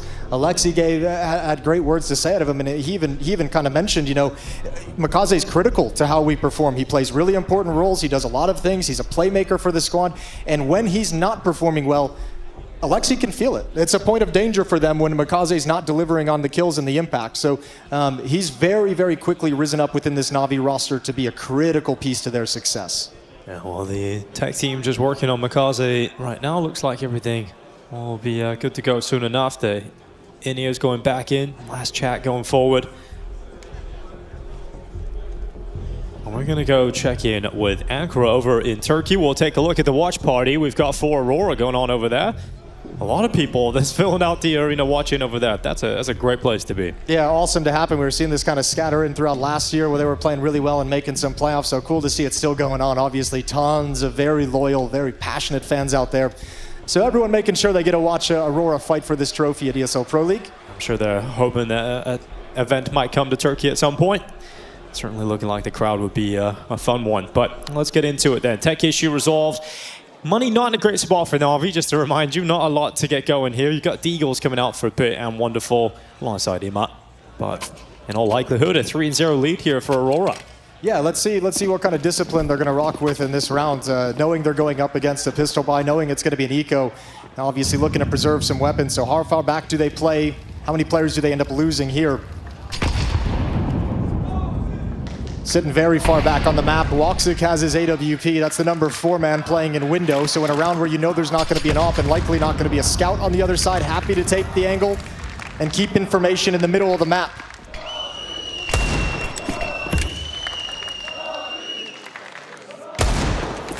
Well, Makaze taking an individual play out towards top ramp, hoping he could catch one on the Deagle. Yeah, it's information though, right? When Makaze takes that little jiggle, not really a high percentage chance he's going to hit any kind of a shot, but he's also saying, all right, well, he's playing back at ticket, so we have some room to work with, and I think that's what's causing Alexi to bring the team back to the A bomb site. Now, unfortunately, off that spot, the rest of Aurora slid over, and they've gotten way more aggressive, so there's no longer a free route into the A bomb site. Right, looking like they're ready to shut this one down. You've got Bit waiting in Patless, but he's going to be smoked out.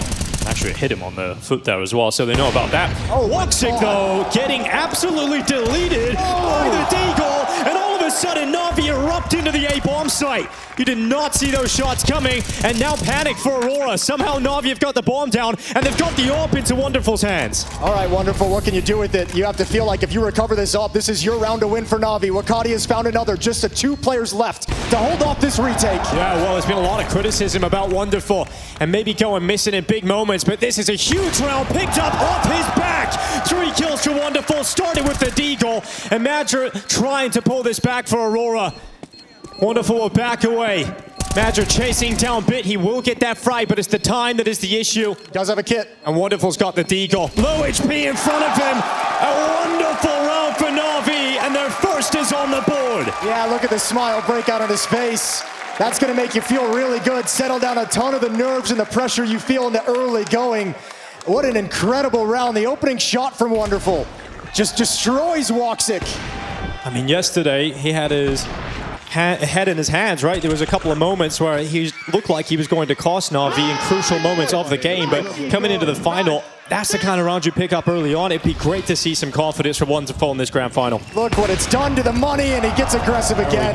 Lucadia taking a little bit of extra time up on the railing, picked off, and a 5-on-4 for Na'Vi. Great to see the start from Wonderful, 7-2 now. Wielding that AWP in middle already, getting the opening kill of the round. Can't even really, I mean, the crazy thing is you can't even really blame Woxic for that whatsoever. Just in the previous round. He just gets deleted. What are you supposed to do? Aurora going for the conservative approach to the economy here, not wanting to throw everything they've got at this and make sure they have enough money for a really solid buy in the next round. Ima will be put under pressure. Alexi B going to assist him in alleviating it, and now we've got Matcher just waiting inside of the A site. P250 in hand and detected by Makaze. So Na'Vi have 5 players staying alive and money really starting to swell. Yeah, let's see how Alexi B is gonna pilot this T side. First gun round coming in. Woxic has the AWP back in his hands. M4 is picked up for the Aurora side. Timeout called early by Aurora. Very, very early on. I think more than anything, this is, sometimes you could lean this towards like a tilt factor or a stress factor. I think more than anything, this is talking about the money and the resources that they're going to bring in. Getting the AWP out on Woxic was a priority. That's going to put Major back down to an MP9 as that's passed over to him. Woxic couldn't afford the M4 in return. They're going to be missing flashbangs and Molotovs across a few players, missing kits across the team. So this time out is a conversation on how they want to handle this round. It's a little bit of a busted buy going into the first gun round, and that never feels good for the CT side.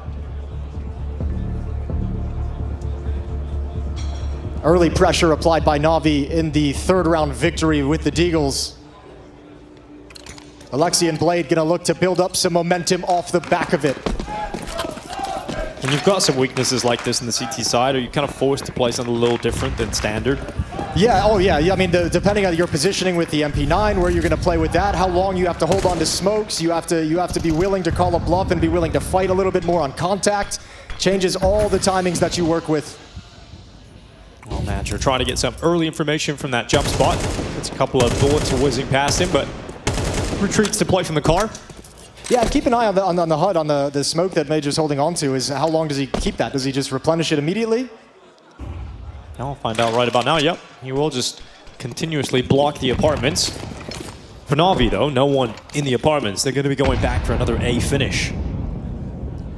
Woxic in the exact same spot back at Ticket as well that he just got destroyed in last round by Wonderful. And he doesn't have a smoke either, so there's no ability for him to deploy the defensive smoke to create space to step into the bomb site. Aurora might get locked out of this by the utility and then have to play the retake. Oh, Woxic. Flash is up this time. No shot landing for Woxic, but at least his head hasn't been torn off by a Deagle immediately. Na'Vi filtering into the site. Mikaze applying pressure already towards CT spawn. Yeah, look how much room. Woxic is going to feel this heat. Yeah, without any M4s in the bomb site itself, there's nothing for Woxic to do. He's got to back away from this fight, and now he's going to be locked out. Bomb being planted, and a very strong position for Na'Vi. And a tough retake because you've only got one player with utility. It's a smoke and a flash. And no kits. And not a single kit in play for Aurora. So actually you can't go for this. So they're going to back away. And no one dies in this round. So Aurora backing off to save their weapons. And we're looking at Na'Vi taking the lead. Crowd now, not proud at all. No, shot onto Mikaze. Yeah, Woxic brought down low. The rare unicorn round where just nobody dies, everyone calls it even, just a tactical outplay from Na'Vi. And they are absolutely loving this in the Department of Money because look how much Na'Vi are going to have at the end of this round. Yeah, it's a bit of a nightmare scenario, but I think in the long term, this makes a lot of sense for Aurora, as frustrating as it can be. All 10 players survive. And Na'Vi take a 3-2 lead. Now we buy back up. That's a perfect round for you to ask me about how utility is going to change the way you approach rounds, because you can see at the end, normally in those executes, it's like the retake, you know, the CT side gets an advantage because the utility for the T side's used on the execute, and then the CT is going to use all their nades to retake the bomb site. But when you don't come into the round with much, you don't have that advantage. Yeah, well, both times, very effective neutralization of Woxic towards CT. First time was Wonderful landing a blinder on the Deagle. Now they get rid of him with utility and pressure from Mikaze's AK. Woxic going to be starting this round, peering through the top right of that smoke in the window and not catching an opportunity. So we'll retreat. We'll go back in towards connector instead. Conceding mid control. They have a setup that allows them to spring a trap in the mid round if they want to. Akadia is playing on short. Zantara is still hovering around window. Woxic on the stairs can react to Khan very, very quickly.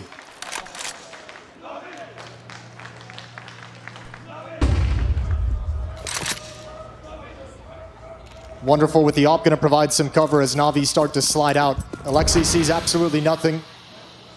Him and Ima going to work over in middle. Wonderful carrying the bomb, shifting back towards T-spawn. So the first step for Na'Vi is getting Ima in position. Move him in towards Khan, let him play under window however he wants it. He turns into a lurking pivot position for the rest of the round. Oh, smoke broken. That plan thwarted. Yeah, great start here from Woxic. An opening frag in favor of Aurora. 45 seconds left, and the response for Na'Vi is once again looking at the A bomb site for the finishing move. Well, Soulfly, because of his position, has detected it early, but Na'Vi can always rely upon Bit catching a good timing out of Palace. Soulfly gets hard cleared, and once again, this A bomb site defense does absolutely nothing.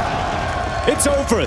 This round is done instantly as soon as Na'Vi decide to go into this A site, and Bit is the release valve. This is the tactical prowess of Na'Vi. This is the understanding. Yanko mentioned on the desk how prep heavy they were. Look how well they've neutralized Woxic and how well they've just attacked into him for these past 3 rounds. First time they pushed him all the way back towards CT spawn, locked him out. Then they delete him with the Deagle shot. Now you have a situation where they recognize it's close up towards ramp, and Bit just takes the opportunity to slide out Palace and grab a free kill on Woxic. They have completely made his life extremely uncomfortable for these first 6 rounds of play.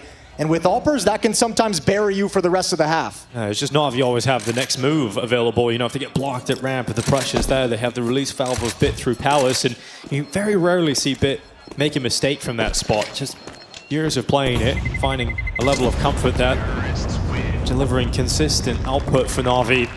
The hunting Madrid down, he only had an MP9, that gets saved over, but now we're looking at a situation here where you don't have enough to get the AWP out again here for Aurora. It's a tough spot economically. Very tough spot economically, but more so than anything, tough spot strategically. There's no fight in these last few rounds. The full 5-on-5 save, now you get destroyed with only 1 kill, not even putting up any resistance to what Na'Vi's bringing to the table. We'll see if that starts influencing the tilt factor we know that Aurora has building up.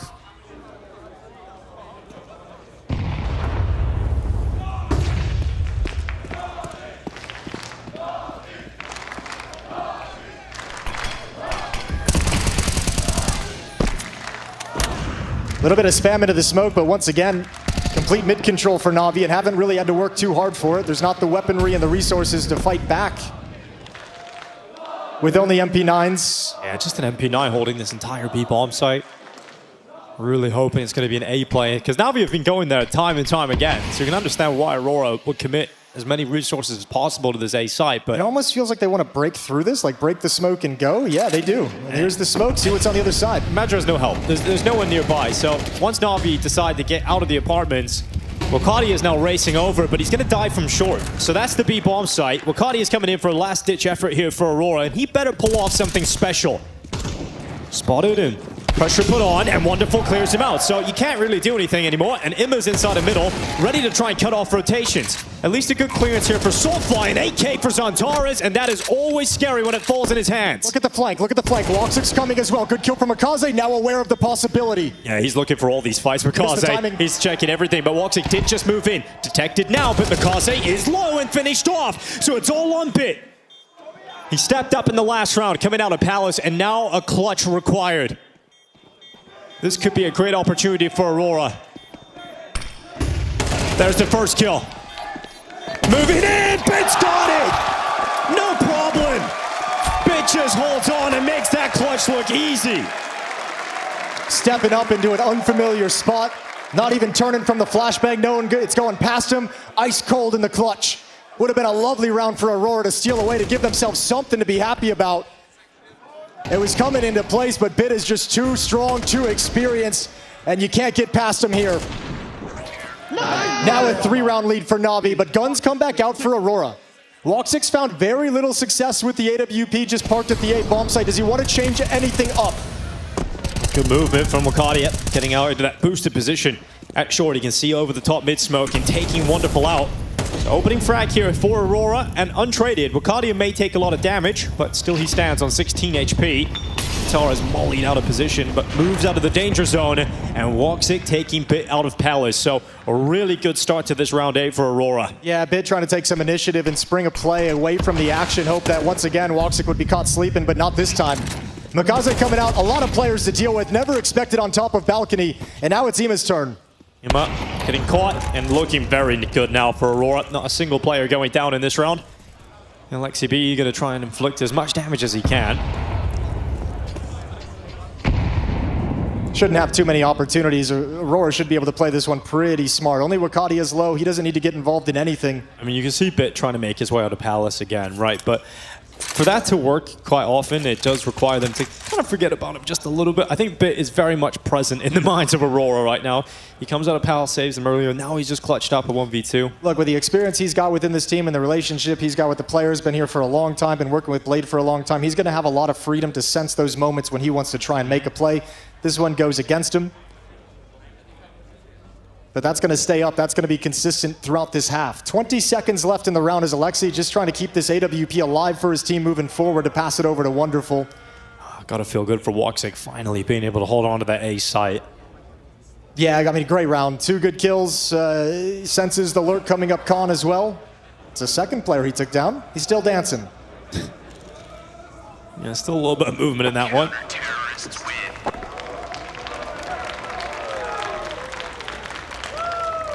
Five to 3 as we head into round 9.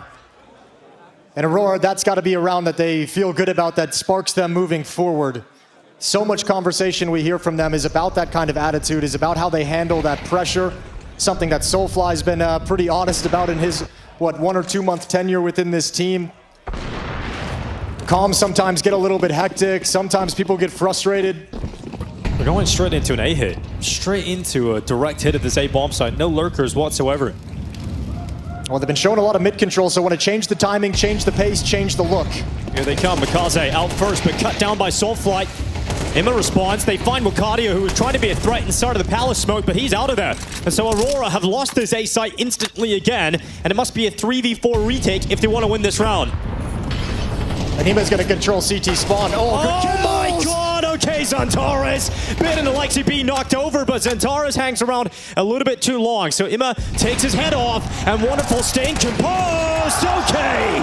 Gets to that second as well. Great work from Wonderful. And Na'Vi not getting flustered once Xantares gets those 2 kills. Not at all. That could have actually thrown that round into complete chaos. But great discipline from Na'Vi to just stay poised, find the kill back from Ima, and Wonderful with the final 2. Was wondering what kind of performance we were going to get out of Wonderful today. 10-4 to start things off. Big impact round number 3. 4 kills, opening things up with the Deagle and picking up an AWP to save the day and reverse an eco round. Forces a second timeout out of Aurora here.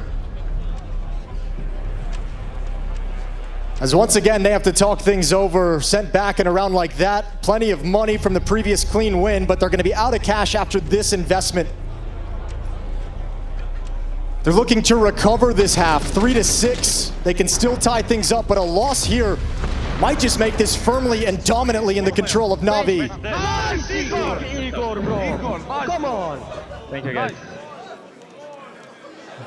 Moments of the group stages where we were hearing a lot of nice Igors, Jason. We're finally getting them here in the playoffs and the grand final. Aurora can respond with a buy. They've got an AWP out here for Woxic. Everybody on a rifle, but Xantares dead first. The timing of that is gonna piss Xantares off so much. Just as he slid into that play, it gets broken open. Na'Vi feels like they have such a good read on how this team likes to defend the bomb sites, the different plays they like to make. They've been prepared for everything in this half so far.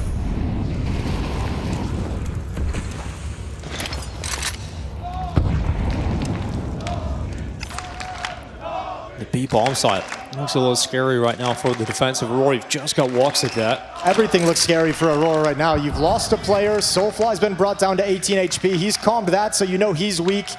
You don't want to rotate away from that weakness either. So you're trusting Woxic with his AWP. He's got the angle here at short for the time being, but he actually looks up to the apartment. Soulfly spamming down, assisting, dropping Wonderful. So the AWP on the other side is gone, but Woxic forced into the open by utility, and Alexi B nails his opportunity, and yep, they're held back. So Aurora gonna have to retreat. 2 players in extremely low health. Not enough output from the initial defense, so it's a safe call, and Na'Vi up to 7-3. Yeah, Major took a leg shot as well on that scaling up short from Na'Vi, so when he's the first rotating man, like, you can't do anything once Woxic goes down. You can't even step out and see if you can get lucky. This half is starting to play out just in brutal fashion. Aurora gonna have to, well, I was gonna say they'll have to save in the next round, but with the bonus building up, with Soulfly at 2K, Major at 1100, might be able to put together a strong buy. Actually, I think they're gonna have to, with the scoreline being the way it is. It's got desperate on Mirage pretty damn quickly.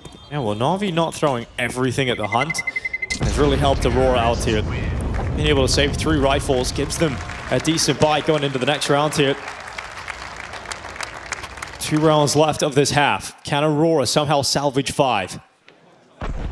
Here's the opening kill, just broken open, and Xantares, the immediate turn. Woxic had missed the information of how many people were on short, how far they had scaled, and just kind of comes out into the open to his death, doing everything he can to protect his rotating teammate of Major, but falls prey himself to the attack. Aurora winning the pistol, converting it, and a single round since then. It has been a dominant half of Counter-Strike from Na'Vi, and they're looking to try and continue that into the final two here. 3-player start A for Aurora. Antares will not be spotted towards connector. Not having a great time there at the moment. I don't think anyone's having a great time on this this Aurora side on CT. Not a single person is saying we're handling this just fine. So Navi's going to play this one slow. See if they can pull as much utility as possible out of this defense. They've got Ema in position underneath window. Alexi paired up with him just to make sure that mid stays safe and under their control. Makaze just now shifting back from the B bomb site. Wonderful is going to join up with Bit at the ramp. And an attempted split into the site as well. Question B, what do Ema and Alexi B do?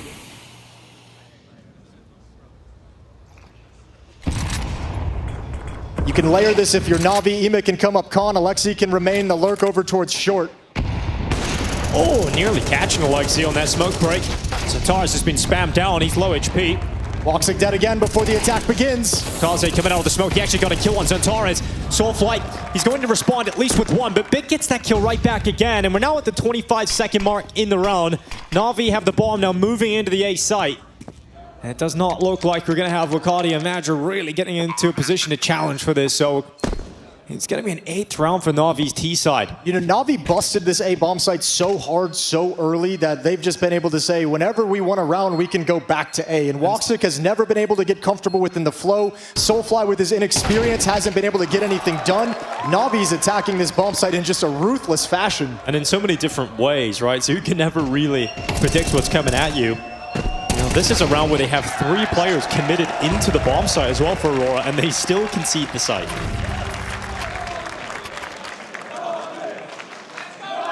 We've now seen it on a couple players too. It was a bit earlier, kind of popping through Palace on a timing to peer into the bomb site. Now it's Makaze. I wonder if that's just something they've kind of pointed at and said, when we do these A hits, someone's going to be in the bomb site, is going to be available for this fight. Woxic's got to be so frustrated. Taken down from the side, Antares gets killed from this Palace play. Soulfly can't stop it in time, and this round just goes all to hell. Final round of the first half. How dominant is Na'Vi going to make it? 8-3. Well, Woxic just throwing balls to the wall, running up towards top middle, but he does retreat, not getting the fight he's looking for. But Wakadi is hanging around, hoping he can get some impact here in this first half in some way. He'll just take some bullets to the back, stays committed, looking over the connector smoke, but no one getting a pick here for Aurora. It's going to be wonderful finding the opening frag. Yeah, Aurora this round is Antares and Wakadi are really trying to force the mid fight. They feel like they needed something, some kind of kill early on to give them an advantage in the round, and just overextending, over-forcing it, sticking around too long. And now they've lost one.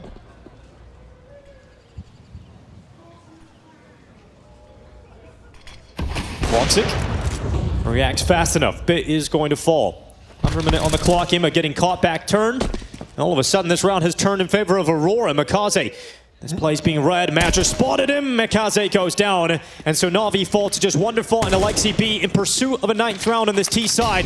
They'll go towards the B site. Alexi B taking Madra down. Rotation has arrived in time of Wakadia, putting Wonderful in the 1v3. All right, well, he's going to have Woxic jumping out towards short. He's going to have Soulfly and Wakadia coming market. Can Wonderful put this together? Incredible half so far. This would be the cherry on top. Getting aggressive. There's the back turn. There's one. Now they know he's in the market. Switches out to the AK. Wanting to finish it off with the rifle. Wakadia hearing that step, but Wonderful! It's down to just one more. Woxic tapping, but not sticking. Utility going in. And Wonderful moves out. He's got the cover now. He's put this one together. Wonderful! It is wicked! Destruction in this half from Wonderful, silencing the haters and giving a 9-3 lead to Na'Vi.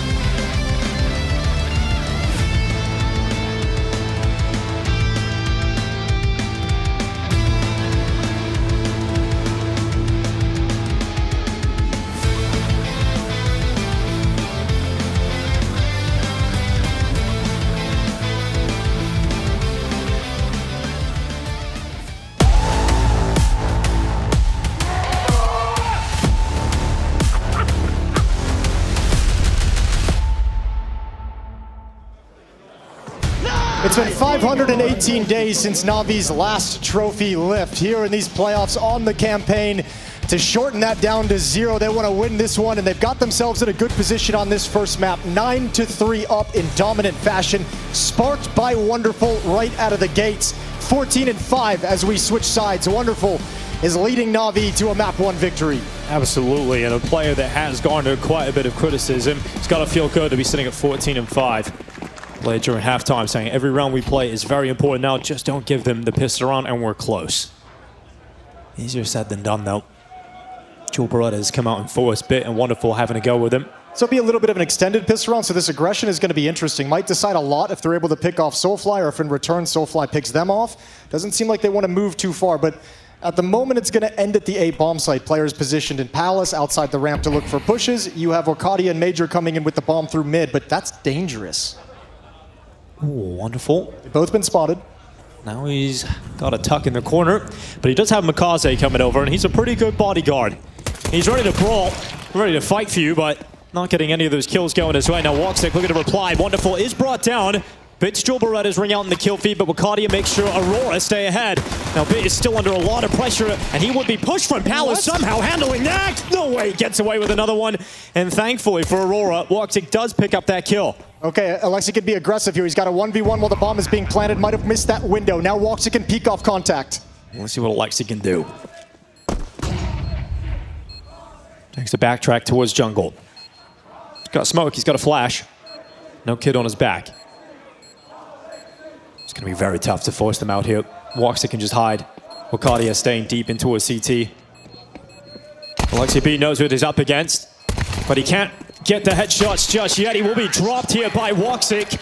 A very important pistol round picked up here for Aurora. And a good bounce back from Woxic in this pistol too. Triple kill with some very nice shots on the P250 to be able to secure it for Aurora. So Navi goes against what Blade's advice was at the start of this. Here's those lovely shots with the P250. But for the half he had on the CT side, constantly getting countered, constantly getting picked on, constantly being attacked. Finally, he's got something positive to lean on. A lovely triple kill and a very important pistol to keep Aurora going.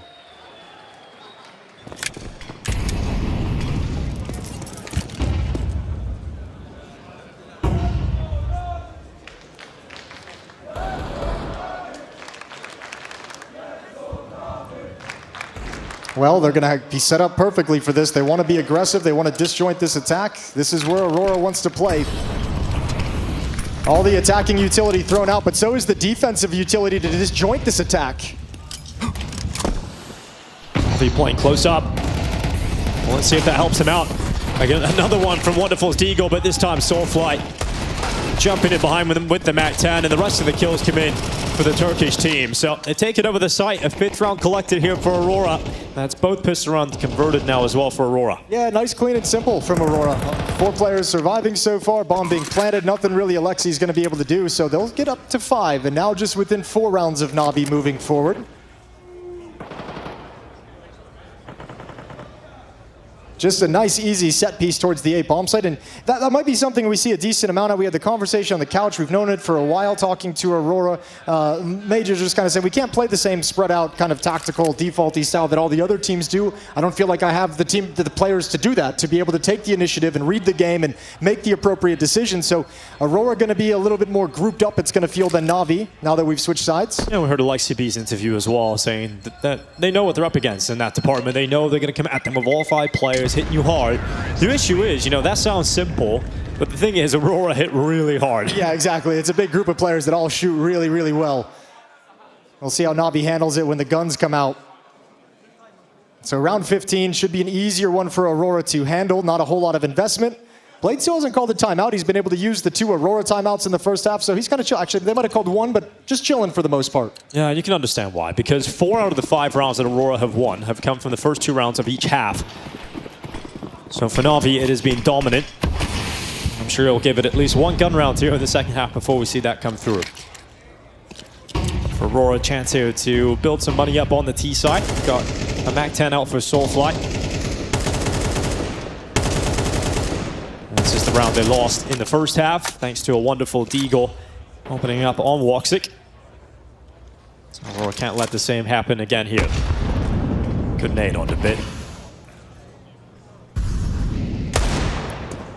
Yeah, dangerous. That Deagle's on point today. Major's gonna back away, takes a tag.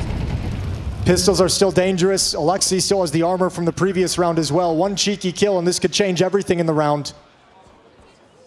Ima's gonna be the first Na'Vi player to have a chance.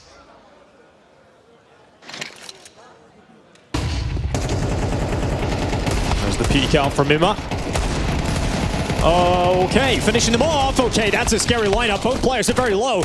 Ima trying to go for it. Body shot's not landing, eventually getting one extra. But Wonderful now set up, and you think there's a shot, but Antares makes sure he shuts that in his face before he gets one shot out of that D, because the way Wonderful's playing, you believed he had a shot at winning that one. Cool plan from Na'Vi to crunch middle in that fashion. 2 coming off short out the window, 2 trying to pressure from top con, 1 flashbang chucked in. Actually, Soulfly was the release valve for Aurora.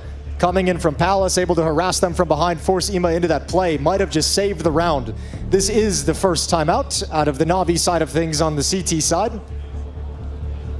So Blade's gonna have a conversation with the boys as he starts feeling after this pistol round. Aurora's brought this right back. It once felt dominant, but now they're within striking distance, and Blade is getting everyone on the same page, reinforcing what they talked about at halftime. The AWP is in the hands of Wonderful. Woxic has it on the attacking side as well. Full M4s across the rest of Na'Vi. So all the bells and whistles they could want to start this defensive campaign and try and close out Mirage. It's just the moment in Con where these 2 players are lined up and they're so low, you think maybe that Deagle can get a lineup there. Ima will be a little frustrated, he couldn't get them to connect, but regardless, the buy is in. And live scenes from Turkey.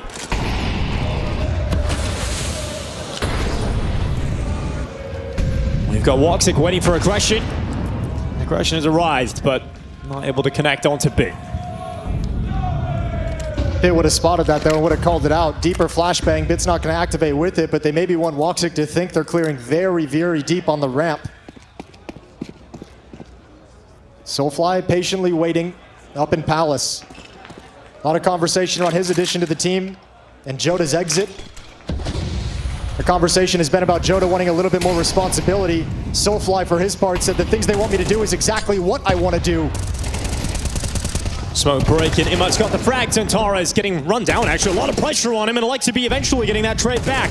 Minute left. Bit goes down in the bomb site, and Soulfly drops out of Palace down into A. Ima's here. Yeah, it's a quick rotation as well from Ima to get to this spot.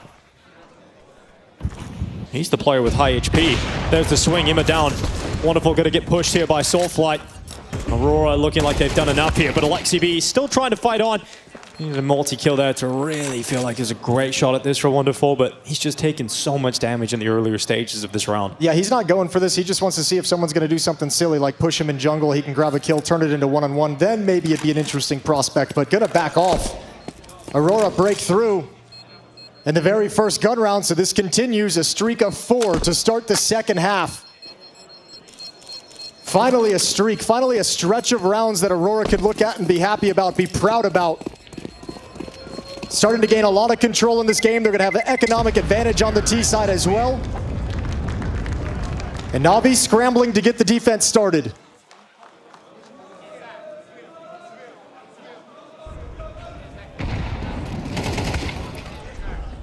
There's a smoke break coming in. Alexi B hunting down the trade kills on Antares. Trying his best though, Alexi got some important kills coming through.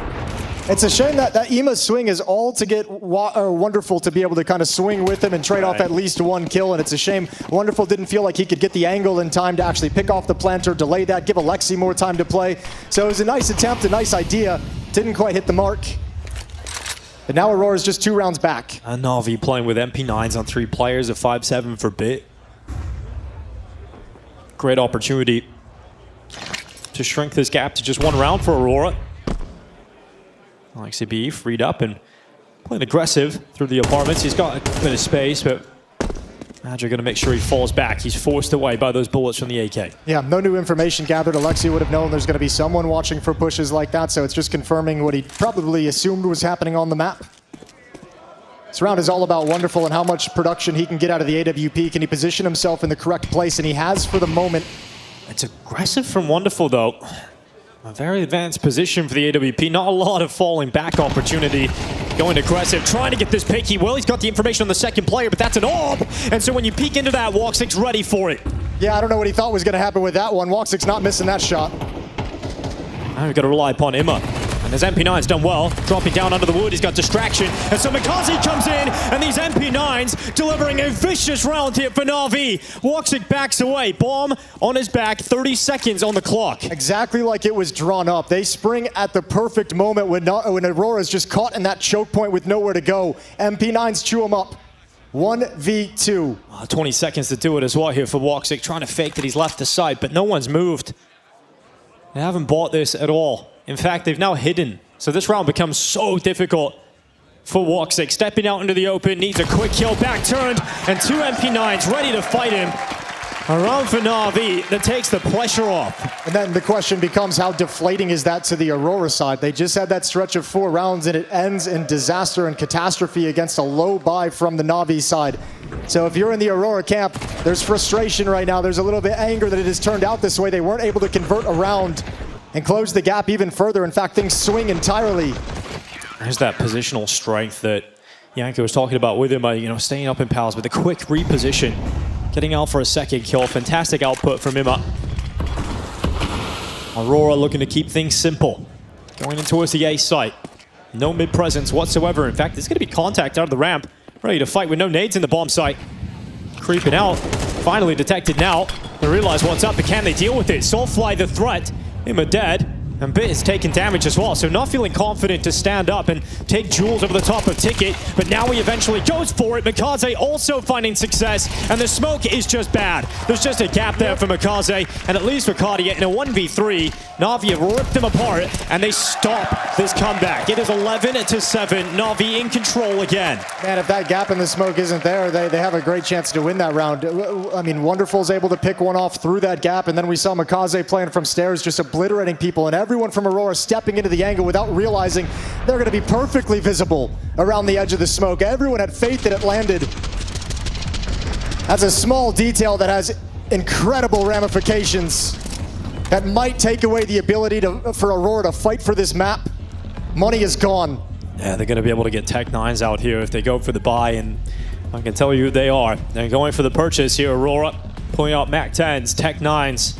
Not looking pretty. Looking like Na'Vi are going to grab map point, and honestly, looking like this might just be the first map of the series. And it's been a pretty simplistic half of calling as we'd expect out of the Aurora side with a lot of executes. And a round like this where, you have some utility but no rifles, I think you're going to have to keep it simple again. So Na'Vi can still operate with that philosophy of, like, we know they're going to come at us as a group and go for the trade game, go for the heavy knockout punch, rather than kind of spreading out on the map and working things.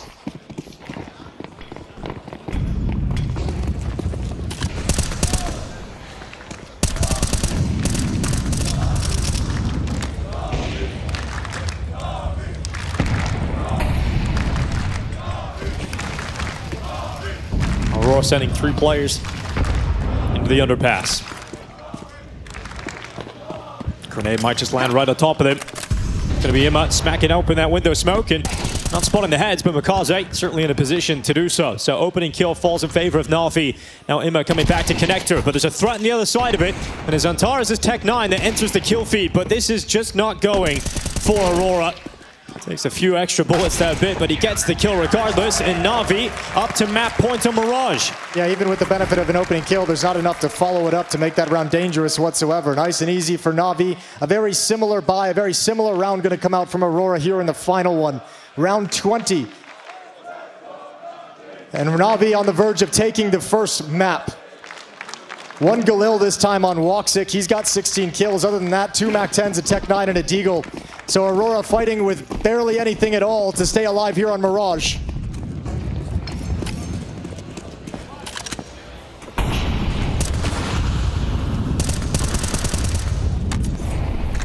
Not an inspired purchase whatsoever. But let's see what Aurora can get out of it. Alexi and Makaze are so ready for this play. Alexi with the AK, but he's caught by a flash. Now Makaze at least slowing things down, bringing it to a halt.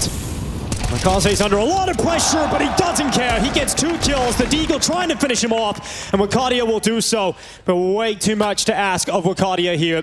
17 HP.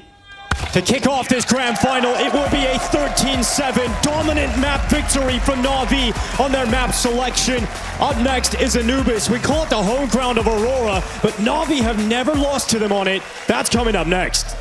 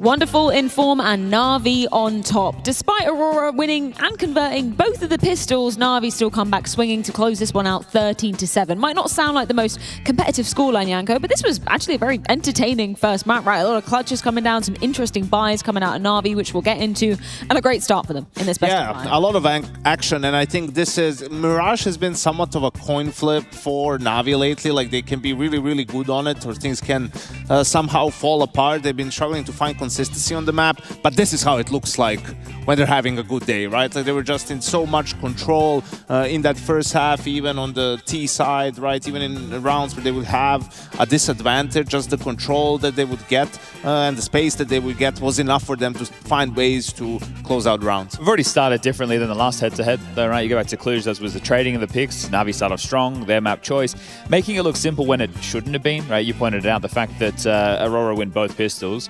That should be, right? Obviously, they're not easy to win against the Force buys, but that should be as long as you get your conversions in 6 rounds. Yeah. The scoreline was 13-7, and they didn't even get those cleanly, right? And then on top of that, in a 20-round game, opening kills were favored for Aurora as well. So they had stat lines going their way. Zentares was getting multi-kills when necessary, but this is it, right? We're going to play rounds 3, rounds 12, and then round 17 back-to-back. Janko, it's fine to lose one of these type of rounds, but they've lost 3 in a game, and this is the difference between winning and losing. As reductive as that is, that's the fact. Not even both pistols will save you. That was a disgusting shot from beautiful. Like, Voxic did nothing wrong there, and once he dies, you know, Soulfly's position is known because he threw that smoke and was spamming, and Makaze just deletes him, and from that point on, right, very winnable for Na'Vi. After Wonderful gets the AWP, he's had a blinder of an opening map here on Mirage, and yeah, it's just for Aurora sort of the worst thing that can happen after winning that pistol and the anti-force. This was an equal. Yeah, that's the problem, right? You did the hard work. You won the pistol. You won against the force. This is meant to be the easier, and this is where we talk about tilt, right, being able to creep in. So from that point, you're in a bit of strife. Now, you're having a tough half, right? You're really having a tough half. You only had 1 round since then. Last round of the half, you're thinking, okay, we're going to do the hard work. We're going to claw something back. Imagine an 8-4 half. You get the pistol, then you get the conversions. It's a 1-round game at that point. They put themselves in such a strong spot, right? This eventually becomes a 1v3 situation, and they fumble this one as well. They were even 7-2 down, so, you know, they're doing a good job in the end to sort of maybe they can get 2 more rounds and make something happen here, right? But in this 3v1... it's ugly. It is not the best. I think the only way to frame this is ugly, right? So there's no kit here on the retake at all. The fact that Wonderful is just given so much room and that he's able to isolate all these fights. As soon as this happens, bang, first kill comes in. Now he's able to play over towards market, dance around and isolate the jewels. But the rotation taking a long time to get there, holding the line with the AWP, swinging out to get to the bomb. Wakandi thinking, if I can get to the bomb, I can start defusing and Woxy can cover. But now you're in a 1v1 situation with no kit. The molly misses, doesn't matter, there's no time at this point. Wonderful has all the advantages, and that is a 9-3 half. So there's 2 bad rounds in the first half, and then this is the one that, yeah, call it GG. Yeah, and you have to remember, if that was 8-4, then it would have been 8-8 at this point. They would have had a tied game, right? And what would have happened at the moment of that tied game, Chad? Well, it would not have been very pretty, right? This is the saved op and pistols again, so they get spotted here, and it's a 4v3. There's 50 seconds left, and they just decide to keep going, right? And then Imam, Makaze, you know, the round completely falls apart. Like, not really, I don't know how much utility they had left. If they had, they didn't use any. And in a man advantage situation, they just get mowed down by the 2 MP9. Another shit spot for Woxit, right? So in the 1v3, he's last guy standing. Now he's 1v2. He tried to fake steps to make them rotate over towards B. That didn't work, and then just walking in and going down. But we had questions about Wonderful. And again, I maintain the position that this kid is either on or off, right? Because people talk about, oh, you know, he's under a lot of pressure. But I think in Blade's... Who isn't? In Blade's system... Who isn't under a lot of pressure? I think in his system, there's not... There isn't consistency of any names, right? Obviously, people might say Makaze, but I think different players in different maps will have those moments for them, and I think that's what they're set up for, right? They have this strong base of fundamentals, or at least the foundation of how Blade wants to approach the game, and then it's up to the player who finds themselves in those positions to deliver in any given game. Well, and let's today see it was how much pressure he was feeling in that round 17. We've got the team comms lined up from Na'Vi.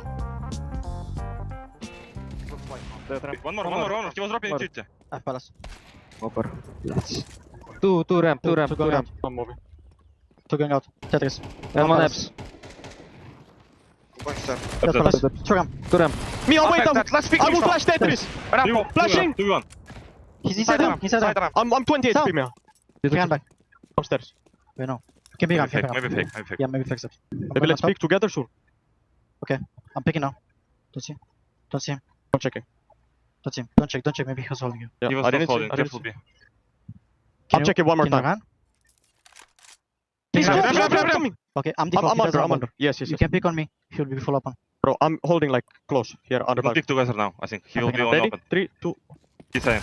Nice, boy. I have up. Good call from Bit.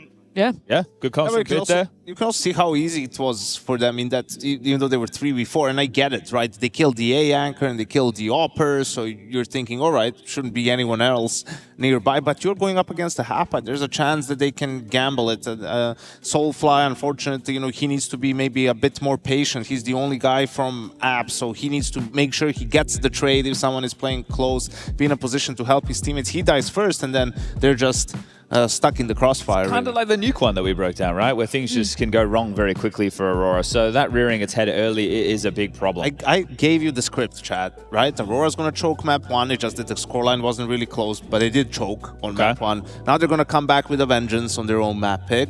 On the map that And they're going to finally win it. Yeah. They're going to finally win it. It has to happen eventually, I crunched right? some numbers. Isn't that what we were saying about Vitality losing last year? Like someone at some point is going to beat them. Nah, I'm ready to flip-flop. I crunched some numbers. So on LAN, since Wakardia joined, they played Anubis 60 times, right? This is Aurora or Eternal Fire, right? Regardless, it's the 4 players. They have 42 wins, 18 losses, and we know that Na'Vi make up 5 of those, which is roughly 28% of their losses on Anubis to Na'Vi, which tells me Blade has a very good understanding of the way they approach this. And interestingly enough, Na'Vi have opted to start on the CT side of Anubis, right? So we're still trying to work out where this map falls. But I would say it has an ever so slight T-bias still, 7-5-6-6 type of map.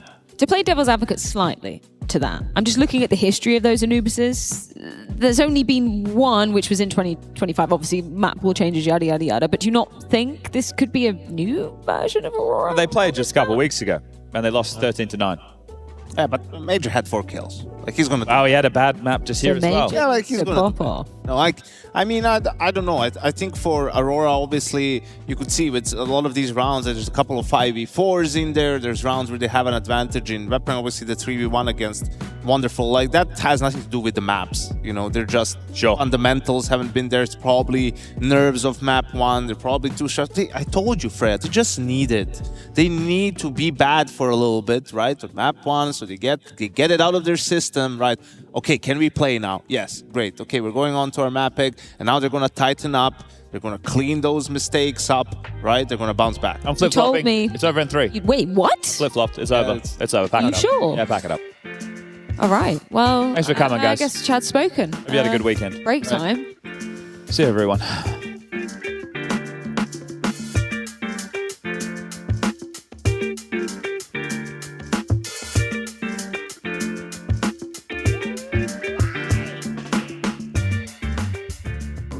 Damn, guys, we almost had this.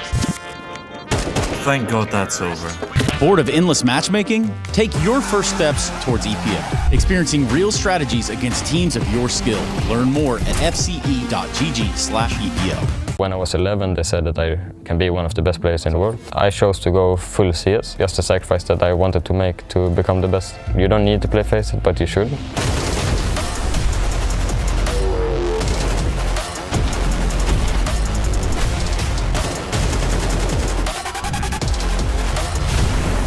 The best advice is that you need to love the game. In the end, I'm gonna be a good player.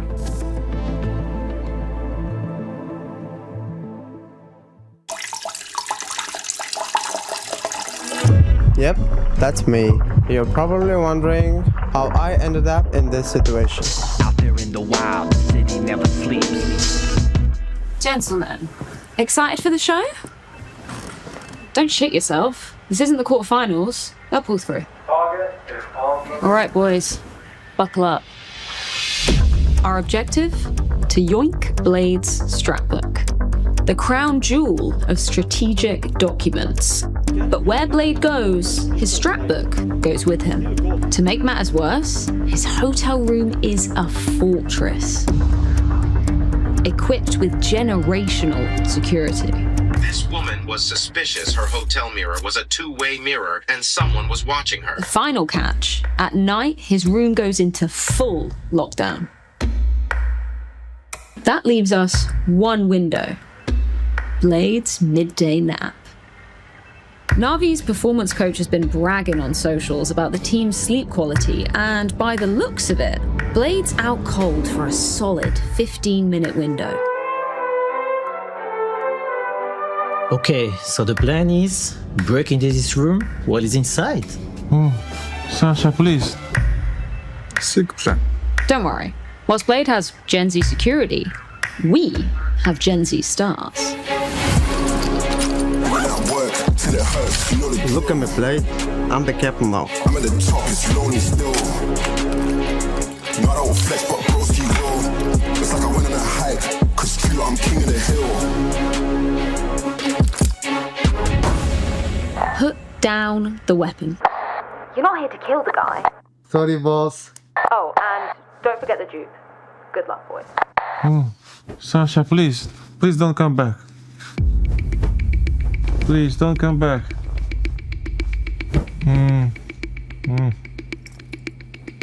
Sasha.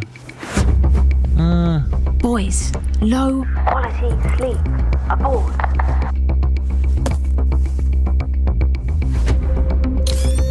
No! Sasha, please. I repeat, abort. Hide, hide, hide.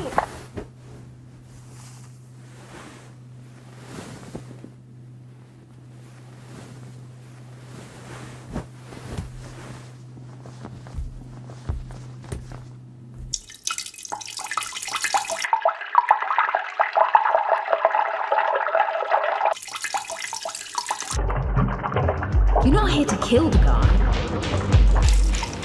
Look at me, Blade. I'm the captain now. I really need some sleep.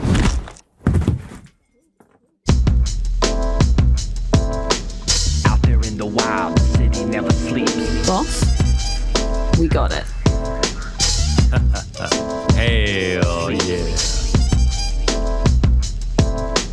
Out there in the wild, the city never sleeps.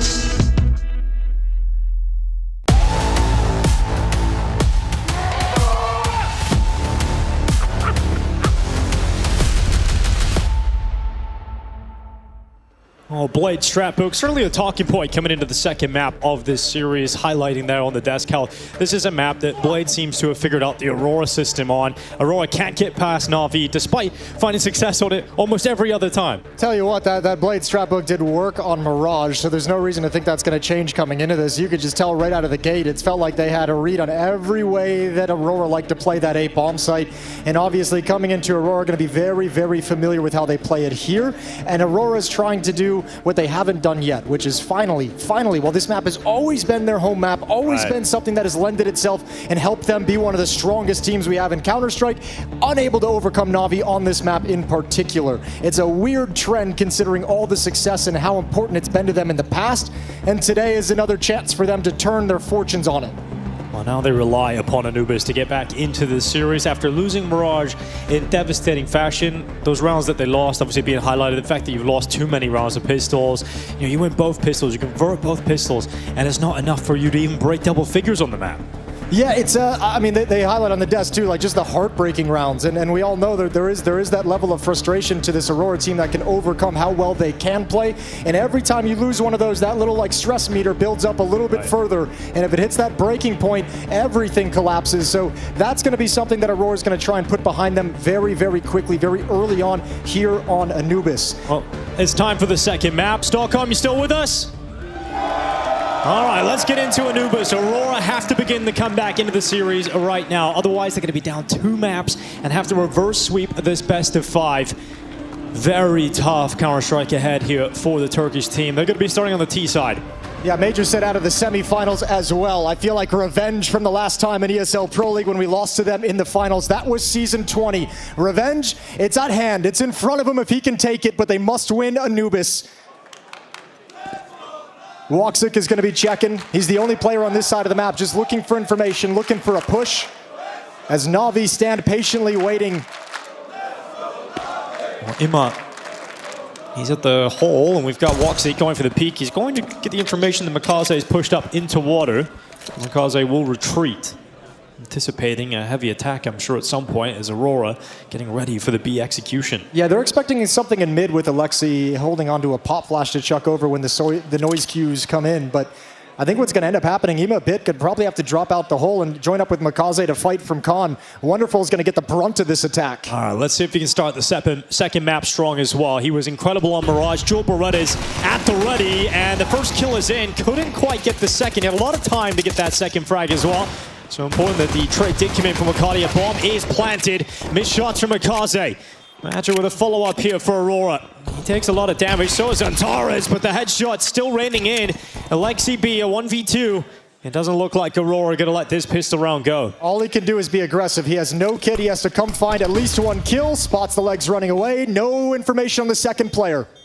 And he gets deleted by Woxic. So every single pistol round picked up so far from Aurora. They've got to make the most of it this time, though. Yeah, I'm not sure if that's a positive or a negative at this point, because they're still losing Mirage despite winning both of them. But a nice start here on Anubis.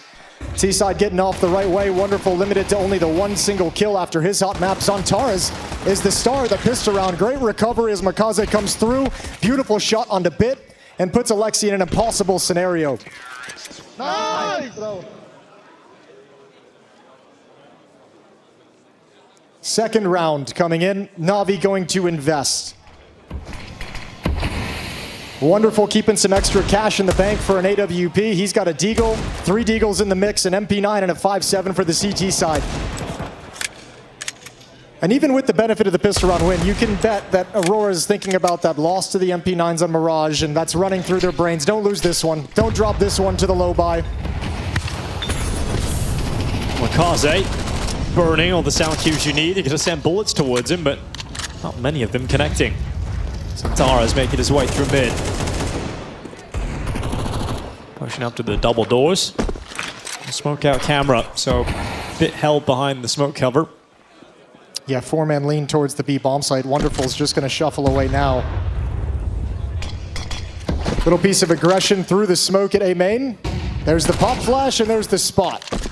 They've been seen far back. There's no point in them continuing the aggression. Major's in a good position to cut them off on the retreat and doing lovely work. One kill, and he doesn't need to risk his life any longer.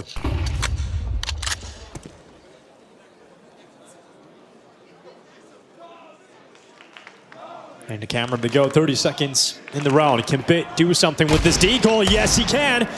There's the first stopper. Oh, damage done, and couldn't finish off Centaurus, but Wonderful replaces him immediately from the same position. And it was Wonderful's Deagle that won the round on Mirage to get them started. Good composure for Woxic to check towards camera. He's hanging around for that second frag as well.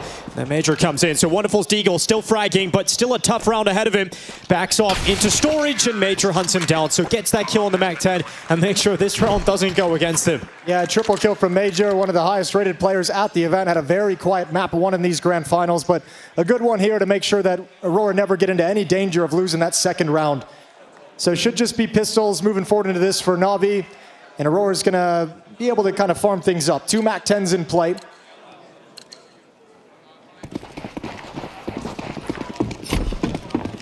Zantares is going to play a big role in this half with how he is able to take middle. And I can imagine that Na'Vi, one of their primary goals on this defensive side is going to be to neutralize that, to limit how much control that Zantares can create in middle, and avoid having that be just a launching pad for the Aurora attack. So that's going to be fun to watch when the gun rounds come in.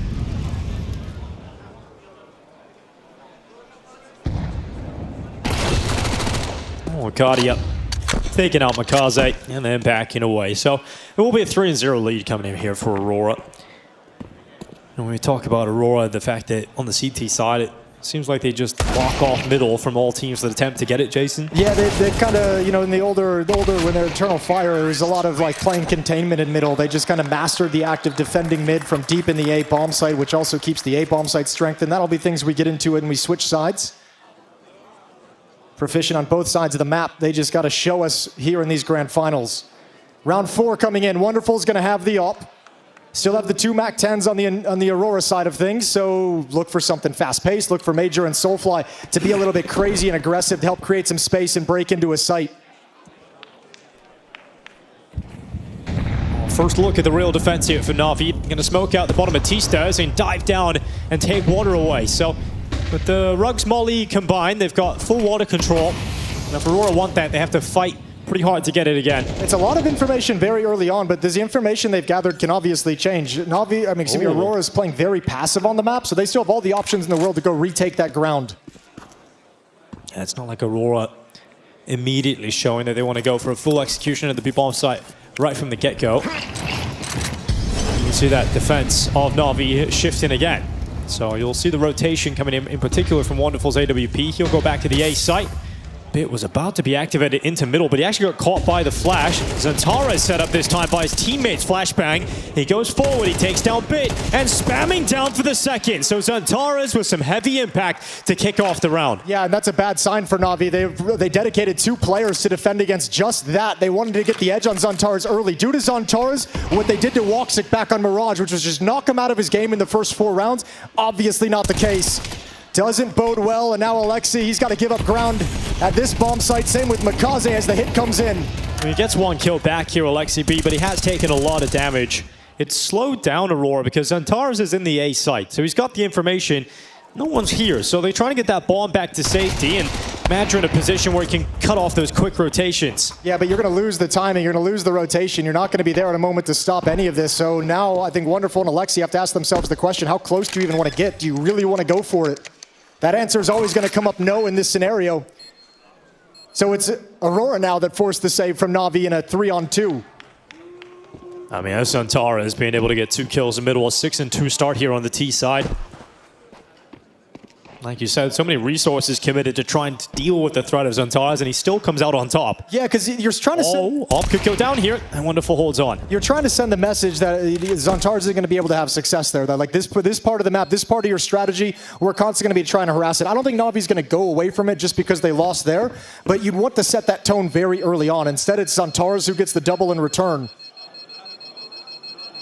So for Na'Vi, they're still feeling like that middle part of the map is going to be a huge pain point moving forward into the next gun rounds. And they're going to have a decision to make. Wouldn't shock me to see a timeout here. Op on Wonderful saved, M4 and Alexi saved. They can drop M4s over to teammates, so we might get another buy from Na'Vi. I think also the fact that Bit was just a little bit awkward, like as he wanted to go on the first peak, he ends up getting caught by Flash. I wonder if he realized he ticked the Molotov, because Zantara's heard that and was prepared for that exact fight coming in. I don't know if Bit with the flashbang, if that would have kind of registered to him. Clearly put him on the back foot immediately. All right, again, just spreading out here, Aurora, but a little bit more presence from Arcadia towards B main. He starts spamming into that smoke. He did this the previous round too, just to get a position towards the left, right on the other side of the arches. Be there again. Nate does a little bit of damage. Him and Ema mirrored on the other side of the wall. Just gonna burn down to 55 HP.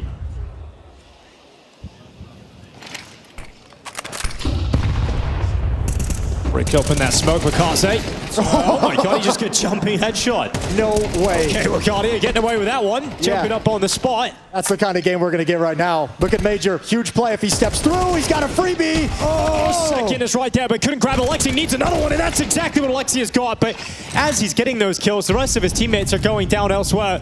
And it leaves Bit 1v3 in a clutch that just doesn't look all that doable here.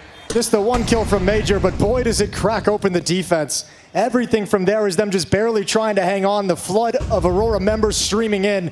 And Zantara's even prepared for this. Na'Vi have everything taken from them in a 5-0 run for Aurora.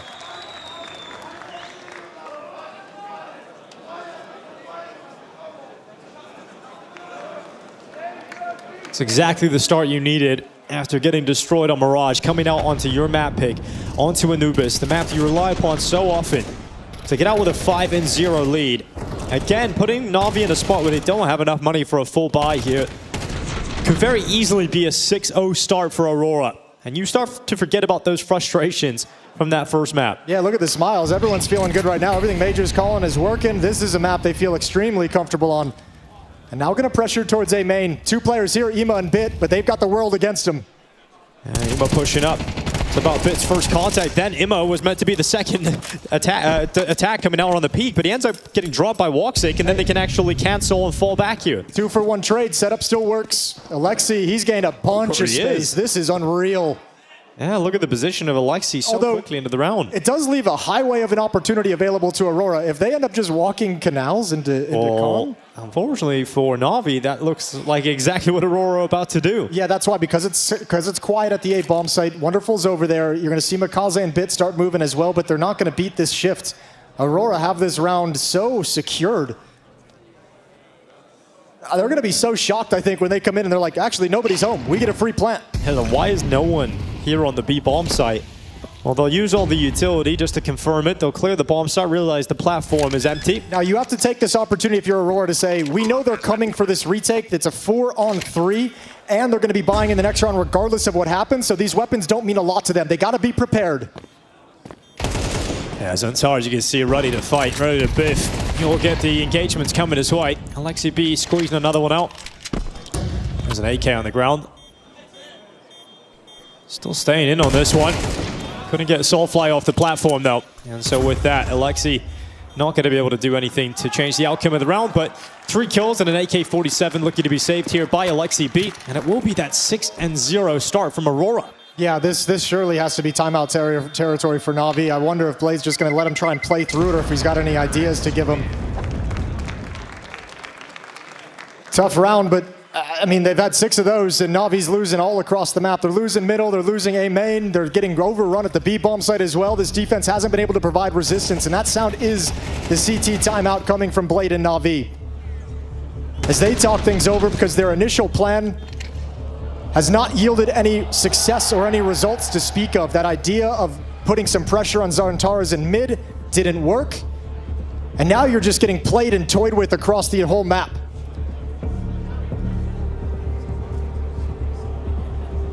One thing Alexi talked about throughout this playoff run that has made Na'Vi a scary force through the quarterfinals and semifinals, he mentioned he's getting some flashbacks back to the Copenhagen Major where they lifted the trophy due to the performance of Ima, not just inside the server as a player, but just how vocal he is, how much of a second leader, how much of a presence he has within the team.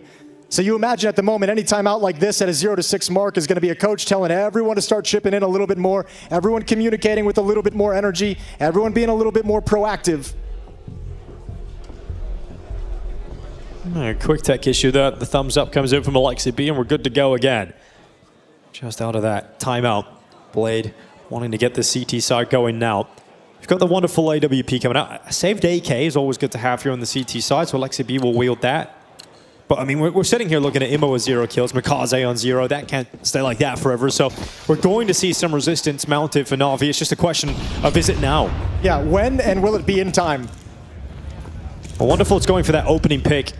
Not fully committing through the hole, but he's got the angle if they try and progress up. Now he takes up the position, knowing that shot has just rung out. He sees the foot here of Woxic, but can he get the kill? He's missed the gap, so Woxic's actually moved forward, but he backtracks into it just as that grenade comes in, and Wonderful has still come out on top of that fight. So opening kill in favor of Na'Vi. I don't even know if he actually saw Woxic. He might have just shot because of the nade, just taking the guess, and boy, does it work out. Now Ima's got a completely different angle, but gotta be careful.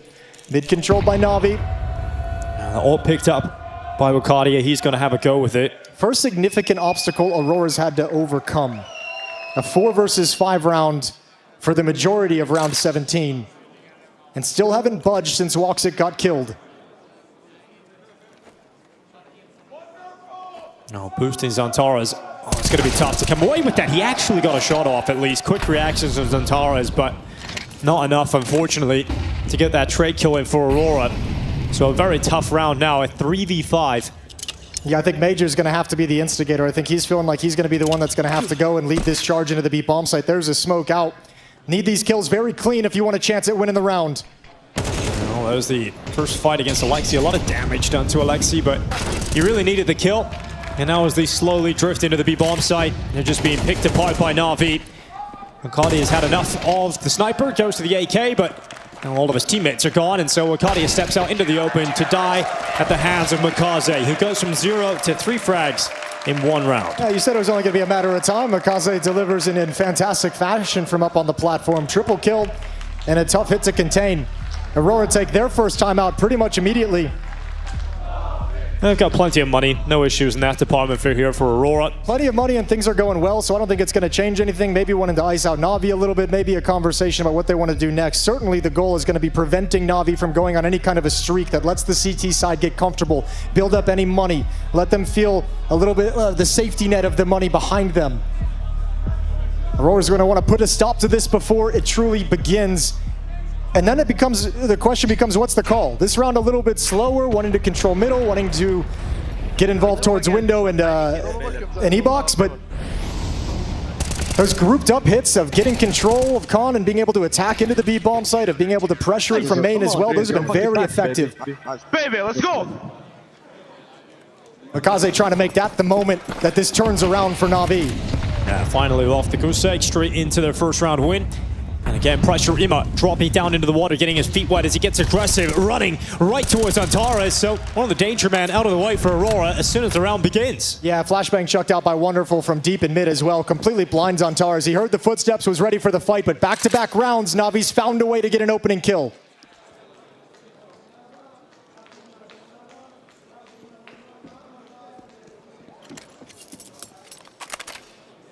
Bit moving off. Timing of that was very scary with his back turned to the double doors. Very confident he wasn't going to get played. And now lining up to move out of B main and get some information on the map. It's gone quiet, so Na'Vi have no idea what's happening, and that's making them uncomfortable. Walksig's come at the right time, but he can't get the shot to land for lethality, so he's gone. Soulfly hoping that he doesn't get checked, but Makaze, he checks him completely.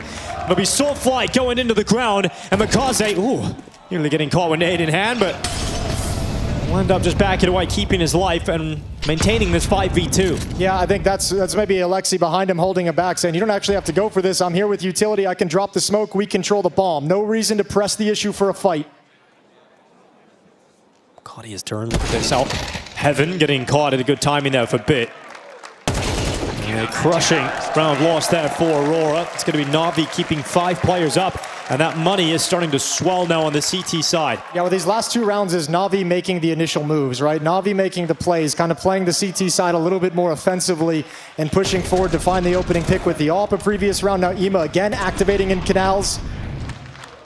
So Aurora have to get that under control. That's where you have to kind of slow things down and say, nobody die for the first 30 seconds. We need to be able to control the map. Let them do these aggressive plays. And we'll be able to counter whatever they bring to the table, as long as we don't fall prey to it. And as an IGL, if you're major, it might be a round where you just call some kind of a standard opening to watch for those pushes and then just turn it into an execute to make sure a spread out team can't get harassed and picked off.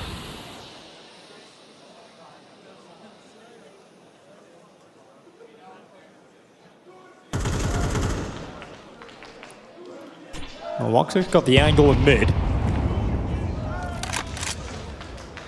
Centaur's just waiting for the time to toss out that Molotov.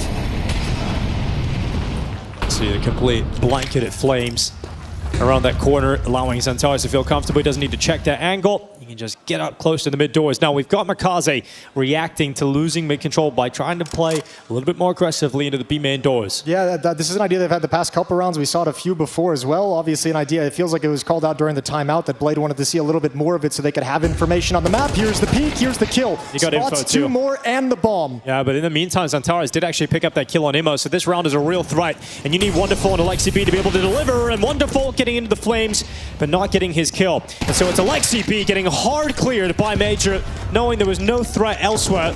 You could just completely commit to clearing that angle, and Aurora finds success getting into the B site. Yeah, respect to Wonderful. Steps into the flames to take that shot, goes for the flick. He just wanted to be a presence. He wanted to show a little bit of danger to hopefully prevent Aurora from swinging on Alexi just like he did. Oh, great that Aurora been able to bounce back. Centaurus getting that kill as well on Immo, really important. Maintaining his life and removing that quick rotation to help out the B-bomb site. I mean, at this time, you know, the play is that aggressive kind of play out of the B-bomb site for Na'Vi could have been a pick and a fallback, but this time there were the bodies there from Aurora to make sure that kill gets traded and you keep things at an even keel. Much nicer round for Major to play out and call as an IGL. 7th round on the board for Aurora's attacking side on Anubis. We mentioned the money for Na'Vi. No problems in that department, so they're going to be able to get a really strong buy again. See if they can get back on track, or if Aurora really are going to be able to just run this into a ridiculous lead. Now, we've talked about the fact that Na'Vi haven't lost to them on this map yet. You know, most recently playing it, they lost 13-9 Aurora, but if they get a half where they're up 10-2, Jason, from T-side, surely there's no way Aurora lose it. Oh, you'd have to think so, unless there's some kind of epic collapse. But I don't know if Aurora would let that happen. Possibility for 10-2 still on the table here for Aurora. They switch things up as well, a little bit more aggressive to the A bomb site really early on. Feels like they want to burn out a little bit of utility from Bit so they can attack into the site a little bit later. Grouped up with 4 people here, Zantares is the man playing away from the pack. Ima set up for a peek with that flash. Oh, barrel spotted, Ima. They know exactly where you are, and somehow Ima's actually got away. He's been able to back off to safety, maintain his life. Yeah, it's a ton of damage, though. I don't know if Major can confirm that he's going to be red, but Major's going to be happy forcing him back at the very least. Ima rotates over towards B, and the rest of the Aurora attack is shifting here as well. Early pressure from A main has had Bit call wonderful over with the AWP. That's going to let the rifle be a lot more mobile, moving around the map and rotating to the points of danger.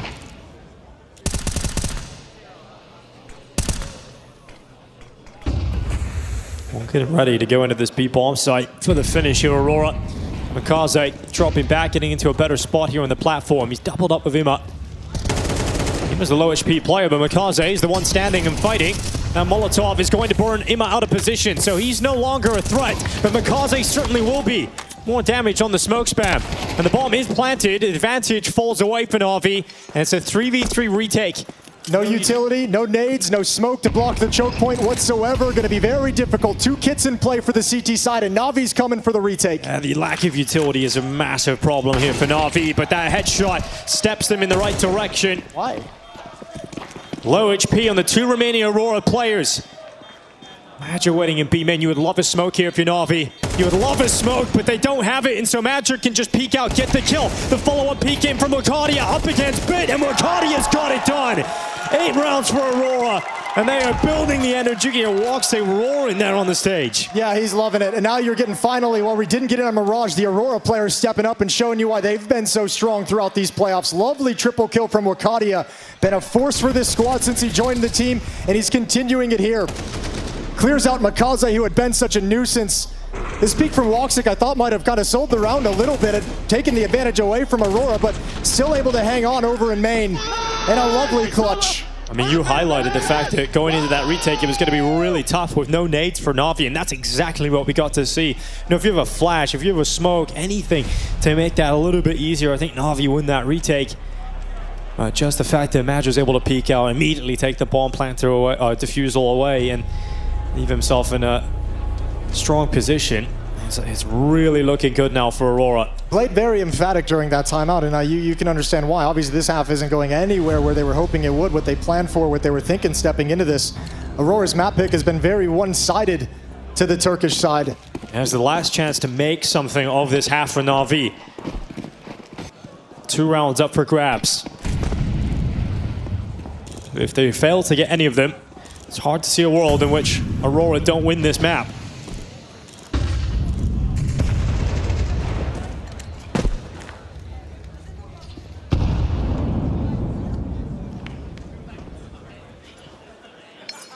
Might go for that mid-control play again. Last time it was 2 Molotovs, flashbangs around the corner, obviously. Zantares is hoping for a free kill on a cheeky peek with that boost. Not going to get it quite yet, but now sliding into attack position. Zantares walking right into Wonderful. His waiting arms will collect the kill. And he'll go again, this time a miss from Wonderful. Shot goes between 2 players. It's okay, you've done your job in middle if you're Na'Vi. You can actually back off this, although Ima's still deploying defensive utility to peek a little bit more. Wants the cherry on top, and he's found Major right in front of the smoke, segregated from his team, and a 5-on-3 for Na'Vi. If you can find some early success like that from Na'Vi, you know Aurora are going to go for an execution finish, and obviously weakening this attack to just 3 players gives Na'Vi a real chance at a 3rd round win. They can't afford to let this one slip. It would take something miraculous out of the three remaining players here of Aurora to fight their way into a round victory. Well, look, you get some clean kills coming into this B bomb site. It's doable. That smoke is going to fade shortly. During all this time, the EMA flank is what makes this feel more undoable. Yeah, this is the big issue. Look at this. He's going to get at least one around the back. That's the bomb as well. It goes to the floor. And in fact, that just hits the pause button on this entirely for Aurora. Woxic does get that kill immediately, so they can now focus on the site again. And Soulfly has come in with a kill on Alexi B, so the round's not done yet. Especially with Woxic still on that AWP. The sniper chiming in. But now he must do everything. 2 kills in the round so far. 2 bullets, 2 targets, but no chance as Wonderful takes him away from B main, gets to the defuse, and Na'Vi up to 3 on the CT side. Really nice effort from Woxic with the yaw, picking a few players off during the chaos. But Wonderful a little bit too quick as he slides into the angle. A triple kill overall on the round with the AWP, picking up Xantares to start and finding the final kill as well. I mean, it was always going to be difficult, but they did break in. Hard part is Soulfly had nowhere to go after the bomb plant, which puts way too much pressure on Woxic. Guys, what the fuck? How is he? Final round of the first half, and Aurora want to end it on a positive note because the rest of this half has been excellent from them. Well, they're buying all that positive. They've got a Galil, 3 Mac 10s, and a Tech 9 going into this one. So Na'Vi have a real shot at taking 4 on the CT side all of a sudden. I just felt like it's a one-way street in this first half, but for Na'Vi to leave with 4 rounds, very unexpected. So Ima's going to back off. Wonderful, put under a lot of scrutiny, trying to hang around and help out his teammate, but his teammate's now gone. Wonderful utility just landing towards his face. They send Bit forward with the rifle, and he claims another life. I can't believe they wanted to fight that. I think Aurora's thinking the exact same way. I can't believe they wanted to press the issue there from camera. Bit grabs 1 more kill. That's incredible. I mean, we've just seen that in the last 2 rounds for Na'Vi, right? A change up in terms of their ambition to keep the fights going inside of middle. There's no retreat. Even in that last round, when Ima gets flashed into the re-aggress, like, you think they're going to fall back with the advantage, but they don't. They go for more, and it's worked out back-to-back rounds here for Na'Vi. Well, look how passive the defense is right now. Na'Vi, they haven't had to deal with a whole lot of late round A hits, so they're kind of expecting it here, but because of that, they play passive. They get a lot of real estate over to Aurora. So once again, a relatively easy bomb plant. You're going to have Bit and Wonderful coming. 3 box on the flank. Yeah, the difference is Na'Vi are going for a retake, but they've got so much utility this time. The first fight is up. Soulfly has spotted 2 targets. Can he get to the second? No. Wonderful has dropped him, putting the pressure on Wakadia and Woxic to try and win this one out. And they start to topple, and they will fall as Na'Vi fight their way back into the half, securing 4. But on this must-win map, it is Aurora with an 8-4 lead.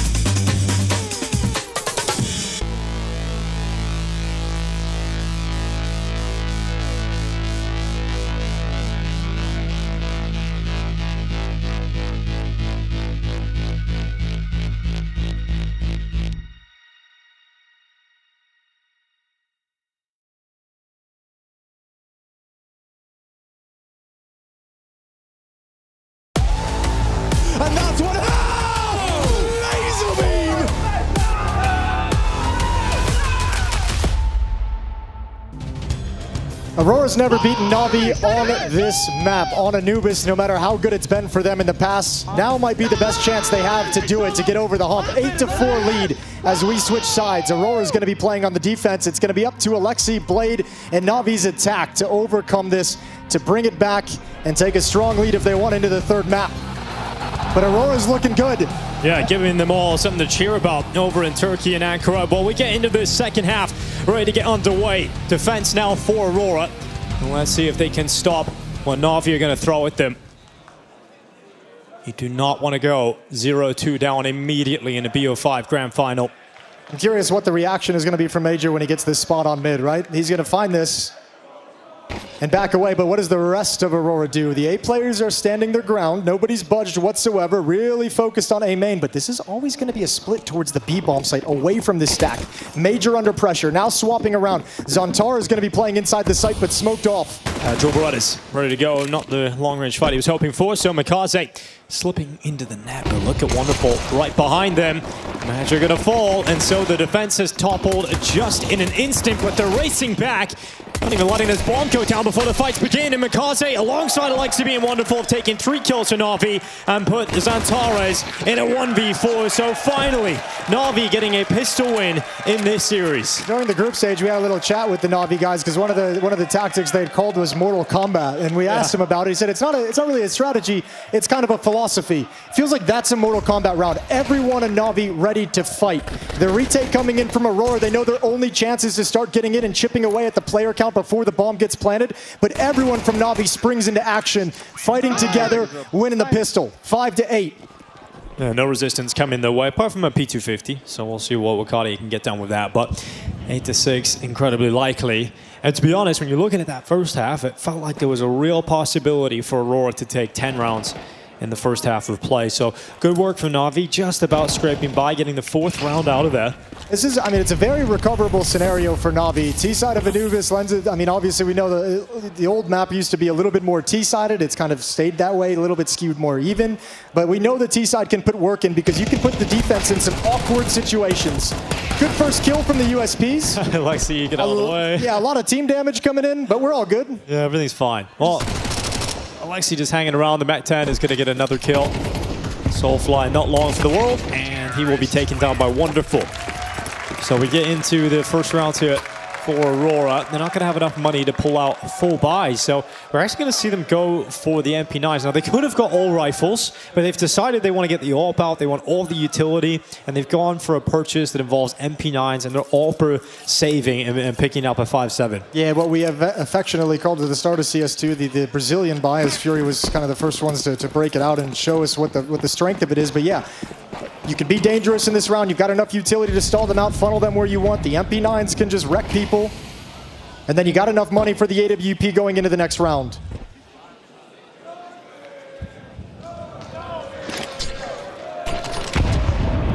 And that's the benefit of the lead they gave themselves after the first half. A little bit closer. If they're behind, they're not going to want to go for this. This would probably be a force up with the rifles, but because of that lead, able to take a breath and play a tricky round. Well, it's quite the stack in mid, isn't it? So hoping that Na'Vi are going to send some forces this way, but Na'Vi yet to make their and move. They're going to start making their way through middle. Oh, it's going to be very scary to go around this corner. Question is, how much do they commit before they spot it out, right? You just saw Mikaze drop down, so only Alexi's here. Here they come. Gone out. Alexi put under pressure, going to be taken away. So a better weapon available. So Woxic, who wasn't a 5.7, now has a Galil. And there was no one on the map from Na'Vi able to take advantage of that information. Everyone's still spread out. Everyone's still far away from bomb sites, so no advantage gained by Na'Vi, despite Alexi saying, hey, 4 in middle. And that does allow all the time in the world to reset and get your defense in place on this B bomb site. So 4 players over here for Aurora. This round could go against Na'Vi very quickly, and it is. It's going the other way, and so Aurora keep 1 player dying, 4 players stay up, and they've got upgrades all across the floor. This is a massive point in the game here for Aurora. And Woxic's going to have the AWP. They got everything they wanted and more. You put an AK in the hands of Zantares on the CT side. Man, they're looking with 3 AK-47s and a Galil and an AWP, and they only bought MP9s and a 5.7 into that last round. Yeah, that's going to be frustrating for Na'Vi. I think part of the reason why we're seeing that is that they weren't able to gain anything off of such a heavy stack in middle from Aurora.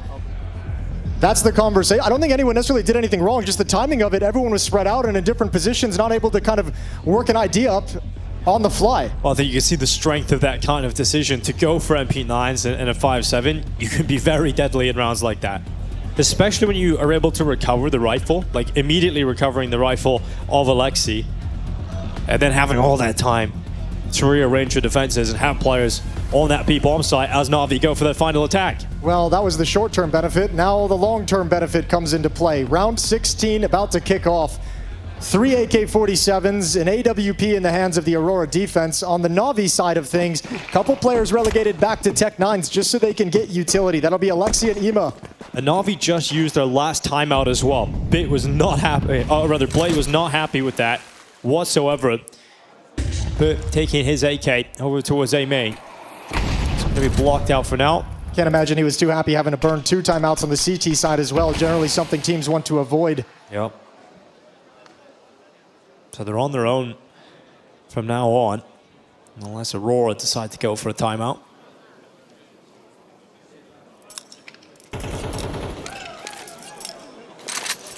Passive round from Na'Vi, making sure there's going to be no pushes, no trickery across the map.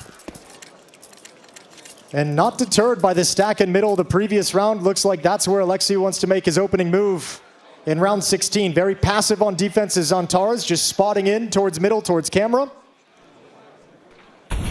Wakadia and Woxic defending the A bomb site close up to A main.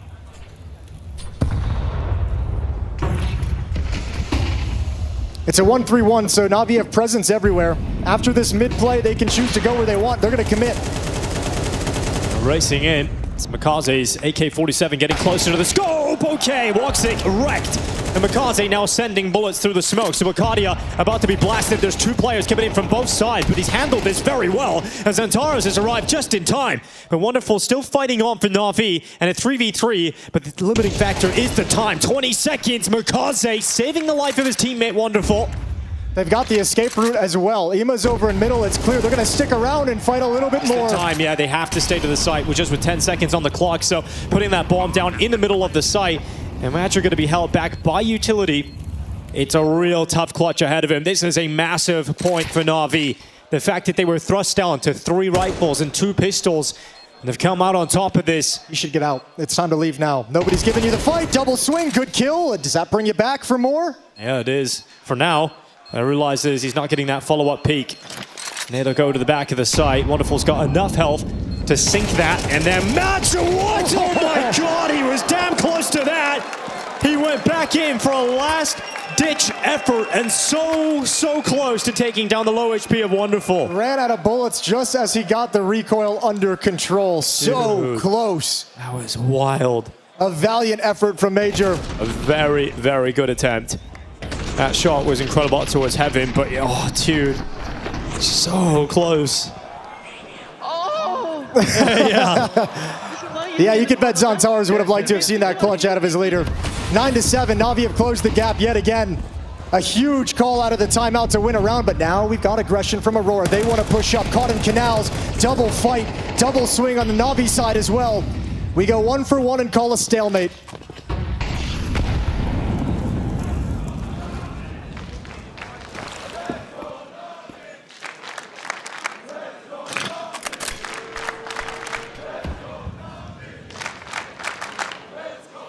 $14 kills for Major, leading the way for Aurora. It's 18 on Wonderful, who's putting together a great opening maps of this grand final. Major again under scrutiny. This time he's not going to be able to get 2, just grabs the 1. And now advantage to Na'Vi as the bomb gets planted and they're wrestling control away from Aurora. Look how far away Wakadia is. He's just in the water now, so racing back to position, but they're just not going to be able to get themselves in a spot where they feel like this is winnable in time. Yeah, you don't have the money to go for this. You're going to want to hopefully try and drop some guns in the next round. $2,400 loss bonus is going to put Wakadia up at $3,600. So weapons available for a decent buy in the next round if Aurora really want to force the situation.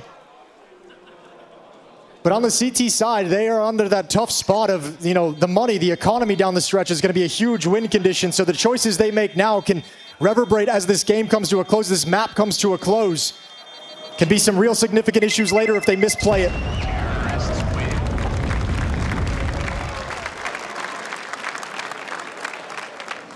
Well, hanging in there, Na'Vi. Yeah, I mean, super impressive. Clear struggles on this map to contain what Aurora's been doing on both sides of it. Yep. This map started 0-6 from Na'Vi's perspective as well.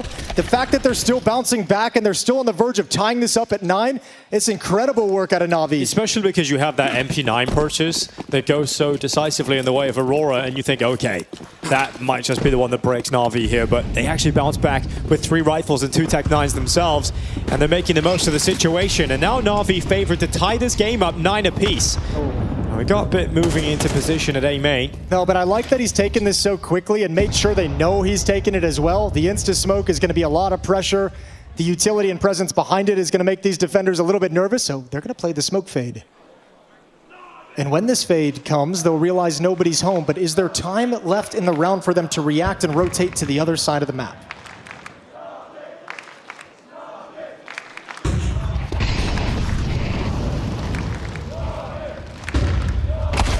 Antares dropping back through camera. Big control going to be taken here for Na'Vi. Got it available to them. They'll smoke out camera. Bomb is still back towards T-Star, so eventually someone's got to pick that up. Yeah, Bit's got a tough job. He's got to worry about aggression from A main through that smoke, and especially when the smoke clears, he's got to be worrying about aggression from Canal, so he's having to clear everything and keep his eyes on a swivel. And 3 players here for Aurora over towards the A side. This Alexi lurk in middle. If that can cut off Major's rotation, it would be everything, but he's backing off for the moment just to make sure nobody's pushing the B bomb site. This hit has taken a lot of time to come to fruition.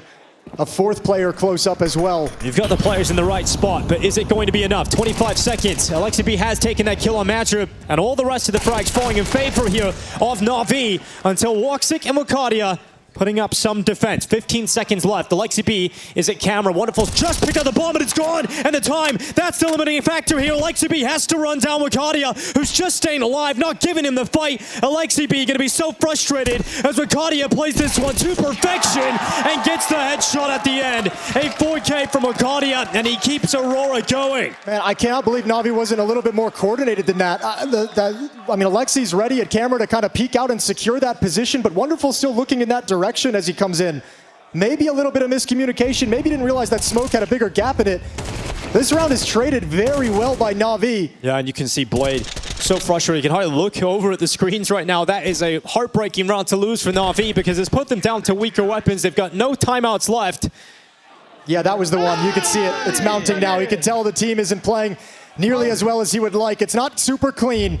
Major gets a kill, a tag on another, but he's brought down. Yeah, he hits that collateral, but not bringing 2 down. At least Na'Vi still have some fight left in them with 4v4. Bomb plant going to be picked up. Na'Vi need this one back.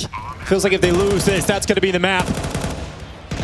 Aurora coming back into this retake. They've got plenty of nades available. Couple more Molotovs left for the Na'Vi players to hold this off. Flashbangs as well to make it a little disjointed. Can they keep them back? Wonderful. I think he's going to peek. It's going to be pressure on you to deliver. 20-8 so far. An incredible showing here in the series. And the AK-47 in his hands. Coming close to the smoke. Wonderful. Trying to catch his opportunity. They're close to him. They're running through. He's missed it. The kills are coming in. And it's all on Wonderful 1v3. They've actually tagged him inside of the smoke. But the time, they're not on the defuse. Wonderful. Just staying alive. Dishing out the damage and getting to it. It's so close, but not enough time at all. And that's going to be a 9th round for Na'Vi. They needed that one. If they concede that, that is likely the second map. But Na'Vi still in Anubis. Hanging on by their fingernails. Such a close clutch. It's a game they haven't brought their A game, but the individuals doing enough to keep them alive in this. This is the opening. Tags them both on the collateral. But then Bit steps up. And this Aurora defense couldn't contain what followed a chaotic retake, but just through the smoke, Wonderful's able to get it done. Bomb is an extra teammate in this situation. And it wins Na'Vi the round. Timeout called immediately from Aurora. Time as well for Na'Vi and Blade to have a conversation using his opponent's timeouts as well.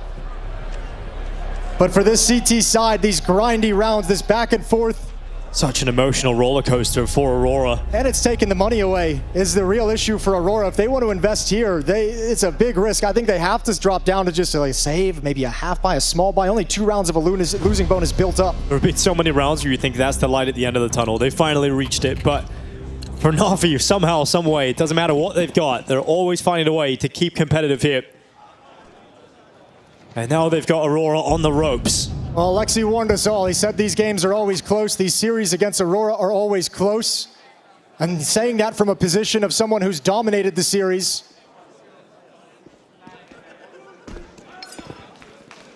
Aurora giving a big test here in map 2 of these grand finals at ESL Pro League.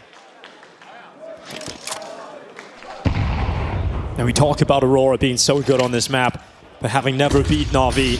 And you have to admit, Na'Vi have not been playing their best game here. There have been a lot of mistakes, moments that have gone against them that look like they should have been favored to pick up. But still the opportunity is open to continue their flawless Anubis streak against Aurora. 1 rifle here for Xantares. And it's over towards B. He's boosted just behind that obelisk.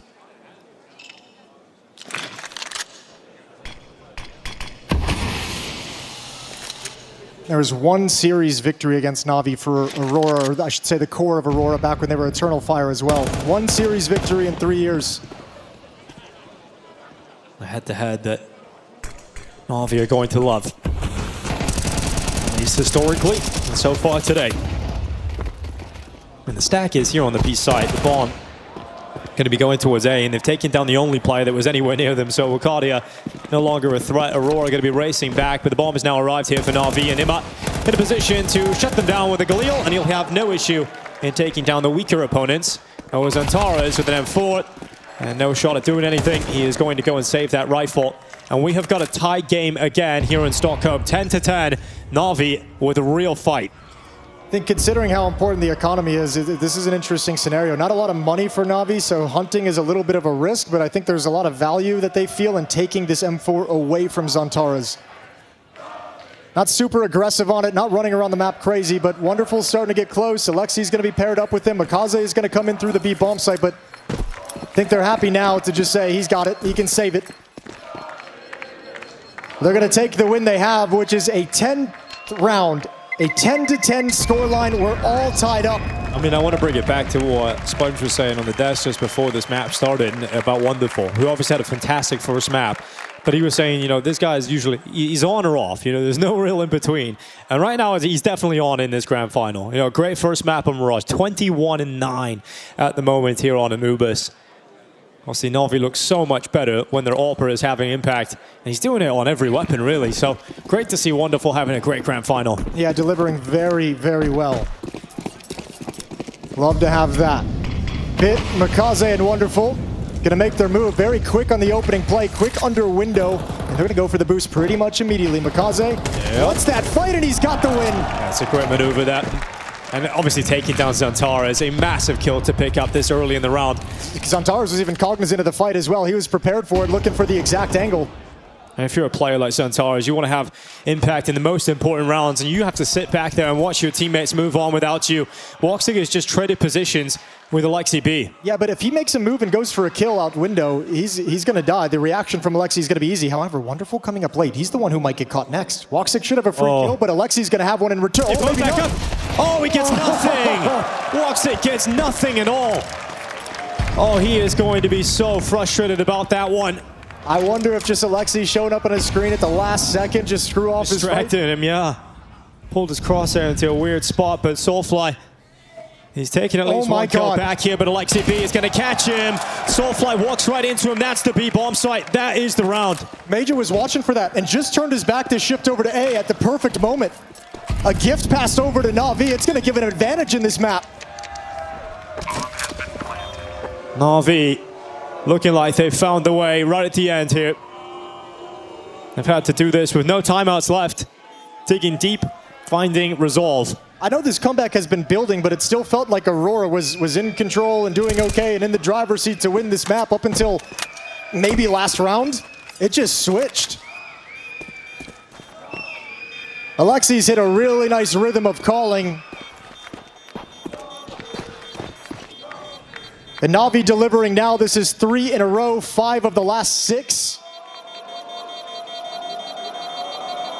11-10 in a grand final series where they're already up a map.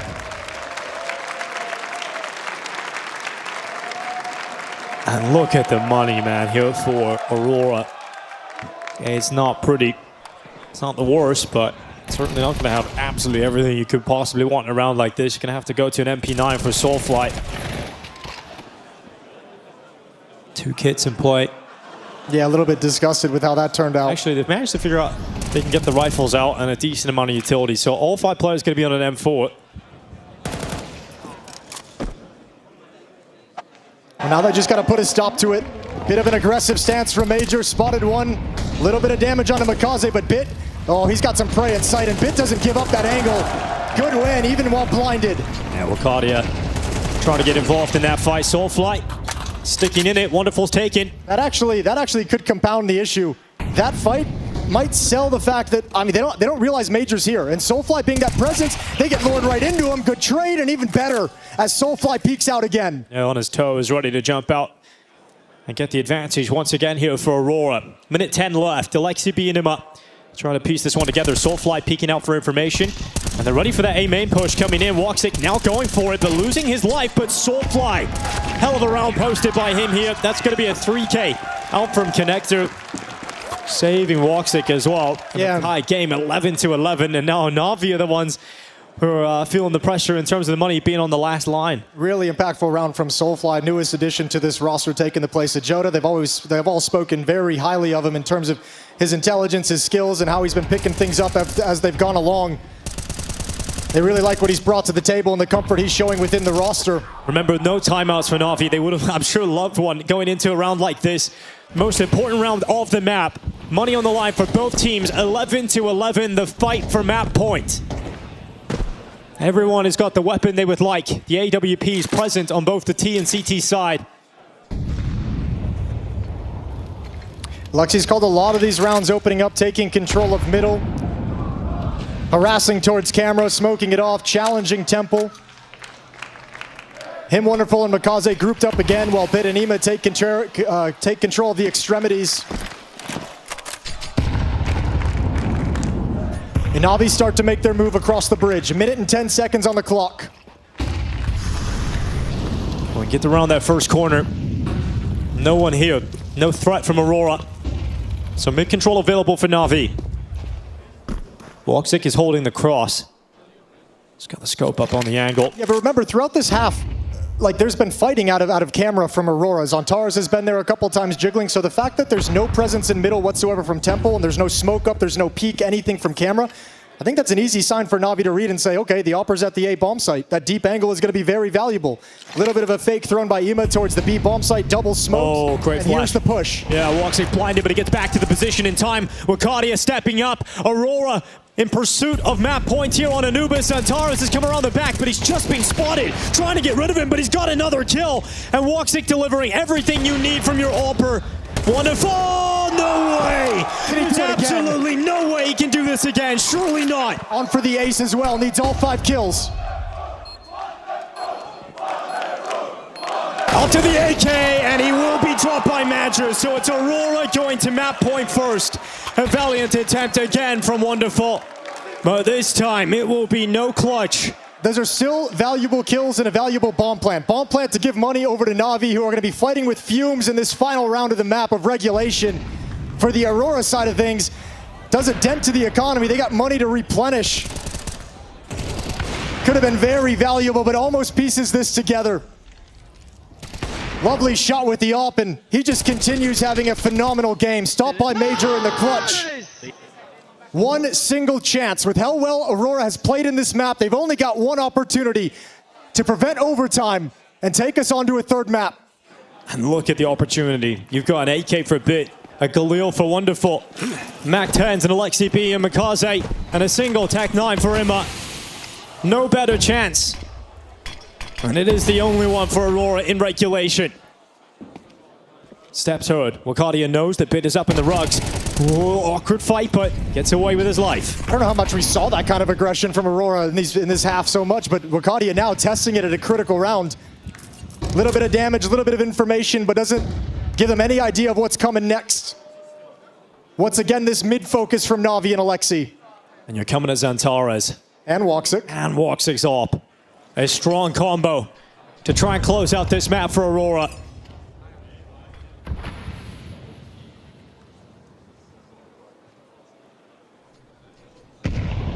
Four players in middle for Na'Vi. A lot of bodies to try and break in. Gonna smoke off camera. It's Antares who's gonna get challenged first. Okay, Mac 10 going to be racing towards Antares. He's backed into the corner. Makaze going down first. Antares has got a second, and that is the bomb spilling to the ground. Finally dealing with the threat of Antares. A 3v3, 40 seconds left, and where do Na'Vi go? Where do they go with this one? Well, Ima's outside of the B bomb site, so he's either got to make a play and they join up with him, or he makes a play and they use it as a distraction. Moving in now, but he's only got a Tech 9. Aurora kind of believing it's going to finish at the A bomb site, but they'd be wrong. Major has shifted away. It's Soulfly on this defense, the newest addition to the roster, the rookie. Playing on the stage, hoping he can do what matters in this final round. 10 seconds left. Utility coming out at the right time. There's the plant secured. Alexi B's going to burn, but he'll get off the spot. Ima's not ready for this whatsoever. In fact, Ima's stepped into the bomb site, so no early information on the flank. Woxic's waiting for aggression. He's waiting for it, and he gets his AWP into the right spot, and surely that's it now. They haven't been able to do it historically, but finally, Aurora will defeat Na'Vi here on Anubis. The grand final is well and truly underway. The Turkish have arrived in map 2.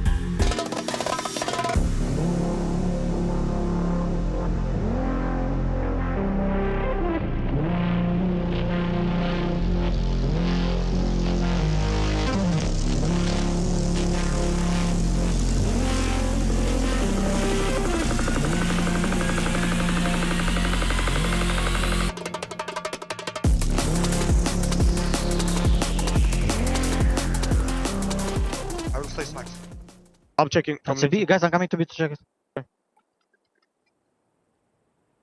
I'm behind B soon. I will flash in front of default if they do anything. You will not get blind. B. One B inside. B side already. B side already. Stage, I think. Maybe stage. And B side I'm is holding the cross. main. I'm holding cross. Guys, one is true. Minus 50 cross. He's holding me, Musaka. B lobby. B lobby up. B lobby and side. You can default. Hill side. Don't see. B lobby other guy. Don't see. They're default. He'll try to pick. I will pick right side when you You can jump. You can jump. Like nice, Igor. Come on. Guys, what? We are still playing B retake, guys. Guys, you need to push it, maybe. Sound. Deal push. Rain clear. Just play take B. I'm peeking slowly, Valio. Nobody close. You're solo, I'm pushing them. Out B. Bit bomb. I have flash on CT. Double flash. Can you flash up? Wait, yes, I will. Подожди. After volley, I will drain. Я скажу, когда заберу. Flash. Я забрал. Flashing. Guys, but I'm coming connector. I have one more drain. Don't worry. I'm always side. Yeah, I'm flash. Flashing. Go through. Let's second. Dead connector. Get stage. Din, I'm taking for you stage. Can be stage. Stage one. Don't pick. That stage. B main. B main. Hold. Nice. Sorry, Валер. Я только... Camera. Don't Temple. That's it. City. I'm running. You have the ball flash in front. No, I'm not. They will flash them. Can't do all. I flash CT. Flashing. Guys, we have B side. City. There's CT. Side guys, stick CT. Tempo. I have. Go move. Temple, two guys. More. That's right. Corner, I have. Just chill, guys. I'm using Vincere. Nice. Good job. Nice, guys. One city. I can molly, yes I know. I can molly corner also. flash Okay, city. go fight for Maybe some, guys. smoke. I have city. Fight for tempo. Fight for con. Valera, let's molly corner. Have city. Alex, you have Galil, блядь. Telling you. Behind, one behind. One behind. One more default. And behind.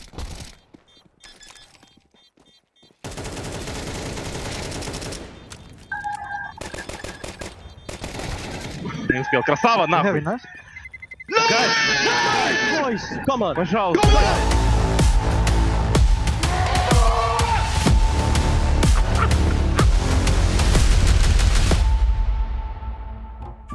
A much more competitive affair on map number 2, and Aurora finally able to break that Anubis curse versus Na'Vi. Chad, you 6 times flip-flopped. the I charm. told all of you, we should have stuck with Aurora. The good thing is I can flop back the other way. What are they going to do about it? They can't stop me, right? No one can stop the you. charm there on Anubis, they get it done. But I don't know about you, Yanko. Seeing the comms there from Na'Vi, right? The way that Bid acted after the map was lost. Obviously, lost I've map. never No seen one's- him with such a strong reaction, honestly. Yeah, and the He was comms there pissed. were intense. Right, it was pretty rough out there for Na'Vi. Those did sound like typical Na'Vi comms, though. They do be energetic when they talk. Alexa, you have a Galil Bliat. Yeah, I've never heard that before. That's just a bit of comic relief, I guess. Okay.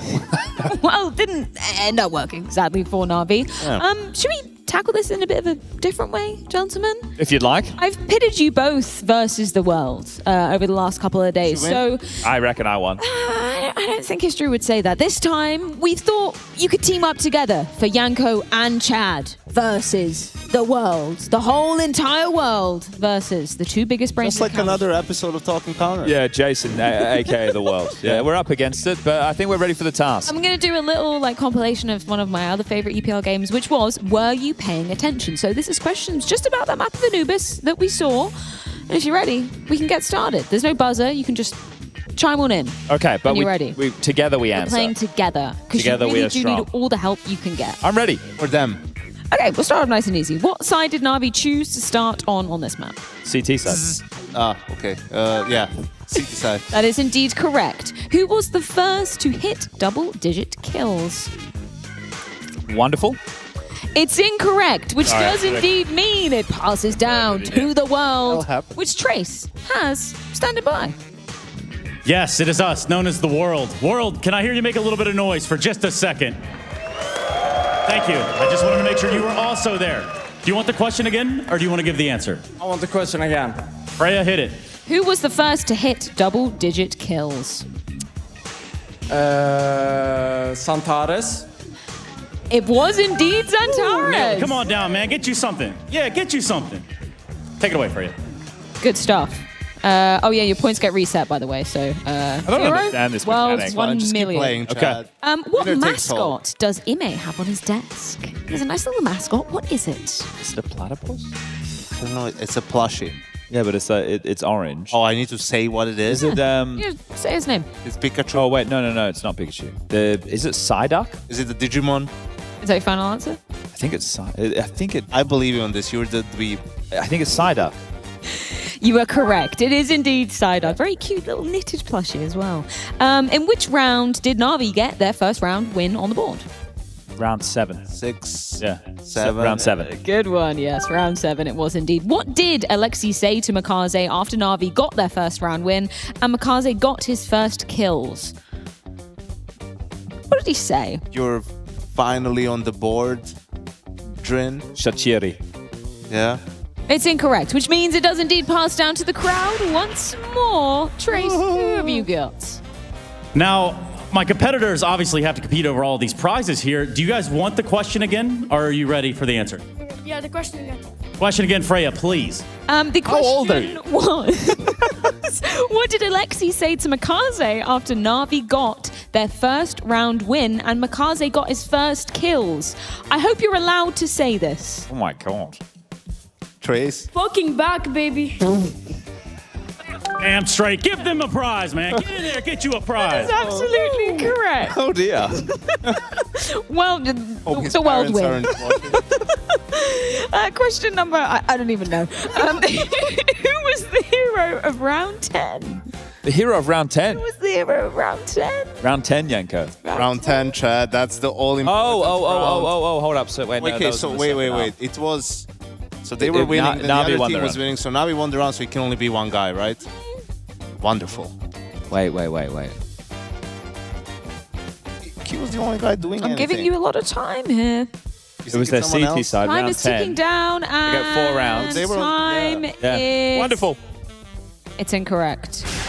Which I should have said something else. It passes down to the crowd once more.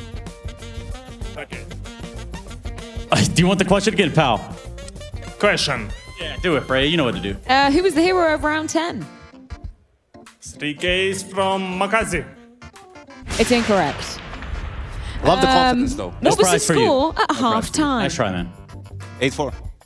That is correct. Right, this for all you English majors out there. How many vowels total are there in the server on both teams? I'm not counting numbers in aliases. I'm only counting actual vowels that we see. A vowel is A, E, I, O, or U. I'm not counting a Y. With both teams combined? Yeah, both teams combined. And I'm 9. giving you... No, wait, hold up. You're actually going to A total of 10. Wait, the notebook is out. 9. 8. 12. So it's incorrect, which means the world has an opportunity to take down Chad and Yanko once more. Vowels. You see all those prizes over there, man? I almost promise you're going to win one here if you get this right. I would ask you if you want the question again, but it's very confusing. Do you want it? No, I'm good. Okay, what's the answer to the question? 21. 21. Get you a prize, man. Come on down. Eat that, Chad. The world just knows. The world just knows more about Is vowels. this game show rigged? Y'all need to go back to school. How many times did Aurora plant the bomb in the first half? I'm not talking about round wins because of the bomb. I'm talking about how many times they actually got it down on the ground. They punched in the numbers, and they got it planted. Well, there's 12 rounds in a half, Chad. I think it is... They won 8. Yeah. A couple of defuses were in there. I think it's 6 or 7. No, but I'm being serious. Again. I think it is. Yeah, well, which one do you like more? 6. Let's go with 6. It's wrong. Crowd, Every time to shine. Every time. Anything you want to say before we get this underway? I think it was 8. I think you're right. Get you something for free, man. Come here. These people really were paying attention. We've got the best minds in all Counter-Strike down there. What's Jason's favorite Na'Vi philosophy? Mortal Kombat. That is correct. Yeah, not a strat, a philosophy. It's a way of life. Yeah. Chad, you liked the approach of Aurora's buy in round 15. Which weapons were able to get kills for Aurora? The MP9s. And? I guess 5.7. Was there a 1M4 in the mix? No, it was the round where they did the half buy, right? I So know, they did the Brazilian buy, so it's mainly MP9s. I guess it could be MP9s and MP7s. It's wrong, which means crowd. You get another shot. A little something nasty That's a technicality then. She's trolling us. It's a technicality if that's the Crowd case. now extra proud to know this one. I can assure you that. Do you want the question again? No, I don't need it. MP93, Galil 2. Is that right? That is correct. How? How have you done that? Well, I'm a pro. You need to know. All right, dude. So it is a technicality. Rub it in our face, I guess. Technicality. What are we, Chad? I don't know. Chad, you knew this one was coming. You knew it was going to happen. Please reenact the noise Zantaras made after round 16. That was Zantaras? Yeah, it was Zantaras. Okay. 3, 2, 1. Ah! Wasn't quite good enough. Crowd, you got anything better? That's what I hear all the time. Do you want the question again, sir? Yeah. It'd be funny if this was Zantaras. Because, I mean, you did ask me for the answer. I haven't been giving any answers away. Oh, yeah? Freya, can you hit us with the question just one more time? For Please, can you reenact the noise that Zantaras made after round 16? No idea. Damn. Bro, everybody be failing. Trace, describe it to him. It's like a Fire! Fire? Yeah, just like that. I asked for it. You got it wrong already, man. Sorry about that. Final question. What's the next map that we can quickly avert our attention to? Nuke. No winner takes all. I don't even know who the winner is out of this anymore. I guess the crowd. Crowd 10 million. Everyone watching. Chad and Yanko 1. Time to go to break. We'll see you on the other side for Nuke coming up in our grand final. Got to break.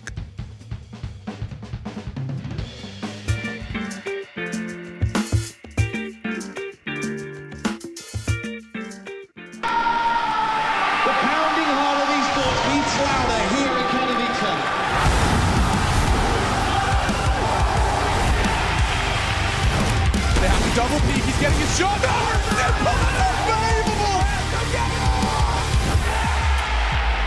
Something special to throw this deagle, and that's exactly what happens. Katowice! We are back!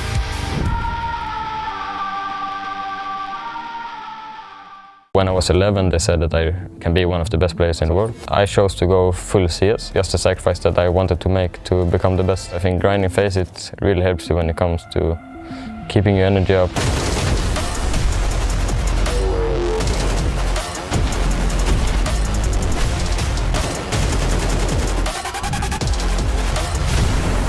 The best advice is that you need to love the game. In the end, I'm gonna be a good player.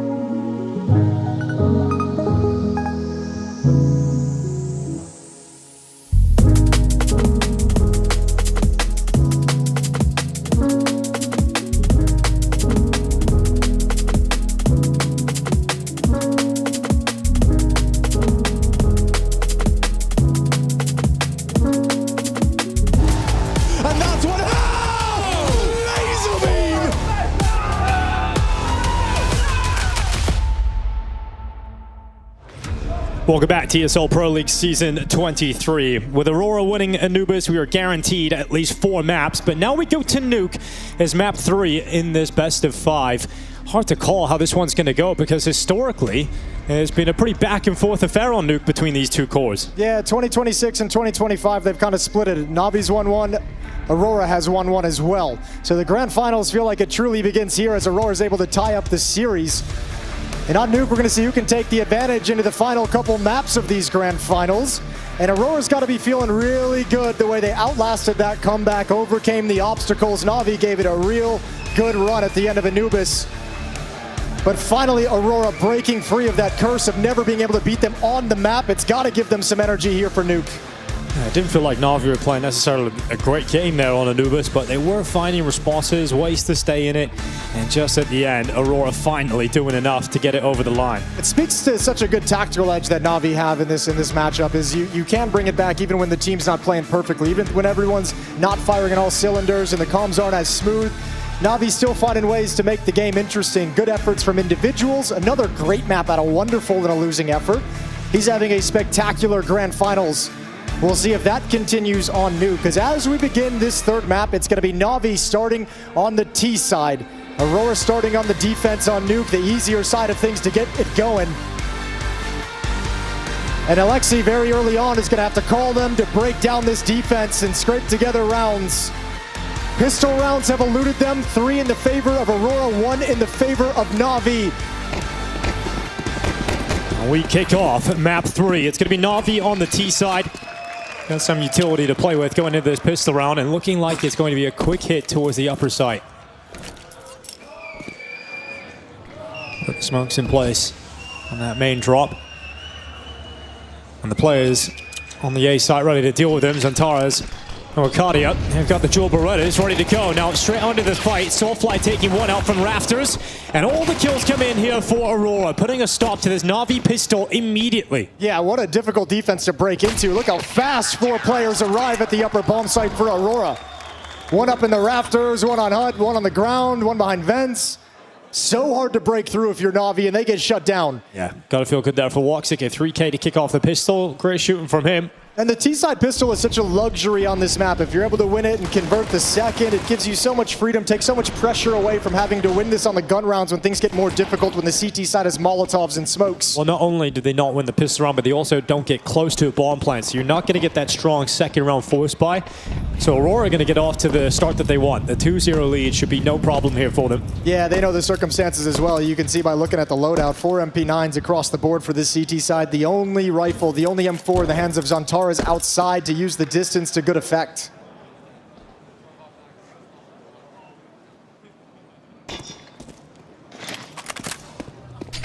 Last Nuke these two teams played against each other was towards the end of last year, October at the Thunderpick World Championships. It was a 13-4 victory for Aurora. Yeah, looking at Aurora's run though, so far in 2026 on the map. Lost to Hot 2 to kick off the year. Got a win versus Gamer Legion at 13-5 in Krakow. 13-10 loss to Pain, and then they actually got a win back over Pain at this very event and losing to Astralis most recently on the map. So it's been a mixed bag for Aurora on Nuke this year. It's the same for Na'Vi. Like we know both these teams are going to be proficient on the map, but if you look at kind of the history of the last 3 months of it on HLTV, like there's nothing impressive that's going to jump off the resume at you, right? There's no big win, statement win, or anything like that. We just know they're going to be able to play it solid. Soulfly with a couple of kills. The rookie was able to have phenomenal impact for Aurora down the stretch back on Anubis. He mentioned after they won the quarterfinal, he said, like, I didn't realize what the emotions were going to feel like when we won the game on the stage. He's like, I don't know I can't imagine what it's going to feel like if I'm playing well on the stage. So still some nerves coming in, but obviously being able to contribute in such a big way to a victory on that second map hopefully settles him down here for Nuke.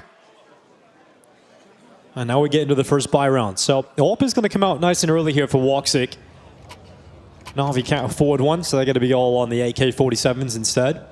Not a huge amount of utility here for Na'Vi. They've only got 2 flashbangs going into this round, so they'll both be on Alexi B.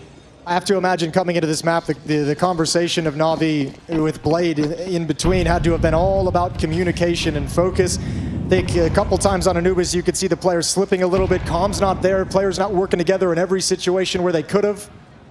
That would have been a massive talking point for Blade to make sure coming into Nuke, that's all settled.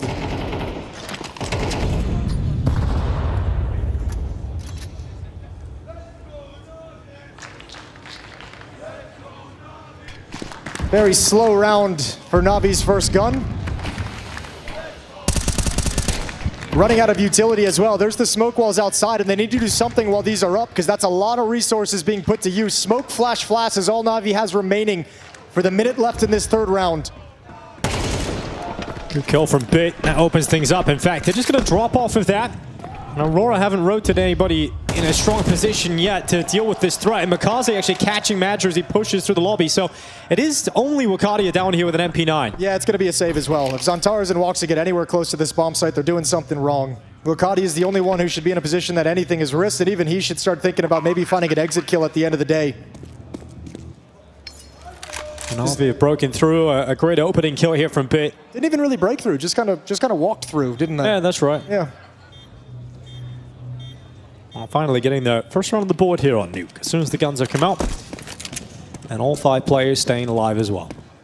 Yeah, good to have if you're Navi. And next round you get to replenish all that utility, have a lot more to play with. But on the flip side of that coin is going to be an Aurora who doesn't have a loadout of 3 MP9s against the AK-47s. Now the M4s are going to be there to provide resistance. You can tell just the mindset of Aurora players when they have these MP9s. The heads-up fights aren't happening. They're looking for a little bit more trickery. So stronger weapons in the next round is going to make this more difficult for Navi. But they're on the board on this T side early and very early on. Because of the reinvestment, Aurora's money is going to be a little bit fragile.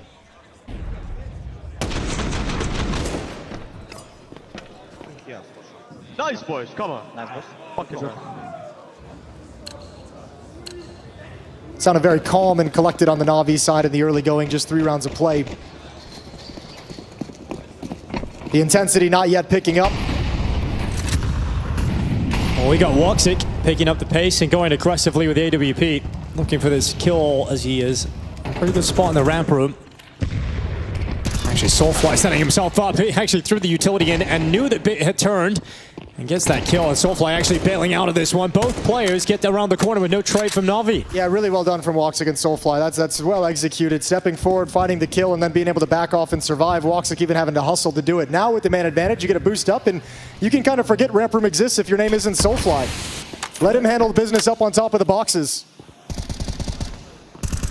Kaze. He loves hearing that spam. You know you're reloading that, but he doesn't actually make the most of it. Goes back into it, finishes off Zantares. And then back into the upper bomb site they go, but Woxic now spotted. He stands, he fights, but he's lost his teammates, so Woxic needs a quick kill, and that's exactly what he's got. He'll toss a grenade out into the front of the site, but can't flick down to Wonderful.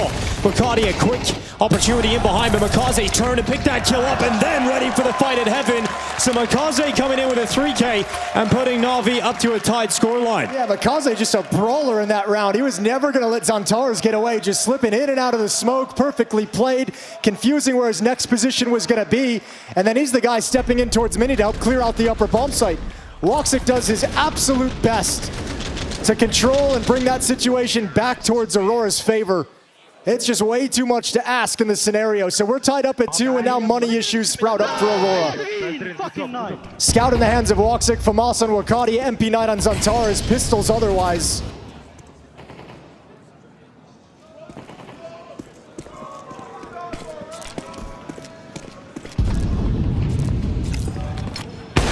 Oh, good kill from Wonderful. So an opening kill here for Na'Vi.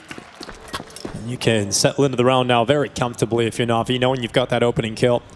There's outside smokes deployed, but no one going to be working with them. Wonderful had 46 kills in the first 2 maps of play. We mentioned he was having a phenomenal finals. Yes. That's an incredible rate to hit across 2 maps.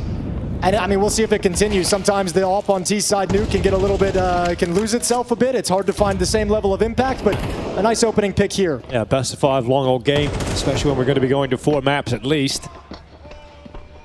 Strong start, but can he keep it up? And the site has been taken over towards A, and no problems here for Na'Vi.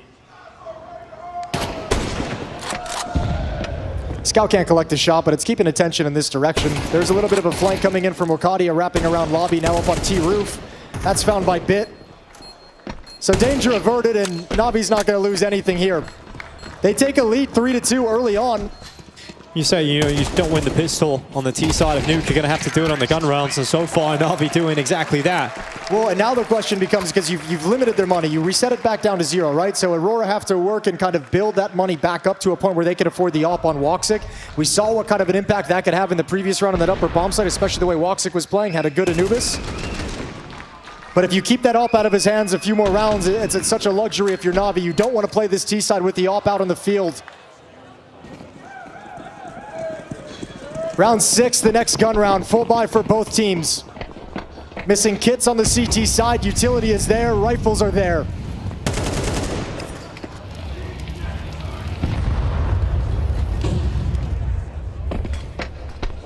Looks like a lobby crunch is being lined up on a timing. There's the flashes in through Squeak Door. Ima hears him busting out. He's like, I want nothing to do with it. You guys can have lobby. Comment over to the team and let Alexi worry about what the reaction's going to be. Yeah, just backs away. But look at Makaze again. He's got the garage control that you're really looking for. So a lot of space taken here for Na'Vi outside. Yeah, this is excellent. It's counter to what I mentioned on Anubis when something similar happened. A push was spotted, but they weren't in position to take advantage and gain the space. Now they've got huge advantages on the map. There's Makaze getting taken down, though, upon the peek from Soulfly. You think when Makaze gets in a position that strong, that early in the round, he's going to manage something. They go blow for blow outside. Alexi B left on 30 HP, and Na'Vi going to be frustrated. They didn't really make much of this, and now the bomb is stuck at garage on the back of Alexi. Yeah, it's Makaze who's going to be the frustrated one. Alexi might get one back. Okay. Zantar's wanted to get some information, and Ima just slips around the wall. Soulfly following up very, very closely on a timing. Woxic, his teammate, is downstairs. So Soulfly's the man who's got to have impact, maybe delay this bomb plan as long as possible. Yeah, now Woxic, Molotov does land towards secret stairs. Alexi going to make his way in, but Soulfly, here he comes. Out towards Hut, they're going to start spamming him down. Alexi B, gets across, gets that bomb to safety. Nate going to go through. Alexi is pretty low. In fact, it cancels the plant and removes Alexi B, and then Ima goes into the open. Okay, disaster strikes here for Na'Vi, and the only player that can save them is Bit. And he's running back to get that bomb. He will pick it up, but Soulfly, here he comes, walking on out, strolling on in. Soulfly so comfortable in the clutch. Bit is saying there's no way the rookie steps through this smoke and challenges me, and it's exactly what he did. Maybe he doesn't know any better, but he wins you, beats you in the 1v1. That's a massive round for Aurora to get back to their winning ways. And he does exactly what's needed. Delays the bomb plant, sets Woxic up to grab a kill of his own to play next. And then wins the clutch. Nice! Tied at 3, and now it's Na'Vi. Alexi with $0 in the bank. Ima down to 150. Money's a bit of an issue, and look at all the damage they've taken early.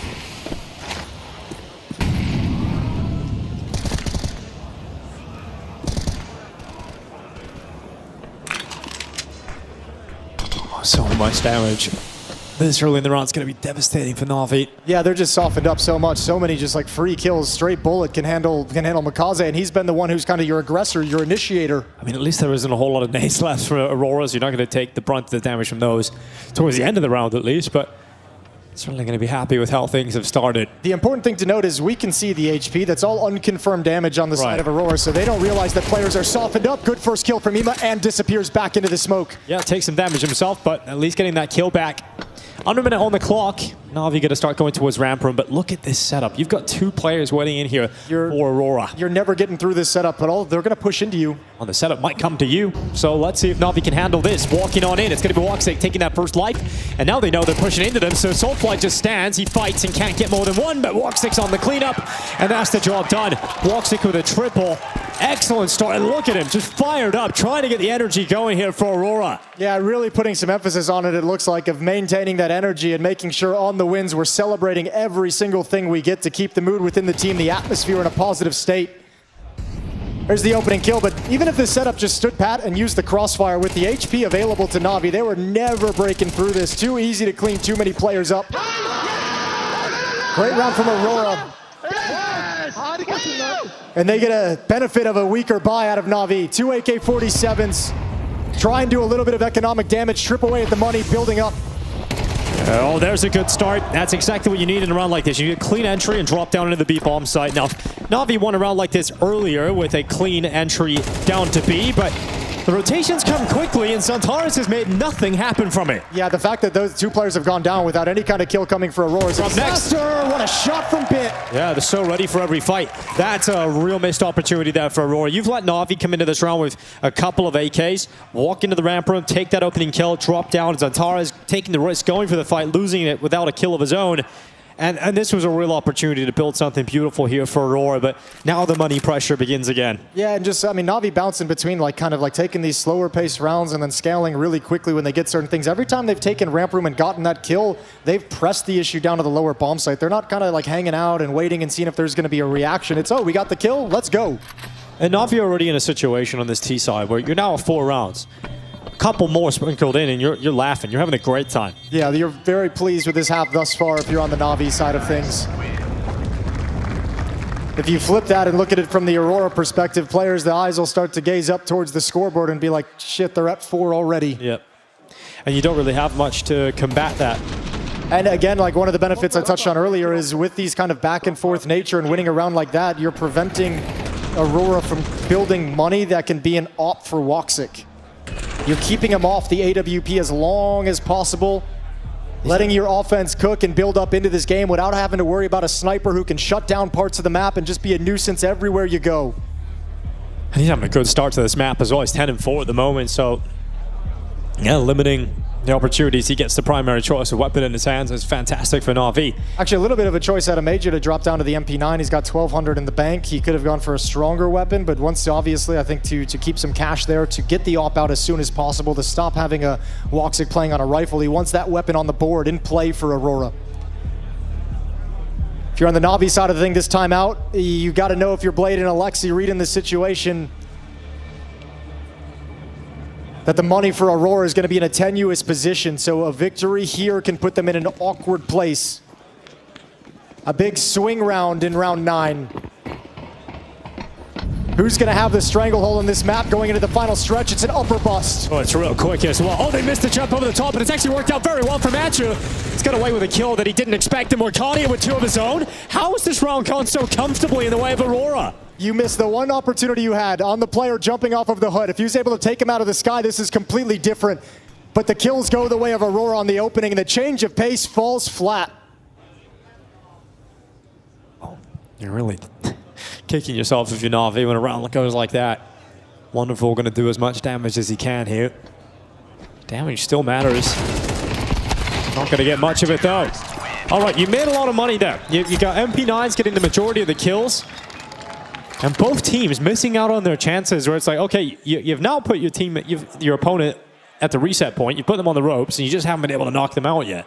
Yeah, that's the hard part if you're Na'Vi. You have to kind of swallow that one and just take it on the chin because you've let them off the hook a little bit. They get a bit more How is Magic get away with that? It's insane. Yeah, it's a hard shot to hit as he's falling down, but obviously the rest of his teammates also chiming in. Top hut, amongst, you see that player jumping down and you say there's no one top hut, he's dropped down, and then there actually is a player top hut as well. Tough situation for Na'Vi to handle. Round 10, deep smoke outside from the CTs makes Na'Vi nervous. Some aggression behind it with Zantaros at red box. Okay, Zantaros. He's going to open things up with a kill right away on Mikaze. Blade not going to be a fan of that opening kill going against Na'Vi in a round like this. But now Aurora can somewhat breathe. Take a moment, because Na'Vi are in no rush to try and get that kill back. Well, you've got Bit in a good position, right? So what they're kind of thinking is if we're eventually going to join up with Bit, or if we're going to let him activate to play next, we've got to do something on the map. So Alexi's going to join up with his team. But Aurora's not going to sit back on their heels. They're going to be proactive, starting to push in towards hut, clear out lobby, good information, great peek. Yeah, now Woxic is ready for the next one too, and that utility is only going to help them funnel them back into Morcadia, but there's a second play here as well. Matra, okay, there's the lineup, and can only get himself the single frag, but ends up being a 2v3 here. Still tough for Na'Vi to work their way out of this position. Yeah, Alexi needs to let Bit kind of play next, and that's what he's calling out. It's your turn. Start making a move. See if you can clear anything out, grab some information, let me know where I need to go, because he's blind on this part of the map. Unfortunately, there's only 20 seconds left. They don't have the time in the world for Bit to be leisurely about this. It's going to happen fast. If he doesn't win this fight, Alexi saves. Yeah, hard to win this fight though. So many angles you got to worry about, but Soulfly's actually helped him out and let him know where he's standing. Doesn't matter though, Soulfly on the cleanup, getting both of those kills and putting Aurora up to a 6-4 lead. Yeah, now there shouldn't be any more financial issues for Aurora. So if you're Na'Vi, you've kind of missed that opportunity to break that down and kind of scrape together some easy ones at the tail end of the half. It's you instead who have that misfortune of dropping back to Deagles and having to kind of relinquish any real danger in this round 11. 6-4, Aurora looking a strong advantage to get up towards 7.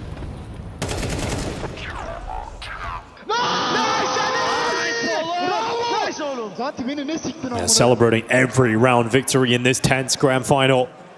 And there's Soulfly. All right, it's starting to really come together now, Soulfly. 14-6. wondering what his presence inside of this Aurora team would look like. You know, losing Jota, many thought they might drop off, but Soulfly's come in and he's been impressive in 2026. Yeah, I think also he's starting to get the feeling on this map like he's been targeted a couple times, like when Navi's needed a round or to find a kill, they've kind of headed towards him. Now, Aurora's done a great job of doubling up and mixing in some aggression. It's not like they've been passive in ramp room, right? That defense has like moved into challenge a trophy, challenge in towards lobby as well. But every single round, I think he's got the sense that it's likely Navi come and challenge him over in ramp room. So that round completely on point and prepared for it. All right, last round of the half. Navi looking for 5 on the T side. 5 of the last 6 rounds going the way of Aurora's CT side. Been a really strong stretch as they've taken hold of this map. But if Navi can leave with 1 extra round to play with, they're going to be very happy with the output from their T side, even though it's looked rough at points. There's Antara's pushed up.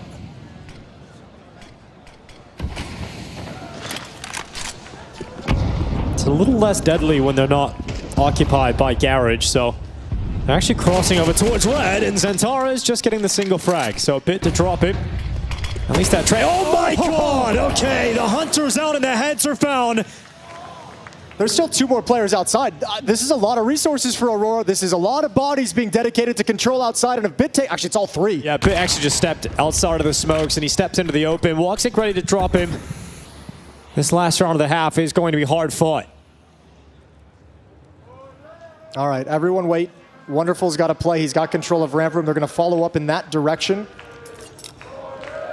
And it looks like they'll just drop in towards ramp room. Soulfly's on a long flank, wrapping past T-spawn back in towards lobby right now. Wakadia and Woxic playing outside mini. Nobody's dropped down to the lower bomb site. Now Wakadia is getting the idea, so is Woxic. And this time Navi's taking it slow and they won't have the timing, they won't have the advantage.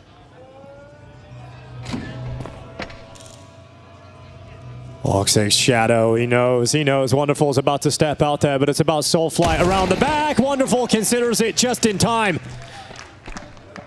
Woxic can hear them just above him on the rafters. 15 seconds, bomb plant coming in. Woxic looking to deny, but it's planted on the safe side.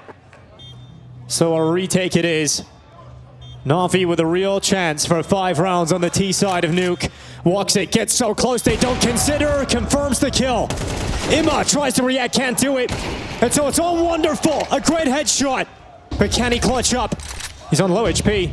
And Wakati is moving to him. He knows that, and Wonderful so cool in the clutch today. A 5th round secured for Navi. And Wonderful continuing his strong performance in this grand final.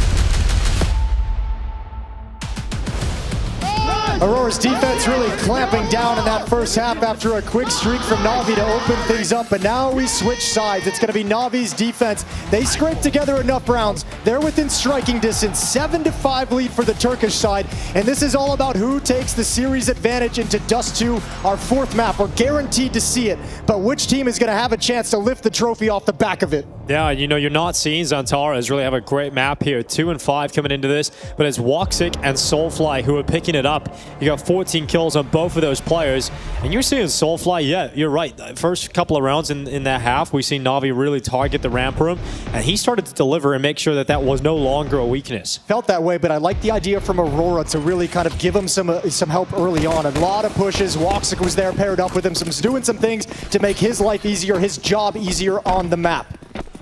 Now Blade wanting them to fire up and bring more energy and see creative ideas coming into the second half. Let's see if Na'Vi heed his words as we get into the second half of play. You got that P250 on Woxic, so look for some kind of like a gladiator strategy of just kind of setting Woxic up to take his looks outside, go for some peeks, some picks with the P250. No movement yet. Aurora doesn't want to pull the trigger, looking to see if there's any kind of aggression. Nothing's coming as Na'Vi stand pat. Wonderful and bit towards ramp room. Alexi Ema, the upper bomb site. Makaze spotting outside, sees the silo drop, grabs 1 kill. Yeah, you're going to enjoy that opening kill, but Makaze going back for another, you'll like that even more. At least Woxic getting a kill to respawn, but it's still Na'Vi a 4v3 here as they are still trying to get that bomb into the site. Issue is Ema waiting inside of main. It's a strong position to have here, and that smoke is going. Oh my god, quick reaction from Ema. At least Woxic responds, but it's still a whole lot of work to do here for Aurora. That P250, though, is doing so much work. So much of the heavy lifting done by Woxic in this pistol. Madger trying to at least help him out by getting a single kill, but it won't be the case. Woxic has to do everything. And Woxic kind of left him on his own and was like, peace out, this one's all you. 25 on the clock, and he's going to try and quietly move his way over towards ramp room. Bit has no idea. All right. Still thinking it's going to be a finishing play, so Woxic's created a chance for himself. And now they understand. Now they hear the noise cue. Alexi and Bit going to drop in towards the vent. Bomb being planted right now. How much time is Woxic going to have to find a new position? Yeah, he has to get off that plank. Gets in behind the box. They're just running him down. He's got separate 1v1 fights, but eventually Alexi B will take him down. They play it well as they race in, realizing they don't want Woxic to get to a good spot. If they let him get into a strong post plant to position himself in the rafters, he's got a shot at winning that one. Yeah, keeping the pressure on, really smothering him in the post plant. Gotta say though, another great round from Woxic. Even though his teammates don't do anything, he's landing some great ones here. Yeah, that's a sick trade to get. A trade here over towards Mini as well. Nice headshot there with the P250, but nothing going, not enough success elsewhere. Now, the big thing that Woxic does there is get the bomb plant, right? Even though he loses the round, he gets the bomb plant. So you're able to get a really strong buyout here in comparatively to what you would have had without it. So you're going to get an AK, you're going to get Mac 10s and a Tech 9. Yeah, anytime that plant comes out on the pistol round from the T side, the CT side going to immediately be thinking, okay, be careful about that upper bust, the Mac 10s and the Tech 9s with armor. Positioned outside, big gap in that smoke. Oh, dude, that's a huge gap. But it's actually worked against him because you have Makaze who's completely fixated upon the gap, and then Zantaras just flies over the top of it. You know what? Let's give him the credit and just say it was designed. Sure. That's one of those moments where you would really want it to be designed, because that would be very cool if it was. I'm just amazed that he didn't hear the drop down, didn't hear the footsteps running as well. Maybe some communication. Wonderful on an island against 4. Yeah, look at the space they've got. Like, he's under so much scrutiny right now. All right, Wonderful, what can you do? Rifles go for 1 and a second. Couldn't quite get the 3rd kill, but Wonderful at least setting Na'Vi up with a shot at this. A 3v3 and Bit running them down, so no bomb plant. It's going to be a tough situation now for Aurora. Bit's actually moved into dark as well, so he's able to play that spot. I don't think Aurora dedicated enough to actually control the bomb site. Woxic is starting to get that bomb plant, and his teammates are nowhere close to being able to cover him. So, they're like, good luck, buddy. Yeah, Bit's living the dream. Yeah, then, oh my god, okay, Emma getting caught. Wakadia going back in, he nearly gets himself a follow-up frag. But this would be the time to step up if you're Zantaras. You've been quiet, you know you have been, but time to go loud in the 1v2. Alexi B at the window, and then peeked as well from lower at the same time, so they make it impossible for Zantaras to actually win that one. And we've got a tie game again. Sigh of relief for Na'Vi. That round looks scary from the start, right? They find themselves in pretty solid positions. I think Aurora lose this round more than Na'Vi winning it, just for the fact that you're right. It feels like they don't commit enough to actually trying to get that bomb plant. I think they thought after the initial kill of getting in on Wonderful that they could just kind of get that bomb plant really easily. One player went back to vents. One player was still kind of lurking outside. Unfortunately, like the planter was kind of Woxic was left all alone. We're going for Okay. Well, you found a nice little corner there for you, Ricardo. How has that happened? Well, let's see if it works out for him. Shouldn't change anything. Hasn't really messed with the timing whatsoever. Alexi's still going to be aware of the possibility. Yeah, just waiting now. Wakadia could have moved into that position. You got Imma on a couple of kills. Wakadia does eventually get a frag of his own. And Soulfly, nice deke. Isn't really going to amount to too much here. Imma with a 3K on the hold. Another shot from Soulfly. Okay, hold on. Now we give him the respect for this. The kills are valuable as hell. Like, you cannot overstate how important it is to get a couple of those kills for some of those rebuys on the CT side. It's just where the bomb is, Jason. Oh, he's unlikely to win the round, but any extra kill he gets from here is incredible. Like, you're priming your team on this T side. Part of Nuke, part of the frustration on the T side is, like, you can obviously get locked out. We've all felt it playing T-side Nuke, but part of the goal is always to set up that CT economy to just break when you get your first round win, and that's exactly what Soulfly's doing with some of these extra kills here. Yeah, just priming your opponent for that break later on. But Imma was checking outside intermittently, but has moved inner now, so won't detect Soulfly. But they know that he has to come to them. So Soulfly is going to eventually march his way towards the waiting arms of Bit. And the nice thing for Bit is, like, he sees, okay, now you see both of them. Yeah, but even with the bomb, you're like, well, once he picks it up, he can only come to the upper bomb site. So it was really easy round, whatever, for Bit. 8-7, 1 round lead. Yeah, well, the buy is going to be coming in here for Aurora. It's going to be full AKs, no AWP yet. I'll see on the Na'Vi side, I mean, those kills, as I mentioned, super valuable. Just these two at the end in a 1v4. Taking some money away. Wonderful still gets the AWP out in the field. Yeah, but Alexi B is going to have to play with an MP9. Yeah, look at the cash reserves as well. A loss here for Na'Vi, and they're going to have to drop down and save immediately.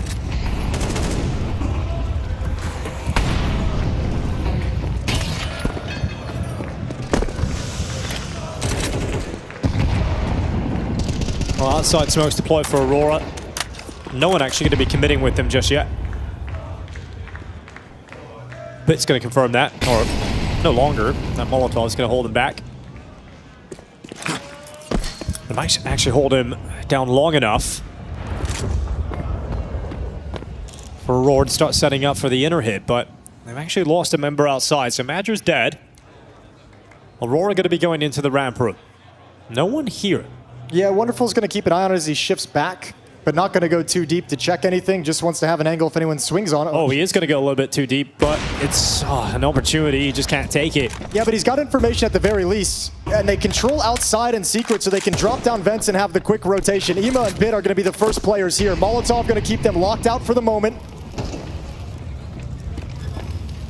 You got Bit ready for that push forward for Zantaras. Can't get the kill. It's going to be Imma to have to respond. And now he's under a lot of pressure because that door swings wide open and there are 3 targets surrounding it. So Imma not putting himself in harm's way. He's letting everyone else play first and start getting in a position where they can't have so many eyeballs watching for that push. Well, eventually Imma does move forward. Alexi B getting the trade kill, but there's enough presence towards the window for Aurora to get a kill back. So a 2v2 here. Wonderful trying to move in. He's got some utility trickling that out into the site. And the final 2 kills come in from Na'Vi. All right, 9 rounds for Na'Vi, starting to get into position where this Nuke is looking better and better. In some lovely shots from Wonderful in the round. 2 kills, the opening on Major, and closing things out with the final into Defuse. We wondered. He had those incredible first 2 maps of the grand finals. Would he be able to keep it up? 12 kills to help lead the way for Na'Vi, and impactful ones here in this round. Yeah, Wonderful is having a great grand final. The Na'Vi look just so much more deadly when their AWPer is online. Timeout for Aurora. No AWPer for them. Yeah, it's going to start likely feeling a little bit desperate if you're Aurora at this stage. So in this timeout, talking things over, another buy coming in. They don't want to relinquish things just yet. Still 2 rounds back. Going to be missing a little bit of utility, but for the most part, they've got what they want. They've got everything except perhaps a round on the board on this T side.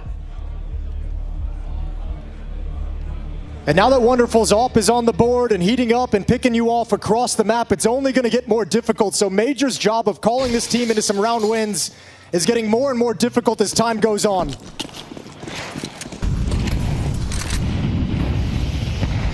Feels like a broken record, but it would be a great time for Xantares to come online here at this point of the map. Sitting on 4 kills. Shadow, Xantares dead, making that move again. And heard the footsteps of Major, but it's just one set of footsteps that he's calling out. 2 players silently crossing behind Major. Yeah, well, he's at least got 1 pick back. Bit's already rotated down. You're not ready for him. He's got ahead. He's got info. Sees 2 players in that jump up. Do they really want to challenge further? Do they really want to do it now that they've seen Bit kind of disappear into the bomb site, and now he can be at so many angles and he's got information? Reinforcements could have arrived. There's no map control right now for Aurora, so when they turn this corner, when they open this door, I don't think they realize what they're going to find. Oh, as they speak as well, they're losing more and more map control if Na'Vi continue to push through the hut. Spacing is everything for Alexi and Makaze so they don't get doubled by Wakadia. Timing is everything. Wakadia is not watching it, and they've just moved in. Oh, they're going to clear him. Oh no, Wakadia going down with nothing. And his teammates just got to the top of Secret. They were always going to come back, and now that you don't have that foothold, this feels way worse. 35 seconds. Aurora going for the last move towards the upper bomb site. Makaze waiting at the back of the site. His AK primed and ready to remove Soulflight. Up next is Woxic. The victim will fall, and now 10-7. Na'Vi ramping things up here on Nuke. Yeah, 10-7, and that's their cleanest round win yet. Only losing a single player. Other than that, Aurora had been able previously to take out 3 in each and every round. And that was a buy that you forced up that felt right on the edge. Now you have to sit back and it just gets worse. Pressure mounts. You still have no rounds on this T side. Nothing to feel good about. No indication of what's a strong opening move that can get you back into this game. Nice, Green. Keep it going. Turkish fans not happy? Yeah, starting to get a little worried, I'm sure, over in Turkey. What about you, Sweden? You were Na'Vi fans earlier. You still excited? Very much so. Na'Vi giving them something to cheer about. Alexi B getting into the hut. Soulfly started the smoke. Here they come. Xantares going to be dead again, and Alexi B just holds down for that second player coming in. Xantares is having a nightmare game at the moment. Yeah, he really is. Can get nothing going. Wonderful missing the shot, but it's not going to matter all that much. They're going back into Bit. Bit's ready. Woxic stepping up, gets the dink, but it's still going to be Bit to stay composed and take that kill. Even Wakadia charging through the smoke. He knows he's got a low HP opponent. Actually hit that? Okay, fair enough. Now Wakadia, you're not going to win this round, but show us what you can do, and not much more as he steps into the scope of Wonderful.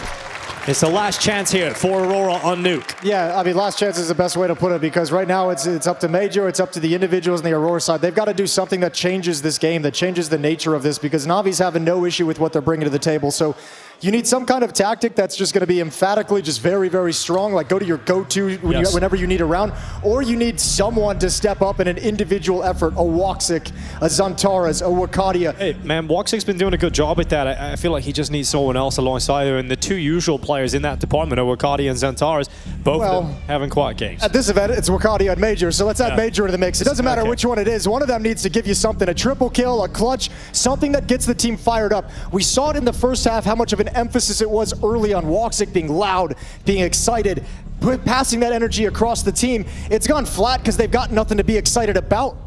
And someone needs to create that, or else Aurora's just going to fade out of Nuke. And we'll head to Dust 2 with Na'Vi on championship point.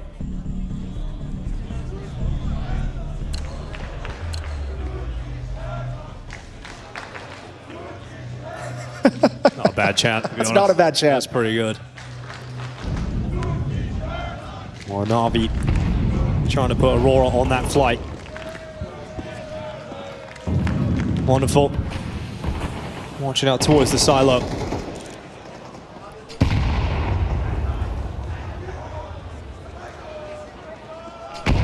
Another break. Nothing. Over the top of the smoke, though, Woxic is looking for Wonderful to swing out a little bit wider. Third break of the smoke wall and absolutely nothing seen. Okay, Wonderful's got your opener. Aurora about to lose Antares as well. He hit that. He actually did, yep. Right to the top of the box, though, so the damage is not lethal. Antares can still fight on. He drops off May. Sound cue heard. Wonderful's going to know that. And the nades are coming in, but Wonderful is not missing much today. Another frag from the Ukrainian Opera, but he's being flanked. They push through the smoke. Major's got the kill, but Antares has been taken away, and they know where Major is. Yeah, but with Antares going down, there's not really a strength to this wraparound, right? Major's got the bomb. He's all on his own. He's going to jump in towards the window. Oh, and just Ima spotted him. Yeah, yep. Bit's going to have a free one. You know you've got him locked away. Bomb as well. And Wakadia can't do anything really to help. No, Like, your bomb is stuck in lockers. Yeah, he can't move. Oh, oh my God, that's one way to get out of it. Fight your way out of it. Now, do you want to commit straight away? So they slow on the ladder, but they've got 20 seconds. They have to go to the A setup. And look who's waiting for them. Makaze and Alexi B. And they both look towards heaven. The bomb rolls to the ground, but Wakadia ignites with a chance. He puts the bomb down at the back of the site, and they so desperately need a miraculous moment like this one. I don't know if Ima realizes he got into the hut. He might, but he's not looking for it. Oh, the wraparound in Wakadia! That is a big moment! A lifeline given to Aurora. Well, we said they just needed it out of somebody. Somebody needed to deliver a moment like that, and it was Wakadia to step up. Dude, that is nuts that he's able to pull that off. How do you break through that setup in the upper bomb site? Alexi inside the site. Makaze, maybe one of the few shots he's missed throughout this game. That's the one he gives up. It looked unlosable for Na'Vi. Ima just thought he found a pocket of safety inside the site behind the Molotov. It's not the case. Disappeared entirely. Well, you said that they need something to inspire them, something to get the energy going again. Hopefully for Aurora, that is the round that does it. They've got to go on a streak now. Wakadi has bought them some time. Issue is Na'Vi still have a really good buy going into the next round. You've still got to deal with this. And you haven't been able to get the AWP out. And Antares has been doing nothing outside in such an important round. You know, just nothing again, just walking over the top dead. And I think that's why you can see someone like not clearing that corner the complete way. He's had a frustrating half and some of the details are eluding him. Now you're picked off by Wonderful. Success was short-lived. Wakadia bought you a little bit of time, opened the door a tiny bit, and Na'Vi in the process of slamming it shut. Yeah, it's just not a whole lot of opportunity now for Aurora. Soulflight grabbing a kill here onto Alexi B. Takes attention away from outside, which lets Major play. Now we're back into a 3-on-3. Mid-round looking good for Aurora. Yeah, good work. Really staying in the fight of this round. 50 seconds. There's still time to play with here for Aurora.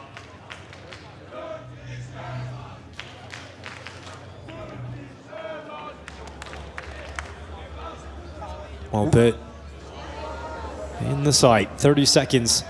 Going to combine with Makaze, who did kind of had a blunder in the last round. He's hoping he can be much sharper this time, and he certainly will be.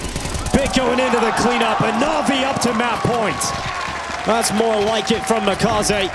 And a combo between him and Bit, getting Na'Vi to the finish line. Yeah, defense has just been way too strong for Na'Vi in this half. An incredible run. 7 of 8 rounds played, all going in the favor of Na'Vi. The one round is the heroic effort out of Wakadia. But not enough happening on the map for Aurora. All right, a couple of Khalils and 2 MAC-10s and a single AK-47. That's all Aurora have to try and stay in the fight of Nuke. Na'Vi about to win their own map pick. Comfortably so. Oh. Right to the dome. Major gets nothing done. Close up. Look at that nade as well. Devastation right to the middle of the pack. It's a terrible feeling on what is definitely feeling like it's going to be the last round of this map. You're sitting there already scratching your head if you're Wakadia. Wondering how do you even get into this round now? All they've got left is an upper hit. You don't have the resources really to go outside again. You can't create a smoke wall. Ramp room, you can't imagine is going to go well for you. Last round you went there, you got wrecked by Wonderful as soon as you turned the corner. Send somebody up to the roof to throw out some utility and hit the upper bomb site, see what happens. Feels like the option available to him.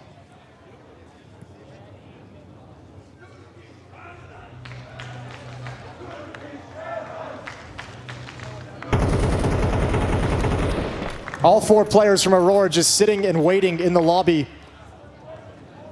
And Navi's happy to let him. Yeah, a certain feeling that this round feels over. Uh-oh. Emma, okay. Well, there's a kill back. You no longer have the player advantage if you're Navi. Gonna come in though, LXCB in the rafters, but with a follow-up kill.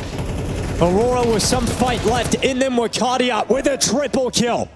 Zantara is still alive, prowling around the A bomb site with the AK-47. That grenade is good, it's real good.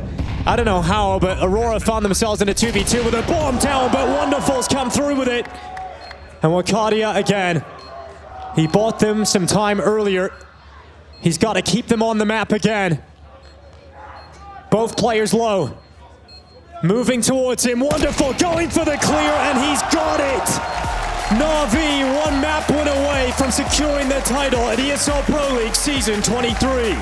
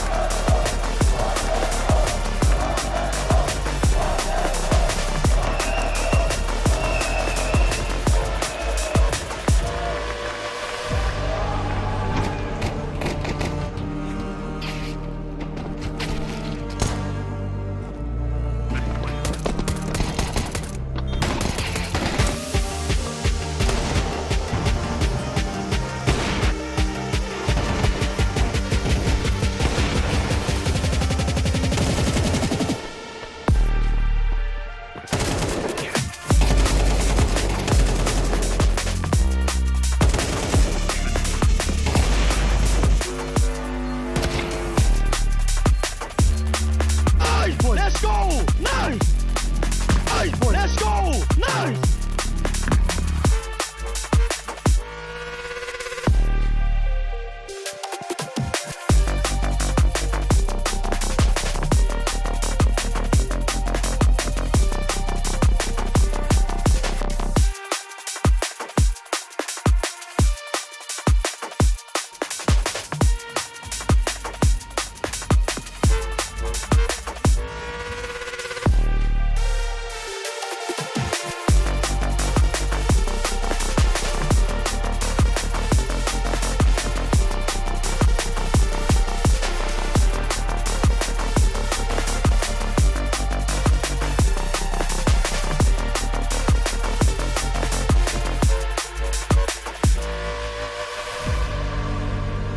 Maybe you come with us to a hut. Guys, I'm in Sun. I'm in flasher.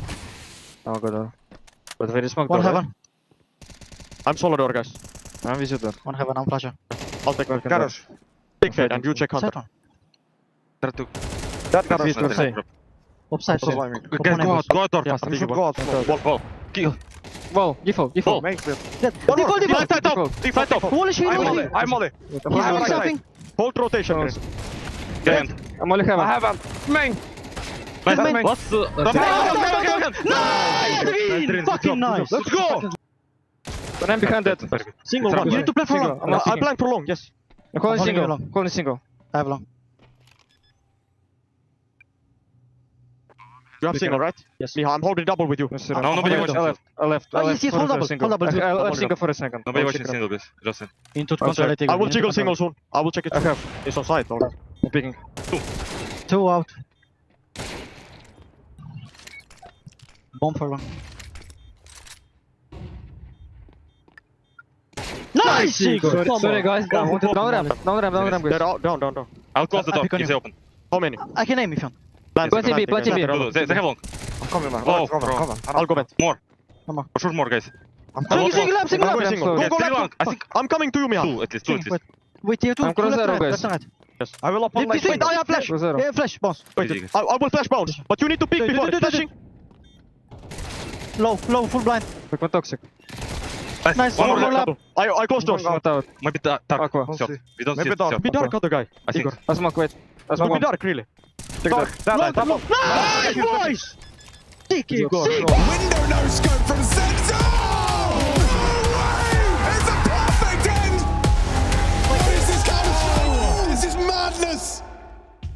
It's Na'Vi to take Nuke and now just one map away from taking the trophy here at ESL Pro League Season 23. A great second half from them. Would have been flawless if it hadn't been for a heroic moment from Wakadia. Great stuff from Na'Vi. Yeah, absolutely. Their map pick teams, unlike the last time they played, actually converting their map picks. So that's good to see. And yeah, wonderful, man. These are the sort of games, like series where you're like, we just have to keep him, don't we? Like, if he was consistent, right? You know, he gets to go into the upper echelon of Overpass. It's also, he's in that second group. It's also like if it's just at the right tournaments, it doesn't matter, and it makes it easier for all the other players too, right? Yes. Like so when he's on, they can be like, all right, time to start trying. We can win this one.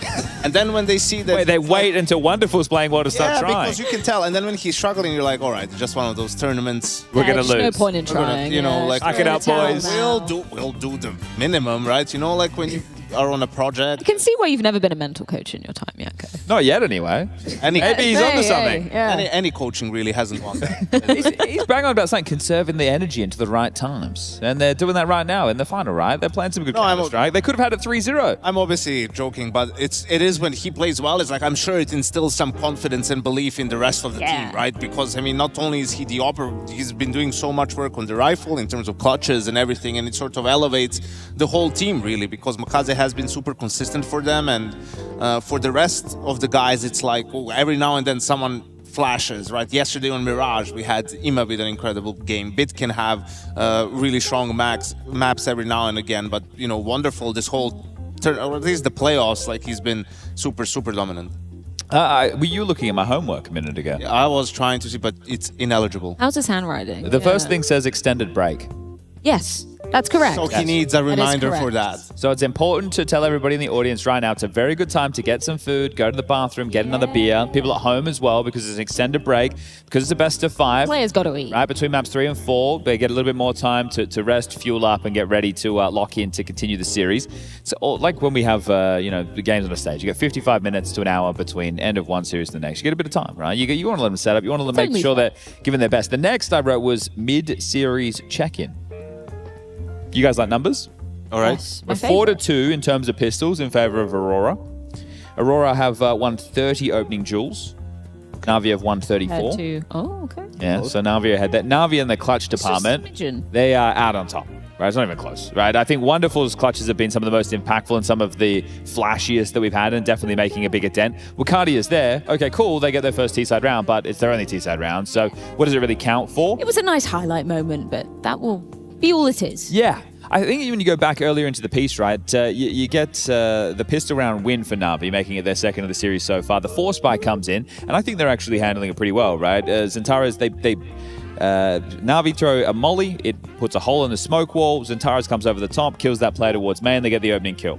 Then they get the secret space. Let's play it. Do we have it? Play it, we have it. How do you know? I asked for it. Oh. Well, they might put Oh, you get into it.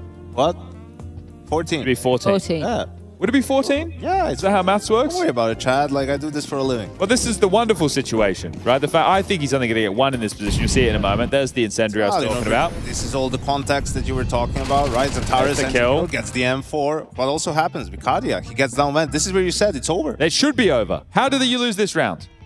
Like this. You have bad spacing. Yeah, That's and how. Wonderful gets a double. He should only ever get 1 in this situation, and then Woxic, bit of a brain fade. This is the... Why does he go backside? Yeah, it's not a good move from Woxic there. You have vent control, so you know that likely nobody's single door back vent side, so you should be able to plant safe.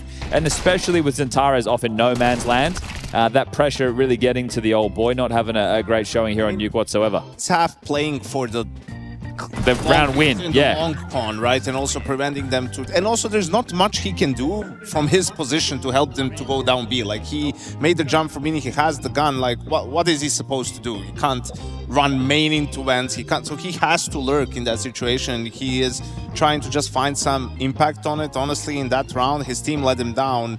But in all the other rounds, it does feel like he sort of let his team down. 4 kills on that map, the lowest rated player for them in the final. Yeah, but this is the thing. I was talking about the pressure beforehand. I don't think he handles it very well, right? I'm talking about his teammates, especially in those semis, really needing to channel energy his way to try and pull out of the hole. He's just a player who I think disagrees with the spotlight, unfortunately. And that sucks because he's such a strong player, at least... Right, in regular did you ever have to play alongside anybody like that? Like, is there a way out of the hole? Or is it just a self-fulfilling prophecy? Justin didn't have any issue in those three. I think it was probably me. And then I just retired. Oh, shit. So, you know, Towers. It's time, buddy. Welcome to the desk. You can go join, like, what is it, Emor on the streams? Yeah, or Eternal Fire. No. Don't do that. Just find a way to get out of it. Okay. Find a way. Well, how old is he now? Snap 30? out of it. You think it's easy Is to he break 30? that? Yeah, he's 30. You think it's 30, yeah. possible to teach an old dog new tricks? I don't know. Maybe he'll snap out of Should it. ask Harry. He has a lot of dogs. Yeah, okay. Well, Dust 2's up next, right? I know I'm getting a bit ahead of myself. We have a while before we get there. People can see the timer on screen. But Dust 2 is where he needs to do some of his better work, right? There's no doubt about that. And I think that's the silver lining for Aurora. These two maps, like, they're no slouches on either Dust or Inferno. So, yeah, they're a map down in the series, but I think it was always going to be a struggle on Mirage and Nuke for them, right? Even yesterday we saw against Astralis, like, things just get messy for them. There's lapses in communication. There's gaps on the map that players are just unaware of. Dust 2 was incredible yesterday against Astralis, right? The game plan from Major, the execution, like the reset from a bad map loss. So they've done it yesterday. I think at the very least, they'll put up a much better fight on Dust 2. Well, like on the flip side of that, right, with the Dust 2 win against Foot for Na'Vi, they needed the Makazi round just to get back into that first half and really get things underway. Then it was dominant from that point onwards, but they needed a Makazi moment. Also, So otherwise, the round after the Krabeni scout, where they sort of they win the Force back. 1-for-1, the Force, you know, flashing through long, like that was the lifesaver. You know, they immediately negated that crazy round. So we'll see if you can repeat that sort of against Aurora. Yeah, and then we go back into the combo we just had with Nuke there, right? That second round that we're having, round 14, if they win that one, then that half is probably on, right? You know, you're going up against a lighter buy in the next round. You could win out the economy there. Then you can actually set yourself up for a bit more of a comprehensive T-side and not just do a cardio clutch. It wasn't pretty. No, you know, even it wasn't. After that, like, yeah, sure, that would have been great if you got that, but you were still 7-5 up and nothing to show for it. They were just dying at the start of the rounds. They couldn't get any openings, any space. My funniest and favorite round of all of it when they were doing like a Tech-9 top pop and Soulfly gets lost in the hut smoke. He's meant to go first. He plants the wrong way. Then Zentares ends up going first. He dies. I think they even pip the Zentares tilt, right? Because he's meant to be going in there to trade off of Soulfly. And I think that really quite sums things up. He just died in the smoke after that randomly too. Like, but yeah, he had a great map though, and I think he's having a good final. I think he's Soulfly. Yeah, it's more solid than he was yesterday. But I think for Aurora, it's just to keep believing, you know, like not really lose faith, lose hope, right? And just focus on whatever it is that you have planned on Dust 2, try to execute it as well as you can. If we're going to look at like the bigger picture, because if Na'Vi win the next map, obviously they take home the trophy. I'm not asking who should win here, but who is the pressure more on, in your opinion, to be taking home this trophy? Oh, within the context of the whole in the grand scene. scheme of the series, yeah. Ooh, I think that Na'Vi are in a position where if things don't start having an uptick and properly, right, we see them constantly in playoffs and being able to win matches and maps, then that's where the roster change discussion happens, right? So now with the lead into the major, cutoff being April 6th, I don't think either of these teams have to worry about not being there, but it's about the performances they put in once they get there, right? And we know how last season when Na'Vi had that uptick then. I think this would be a nice little confidence booster for Na'Vi overall and maybe quell some of those roster concerns, especially with Wonderful playing well. Aurora just changed, right? So they've made steps at this event. So for me, I think this would mean more to Na'Vi both ways, right? If they won it, I think it might open up the confidence. If they lose it, I think it might, you know, definitely dampen proceedings for the rest of the season. Yeah, I don't think there's pressure on either team in that regard. I think it would be worse for Na'Vi if they lost, right? Because they've beaten them almost every single time, and now you get to the grand final, right? The other teams messed up. You took care of business, and you're here, and then to fall to Aurora, who has historically struggled, right, to make runs at tournaments. And for Na'Vi, again, team of the year in 2024. They still have 4 out of the 5 players, you know, of the same roster. So you've been a championship caliber team, and to not be able to beat Aurora to lift a trophy after, I don't know even when their last trophy was. They didn't win a single one last year. So Na'Vi, they won a style at a small event. Yeah. They haven't won a single tournament last year. NIP. Right? So they're in a final. They're in TWC. Okay, turn on Mickey Mouse. Let's play a new game. I don't like this game anymore. Tournament didn't even have the cry. You asked the question. I don't like the answer. What's in the box, Chad? Nothing. Great movie. It's a DHL MVP. Let's check in with it. Who will be the DHL MVP? You decide. You can participate in the DHL MVP vote as it happens. Make sure to be tuned into the Twitch stream and be ready to have your say. It is time to check in with your DHL MVP contenders and or front runners. Spoiler alert, at the moment, it's going to be 3 Na'Vi players. First up, Wonderful. You made an obvious case for him, Chad. He's been popping off. This is the Wonderful we want to see, and hopefully more consistent throughout this year as well. Well, I think Yanko's bang on. If it's just at the right time, maybe not as he's saying, if some events he shows up, then they try. I think in terms of the right moments for Wonderful to be able to apply himself in the server, because we can see the glimpses, but right now we're getting that. So that's what we should focus on here, and he's been hugely impactful today on the AWP and in the clutch. So great stuff from Mr. Wonderful. Probably in the lead. I mean, if you're looking at it right now in terms of the impact and everything, of course, Makaze always going to be there with his sheer fragging output. Still Counter-Strike to be played. He did some of his best work yesterday on Dust 2. So. Yeah, I was going to say, I think that Makaze's bigger impact has happened in the quarters and the semis, and this is where the conversation, I guess, spills open. Because Stage 1 and Stage 2 were online, I'm going to weight the stats of those players very, very lightly with online. That is very fair. Most of my focus in terms of what I'm seeing is going to be from the playoffs, and it's going to be top down. It's going to be how much impact did you have in the most important game, being the grand final. So this is where I would agree with the sentiment that somebody like Wonderful is at the tippy top, because this is the most important game. Who would have thunk it? I also don't know, Chad, why do you keep diminishing my point about that they're going to try when Wonderful plays well? Because doesn't Vitality say, you know, we're trying to peak at this tournament, so they're also picking and choosing when they're gonna really try. Okay, so yeah, the one where so why what have we got? G2, but it's not based on the way that the wind blows with Zywoo. Well, that's the air quality, isn't it? That's true. Great like, reference. Oh my god. Where was it? I couldn't make this photo. We didn't have a job for you yet. We're getting one for the next season. I'm not sure what you're doing, but which office character would Yanko be? Please use the DHL mailbag to send us an email in and say who you think Yanko We'll put you would in the embody. warehouse. Yeah, I'll be the funny You can move guy. some boxes or Daryl, something. right? I don't know. Yeah, shout out Daryl. I'll be Daryl. What are you What a saying? guy. We've copied a television show to create a parody of some variety, No, it's a pastiche. where we play characters. Listen, it's what people do nowadays. No one can come up with anything original. There so isn't just anything original. Reworks, reruns. I've come up with a very original game. Oh, what's in that box? What's in the box? Aha. In the box is more DHL mail from the DHL mailbag. Pet pics, yes. Did Fresh want to see more pet pics? Yes, I do. Wow, lovely. Pookie and Roxana, sorry. I guess Pookie is the cat. Where is Roxana? We don't know.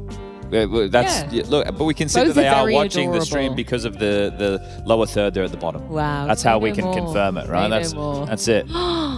Wow, also beautiful. This is Gunter Gimli, an Australian. You're Australian. Yep. Do you like cheese? You like your cheese? I do like my cheeses, yes. So does this guy. He's very handsome. Agreed. There's like 5 different talents in this description of the dog. I'll let you guys figure it out for yourself. Thank you. Do they have the email Loves cheese. in the mailbag from Australian. from Jaffe? Handsome boy. I don't know. Let's roll another one. I'm enjoying this. I'm just really. Oh yes, this is fella. This is fella. He's a silly little guy that enjoys watching Counter-Strike and supporting Na'Vi like me. Well, he must be very happy right now. On the keyboard, cat hair on the keyboard. It doesn't sound like a good time, does it? And the person is obviously lazy. He named the cat Fella. Like, Fella. Well, if I had a dog, I'd name it Dog. Never get a dog. Please, Chad. Is the email from Jaffe here? Okay, hold this. They're all just Bella. pets. Baby Bella. Henry would be Alex here hating from this. Florida. It's about midday-ish, so no drinks for me yet. That's very responsible. Spring break, let's go. So I'm back home enjoying the time off. Kind of sounds like you should have drinks at spring break. Watching from my phone and on the telly. Yo, a two-time Well, you viewer. have to go from your little screen to your medium screen to the big screen. True. No day is complete. A Florida man not having a drink during spring break. No. World is gone. Alex, please correct that. Wild. But we love Baby Bella. Baby Bella is wonderful. Hey, look, it's me. Hey. Someone calling you a dog again? I think so. Oh, is this from the pub quiz? This is from the pub quiz. Wonderful. I really appreciated your round in there, chat. Oh, it was so easy. Yeah, it was great. I got full marks on that one. There was this gentleman, he was there with a bloke who has been living in Sweden for like, I think he said 20 years, but he was originally from New Zealand.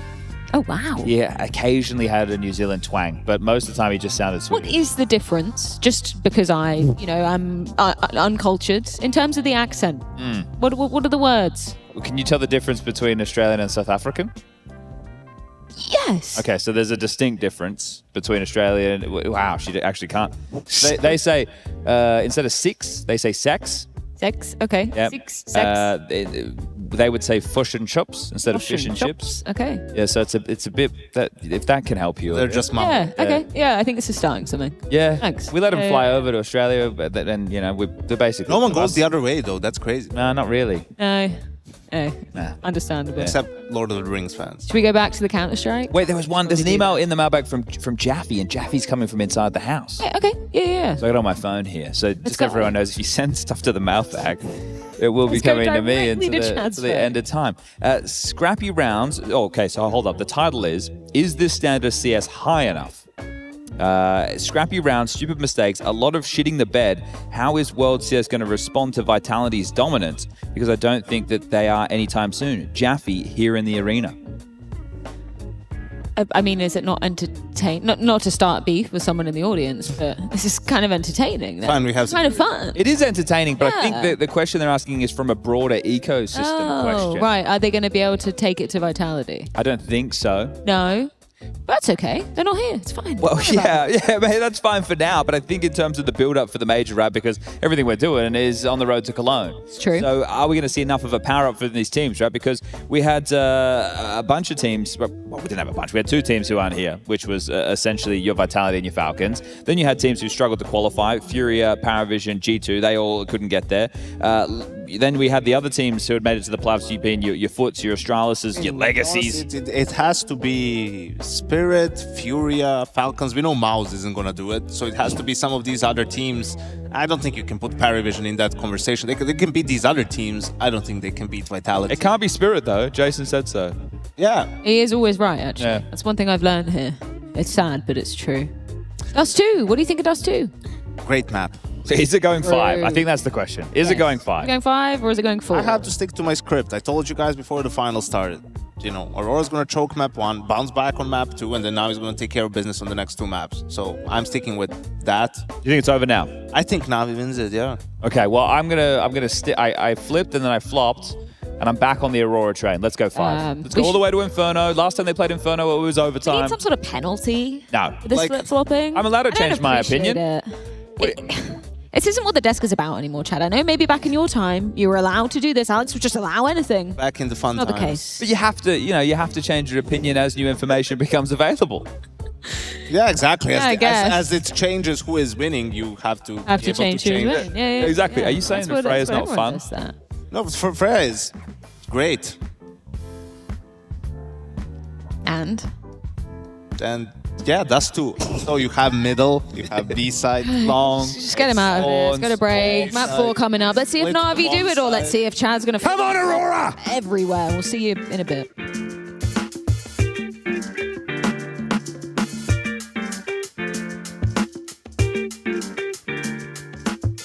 You're not clicking with the mouse, No, you know? number is cool. Okay, you It's like aura. the numbers. It's aura. I need okay. some aura, you know?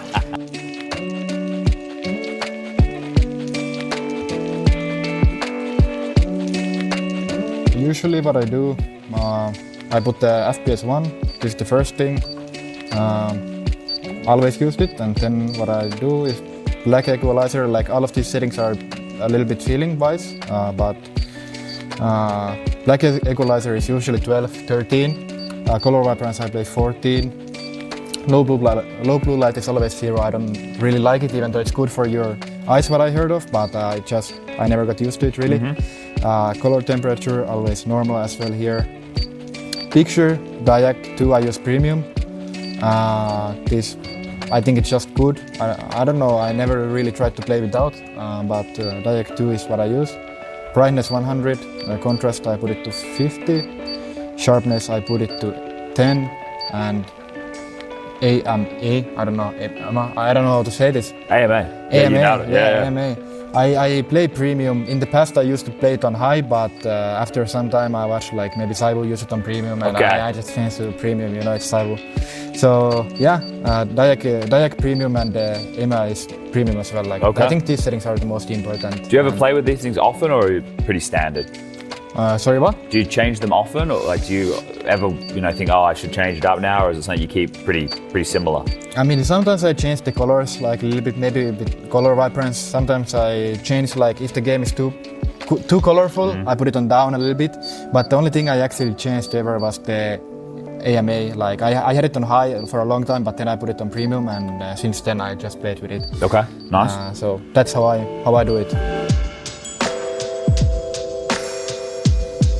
I just go here, use my preference thing, and I put it on performance. Yeah. You max out those frames, man. Yeah. I do it. I saw many others do it as well, but I've been doing it a long time too.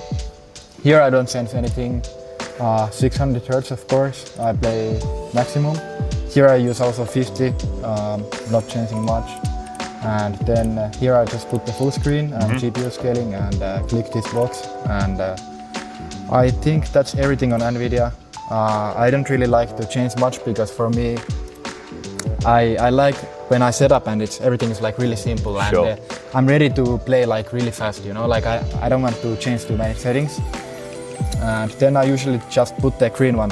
Okay. This is it doesn't do anything, literally anything, but I just like it green one. And also when you are in CS and you like press tab or you buy something, you see it's green. Okay. And I just like it. Yeah, why not? Okay.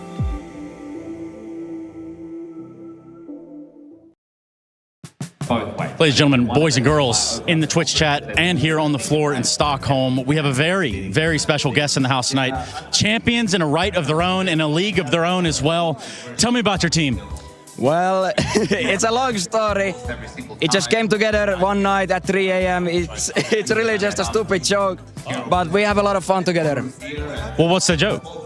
Well, it's kind of meaningless, You can't really give it anything, but it's just fun, But you guys are looking to play in the upcoming Pro League season, right? The ESL Pro League season 24, and I think that's what you're vying for? That's what we were talking about, or? Yes. Actually, Cologne Major. Straight into the Major? We will be there, okay? You can expect us. All right, so you guys are pulling for Navi here. Are they going to beat Aurora? Oh, yes, for sure. You can hear it. Navi Aurora.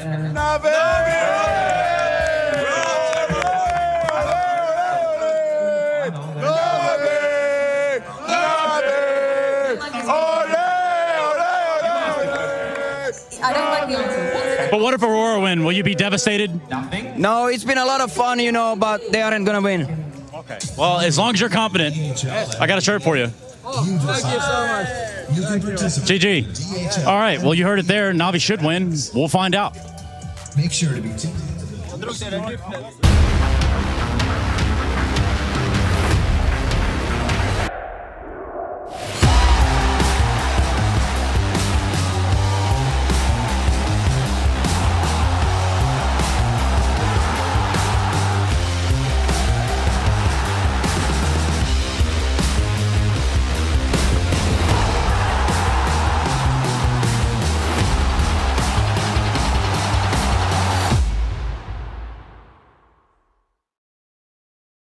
When I was 11, they said that I can be one of the best players in the world. I chose to go full CS, just a sacrifice that I wanted to make to become the best. The biggest reason that I grinded Faceit was because I wanted to beat on.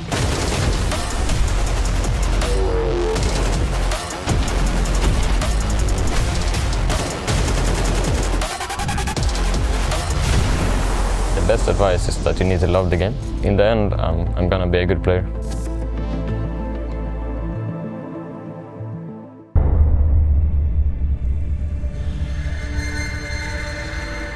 My map, Dust 2, is so beautiful when the sun is low. At nightfall, the Elo harvesters land. Their cruelty to my people is all I've known. May thy mouse whip and splatter. And a double kill, it's all onto Alexi. Peek me. He's got 19 bullets, everything he needs. No, you. Gotcha. Does he swing off the nade? Jiggle fade! Alexi Al-Gaim!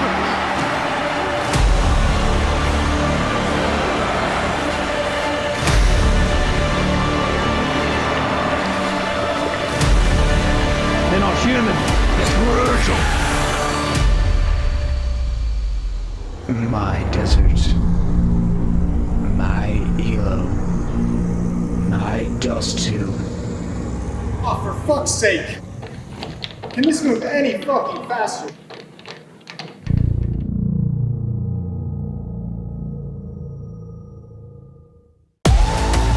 And that's what laser beam!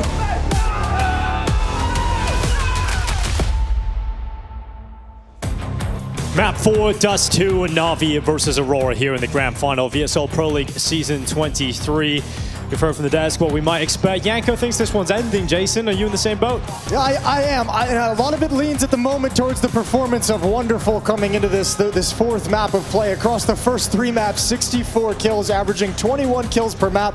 And the AWP has just been on point. He's won clutches. He's picking people off. You bring an AWP with a hot hand like that onto Dust 2, I feel like that's going to be such a strong piece of the Na'Vi puzzle. I don't know if Aurora's going to be able to overcome it. Yeah, well, we'll have to wait and see. I mean, that's the thing about this Aurora team, is that we thought they might struggle yesterday, but it was the Dust 2 that came back after they choked away Nuke. They came back into Dust 2, and it was Woxic that had an inspired performance that got them right back into the series, and that's why they're here today. Yeah, and he's been their top performer today, today in the grand final as well, so maybe he can do something to limit Wonderful or match the impact so that the disparity isn't quite there in the same way. Yeah, that win over Astralis, 13-2, should give you a lot of confidence if you're Aurora coming into this, that they can be able to challenge on the map. It's going to be interesting to see how the bounce back is.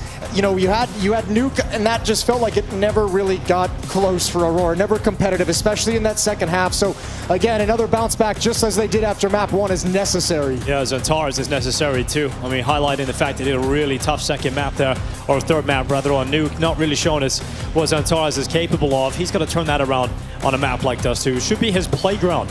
So we'll wait and see. The AWP battle is set. Woxic versus Wonderful. And Na'Vi are in pursuit of their first top-tier title since Rio in 2024. We'll see if they can get it done today. But if this is to be the last map of this competition, then Stockholm, let us hear why we've come to Sweden. We're going to get into the pistol round. It's going to be Na'Vi starting on the CT side. It's going to be Aurora attacking into that on Dust 2.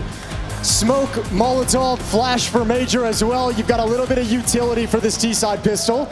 And right out of the gate, Wonderful wants to challenge and taking a pre-shot just to get the jumping, just to get lucky, but showing some presence, backing away.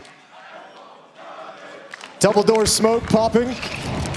Catwalk Molotov to keep aggression back and allow Aurora to scale up towards short.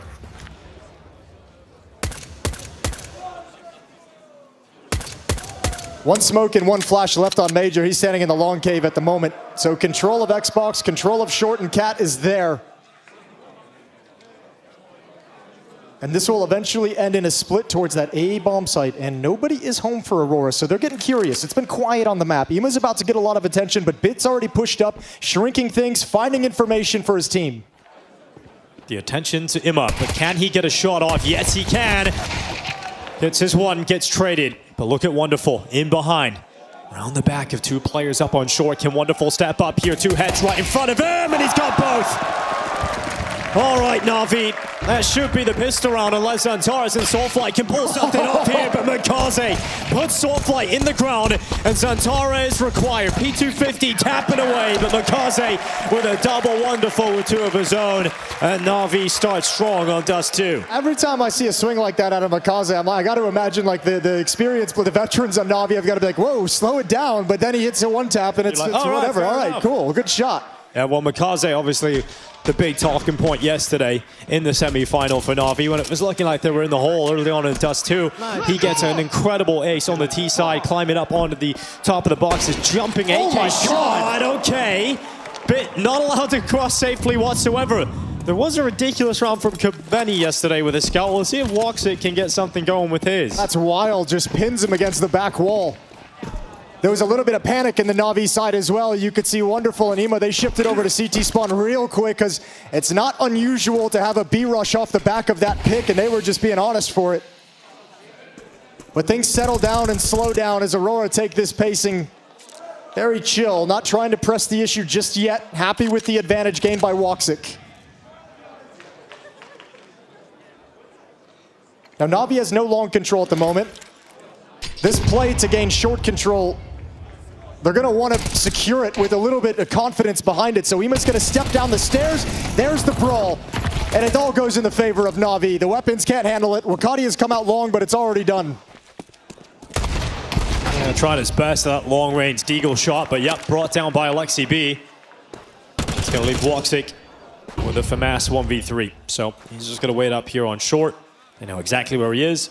And Na'Vi will play this one disciplined enough to not give it away. Yeah, and Makaze is the one who's got to be a little bit cautious coming in for the flank, and he's playing it so far back because his teammates are very low. He doesn't want to be in a situation where he leaves them in a weird place. Woxic creeping close. There's the wide swing, and Alexby handles it. FAMAS recovered. Na'Vi up 2-0. Aurora not enough money to get a buy going here, so it's going to be that 3-0 lead here from Na'Vi. I think this will be fun to see how Aurora handles this. I want to go back to the pistol round a little bit. We didn't get to talk about it with this crazy shot out of Woxic, but the strength of that pistol round is obviously like the way they push into upper tunnels and kind of flank over towards short. And that's like information gleaned off the map being very quiet. And Na'Vi's going to have those reads throughout this, so the timing of when they make those plays is going to be critical, and if Aurora's not aware of it or doesn't pick up on it or can't stop it, if you give Na'Vi extra information to play with, they're going to run you over. So when gun rounds come up, Aurora have to be very cognizant of the fact of those long pushes, of those upper tunnel pushes.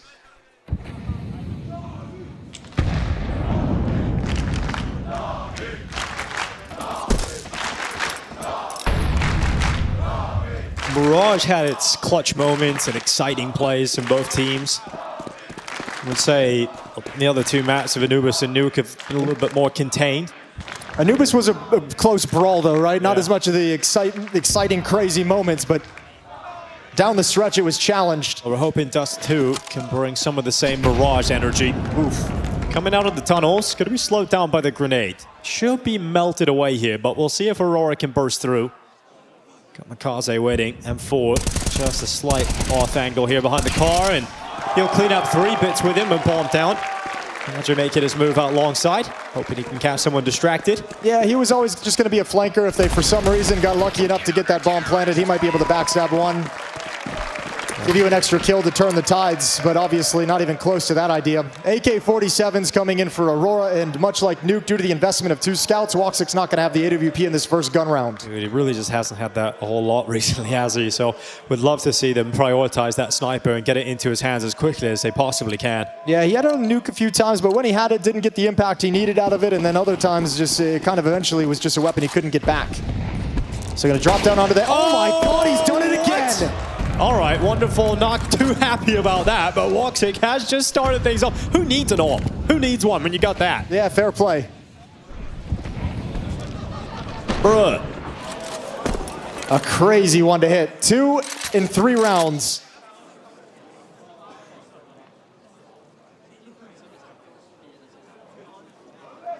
In response, Na'Vi doubles up on the defense at the double doors. Ema close up. Alexi playing at the CT spawn corner.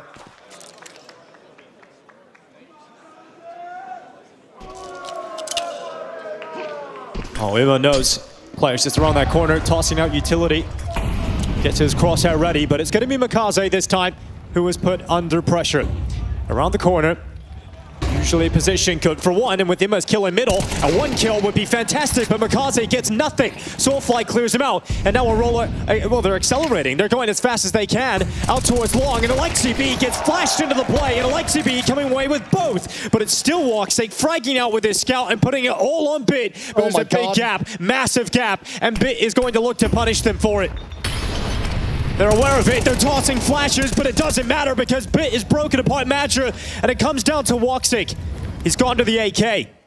He'll tuck behind the car. Bit goes into the fight though, and Bit comes out on top. Massive moment from Bit, and he keeps Na'Vi flawless to kick off Dust 2. And I tell you what, if you're Aurora on that perspective, you're really upset. It's not the time in the game for a mistake, like a giant gap in the long smoke to kind of sell you down the river in a 2-on-1. That will add to the frustration.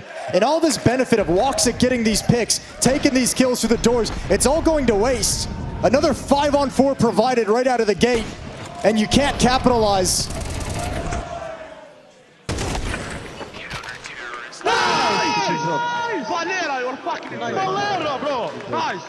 Well, bringing energy to the team from The opening frag, the clutch rather there from Bit, but the opening kill has gone the way of Aurora and followed up here by Soulfly. Mikaze in the mix, but dead.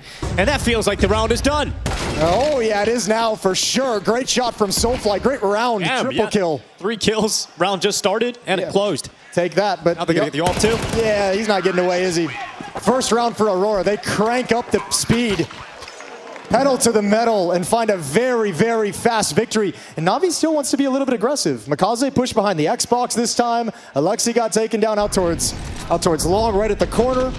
And Mao, this is maybe where you do start to see that impact come through, because the damage that Woxic was getting in these early kills and all the damage that followed after that has left Na'Vi with not a whole lot of money. So well, a situation where they have to buy, but they don't have everything they would want with the buy. And yeah, they're going to go for it. A timeout is called. That's by the CT side. So Blade getting involved and having the conversation. All 2 MP9s, 2 M4s. Limited on nades. No kits for Na'Vi's CT side. And I like what I was seeing there from Madger, who was just looking right at Zantara, sitting right beside him and trying to hype him up, get him involved in this game. They know how much easier this game will become if Zantara gets his head in it. Nobody feels the presence of a star player being absent more than the IGL. The IGL always knows the tactics work differently. They don't have the same strength to it. So Major desperately trying to get Zantara's locked in. They need him on this 4th map.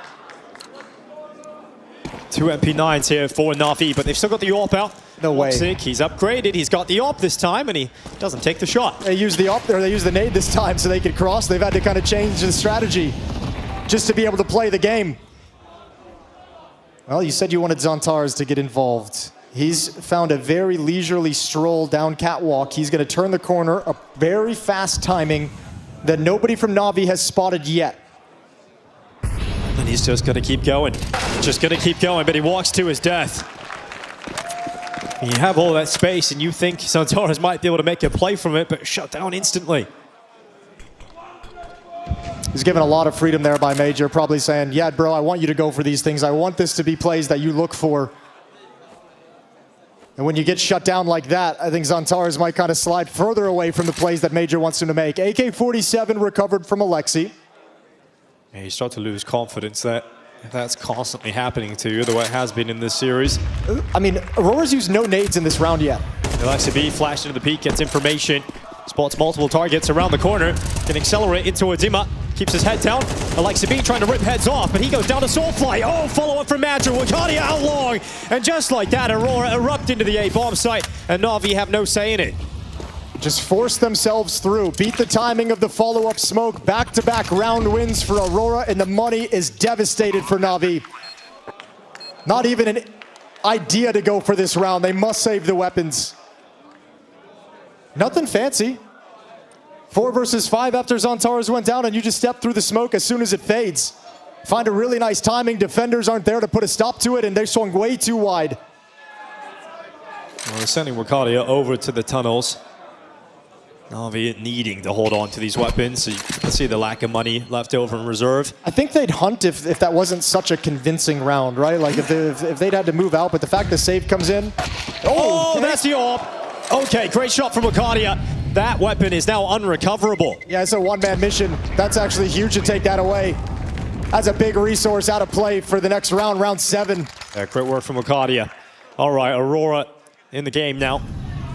Really important round for them to flip in their favor after that early death for Zantaras. It's Soulfly and Madger who have to step up in his stead. Start feeling if you're Zantaras, like no matter what you do, no matter what fight you take or decision you make, like your head is just like 4 times bigger than everyone else's. You're just getting immediately killed each and every time. We'll see if that dissuades him as this half goes on, if it continues. Woxic's gonna have the quick angle with the AWP. Nobody swinging on the other side for Na'Vi. Woxic holding. Here's the peak coming on out. His teammate kind of distracted him there a little bit, it looked like. But he's actually going to get 2 out of this. Oh, actually, this is huge. Oh, that's massive. He gets into the pit as well. Yeah, well, Ima's going to go down. Mikaze, he swings next. 2 quick kills. That secures the round. All the danger taken away. Bit can do nothing now. Yeah, just a wonderful USP. Yeah, but if he hides inside the bomb site, you know, like, you're probably not going to win it, but maybe you can delay things. Maybe something crazy happens. You got Woxic on low HP. Oh, very close there to going down. And Wakadia is not committed, so... That's one. There's the AWP. Does it fall to his hands? Yes, he has. Got it! Okay, he had a shot there with a no-scope. If you'd been able to pull that off, then we were absolutely on, but with Bit, they know exactly where he is now. If you had pulled that off, the round might just be over. I don't know how you would do to recover it if you're Wakadia.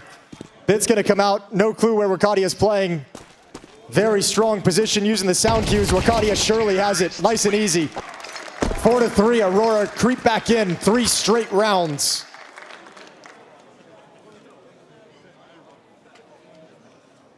Okay, the buy returns here for Na'Vi. AWP is back in the hands of Wonderful. Yeah, I mean, look at it. This is the chance. You know, when you start missing these bullets of your match, you're letting that AWP, letting that realization sink into Wonderful. Okay, I've got actually a window of opportunity here to get the AWP out. Second timeout for Na'Vi. Reminiscent of Anubis, where they had to burn a lot of timeouts in that first half. Yeah, really early on, Blade didn't like what he was seeing on Anubis. I imagine it's very much the same here as Aurora have taken control of this with the 3-round streak. So a conversation to settle down Na'Vi. Still very, very early on in the map to have burned 2 timeouts. I imagine the rest of this half we'll see without Na'Vi taking another one. I was talking quite a bit there to Makaze, so interested to see what his role in this round will be. Well, he's been a playmaker, he's been an aggressor. Alexi talks about him being in very important positions for this team.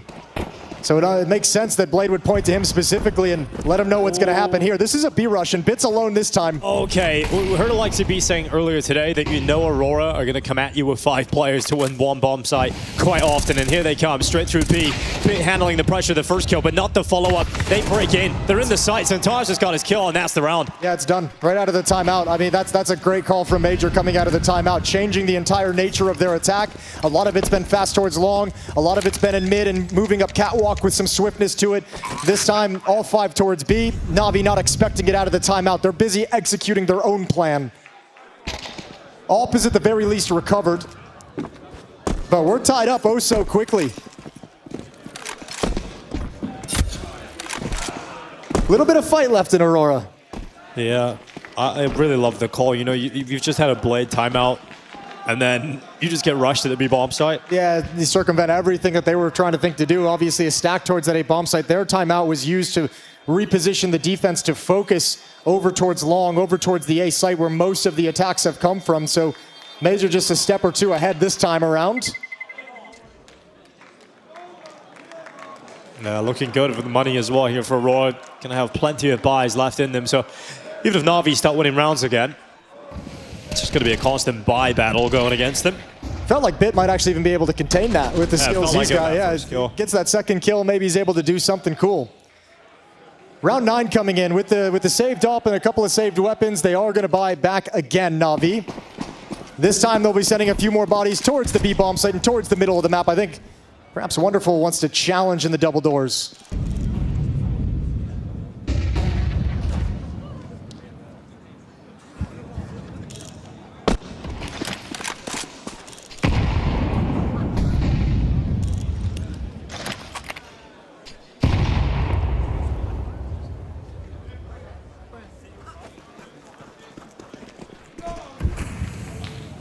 Going through the mid-control motions here. Aurora. Cardio worried about getting peeked by an AWP, and for good reason, because Wonderful's coming. Here he is, there's the kill.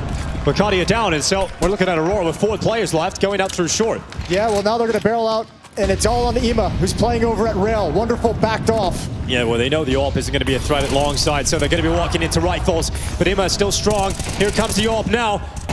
Ima has done well. Wonderful chimes in, but he's down, and so Woxic fires on. Alexi B arrives just in the nick of time, and Aurora tried to speed things up through short, but Na'Vi stopped them. Yeah, a bit of a battle, and the benefit as well. That pick from Wonderful is huge. Grabbing that 5th player, one less that Ima has to worry about as they swing off short.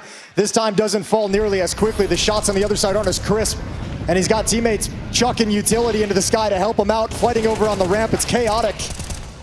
But Na'Vi back to the winning ways. They've stopped the run at 4. Yeah, but like I was just saying, you know, the fact that Aurora have so much money, they're right back into a buy. Uh-oh. We've got Woxic challenging down mid already. He did miss that shot on the cross, but look at this aggression from Na'Vi all the way towards top middle already.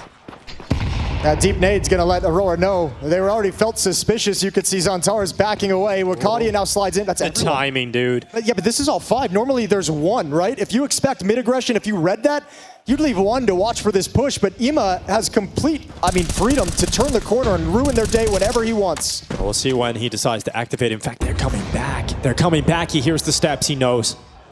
He knows. Ima should get this kill. That's the bomb as well. Ima with a really important frag. Can he get more? Yes, Ima! That is what you need from Na'Vi. Ima making the most of the initial aggressive play. And now Aurora have to go back and get that bomb. This bomb is as close to irrecoverable as it can be. Makaze is about to smoke off the double doors. What do you do now? Oh, the round is done. It's just over. Ima has won it. Spamming down through the smoke. There's the low HP. Makaze finishing him off. And Soulfly now left it long. Nowhere to go. Na'Vi up to 6. Yeah, man, that's a giant mistake from the Aurora side. If you're going to play the game of taking long and backing away, showing you have it and then giving it up and moving elsewhere on the map, you got to leave someone sitting back to watch for that kind of a push. Ima just gets complete freedom across the map in such a tricky position. And the first kill being the bomb carrier is just icing on the cake for him. And for good reason, that forces the first time out of Aurora. Going to be, again, a frustrating round that you got to deal with. All that money we were talking about, now at the last line. So Na'Vi have got Aurora at breaking point in this first half. And this is where the frustrations start to seep in. Lose this map, and you've lost the grand final. And how many times have we seen Aurora in a grand final that they concede? So often they get to the finish line and just can't cross it. There's not going to be many opportunities as good as this one in 2026 with the likes of Vitality, Falcons getting better, Furia. It was the conversation of Alexi B when he stepped into this grand final, was recognizing the opportunity presented by the favorites getting upset earlier in the playoffs. Both these teams would have sat here and looked at this and been like, this is a gift we never would have expected to have. At the moment, it's Na'Vi capitalizing.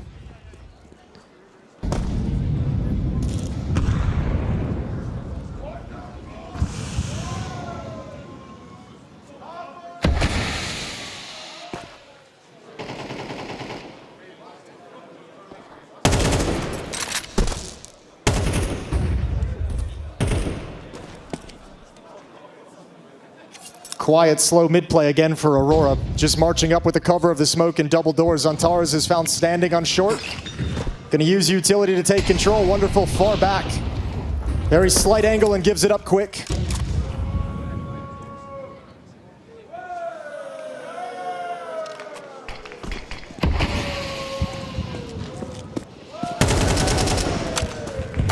There's 5 people in this crowd having a ton of fun.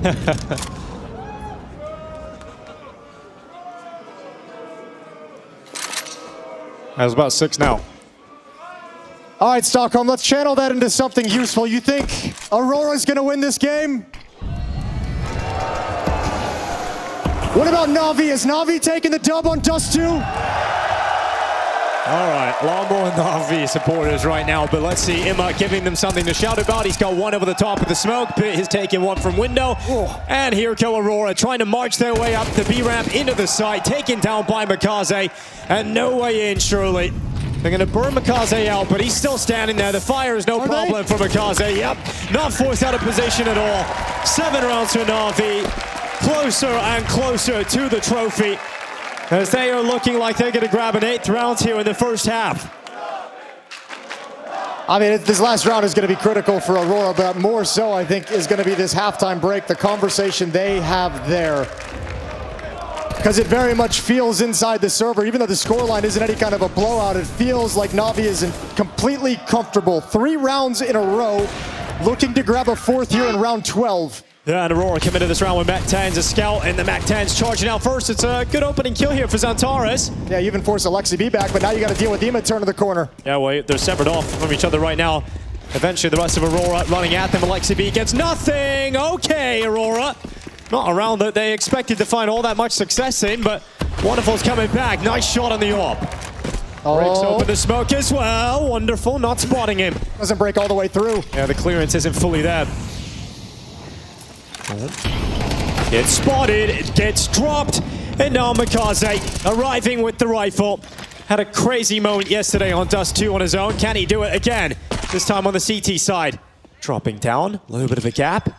Low HP player on that right. Mikaze, can he take him down? Yes, he can. Mikaze, are you about to mount some magic again? This is where he did it yesterday on these boxes. 5 bullets. 5 bullets, 1 dream, and now 1 kill left. Mikaze is on for it, going for the jumps again. Mikaze in pursuit of him. This kid is magical! Magical for Na'Vi! 8 rounds, and Mikaze is marching towards the trophy.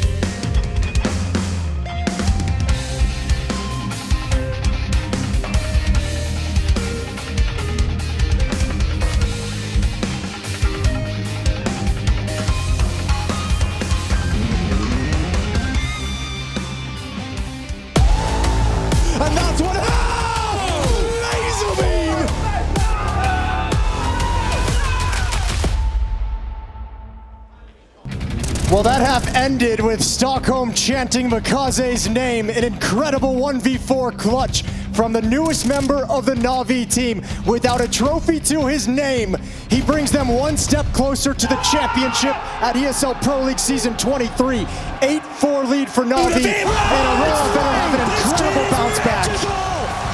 Absolutely insane. It's incredible as his teammates just look to him and wonder why the hell have they not had him in this roster sooner? Where was this kid? This is incredible showing again from Mikaze. Yesterday, he got the ace. They made sure they were in the grand final, and he might just have won the trophy with that kind of play. I mean, with the look on the Aurora faces, it feels just like it. He just knocked the soul right out of him in round 12. Pistol round and all important, if not just to get Aurora a little bit of energy, make a swing happen and get back into Dust 2.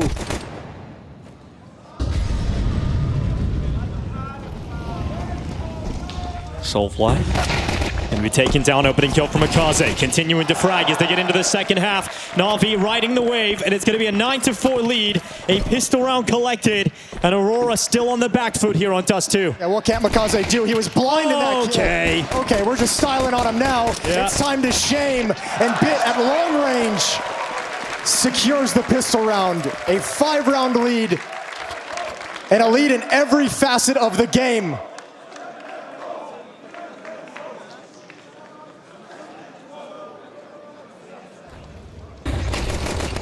Doesn't matter what he does, he's gonna get the kills. The 1v4, a blind kill. Aurora cannot contain the Na'Vi team that stepped into the server today. And Dust 2 is starting to feel just as ridiculous and dominant as Nuke was feeling at the end.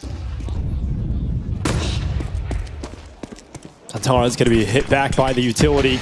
Can no longer maintain that aggressive position towards top middle. Woxic hoping to connect some shots to the doors. But just one. It's going to be a long hit. Match are going to be tested. Just around the corner, waiting with the MP9. This is where the little gun does its best work, up close and personal. Alexi B on the other side. Backstepping. Magic gets one, gets traded instantly by Mikaze. Here's the scout of Wukadia trying to chime in, but Bit is ready for the repeat. Zantara's dead at long, and Na'Vi going to be looking for 10 rounds, and they will find it in an instant. Oh, this is just gonna crumble. Na'Vi's never gonna let you off the hook now. Good tag, good kill from Woxic. Needs tons more. They would call this pulling a Mikaze if he could do it. And dead to wonderful as he jumps on up. Woxic plucked out of the sky. 3-round wins away for Na'Vi. And they will walk to the front of the stage again. For the first time since 2024 at this level.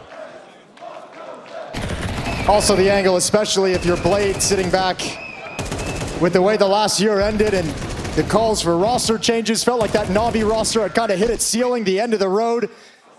And Blade was just saying the major was a turning point. They understood they could build something with this, with the material they had, the energy, the results, the potential.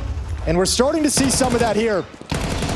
And who knows what a trophy can do for this team. The confidence gained, the confidence gleaned from big wins across all the playoffs.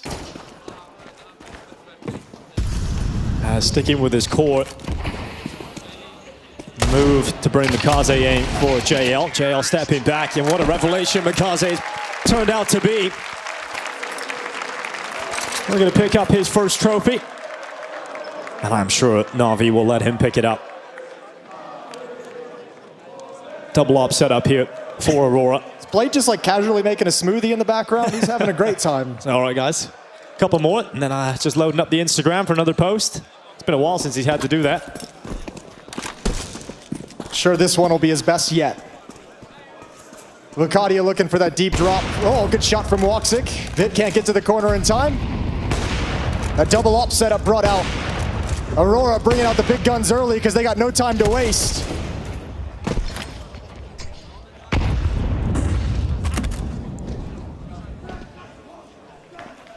Well, good start to the round here. Bit is dead. Mikaze on 12 HP. You want to begin the comeback strong if it is to happen.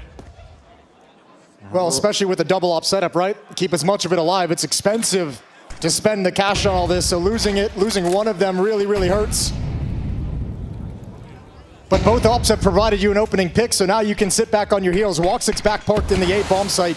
Wukadia deep on the B platform. They're in no position to be in any kind of risk, any kind of danger.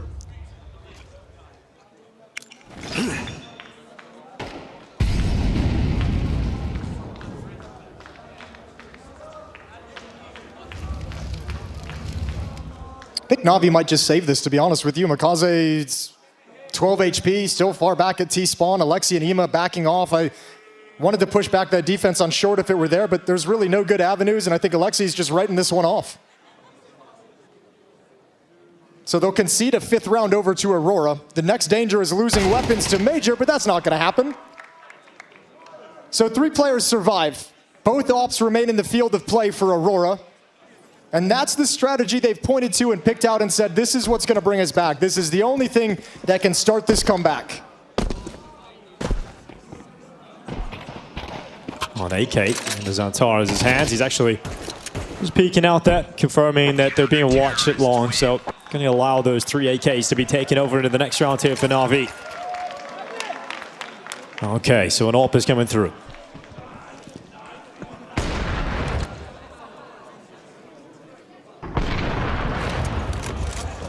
Just a quick taste, just a little appetizer for what Aurora's defense is going to look like. And now that Blade and Alexi both know that the double op setup is the chosen strategy, might see a little bit more aggression towards the bomb sites. 3 players towards upper B, Makaze joining up with them a little bit late, Alexi in middle. They want to break in and lock the ops out. But that smoke kind of ruins their plans, so we adjust.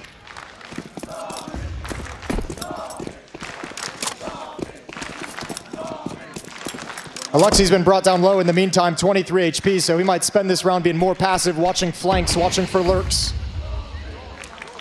Commanding from the rear. They've got mid control, nobody's peeking. And they've got all the advantages in terms of utility. 3 defenders at this B bomb site. Wakadia's off back platforms, Antares at car, Soulfly pushing up behind the smoke. That leaves Major and Woxic alone over at A. Woxic's been excellent in this series with the op. This is a lot to ask for.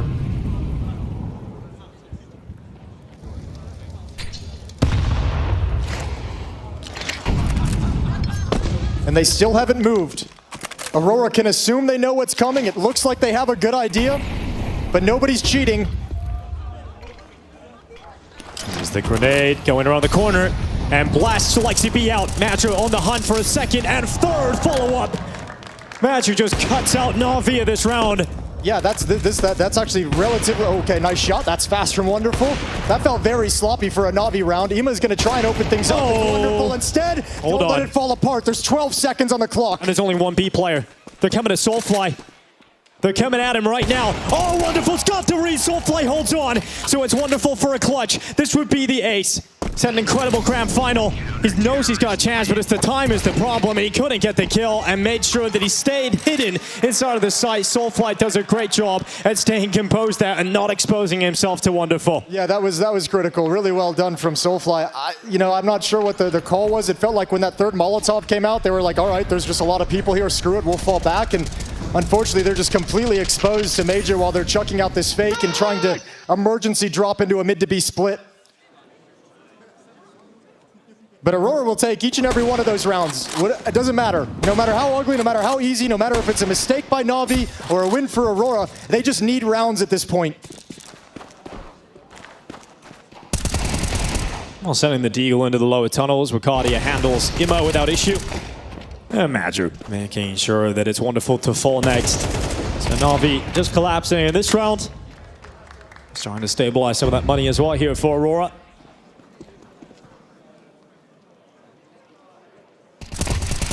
When does this start getting too close for comfort if you're Na'Vi? 11-7 right now, 4-round lead. This round you'll be able to buy. You can get the op over to Wonderful if Alexi wants to pass it on. And he will. Timeout for Na'Vi, the final timeout in regulation. I don't think it's panic yet. I think it's the final timeout to prevent that mode, prevent that from feeling closer, right? Blade's like, I'm going to call it right now when we have 4 rounds to play with. I don't want to call a timeout when we're already in trouble. Wants to prevent them from getting into the situation. No more double op on the CT side. Wakadia never picked the second one back up, so it's only Woxic. But these last 2 rounds played on the T side for Na'Vi looked sketchy, disorganized, and Aurora had their way with them. So out of the timeout, Alexi's gonna put Blade's plans into action. AK-47s to surround the op, going into a full buy of this CT side. Aurora's comeback feels well and truly underway, and a good tag on the cross. Yep, Soulfly weakened. Instantly some favorable damage for Na'Vi.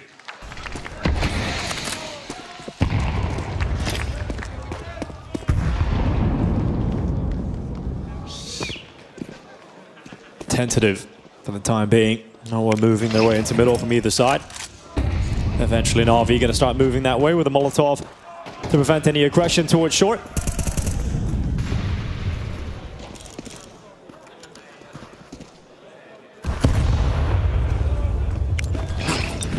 And now taking control with utility. Xantares hears this, the sound cues of cat control. Rotates back, a little bit of a Molotov to delay things, but Makaze's already going to be past it.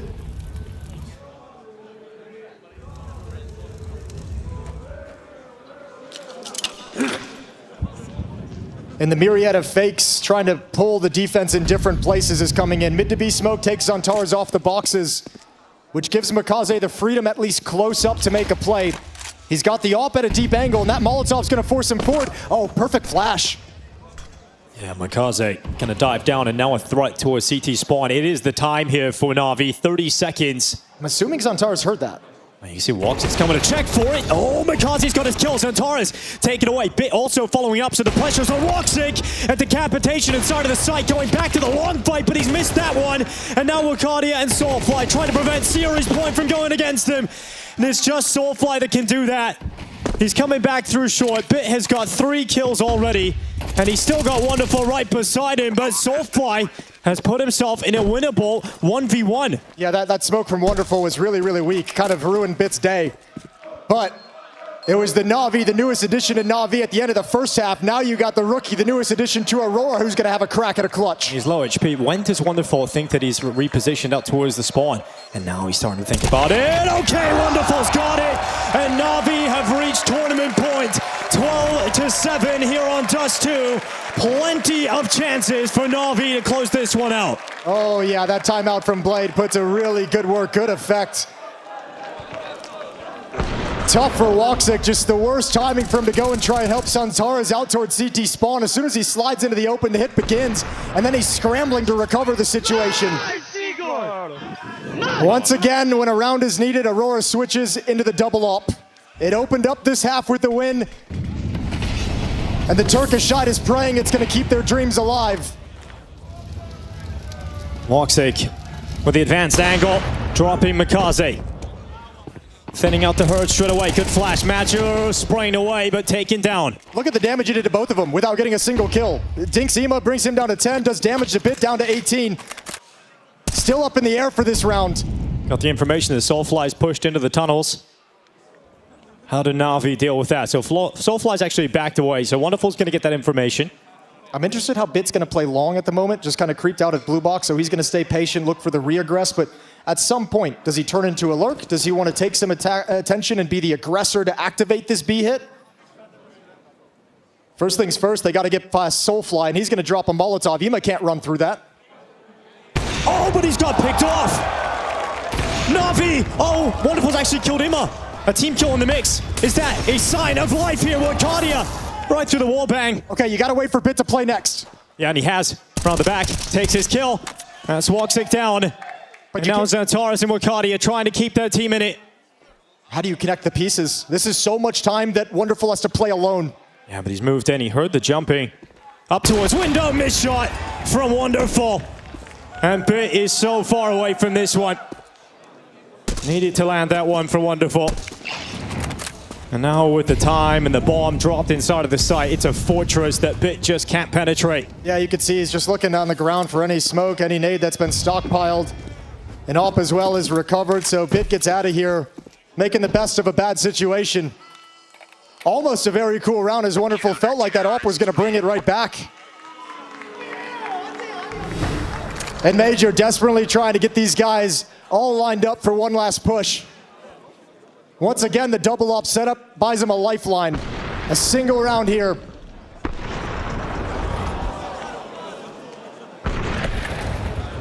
(12-8) into round 21. And for Na'Vi, it's an op on Wonderful that was saved, and pistols. No money in the bank.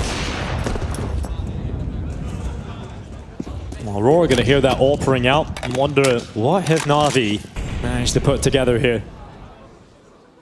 What kind of buy will they bring to the battle?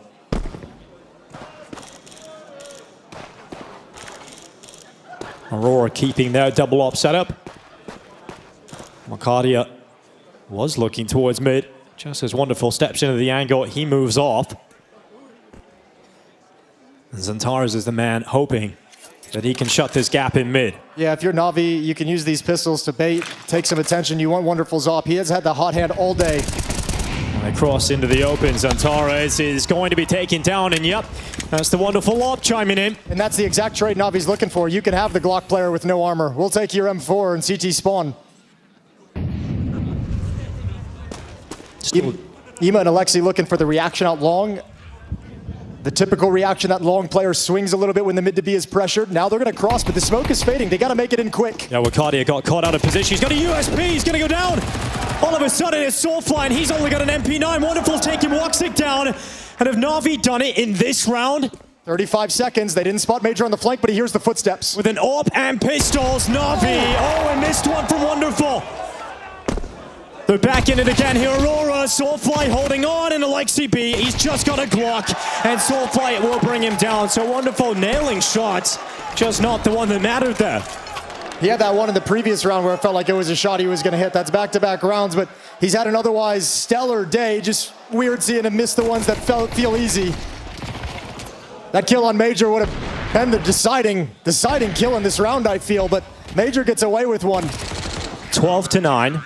A buy returns here for Na'Vi, but this time they do not have the Wonderful AWP. It's going to be 4 rifles, one of which a Galil and a MAC-10 for Bit. It's not ideal for Na'Vi. No, but I mean, look at what they just did with an AWP and pistols, you know? You could scrape it together here. The MAC-10 almost able to find a kill. Brings Xantares down very low, and Makaze doesn't want him to get away. He'll take the Molotov damage for the chance of just cleaning up the kill. So 5v4 for Aurora. Win this round, Na'Vi won't have much money. And this will likely fall to the final round of regulation. Aurora staying in it. But they're coming at the B-bomb site. They're coming at Soulfly. And he's going to be waiting on the back of the platform. He can call for Wakadia to come help him with the AWP. But once again, it is the rookie tested.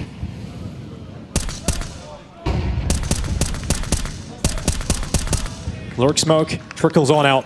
Utility at the ready. And here come Na'Vi, battering down the B-bomb site. Wakadia is committed into the bomb site. Soulfly's dead. Can Na'Vi do it here and now? Wakadia feeling the pressure, losing teammates, and Na'Vi are into the site. Seconds away from the trophy lift. Woxic and Magic have to pull off a retake. But once again, it is heartbreaking a final for this Turkish squad. But 2 big kills from Magic, and now Wonderful. How fitting. The player who's been stepping up all day long. The final kill, and Wonderful secures it. It'll be Na'Vi making the most of this opportunity. Vitality absent, a new title lifter in 2026. And Na'Vi make the most of their chance. Well, they said at the end of the year they felt the potential in this lineup, and they're rewarded here today for this moment, and a big hug from Makaze. MVP level performance across the entire tournament, and his first trophy of his professional career.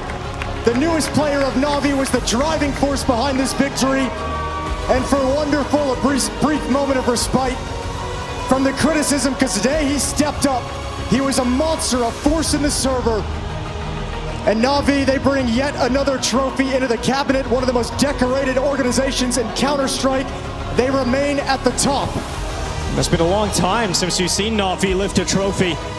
But for the first time since 2024, Na'Vi will return to the front of the Tier 1 stage. Your ESL Pro League Season 23 champions, it's Na'Vi!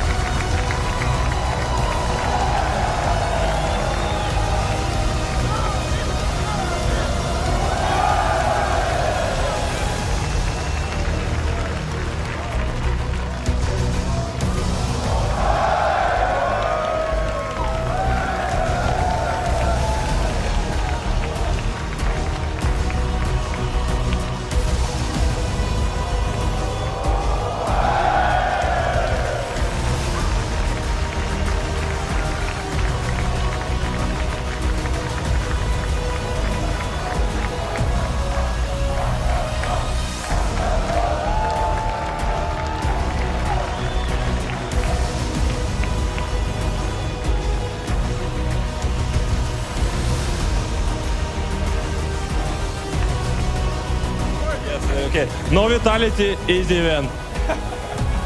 Do we need to say any more? Make some more noise here for Natus Vincere.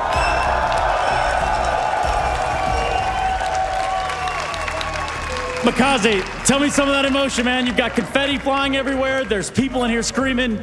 They love watching you play. How do you feel? Bro, I'm feeling insane good. Yeah. Yes. Tell me about playing against Aurora today. Did they put up the fight you expected? Yes, they play good, but we shoot hard also. It was our day and we just destroy them. And that is the way it goes sometimes. Bit said there's no vitality here. Blade, I'm going to ask you this, man. I know you've already prepped your next Instagram post. I know it's ready to go. It's already drafted. Tell me, how do you feel in this moment? Are you proud of your boys? Amazing. Yes, I'm really proud because it was important for us to give everyone some win because we, for a long time, without trophy. And I'm really proud that we now finally have a positive sign in our pass. You guys like Blade? Damn right you do. Champions. Gentlemen, is there anything you'd like to say? You're the victors. No? Hey, the quiet type over there. Let's do just that. Makaze, take the honors. Go sign that lens for me, buddy. The champions of ESL Pro League Season 23, Navi!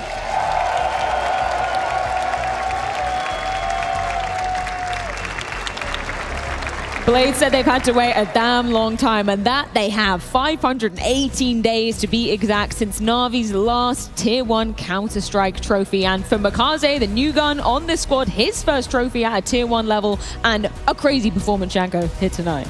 Yeah, absolutely so. Navi taking care of business, Bit said it, Vitality isn't here. Some other teams were though, but they also sort of didn't live up to the expectations, the likes of Mouse and Team Spirit and the Amsteds from all those teams. Navi rose through the ranks and got the job done. In fact, they're coming from online. They're in a 2-2 game, right? They had to get past 3D Max just to get to this portion and then able to run through the Mongols' foot and then Aurora here in the grand final. Very fitting to have Wonderful close things down there in that almost Madja attempt on that B retake. Wonderful was clutch all day. And that's the level of performance that you hope to get out of this kid time and time again. And I love that sentiment from Blade as well. The fact that this is a trophy that they need to be really instilling confidence going towards 2026. Sure, as we've talked about, no Vitality, no Falcons at this very tournament, but you can only beat the teams that are in front of you. And this was a great display from Navi. I think that's key, right? Seizing the opportunity. Mouse and Spirit couldn't do it. They came into this bracket. It's meant to be wide open for that grand final. And Navi have played some class Counter-Strike throughout. And I think you take a look at something with Makaze coming from the Academy roster, comes straight in. He's been, what, 8 months within this team, and they've found this level of success. Sure, it's going to come with those caveats we just discussed, but he plays like a top-tier player. There's no doubt about that. Yeah, and I think it's important, you know, caveats aside, two things. First of all, Wonderful had a really strong playoffs and an incredible grand final, right? And if he can be somewhat more consistent, he's had good tournaments last year too. You know, the Major, Cologne was good for him. Right, so that would mean a lot in terms of the firepower, which is something that Blade was vocal about too, as something that is perhaps holding them back. And second of all, just being able to, with the pressure of the playoffs and you being the favorite in a lot of these matchups, to sort of justify that and win still with pretty good margins. I think it's important for this Navi team. I think that's key about the margins here. You look at the series overall, they lose Anubis, sure. I feel like they could have even won that match, sure they had to draw it back, but the other three are pretty dominant, and the scoreline down the end here, you can see Madja attempting to try and bring a little fire into the team with round after round they were winning, but all in all, it was Navi's to close. The fact they almost won that eco with the saved AWP was telling you just how tense it was for Aurora on the other side. A bit looking like a bit of a baller there with a trophy over his shoulder.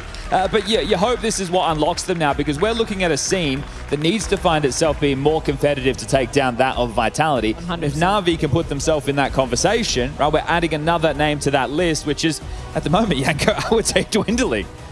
Yeah, absolutely. It's problematic, right? And it's up to Navi, who have always been a team that's been able to do more with less, right? Like, they do not have the superstars. They're not touted as one of those teams. They're touted as a team that plays very good Counter-Strike, nice fundamentally sound, tactically very sound, and is just able to has a very high floor and is able to grind out some of these games to come out on top. It feels like with Makazi over the JL roster, right? And I understand position changes, but they have a more consistent crowbar. They have a man who loves to get stuck in with the aggression, but he's not over-peaking. He's not taking... Like, the fact he was that 1v4 clutch as well, right? He's put himself in the shot window, not only as an opener, but as a closer. And it's great to see that class-level Counter-Strike as the celebrations come in.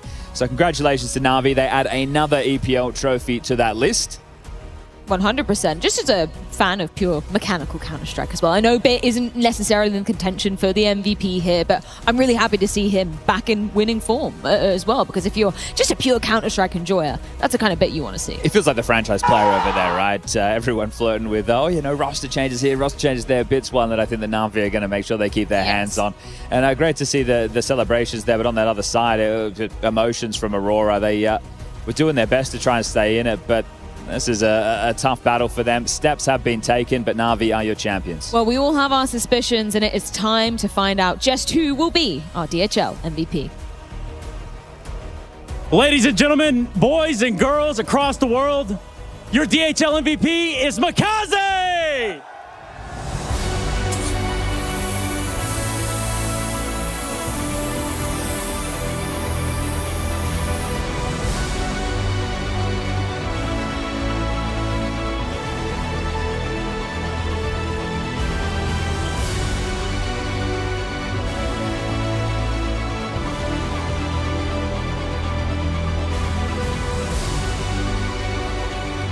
Yo, Makazi, you keep trying to take this trophy before it's time, man. Why? I'm excited. It's my first. Understood. So you're the DHL MVP. You and Na'Vi come all the way to a grand final. There's a lot of question marks about Na'Vi, this, that, or the other. But you guys do it here. How do you feel? I'm feeling good. And thank you, or just good? Just good. Just good. All right, cool. Well, that's your DHL MVP. It's Makazi. Yeah, he's got to be feeling damn good in this very moment. A couple of EVPs to his name, but this is his first MVP taken home with him. And yeah, a huge step in a direction for the newest player from Na'Vi, who we didn't know exactly how he was going to fit into the roster, but you're so right, Chad. He's not a liability, incredibly gifted player. It's so funny, right, with just how green he is. Yeah, I'm excited, you know. It's cute to see because some of these younger faces, they're coming out on these stages and they're just doing the thing they love, which is play Counter-Strike, right? And there's not a lot of bravado necessarily in the interviews, but there is in the server, and that's what we take away from this, right? How do these players handle themselves? He's with an experienced roster, a major winning team. He's come up from the academy, right? And he's able to be the star player to lift a trophy like this. And when you put yourself in the shoes and you think how that must feel, yeah, I'm sure it is good. I think there's probably a lot more words he wishes he could use to express himself there, but yeah, congratulations. Maybe even very good. Yeah, but I think obviously it's been a meteoric rise for Makazi, right? Even in the Na'Vi Junior days, he was the standout performer, then moves over to the main roster and has impact pretty much straight away, right? Which culminates here at ESL Pro League with an MVP performance. And yeah, that Na'Vi Academy, man, they're onto something. Yeah. Bit, Monesi, Makazi, right? Not too shabby. 100%. For the likes of Aurora on the other side of things, you touched upon it, Chad, when we saw the medals going around their necks. Wakadia immediately taking off that second place. This has got to be, you know, a really tough moment for you because, I mean, on both sides of the equations, right? We were saying this is set up for either to be taking the trophy, but yet again for Aurora, slipping through their fingers. It's all these moments where these players take off these medals, man. It's like, how many more finals do you think you're going to be in, Vikadia, also? It's in the moment, right? I understand. It's like everyone's frustrated that you didn't win, but whoever did this, Simple did it first, of course. Yeah, fair. Which is like, you know, makes sense for him and for the situation that he was in. But these players need to maybe think it through a little bit more before they go for it, right? Like, you should be appreciative of the run that you've had and how deep you've been able to go in the tournament, their case specifically with the roster change and everything. They put up a good fight. They just were outmatched today. Nothing to be ashamed of. But he has been in that situation a lot of times. Well, not in the finals, right? This is, and especially in this environment. Did they give out medals for 5th to 8th? This is where you take a look. In the moment, you can understand, right? Yeah. You can understand the emotions because these are competitors that we're talking about. You either win or it's nothing. You want to be the best in the world. Exactly. Right? So in the moment, in a series, they're in the best of 5. They had some chances, but they also had a lot of clutches that they lost. A lot of situations that I think in review, you would win. But you talk about the pressure, and the pressure is the stress, and the stress, right, it's going to make you make choices or lack of choices that you normally would be having with ease. So extremely frustrating in the moment. And one for Madja, I think for an in-game leader, his level of output and the rounds he's helping them win is great. He's also trying to be that emotional talisman for the team, whereas you have to really look at the star of Turkish Counter-Strike for all this time and look at the last 2 maps and think, where was he? I think it was 12 kills over 2 maps, and he's meant to be the superstar from that region. And in games like this is where you make a name for yourself, and that's where you really reinforce what you're meant to be. And this is obviously disappointing for Aurora because, sure, we go 30,000 feet, we take a look in a couple of days, you sit and go, these are great steps. They had some wins on a stage. They did it in an environment where they traditionally struggled, and now they made it to the grand final. They had some good wins, some gritty wins, but right now it's going to You can argue, I mean, Dust 2, they lose both pistols and Zentaris as 8 frags, right? Like, and they lost on 1v4 to Makaze. Like, that's it, that's the map for you, right? Like, and then you can look back and say, oh, if we just played a little bit better individually, if we had a slightly better start, we might have been able to take this into a 5th. And we were talking about the maps. It was always going to be a struggle on Mirage and Nuke for them against Navi. I'm hoping that something like this win for Navi and even the steps taken from Aurora starts to elevate them within the top 10. And I don't mean rankings, I mean in terms of competitive pecking order. Right? Vitality's at the top. I think Furia is still somewhere in that conversation, even though they've been on a bit of a downtrend. But Maus are starting to slip further and further. Right? G2, okay, now they're in a different orbit. They've just had a roster change. So the status quo is shifting, and you wonder if this marks the pivot point in the season. Blade spoke about it, important to get a win like that to show that they are growing, they are evolving. And when we spoke about Maus or Spirit having to take the opportunity to win the trophy while Vitality's not here, those teams couldn't do it while Navi could. So is this the opening of the door for Navi in the season to be much more competitive? Do we see them in more finals? Only time will tell. But if they play Counter-Strike where Wonderful's looking clutch and Makazi's on point and you get that third string, maybe it's an Imma map, maybe it's a bit map, there's opportunities for this team to be much more competitive throughout. Just need a deeper map pool to be really able to contend. I think that's what's holding them back as well at the moment. And I don't know, for these contenders, it seems like they just take turns. Who's going to be good at one tournament and all the other teams won't. It was Furia who did it in Krakow, right? And in Cluj, it was no one really. Paravision, you know, kinda, right? But everyone else didn't show up. Spirit wasn't even there. Kinda didn't even arrive here, really. Like that was 5 weeks between LAN matches for Spirit. For them to be super deflated, why did they pick to be Team A in the veto? Like, tell me these things. Like all these geniuses out there, you know, who are telling me, well, Holly was Coach of the Year last year. It's like, all right, cool. Somehow you make it about that in this very moment. I love you, Anchor. Never change. Either way, Aurora going home with the silver medal. So let's get a few closing thoughts, courtesy of Madja and Trace. It's the unfortunate part of the show where we do say goodbye to Aurora. They will be finishing ESL Pro League in 2nd place behind that of Navi. Major, so graciously joining me here at the end of the road. Let's talk about it, Major. What happened in the series in your own mind? I think we lost 2 maps that generally we don't play very good, so it was normal for me. Like I told to my boss after 1-2, like we lose Mirage and Nuke, and for me it was okay, but we have to win Dust 2 and Inferno. But I feel like after losing Nuke, the team mentally we are a little shut down, you know. We had not the same energy on Dust 2, and the body language and the face, maybe you can show it from outside. I try my best to fire up everything, but I didn't have energy enough because I was also focusing on myself, trying to good calling, etc. So I tried to do my best, but heartbroken, yeah. A lot of tough situations in the game. You know, for your lineup, they're not held as like one of the longest standing, longest running. Everybody should know exactly how they work in the server or not work in the server. You've got young guys like Soulfly who are just making stage appearances, right? So tell me a little bit about the growth that you see with Aurora at this point.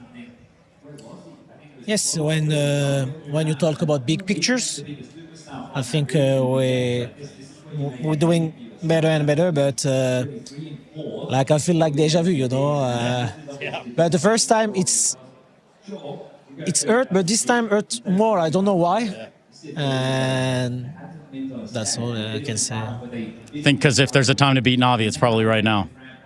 Huh? I think if there's a time to beat Navi, it's probably about right now, right? That's probably why it hurts. Yeah, it was I think the biggest chance that I have to win a trophy like against them generally, but I really give everything I have, but it was not enough. And thank you for my teammate also. We all give our best, but sometimes don't happen, you know, and that's nice. Major, this is that part of the show where you can say wherever you want, man. You know how it goes. Yeah, I'm very sad, heartbroken also because my family, my kids was watching, and my wife, all my family. I'm sorry for them. Aslan, Defne, Ceren, size çok seviyorum. I will try to be happy so they're not. I love you guys. Thank you so much. Good deal, man. I appreciate the words, as always, coming out of Major there. Just to go back to his first question as well, or the first answer, would you rather, just in terms of the having to do it all. It sounded like that's what he felt like in this game, like right? Managing the guys, having to carry that emotional level, having to call the tactics as well. We touched on it at the start of the series, right? And I feel that a lot of emotion, at least in the positive sense, is spent trying to G up Xantares, and when he has two absolute stinkers back-to-back, right, you could see it on Wakadia, right? Not the medal being taken off, but coming into these games, he's after pistol round lost, got head in hand, and I think right there, the mental was something that we have definitely discussed a lot of with Aurora. What are we clapping, Yanko? Round of applause for Team Liquid and $6,500 in prize money for hey, every little helps. 18th place in the tournament. At least they're losing here has them change roster. That's a positive. How many times is Aurora going to lose a game in the playoffs before they realize they cannot afford to be emo after a loss during the series? Like how many During the times series, am I going yeah, to but hear like, some oh, players I you was can't fine. Like change. we're sitting here saying it's okay. Like it makes sense for them to lose Mirage and Nuke. Major knows it. You're still in the game. You have a decent chance on Dust 2, on Inferno. Oh, but everyone got emo after Nuke. It's like people didn't have good energy for Dust 2. It's like these two maps you actually have a pretty good shot on. Like you can be still competitive in this final, and then like we run out of energy. Aurora, you do not have the luxury of not having energy, having bad vibes, because you don't have superstars who can bail you out. Like you need to do it as a team. You need to have that camaraderie in the lineup. Like you need to be picking yourself up, hyping each other up, because you need to be more than the sum of your parts. And if they haven't understood that by this point, they never will. I don't know if they have a mental coach, right? I think that's one of the things that we They need a mental team. Right, but this is it. They need to have somebody. They need the on side. Avengers of sports psychology. It is so obvious to see, right? There's teams that, you know, they wear their heart on their sleeve, or the body language is just so telling of the atmosphere within the server, and that right there. It's so tiring, man. Yeah, like, I know. Get it. This is not 2016 anymore, right? Like where players are just, we'll do whatever we want. We'll not talk to each other during the game and still somehow win the game, right? And do mental stuff like that. You need to be professional. You need to understand what it takes to win, especially for players that have been around for so long. Like Major, Voxic, and Xantares have been around for 10 years now. Longer than that. Longer that for Major, for sure. But this is what it's like. Okay, so let's say the tilt factor sets in. A few things are happening. One, you're getting more huffs and puffs or blaming each other. The other, people are shutting down and not communicating. Yeah. Right. And either of those things take away from you being able to play your C game, let alone your B or your A game, right? And then you have it on the other side in terms of emotions and all of this. Winning an event like this, the flip side. But they won events. Yeah, I know, but they won Bucharest. Not like this. Nothing changed. No, this is the thing, though. The biggest thing was them taking steps on a stage, and this is Arena Light. They were able to win some games, but you bang on. That mentality in these games can't happen. For Na'Vi, we've seen them, you know, be down in the dumps and pick themselves up, but they also know what it takes to win in an environment like this or bigger. And that's why for them, the emotional side is not about, okay, like there's going to be lots of learnings from this. You look at the run, it's not the most impressive in World Counter-Strike, but the confidence from winning, right? How does that set up the rest of the season? That's my biggest question, and one that we can't really answer. Is this graphic just production telling us, yo, wrap it up? Like, I'm running out of things to show. Like 900 emails in my inbox. Yo, straight into that phone of yours, Chad. Yeah, see if there's a way I can like Do you batch. clear out your inbox? Can you just do reply all and say, guys, I expect you to vote for me at the... Oh, that would have been a great idea. Yeah. I didn't think Still about do it. that. Yeah, look, I'll see if I can come up with... Yeah, all right, we'll see I like what this. we can work on. Yeah, we'll draft that. All right. We'll draft that. Thank you so much for joining us up here, Chad. I know, like, I get this once a year that you're... And I know this isn't like a traditional desk, right? Well, it's just not... It's not a desk, but it is a desk. Yeah, cool. it's great. Yeah. It's great. I thoroughly enjoy it. He's not an analyst, he's a pundit. Yeah. Yeah. Thanks, Tom Eric. Shout out to him one time. Look, it's always fun doing different things, right? Doing interviews the other day. It's always That was true. Try to do some different stuff. It's fun. What's been your favourite part of this EPL, Chad? What has it been? Oh, I think playing Rats. That's what Henry said was his favourite, so I'll take him there. No, I think when we did the quadcast setup, what we started to do with that was it's just, a group of friends on a couch having a chat about Counter-Strike. So I think, expanded it from the Tricast to the Quadcast. So that was fun, different dynamics going on there. But I think, if I'm going to be honest, the biggest improvement of this season of EPL is being back in an environment like this. 100%. Right? Counter-Strike getting what it deserves. Top-tier Counter-Strike is played on LAN and is played with fans watching, going nuts, having some beers on a Sunday. So that's what it's all about. So, yeah. I think that is the mic drop moment, honestly. Yeah, it's been a great We have thing, and headsets. whatever we do, we cannot have ever 6 people casting at the same time. What about 12?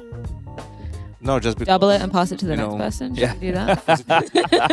because it would be called a sex cast. Not a good bit. My least favorite bit. Thank you, Yanko, for just being here, I guess. Thank you to everybody watching out there. Thank you to everybody who joined us in Stockholm. This was lovely. This kind of reminded me of how I first got into Counter-Strike with this kind of intimate LAN settings. It was amazing. And as always, thank you so much to the production crew. You've done a fantastic job. As always, we'll see you very soon. I imagine that'll be in Rio. Bye.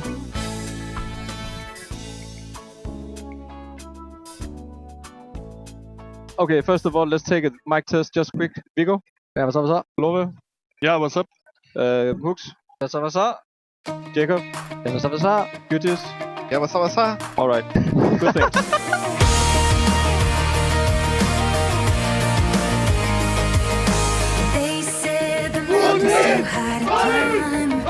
Hooksy doesn't move a muscle. Nathan the Reed, Krabani shut down and a heart attack for Hooksy.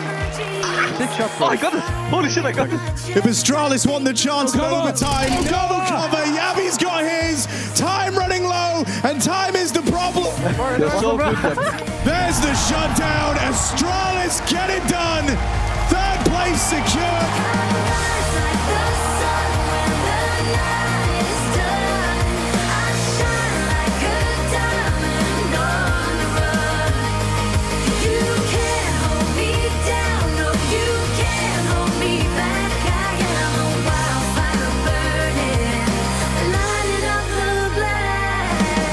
This would be the cherry on top. Getting aggressive. There's the back turn. There's one for Wakadia. Hearing that step, but wonderful. It's down to just one more. He's put this one together. Wonderful. Nice! Igor, come on! Just peek out, get the kill. The follow-up peek in from Wakadia up against Bit, and Wakadia's got it done. 8 rounds for Aurora.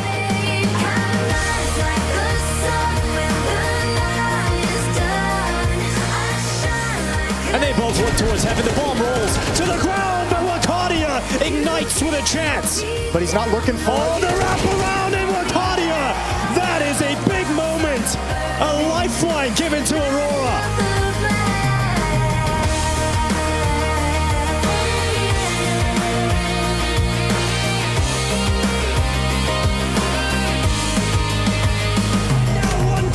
Makaze is on for it, going for the jumps again. Makaze in pursuit of it. Oh, no, this kid is magical!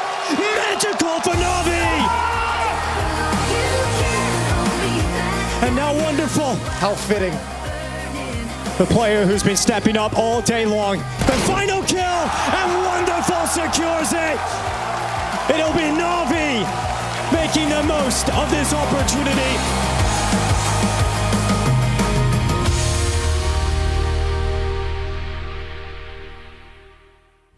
Man, maybe next time, right? Anyway, Chad looks nice today.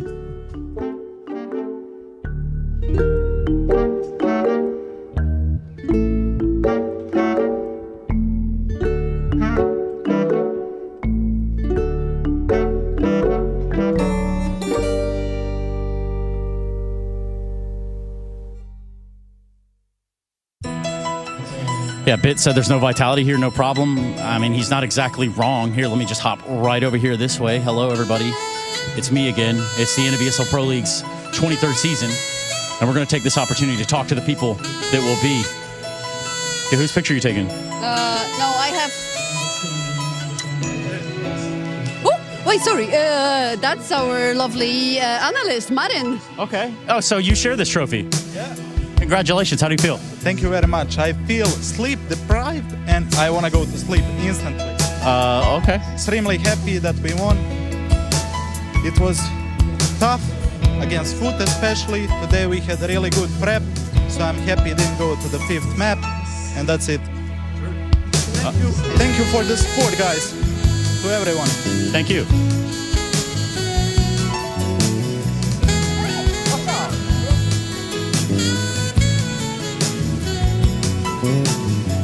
All right, guys, I'm ready to start looking over the demos. You know how it is.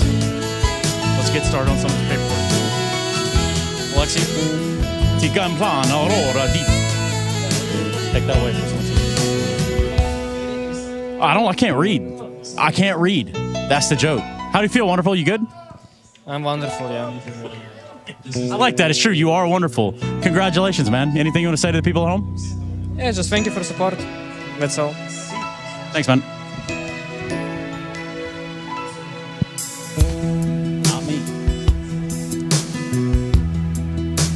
Sorry. Oh, I didn't see you there, Makaze. Hey, Makaze, congratulations, man. Feeling thank you yet? Yeah. Thank you. See, that's what I've been waiting on this whole time. Ima, it's always a blessing, buddy. Congratulations. Very much congratulations. Ima, was this? You didn't want to speak with him? Oh, I already have. In fact, I think good. Yeah, only good. Not thank you, just good. How do you feel though, Ima? No one ever asked Ima. I want to know how him feels. I'm feeling good. I had a rough final, but for the fact is, A W is a W. That's what I'm seeing too. Hey, so let's talk about that final a little bit. You know, a little pressure here on Navi to perform in the server, a lot of expectations in the Navi jersey. So tell me about making it to the finals here and winning.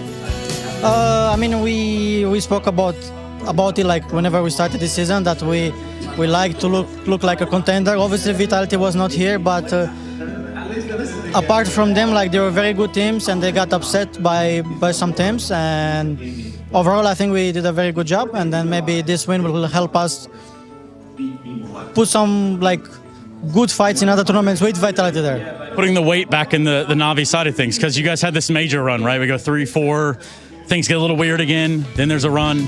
Are you looking for consistency? Yeah, overall we are looking to get back in our 2024, let's say. And then I think the only thing that we are missing sometimes is confidence. And for sure this tournament will give us confidence. You're the victor. You want to say anything? You're the winner of the tournament. You know, I don't know if they told you yet, but you're the winner of the tournament. You want to say anything? Yeah, easy, Katka. Fuck you, haters. Bet.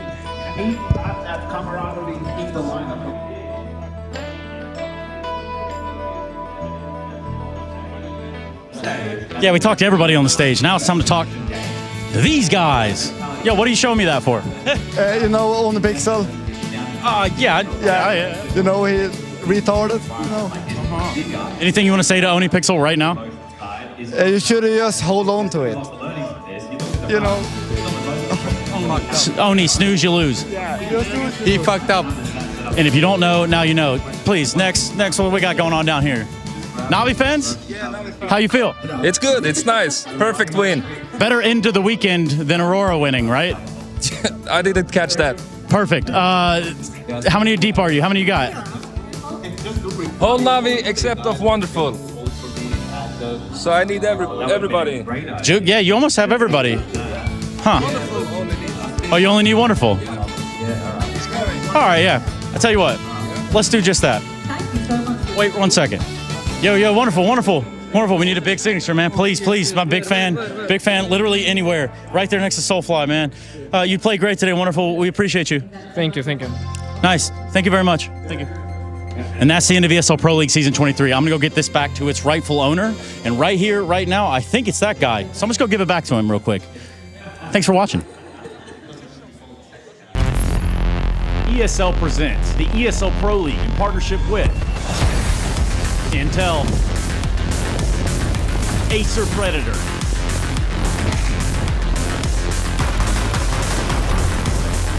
DHL, Zoe,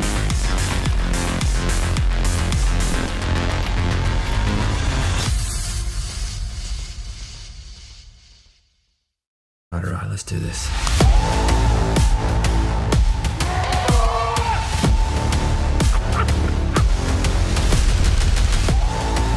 And that's what laser beam! Window no scope from Senzo! No way! It's a perfect end! This is California! This is madness! When I was 11, they said that I can be one of the best players in the world. I chose to go full CS, just the sacrifice that I wanted to make to become the best. Of course, it's a huge deal to be high elo and face it.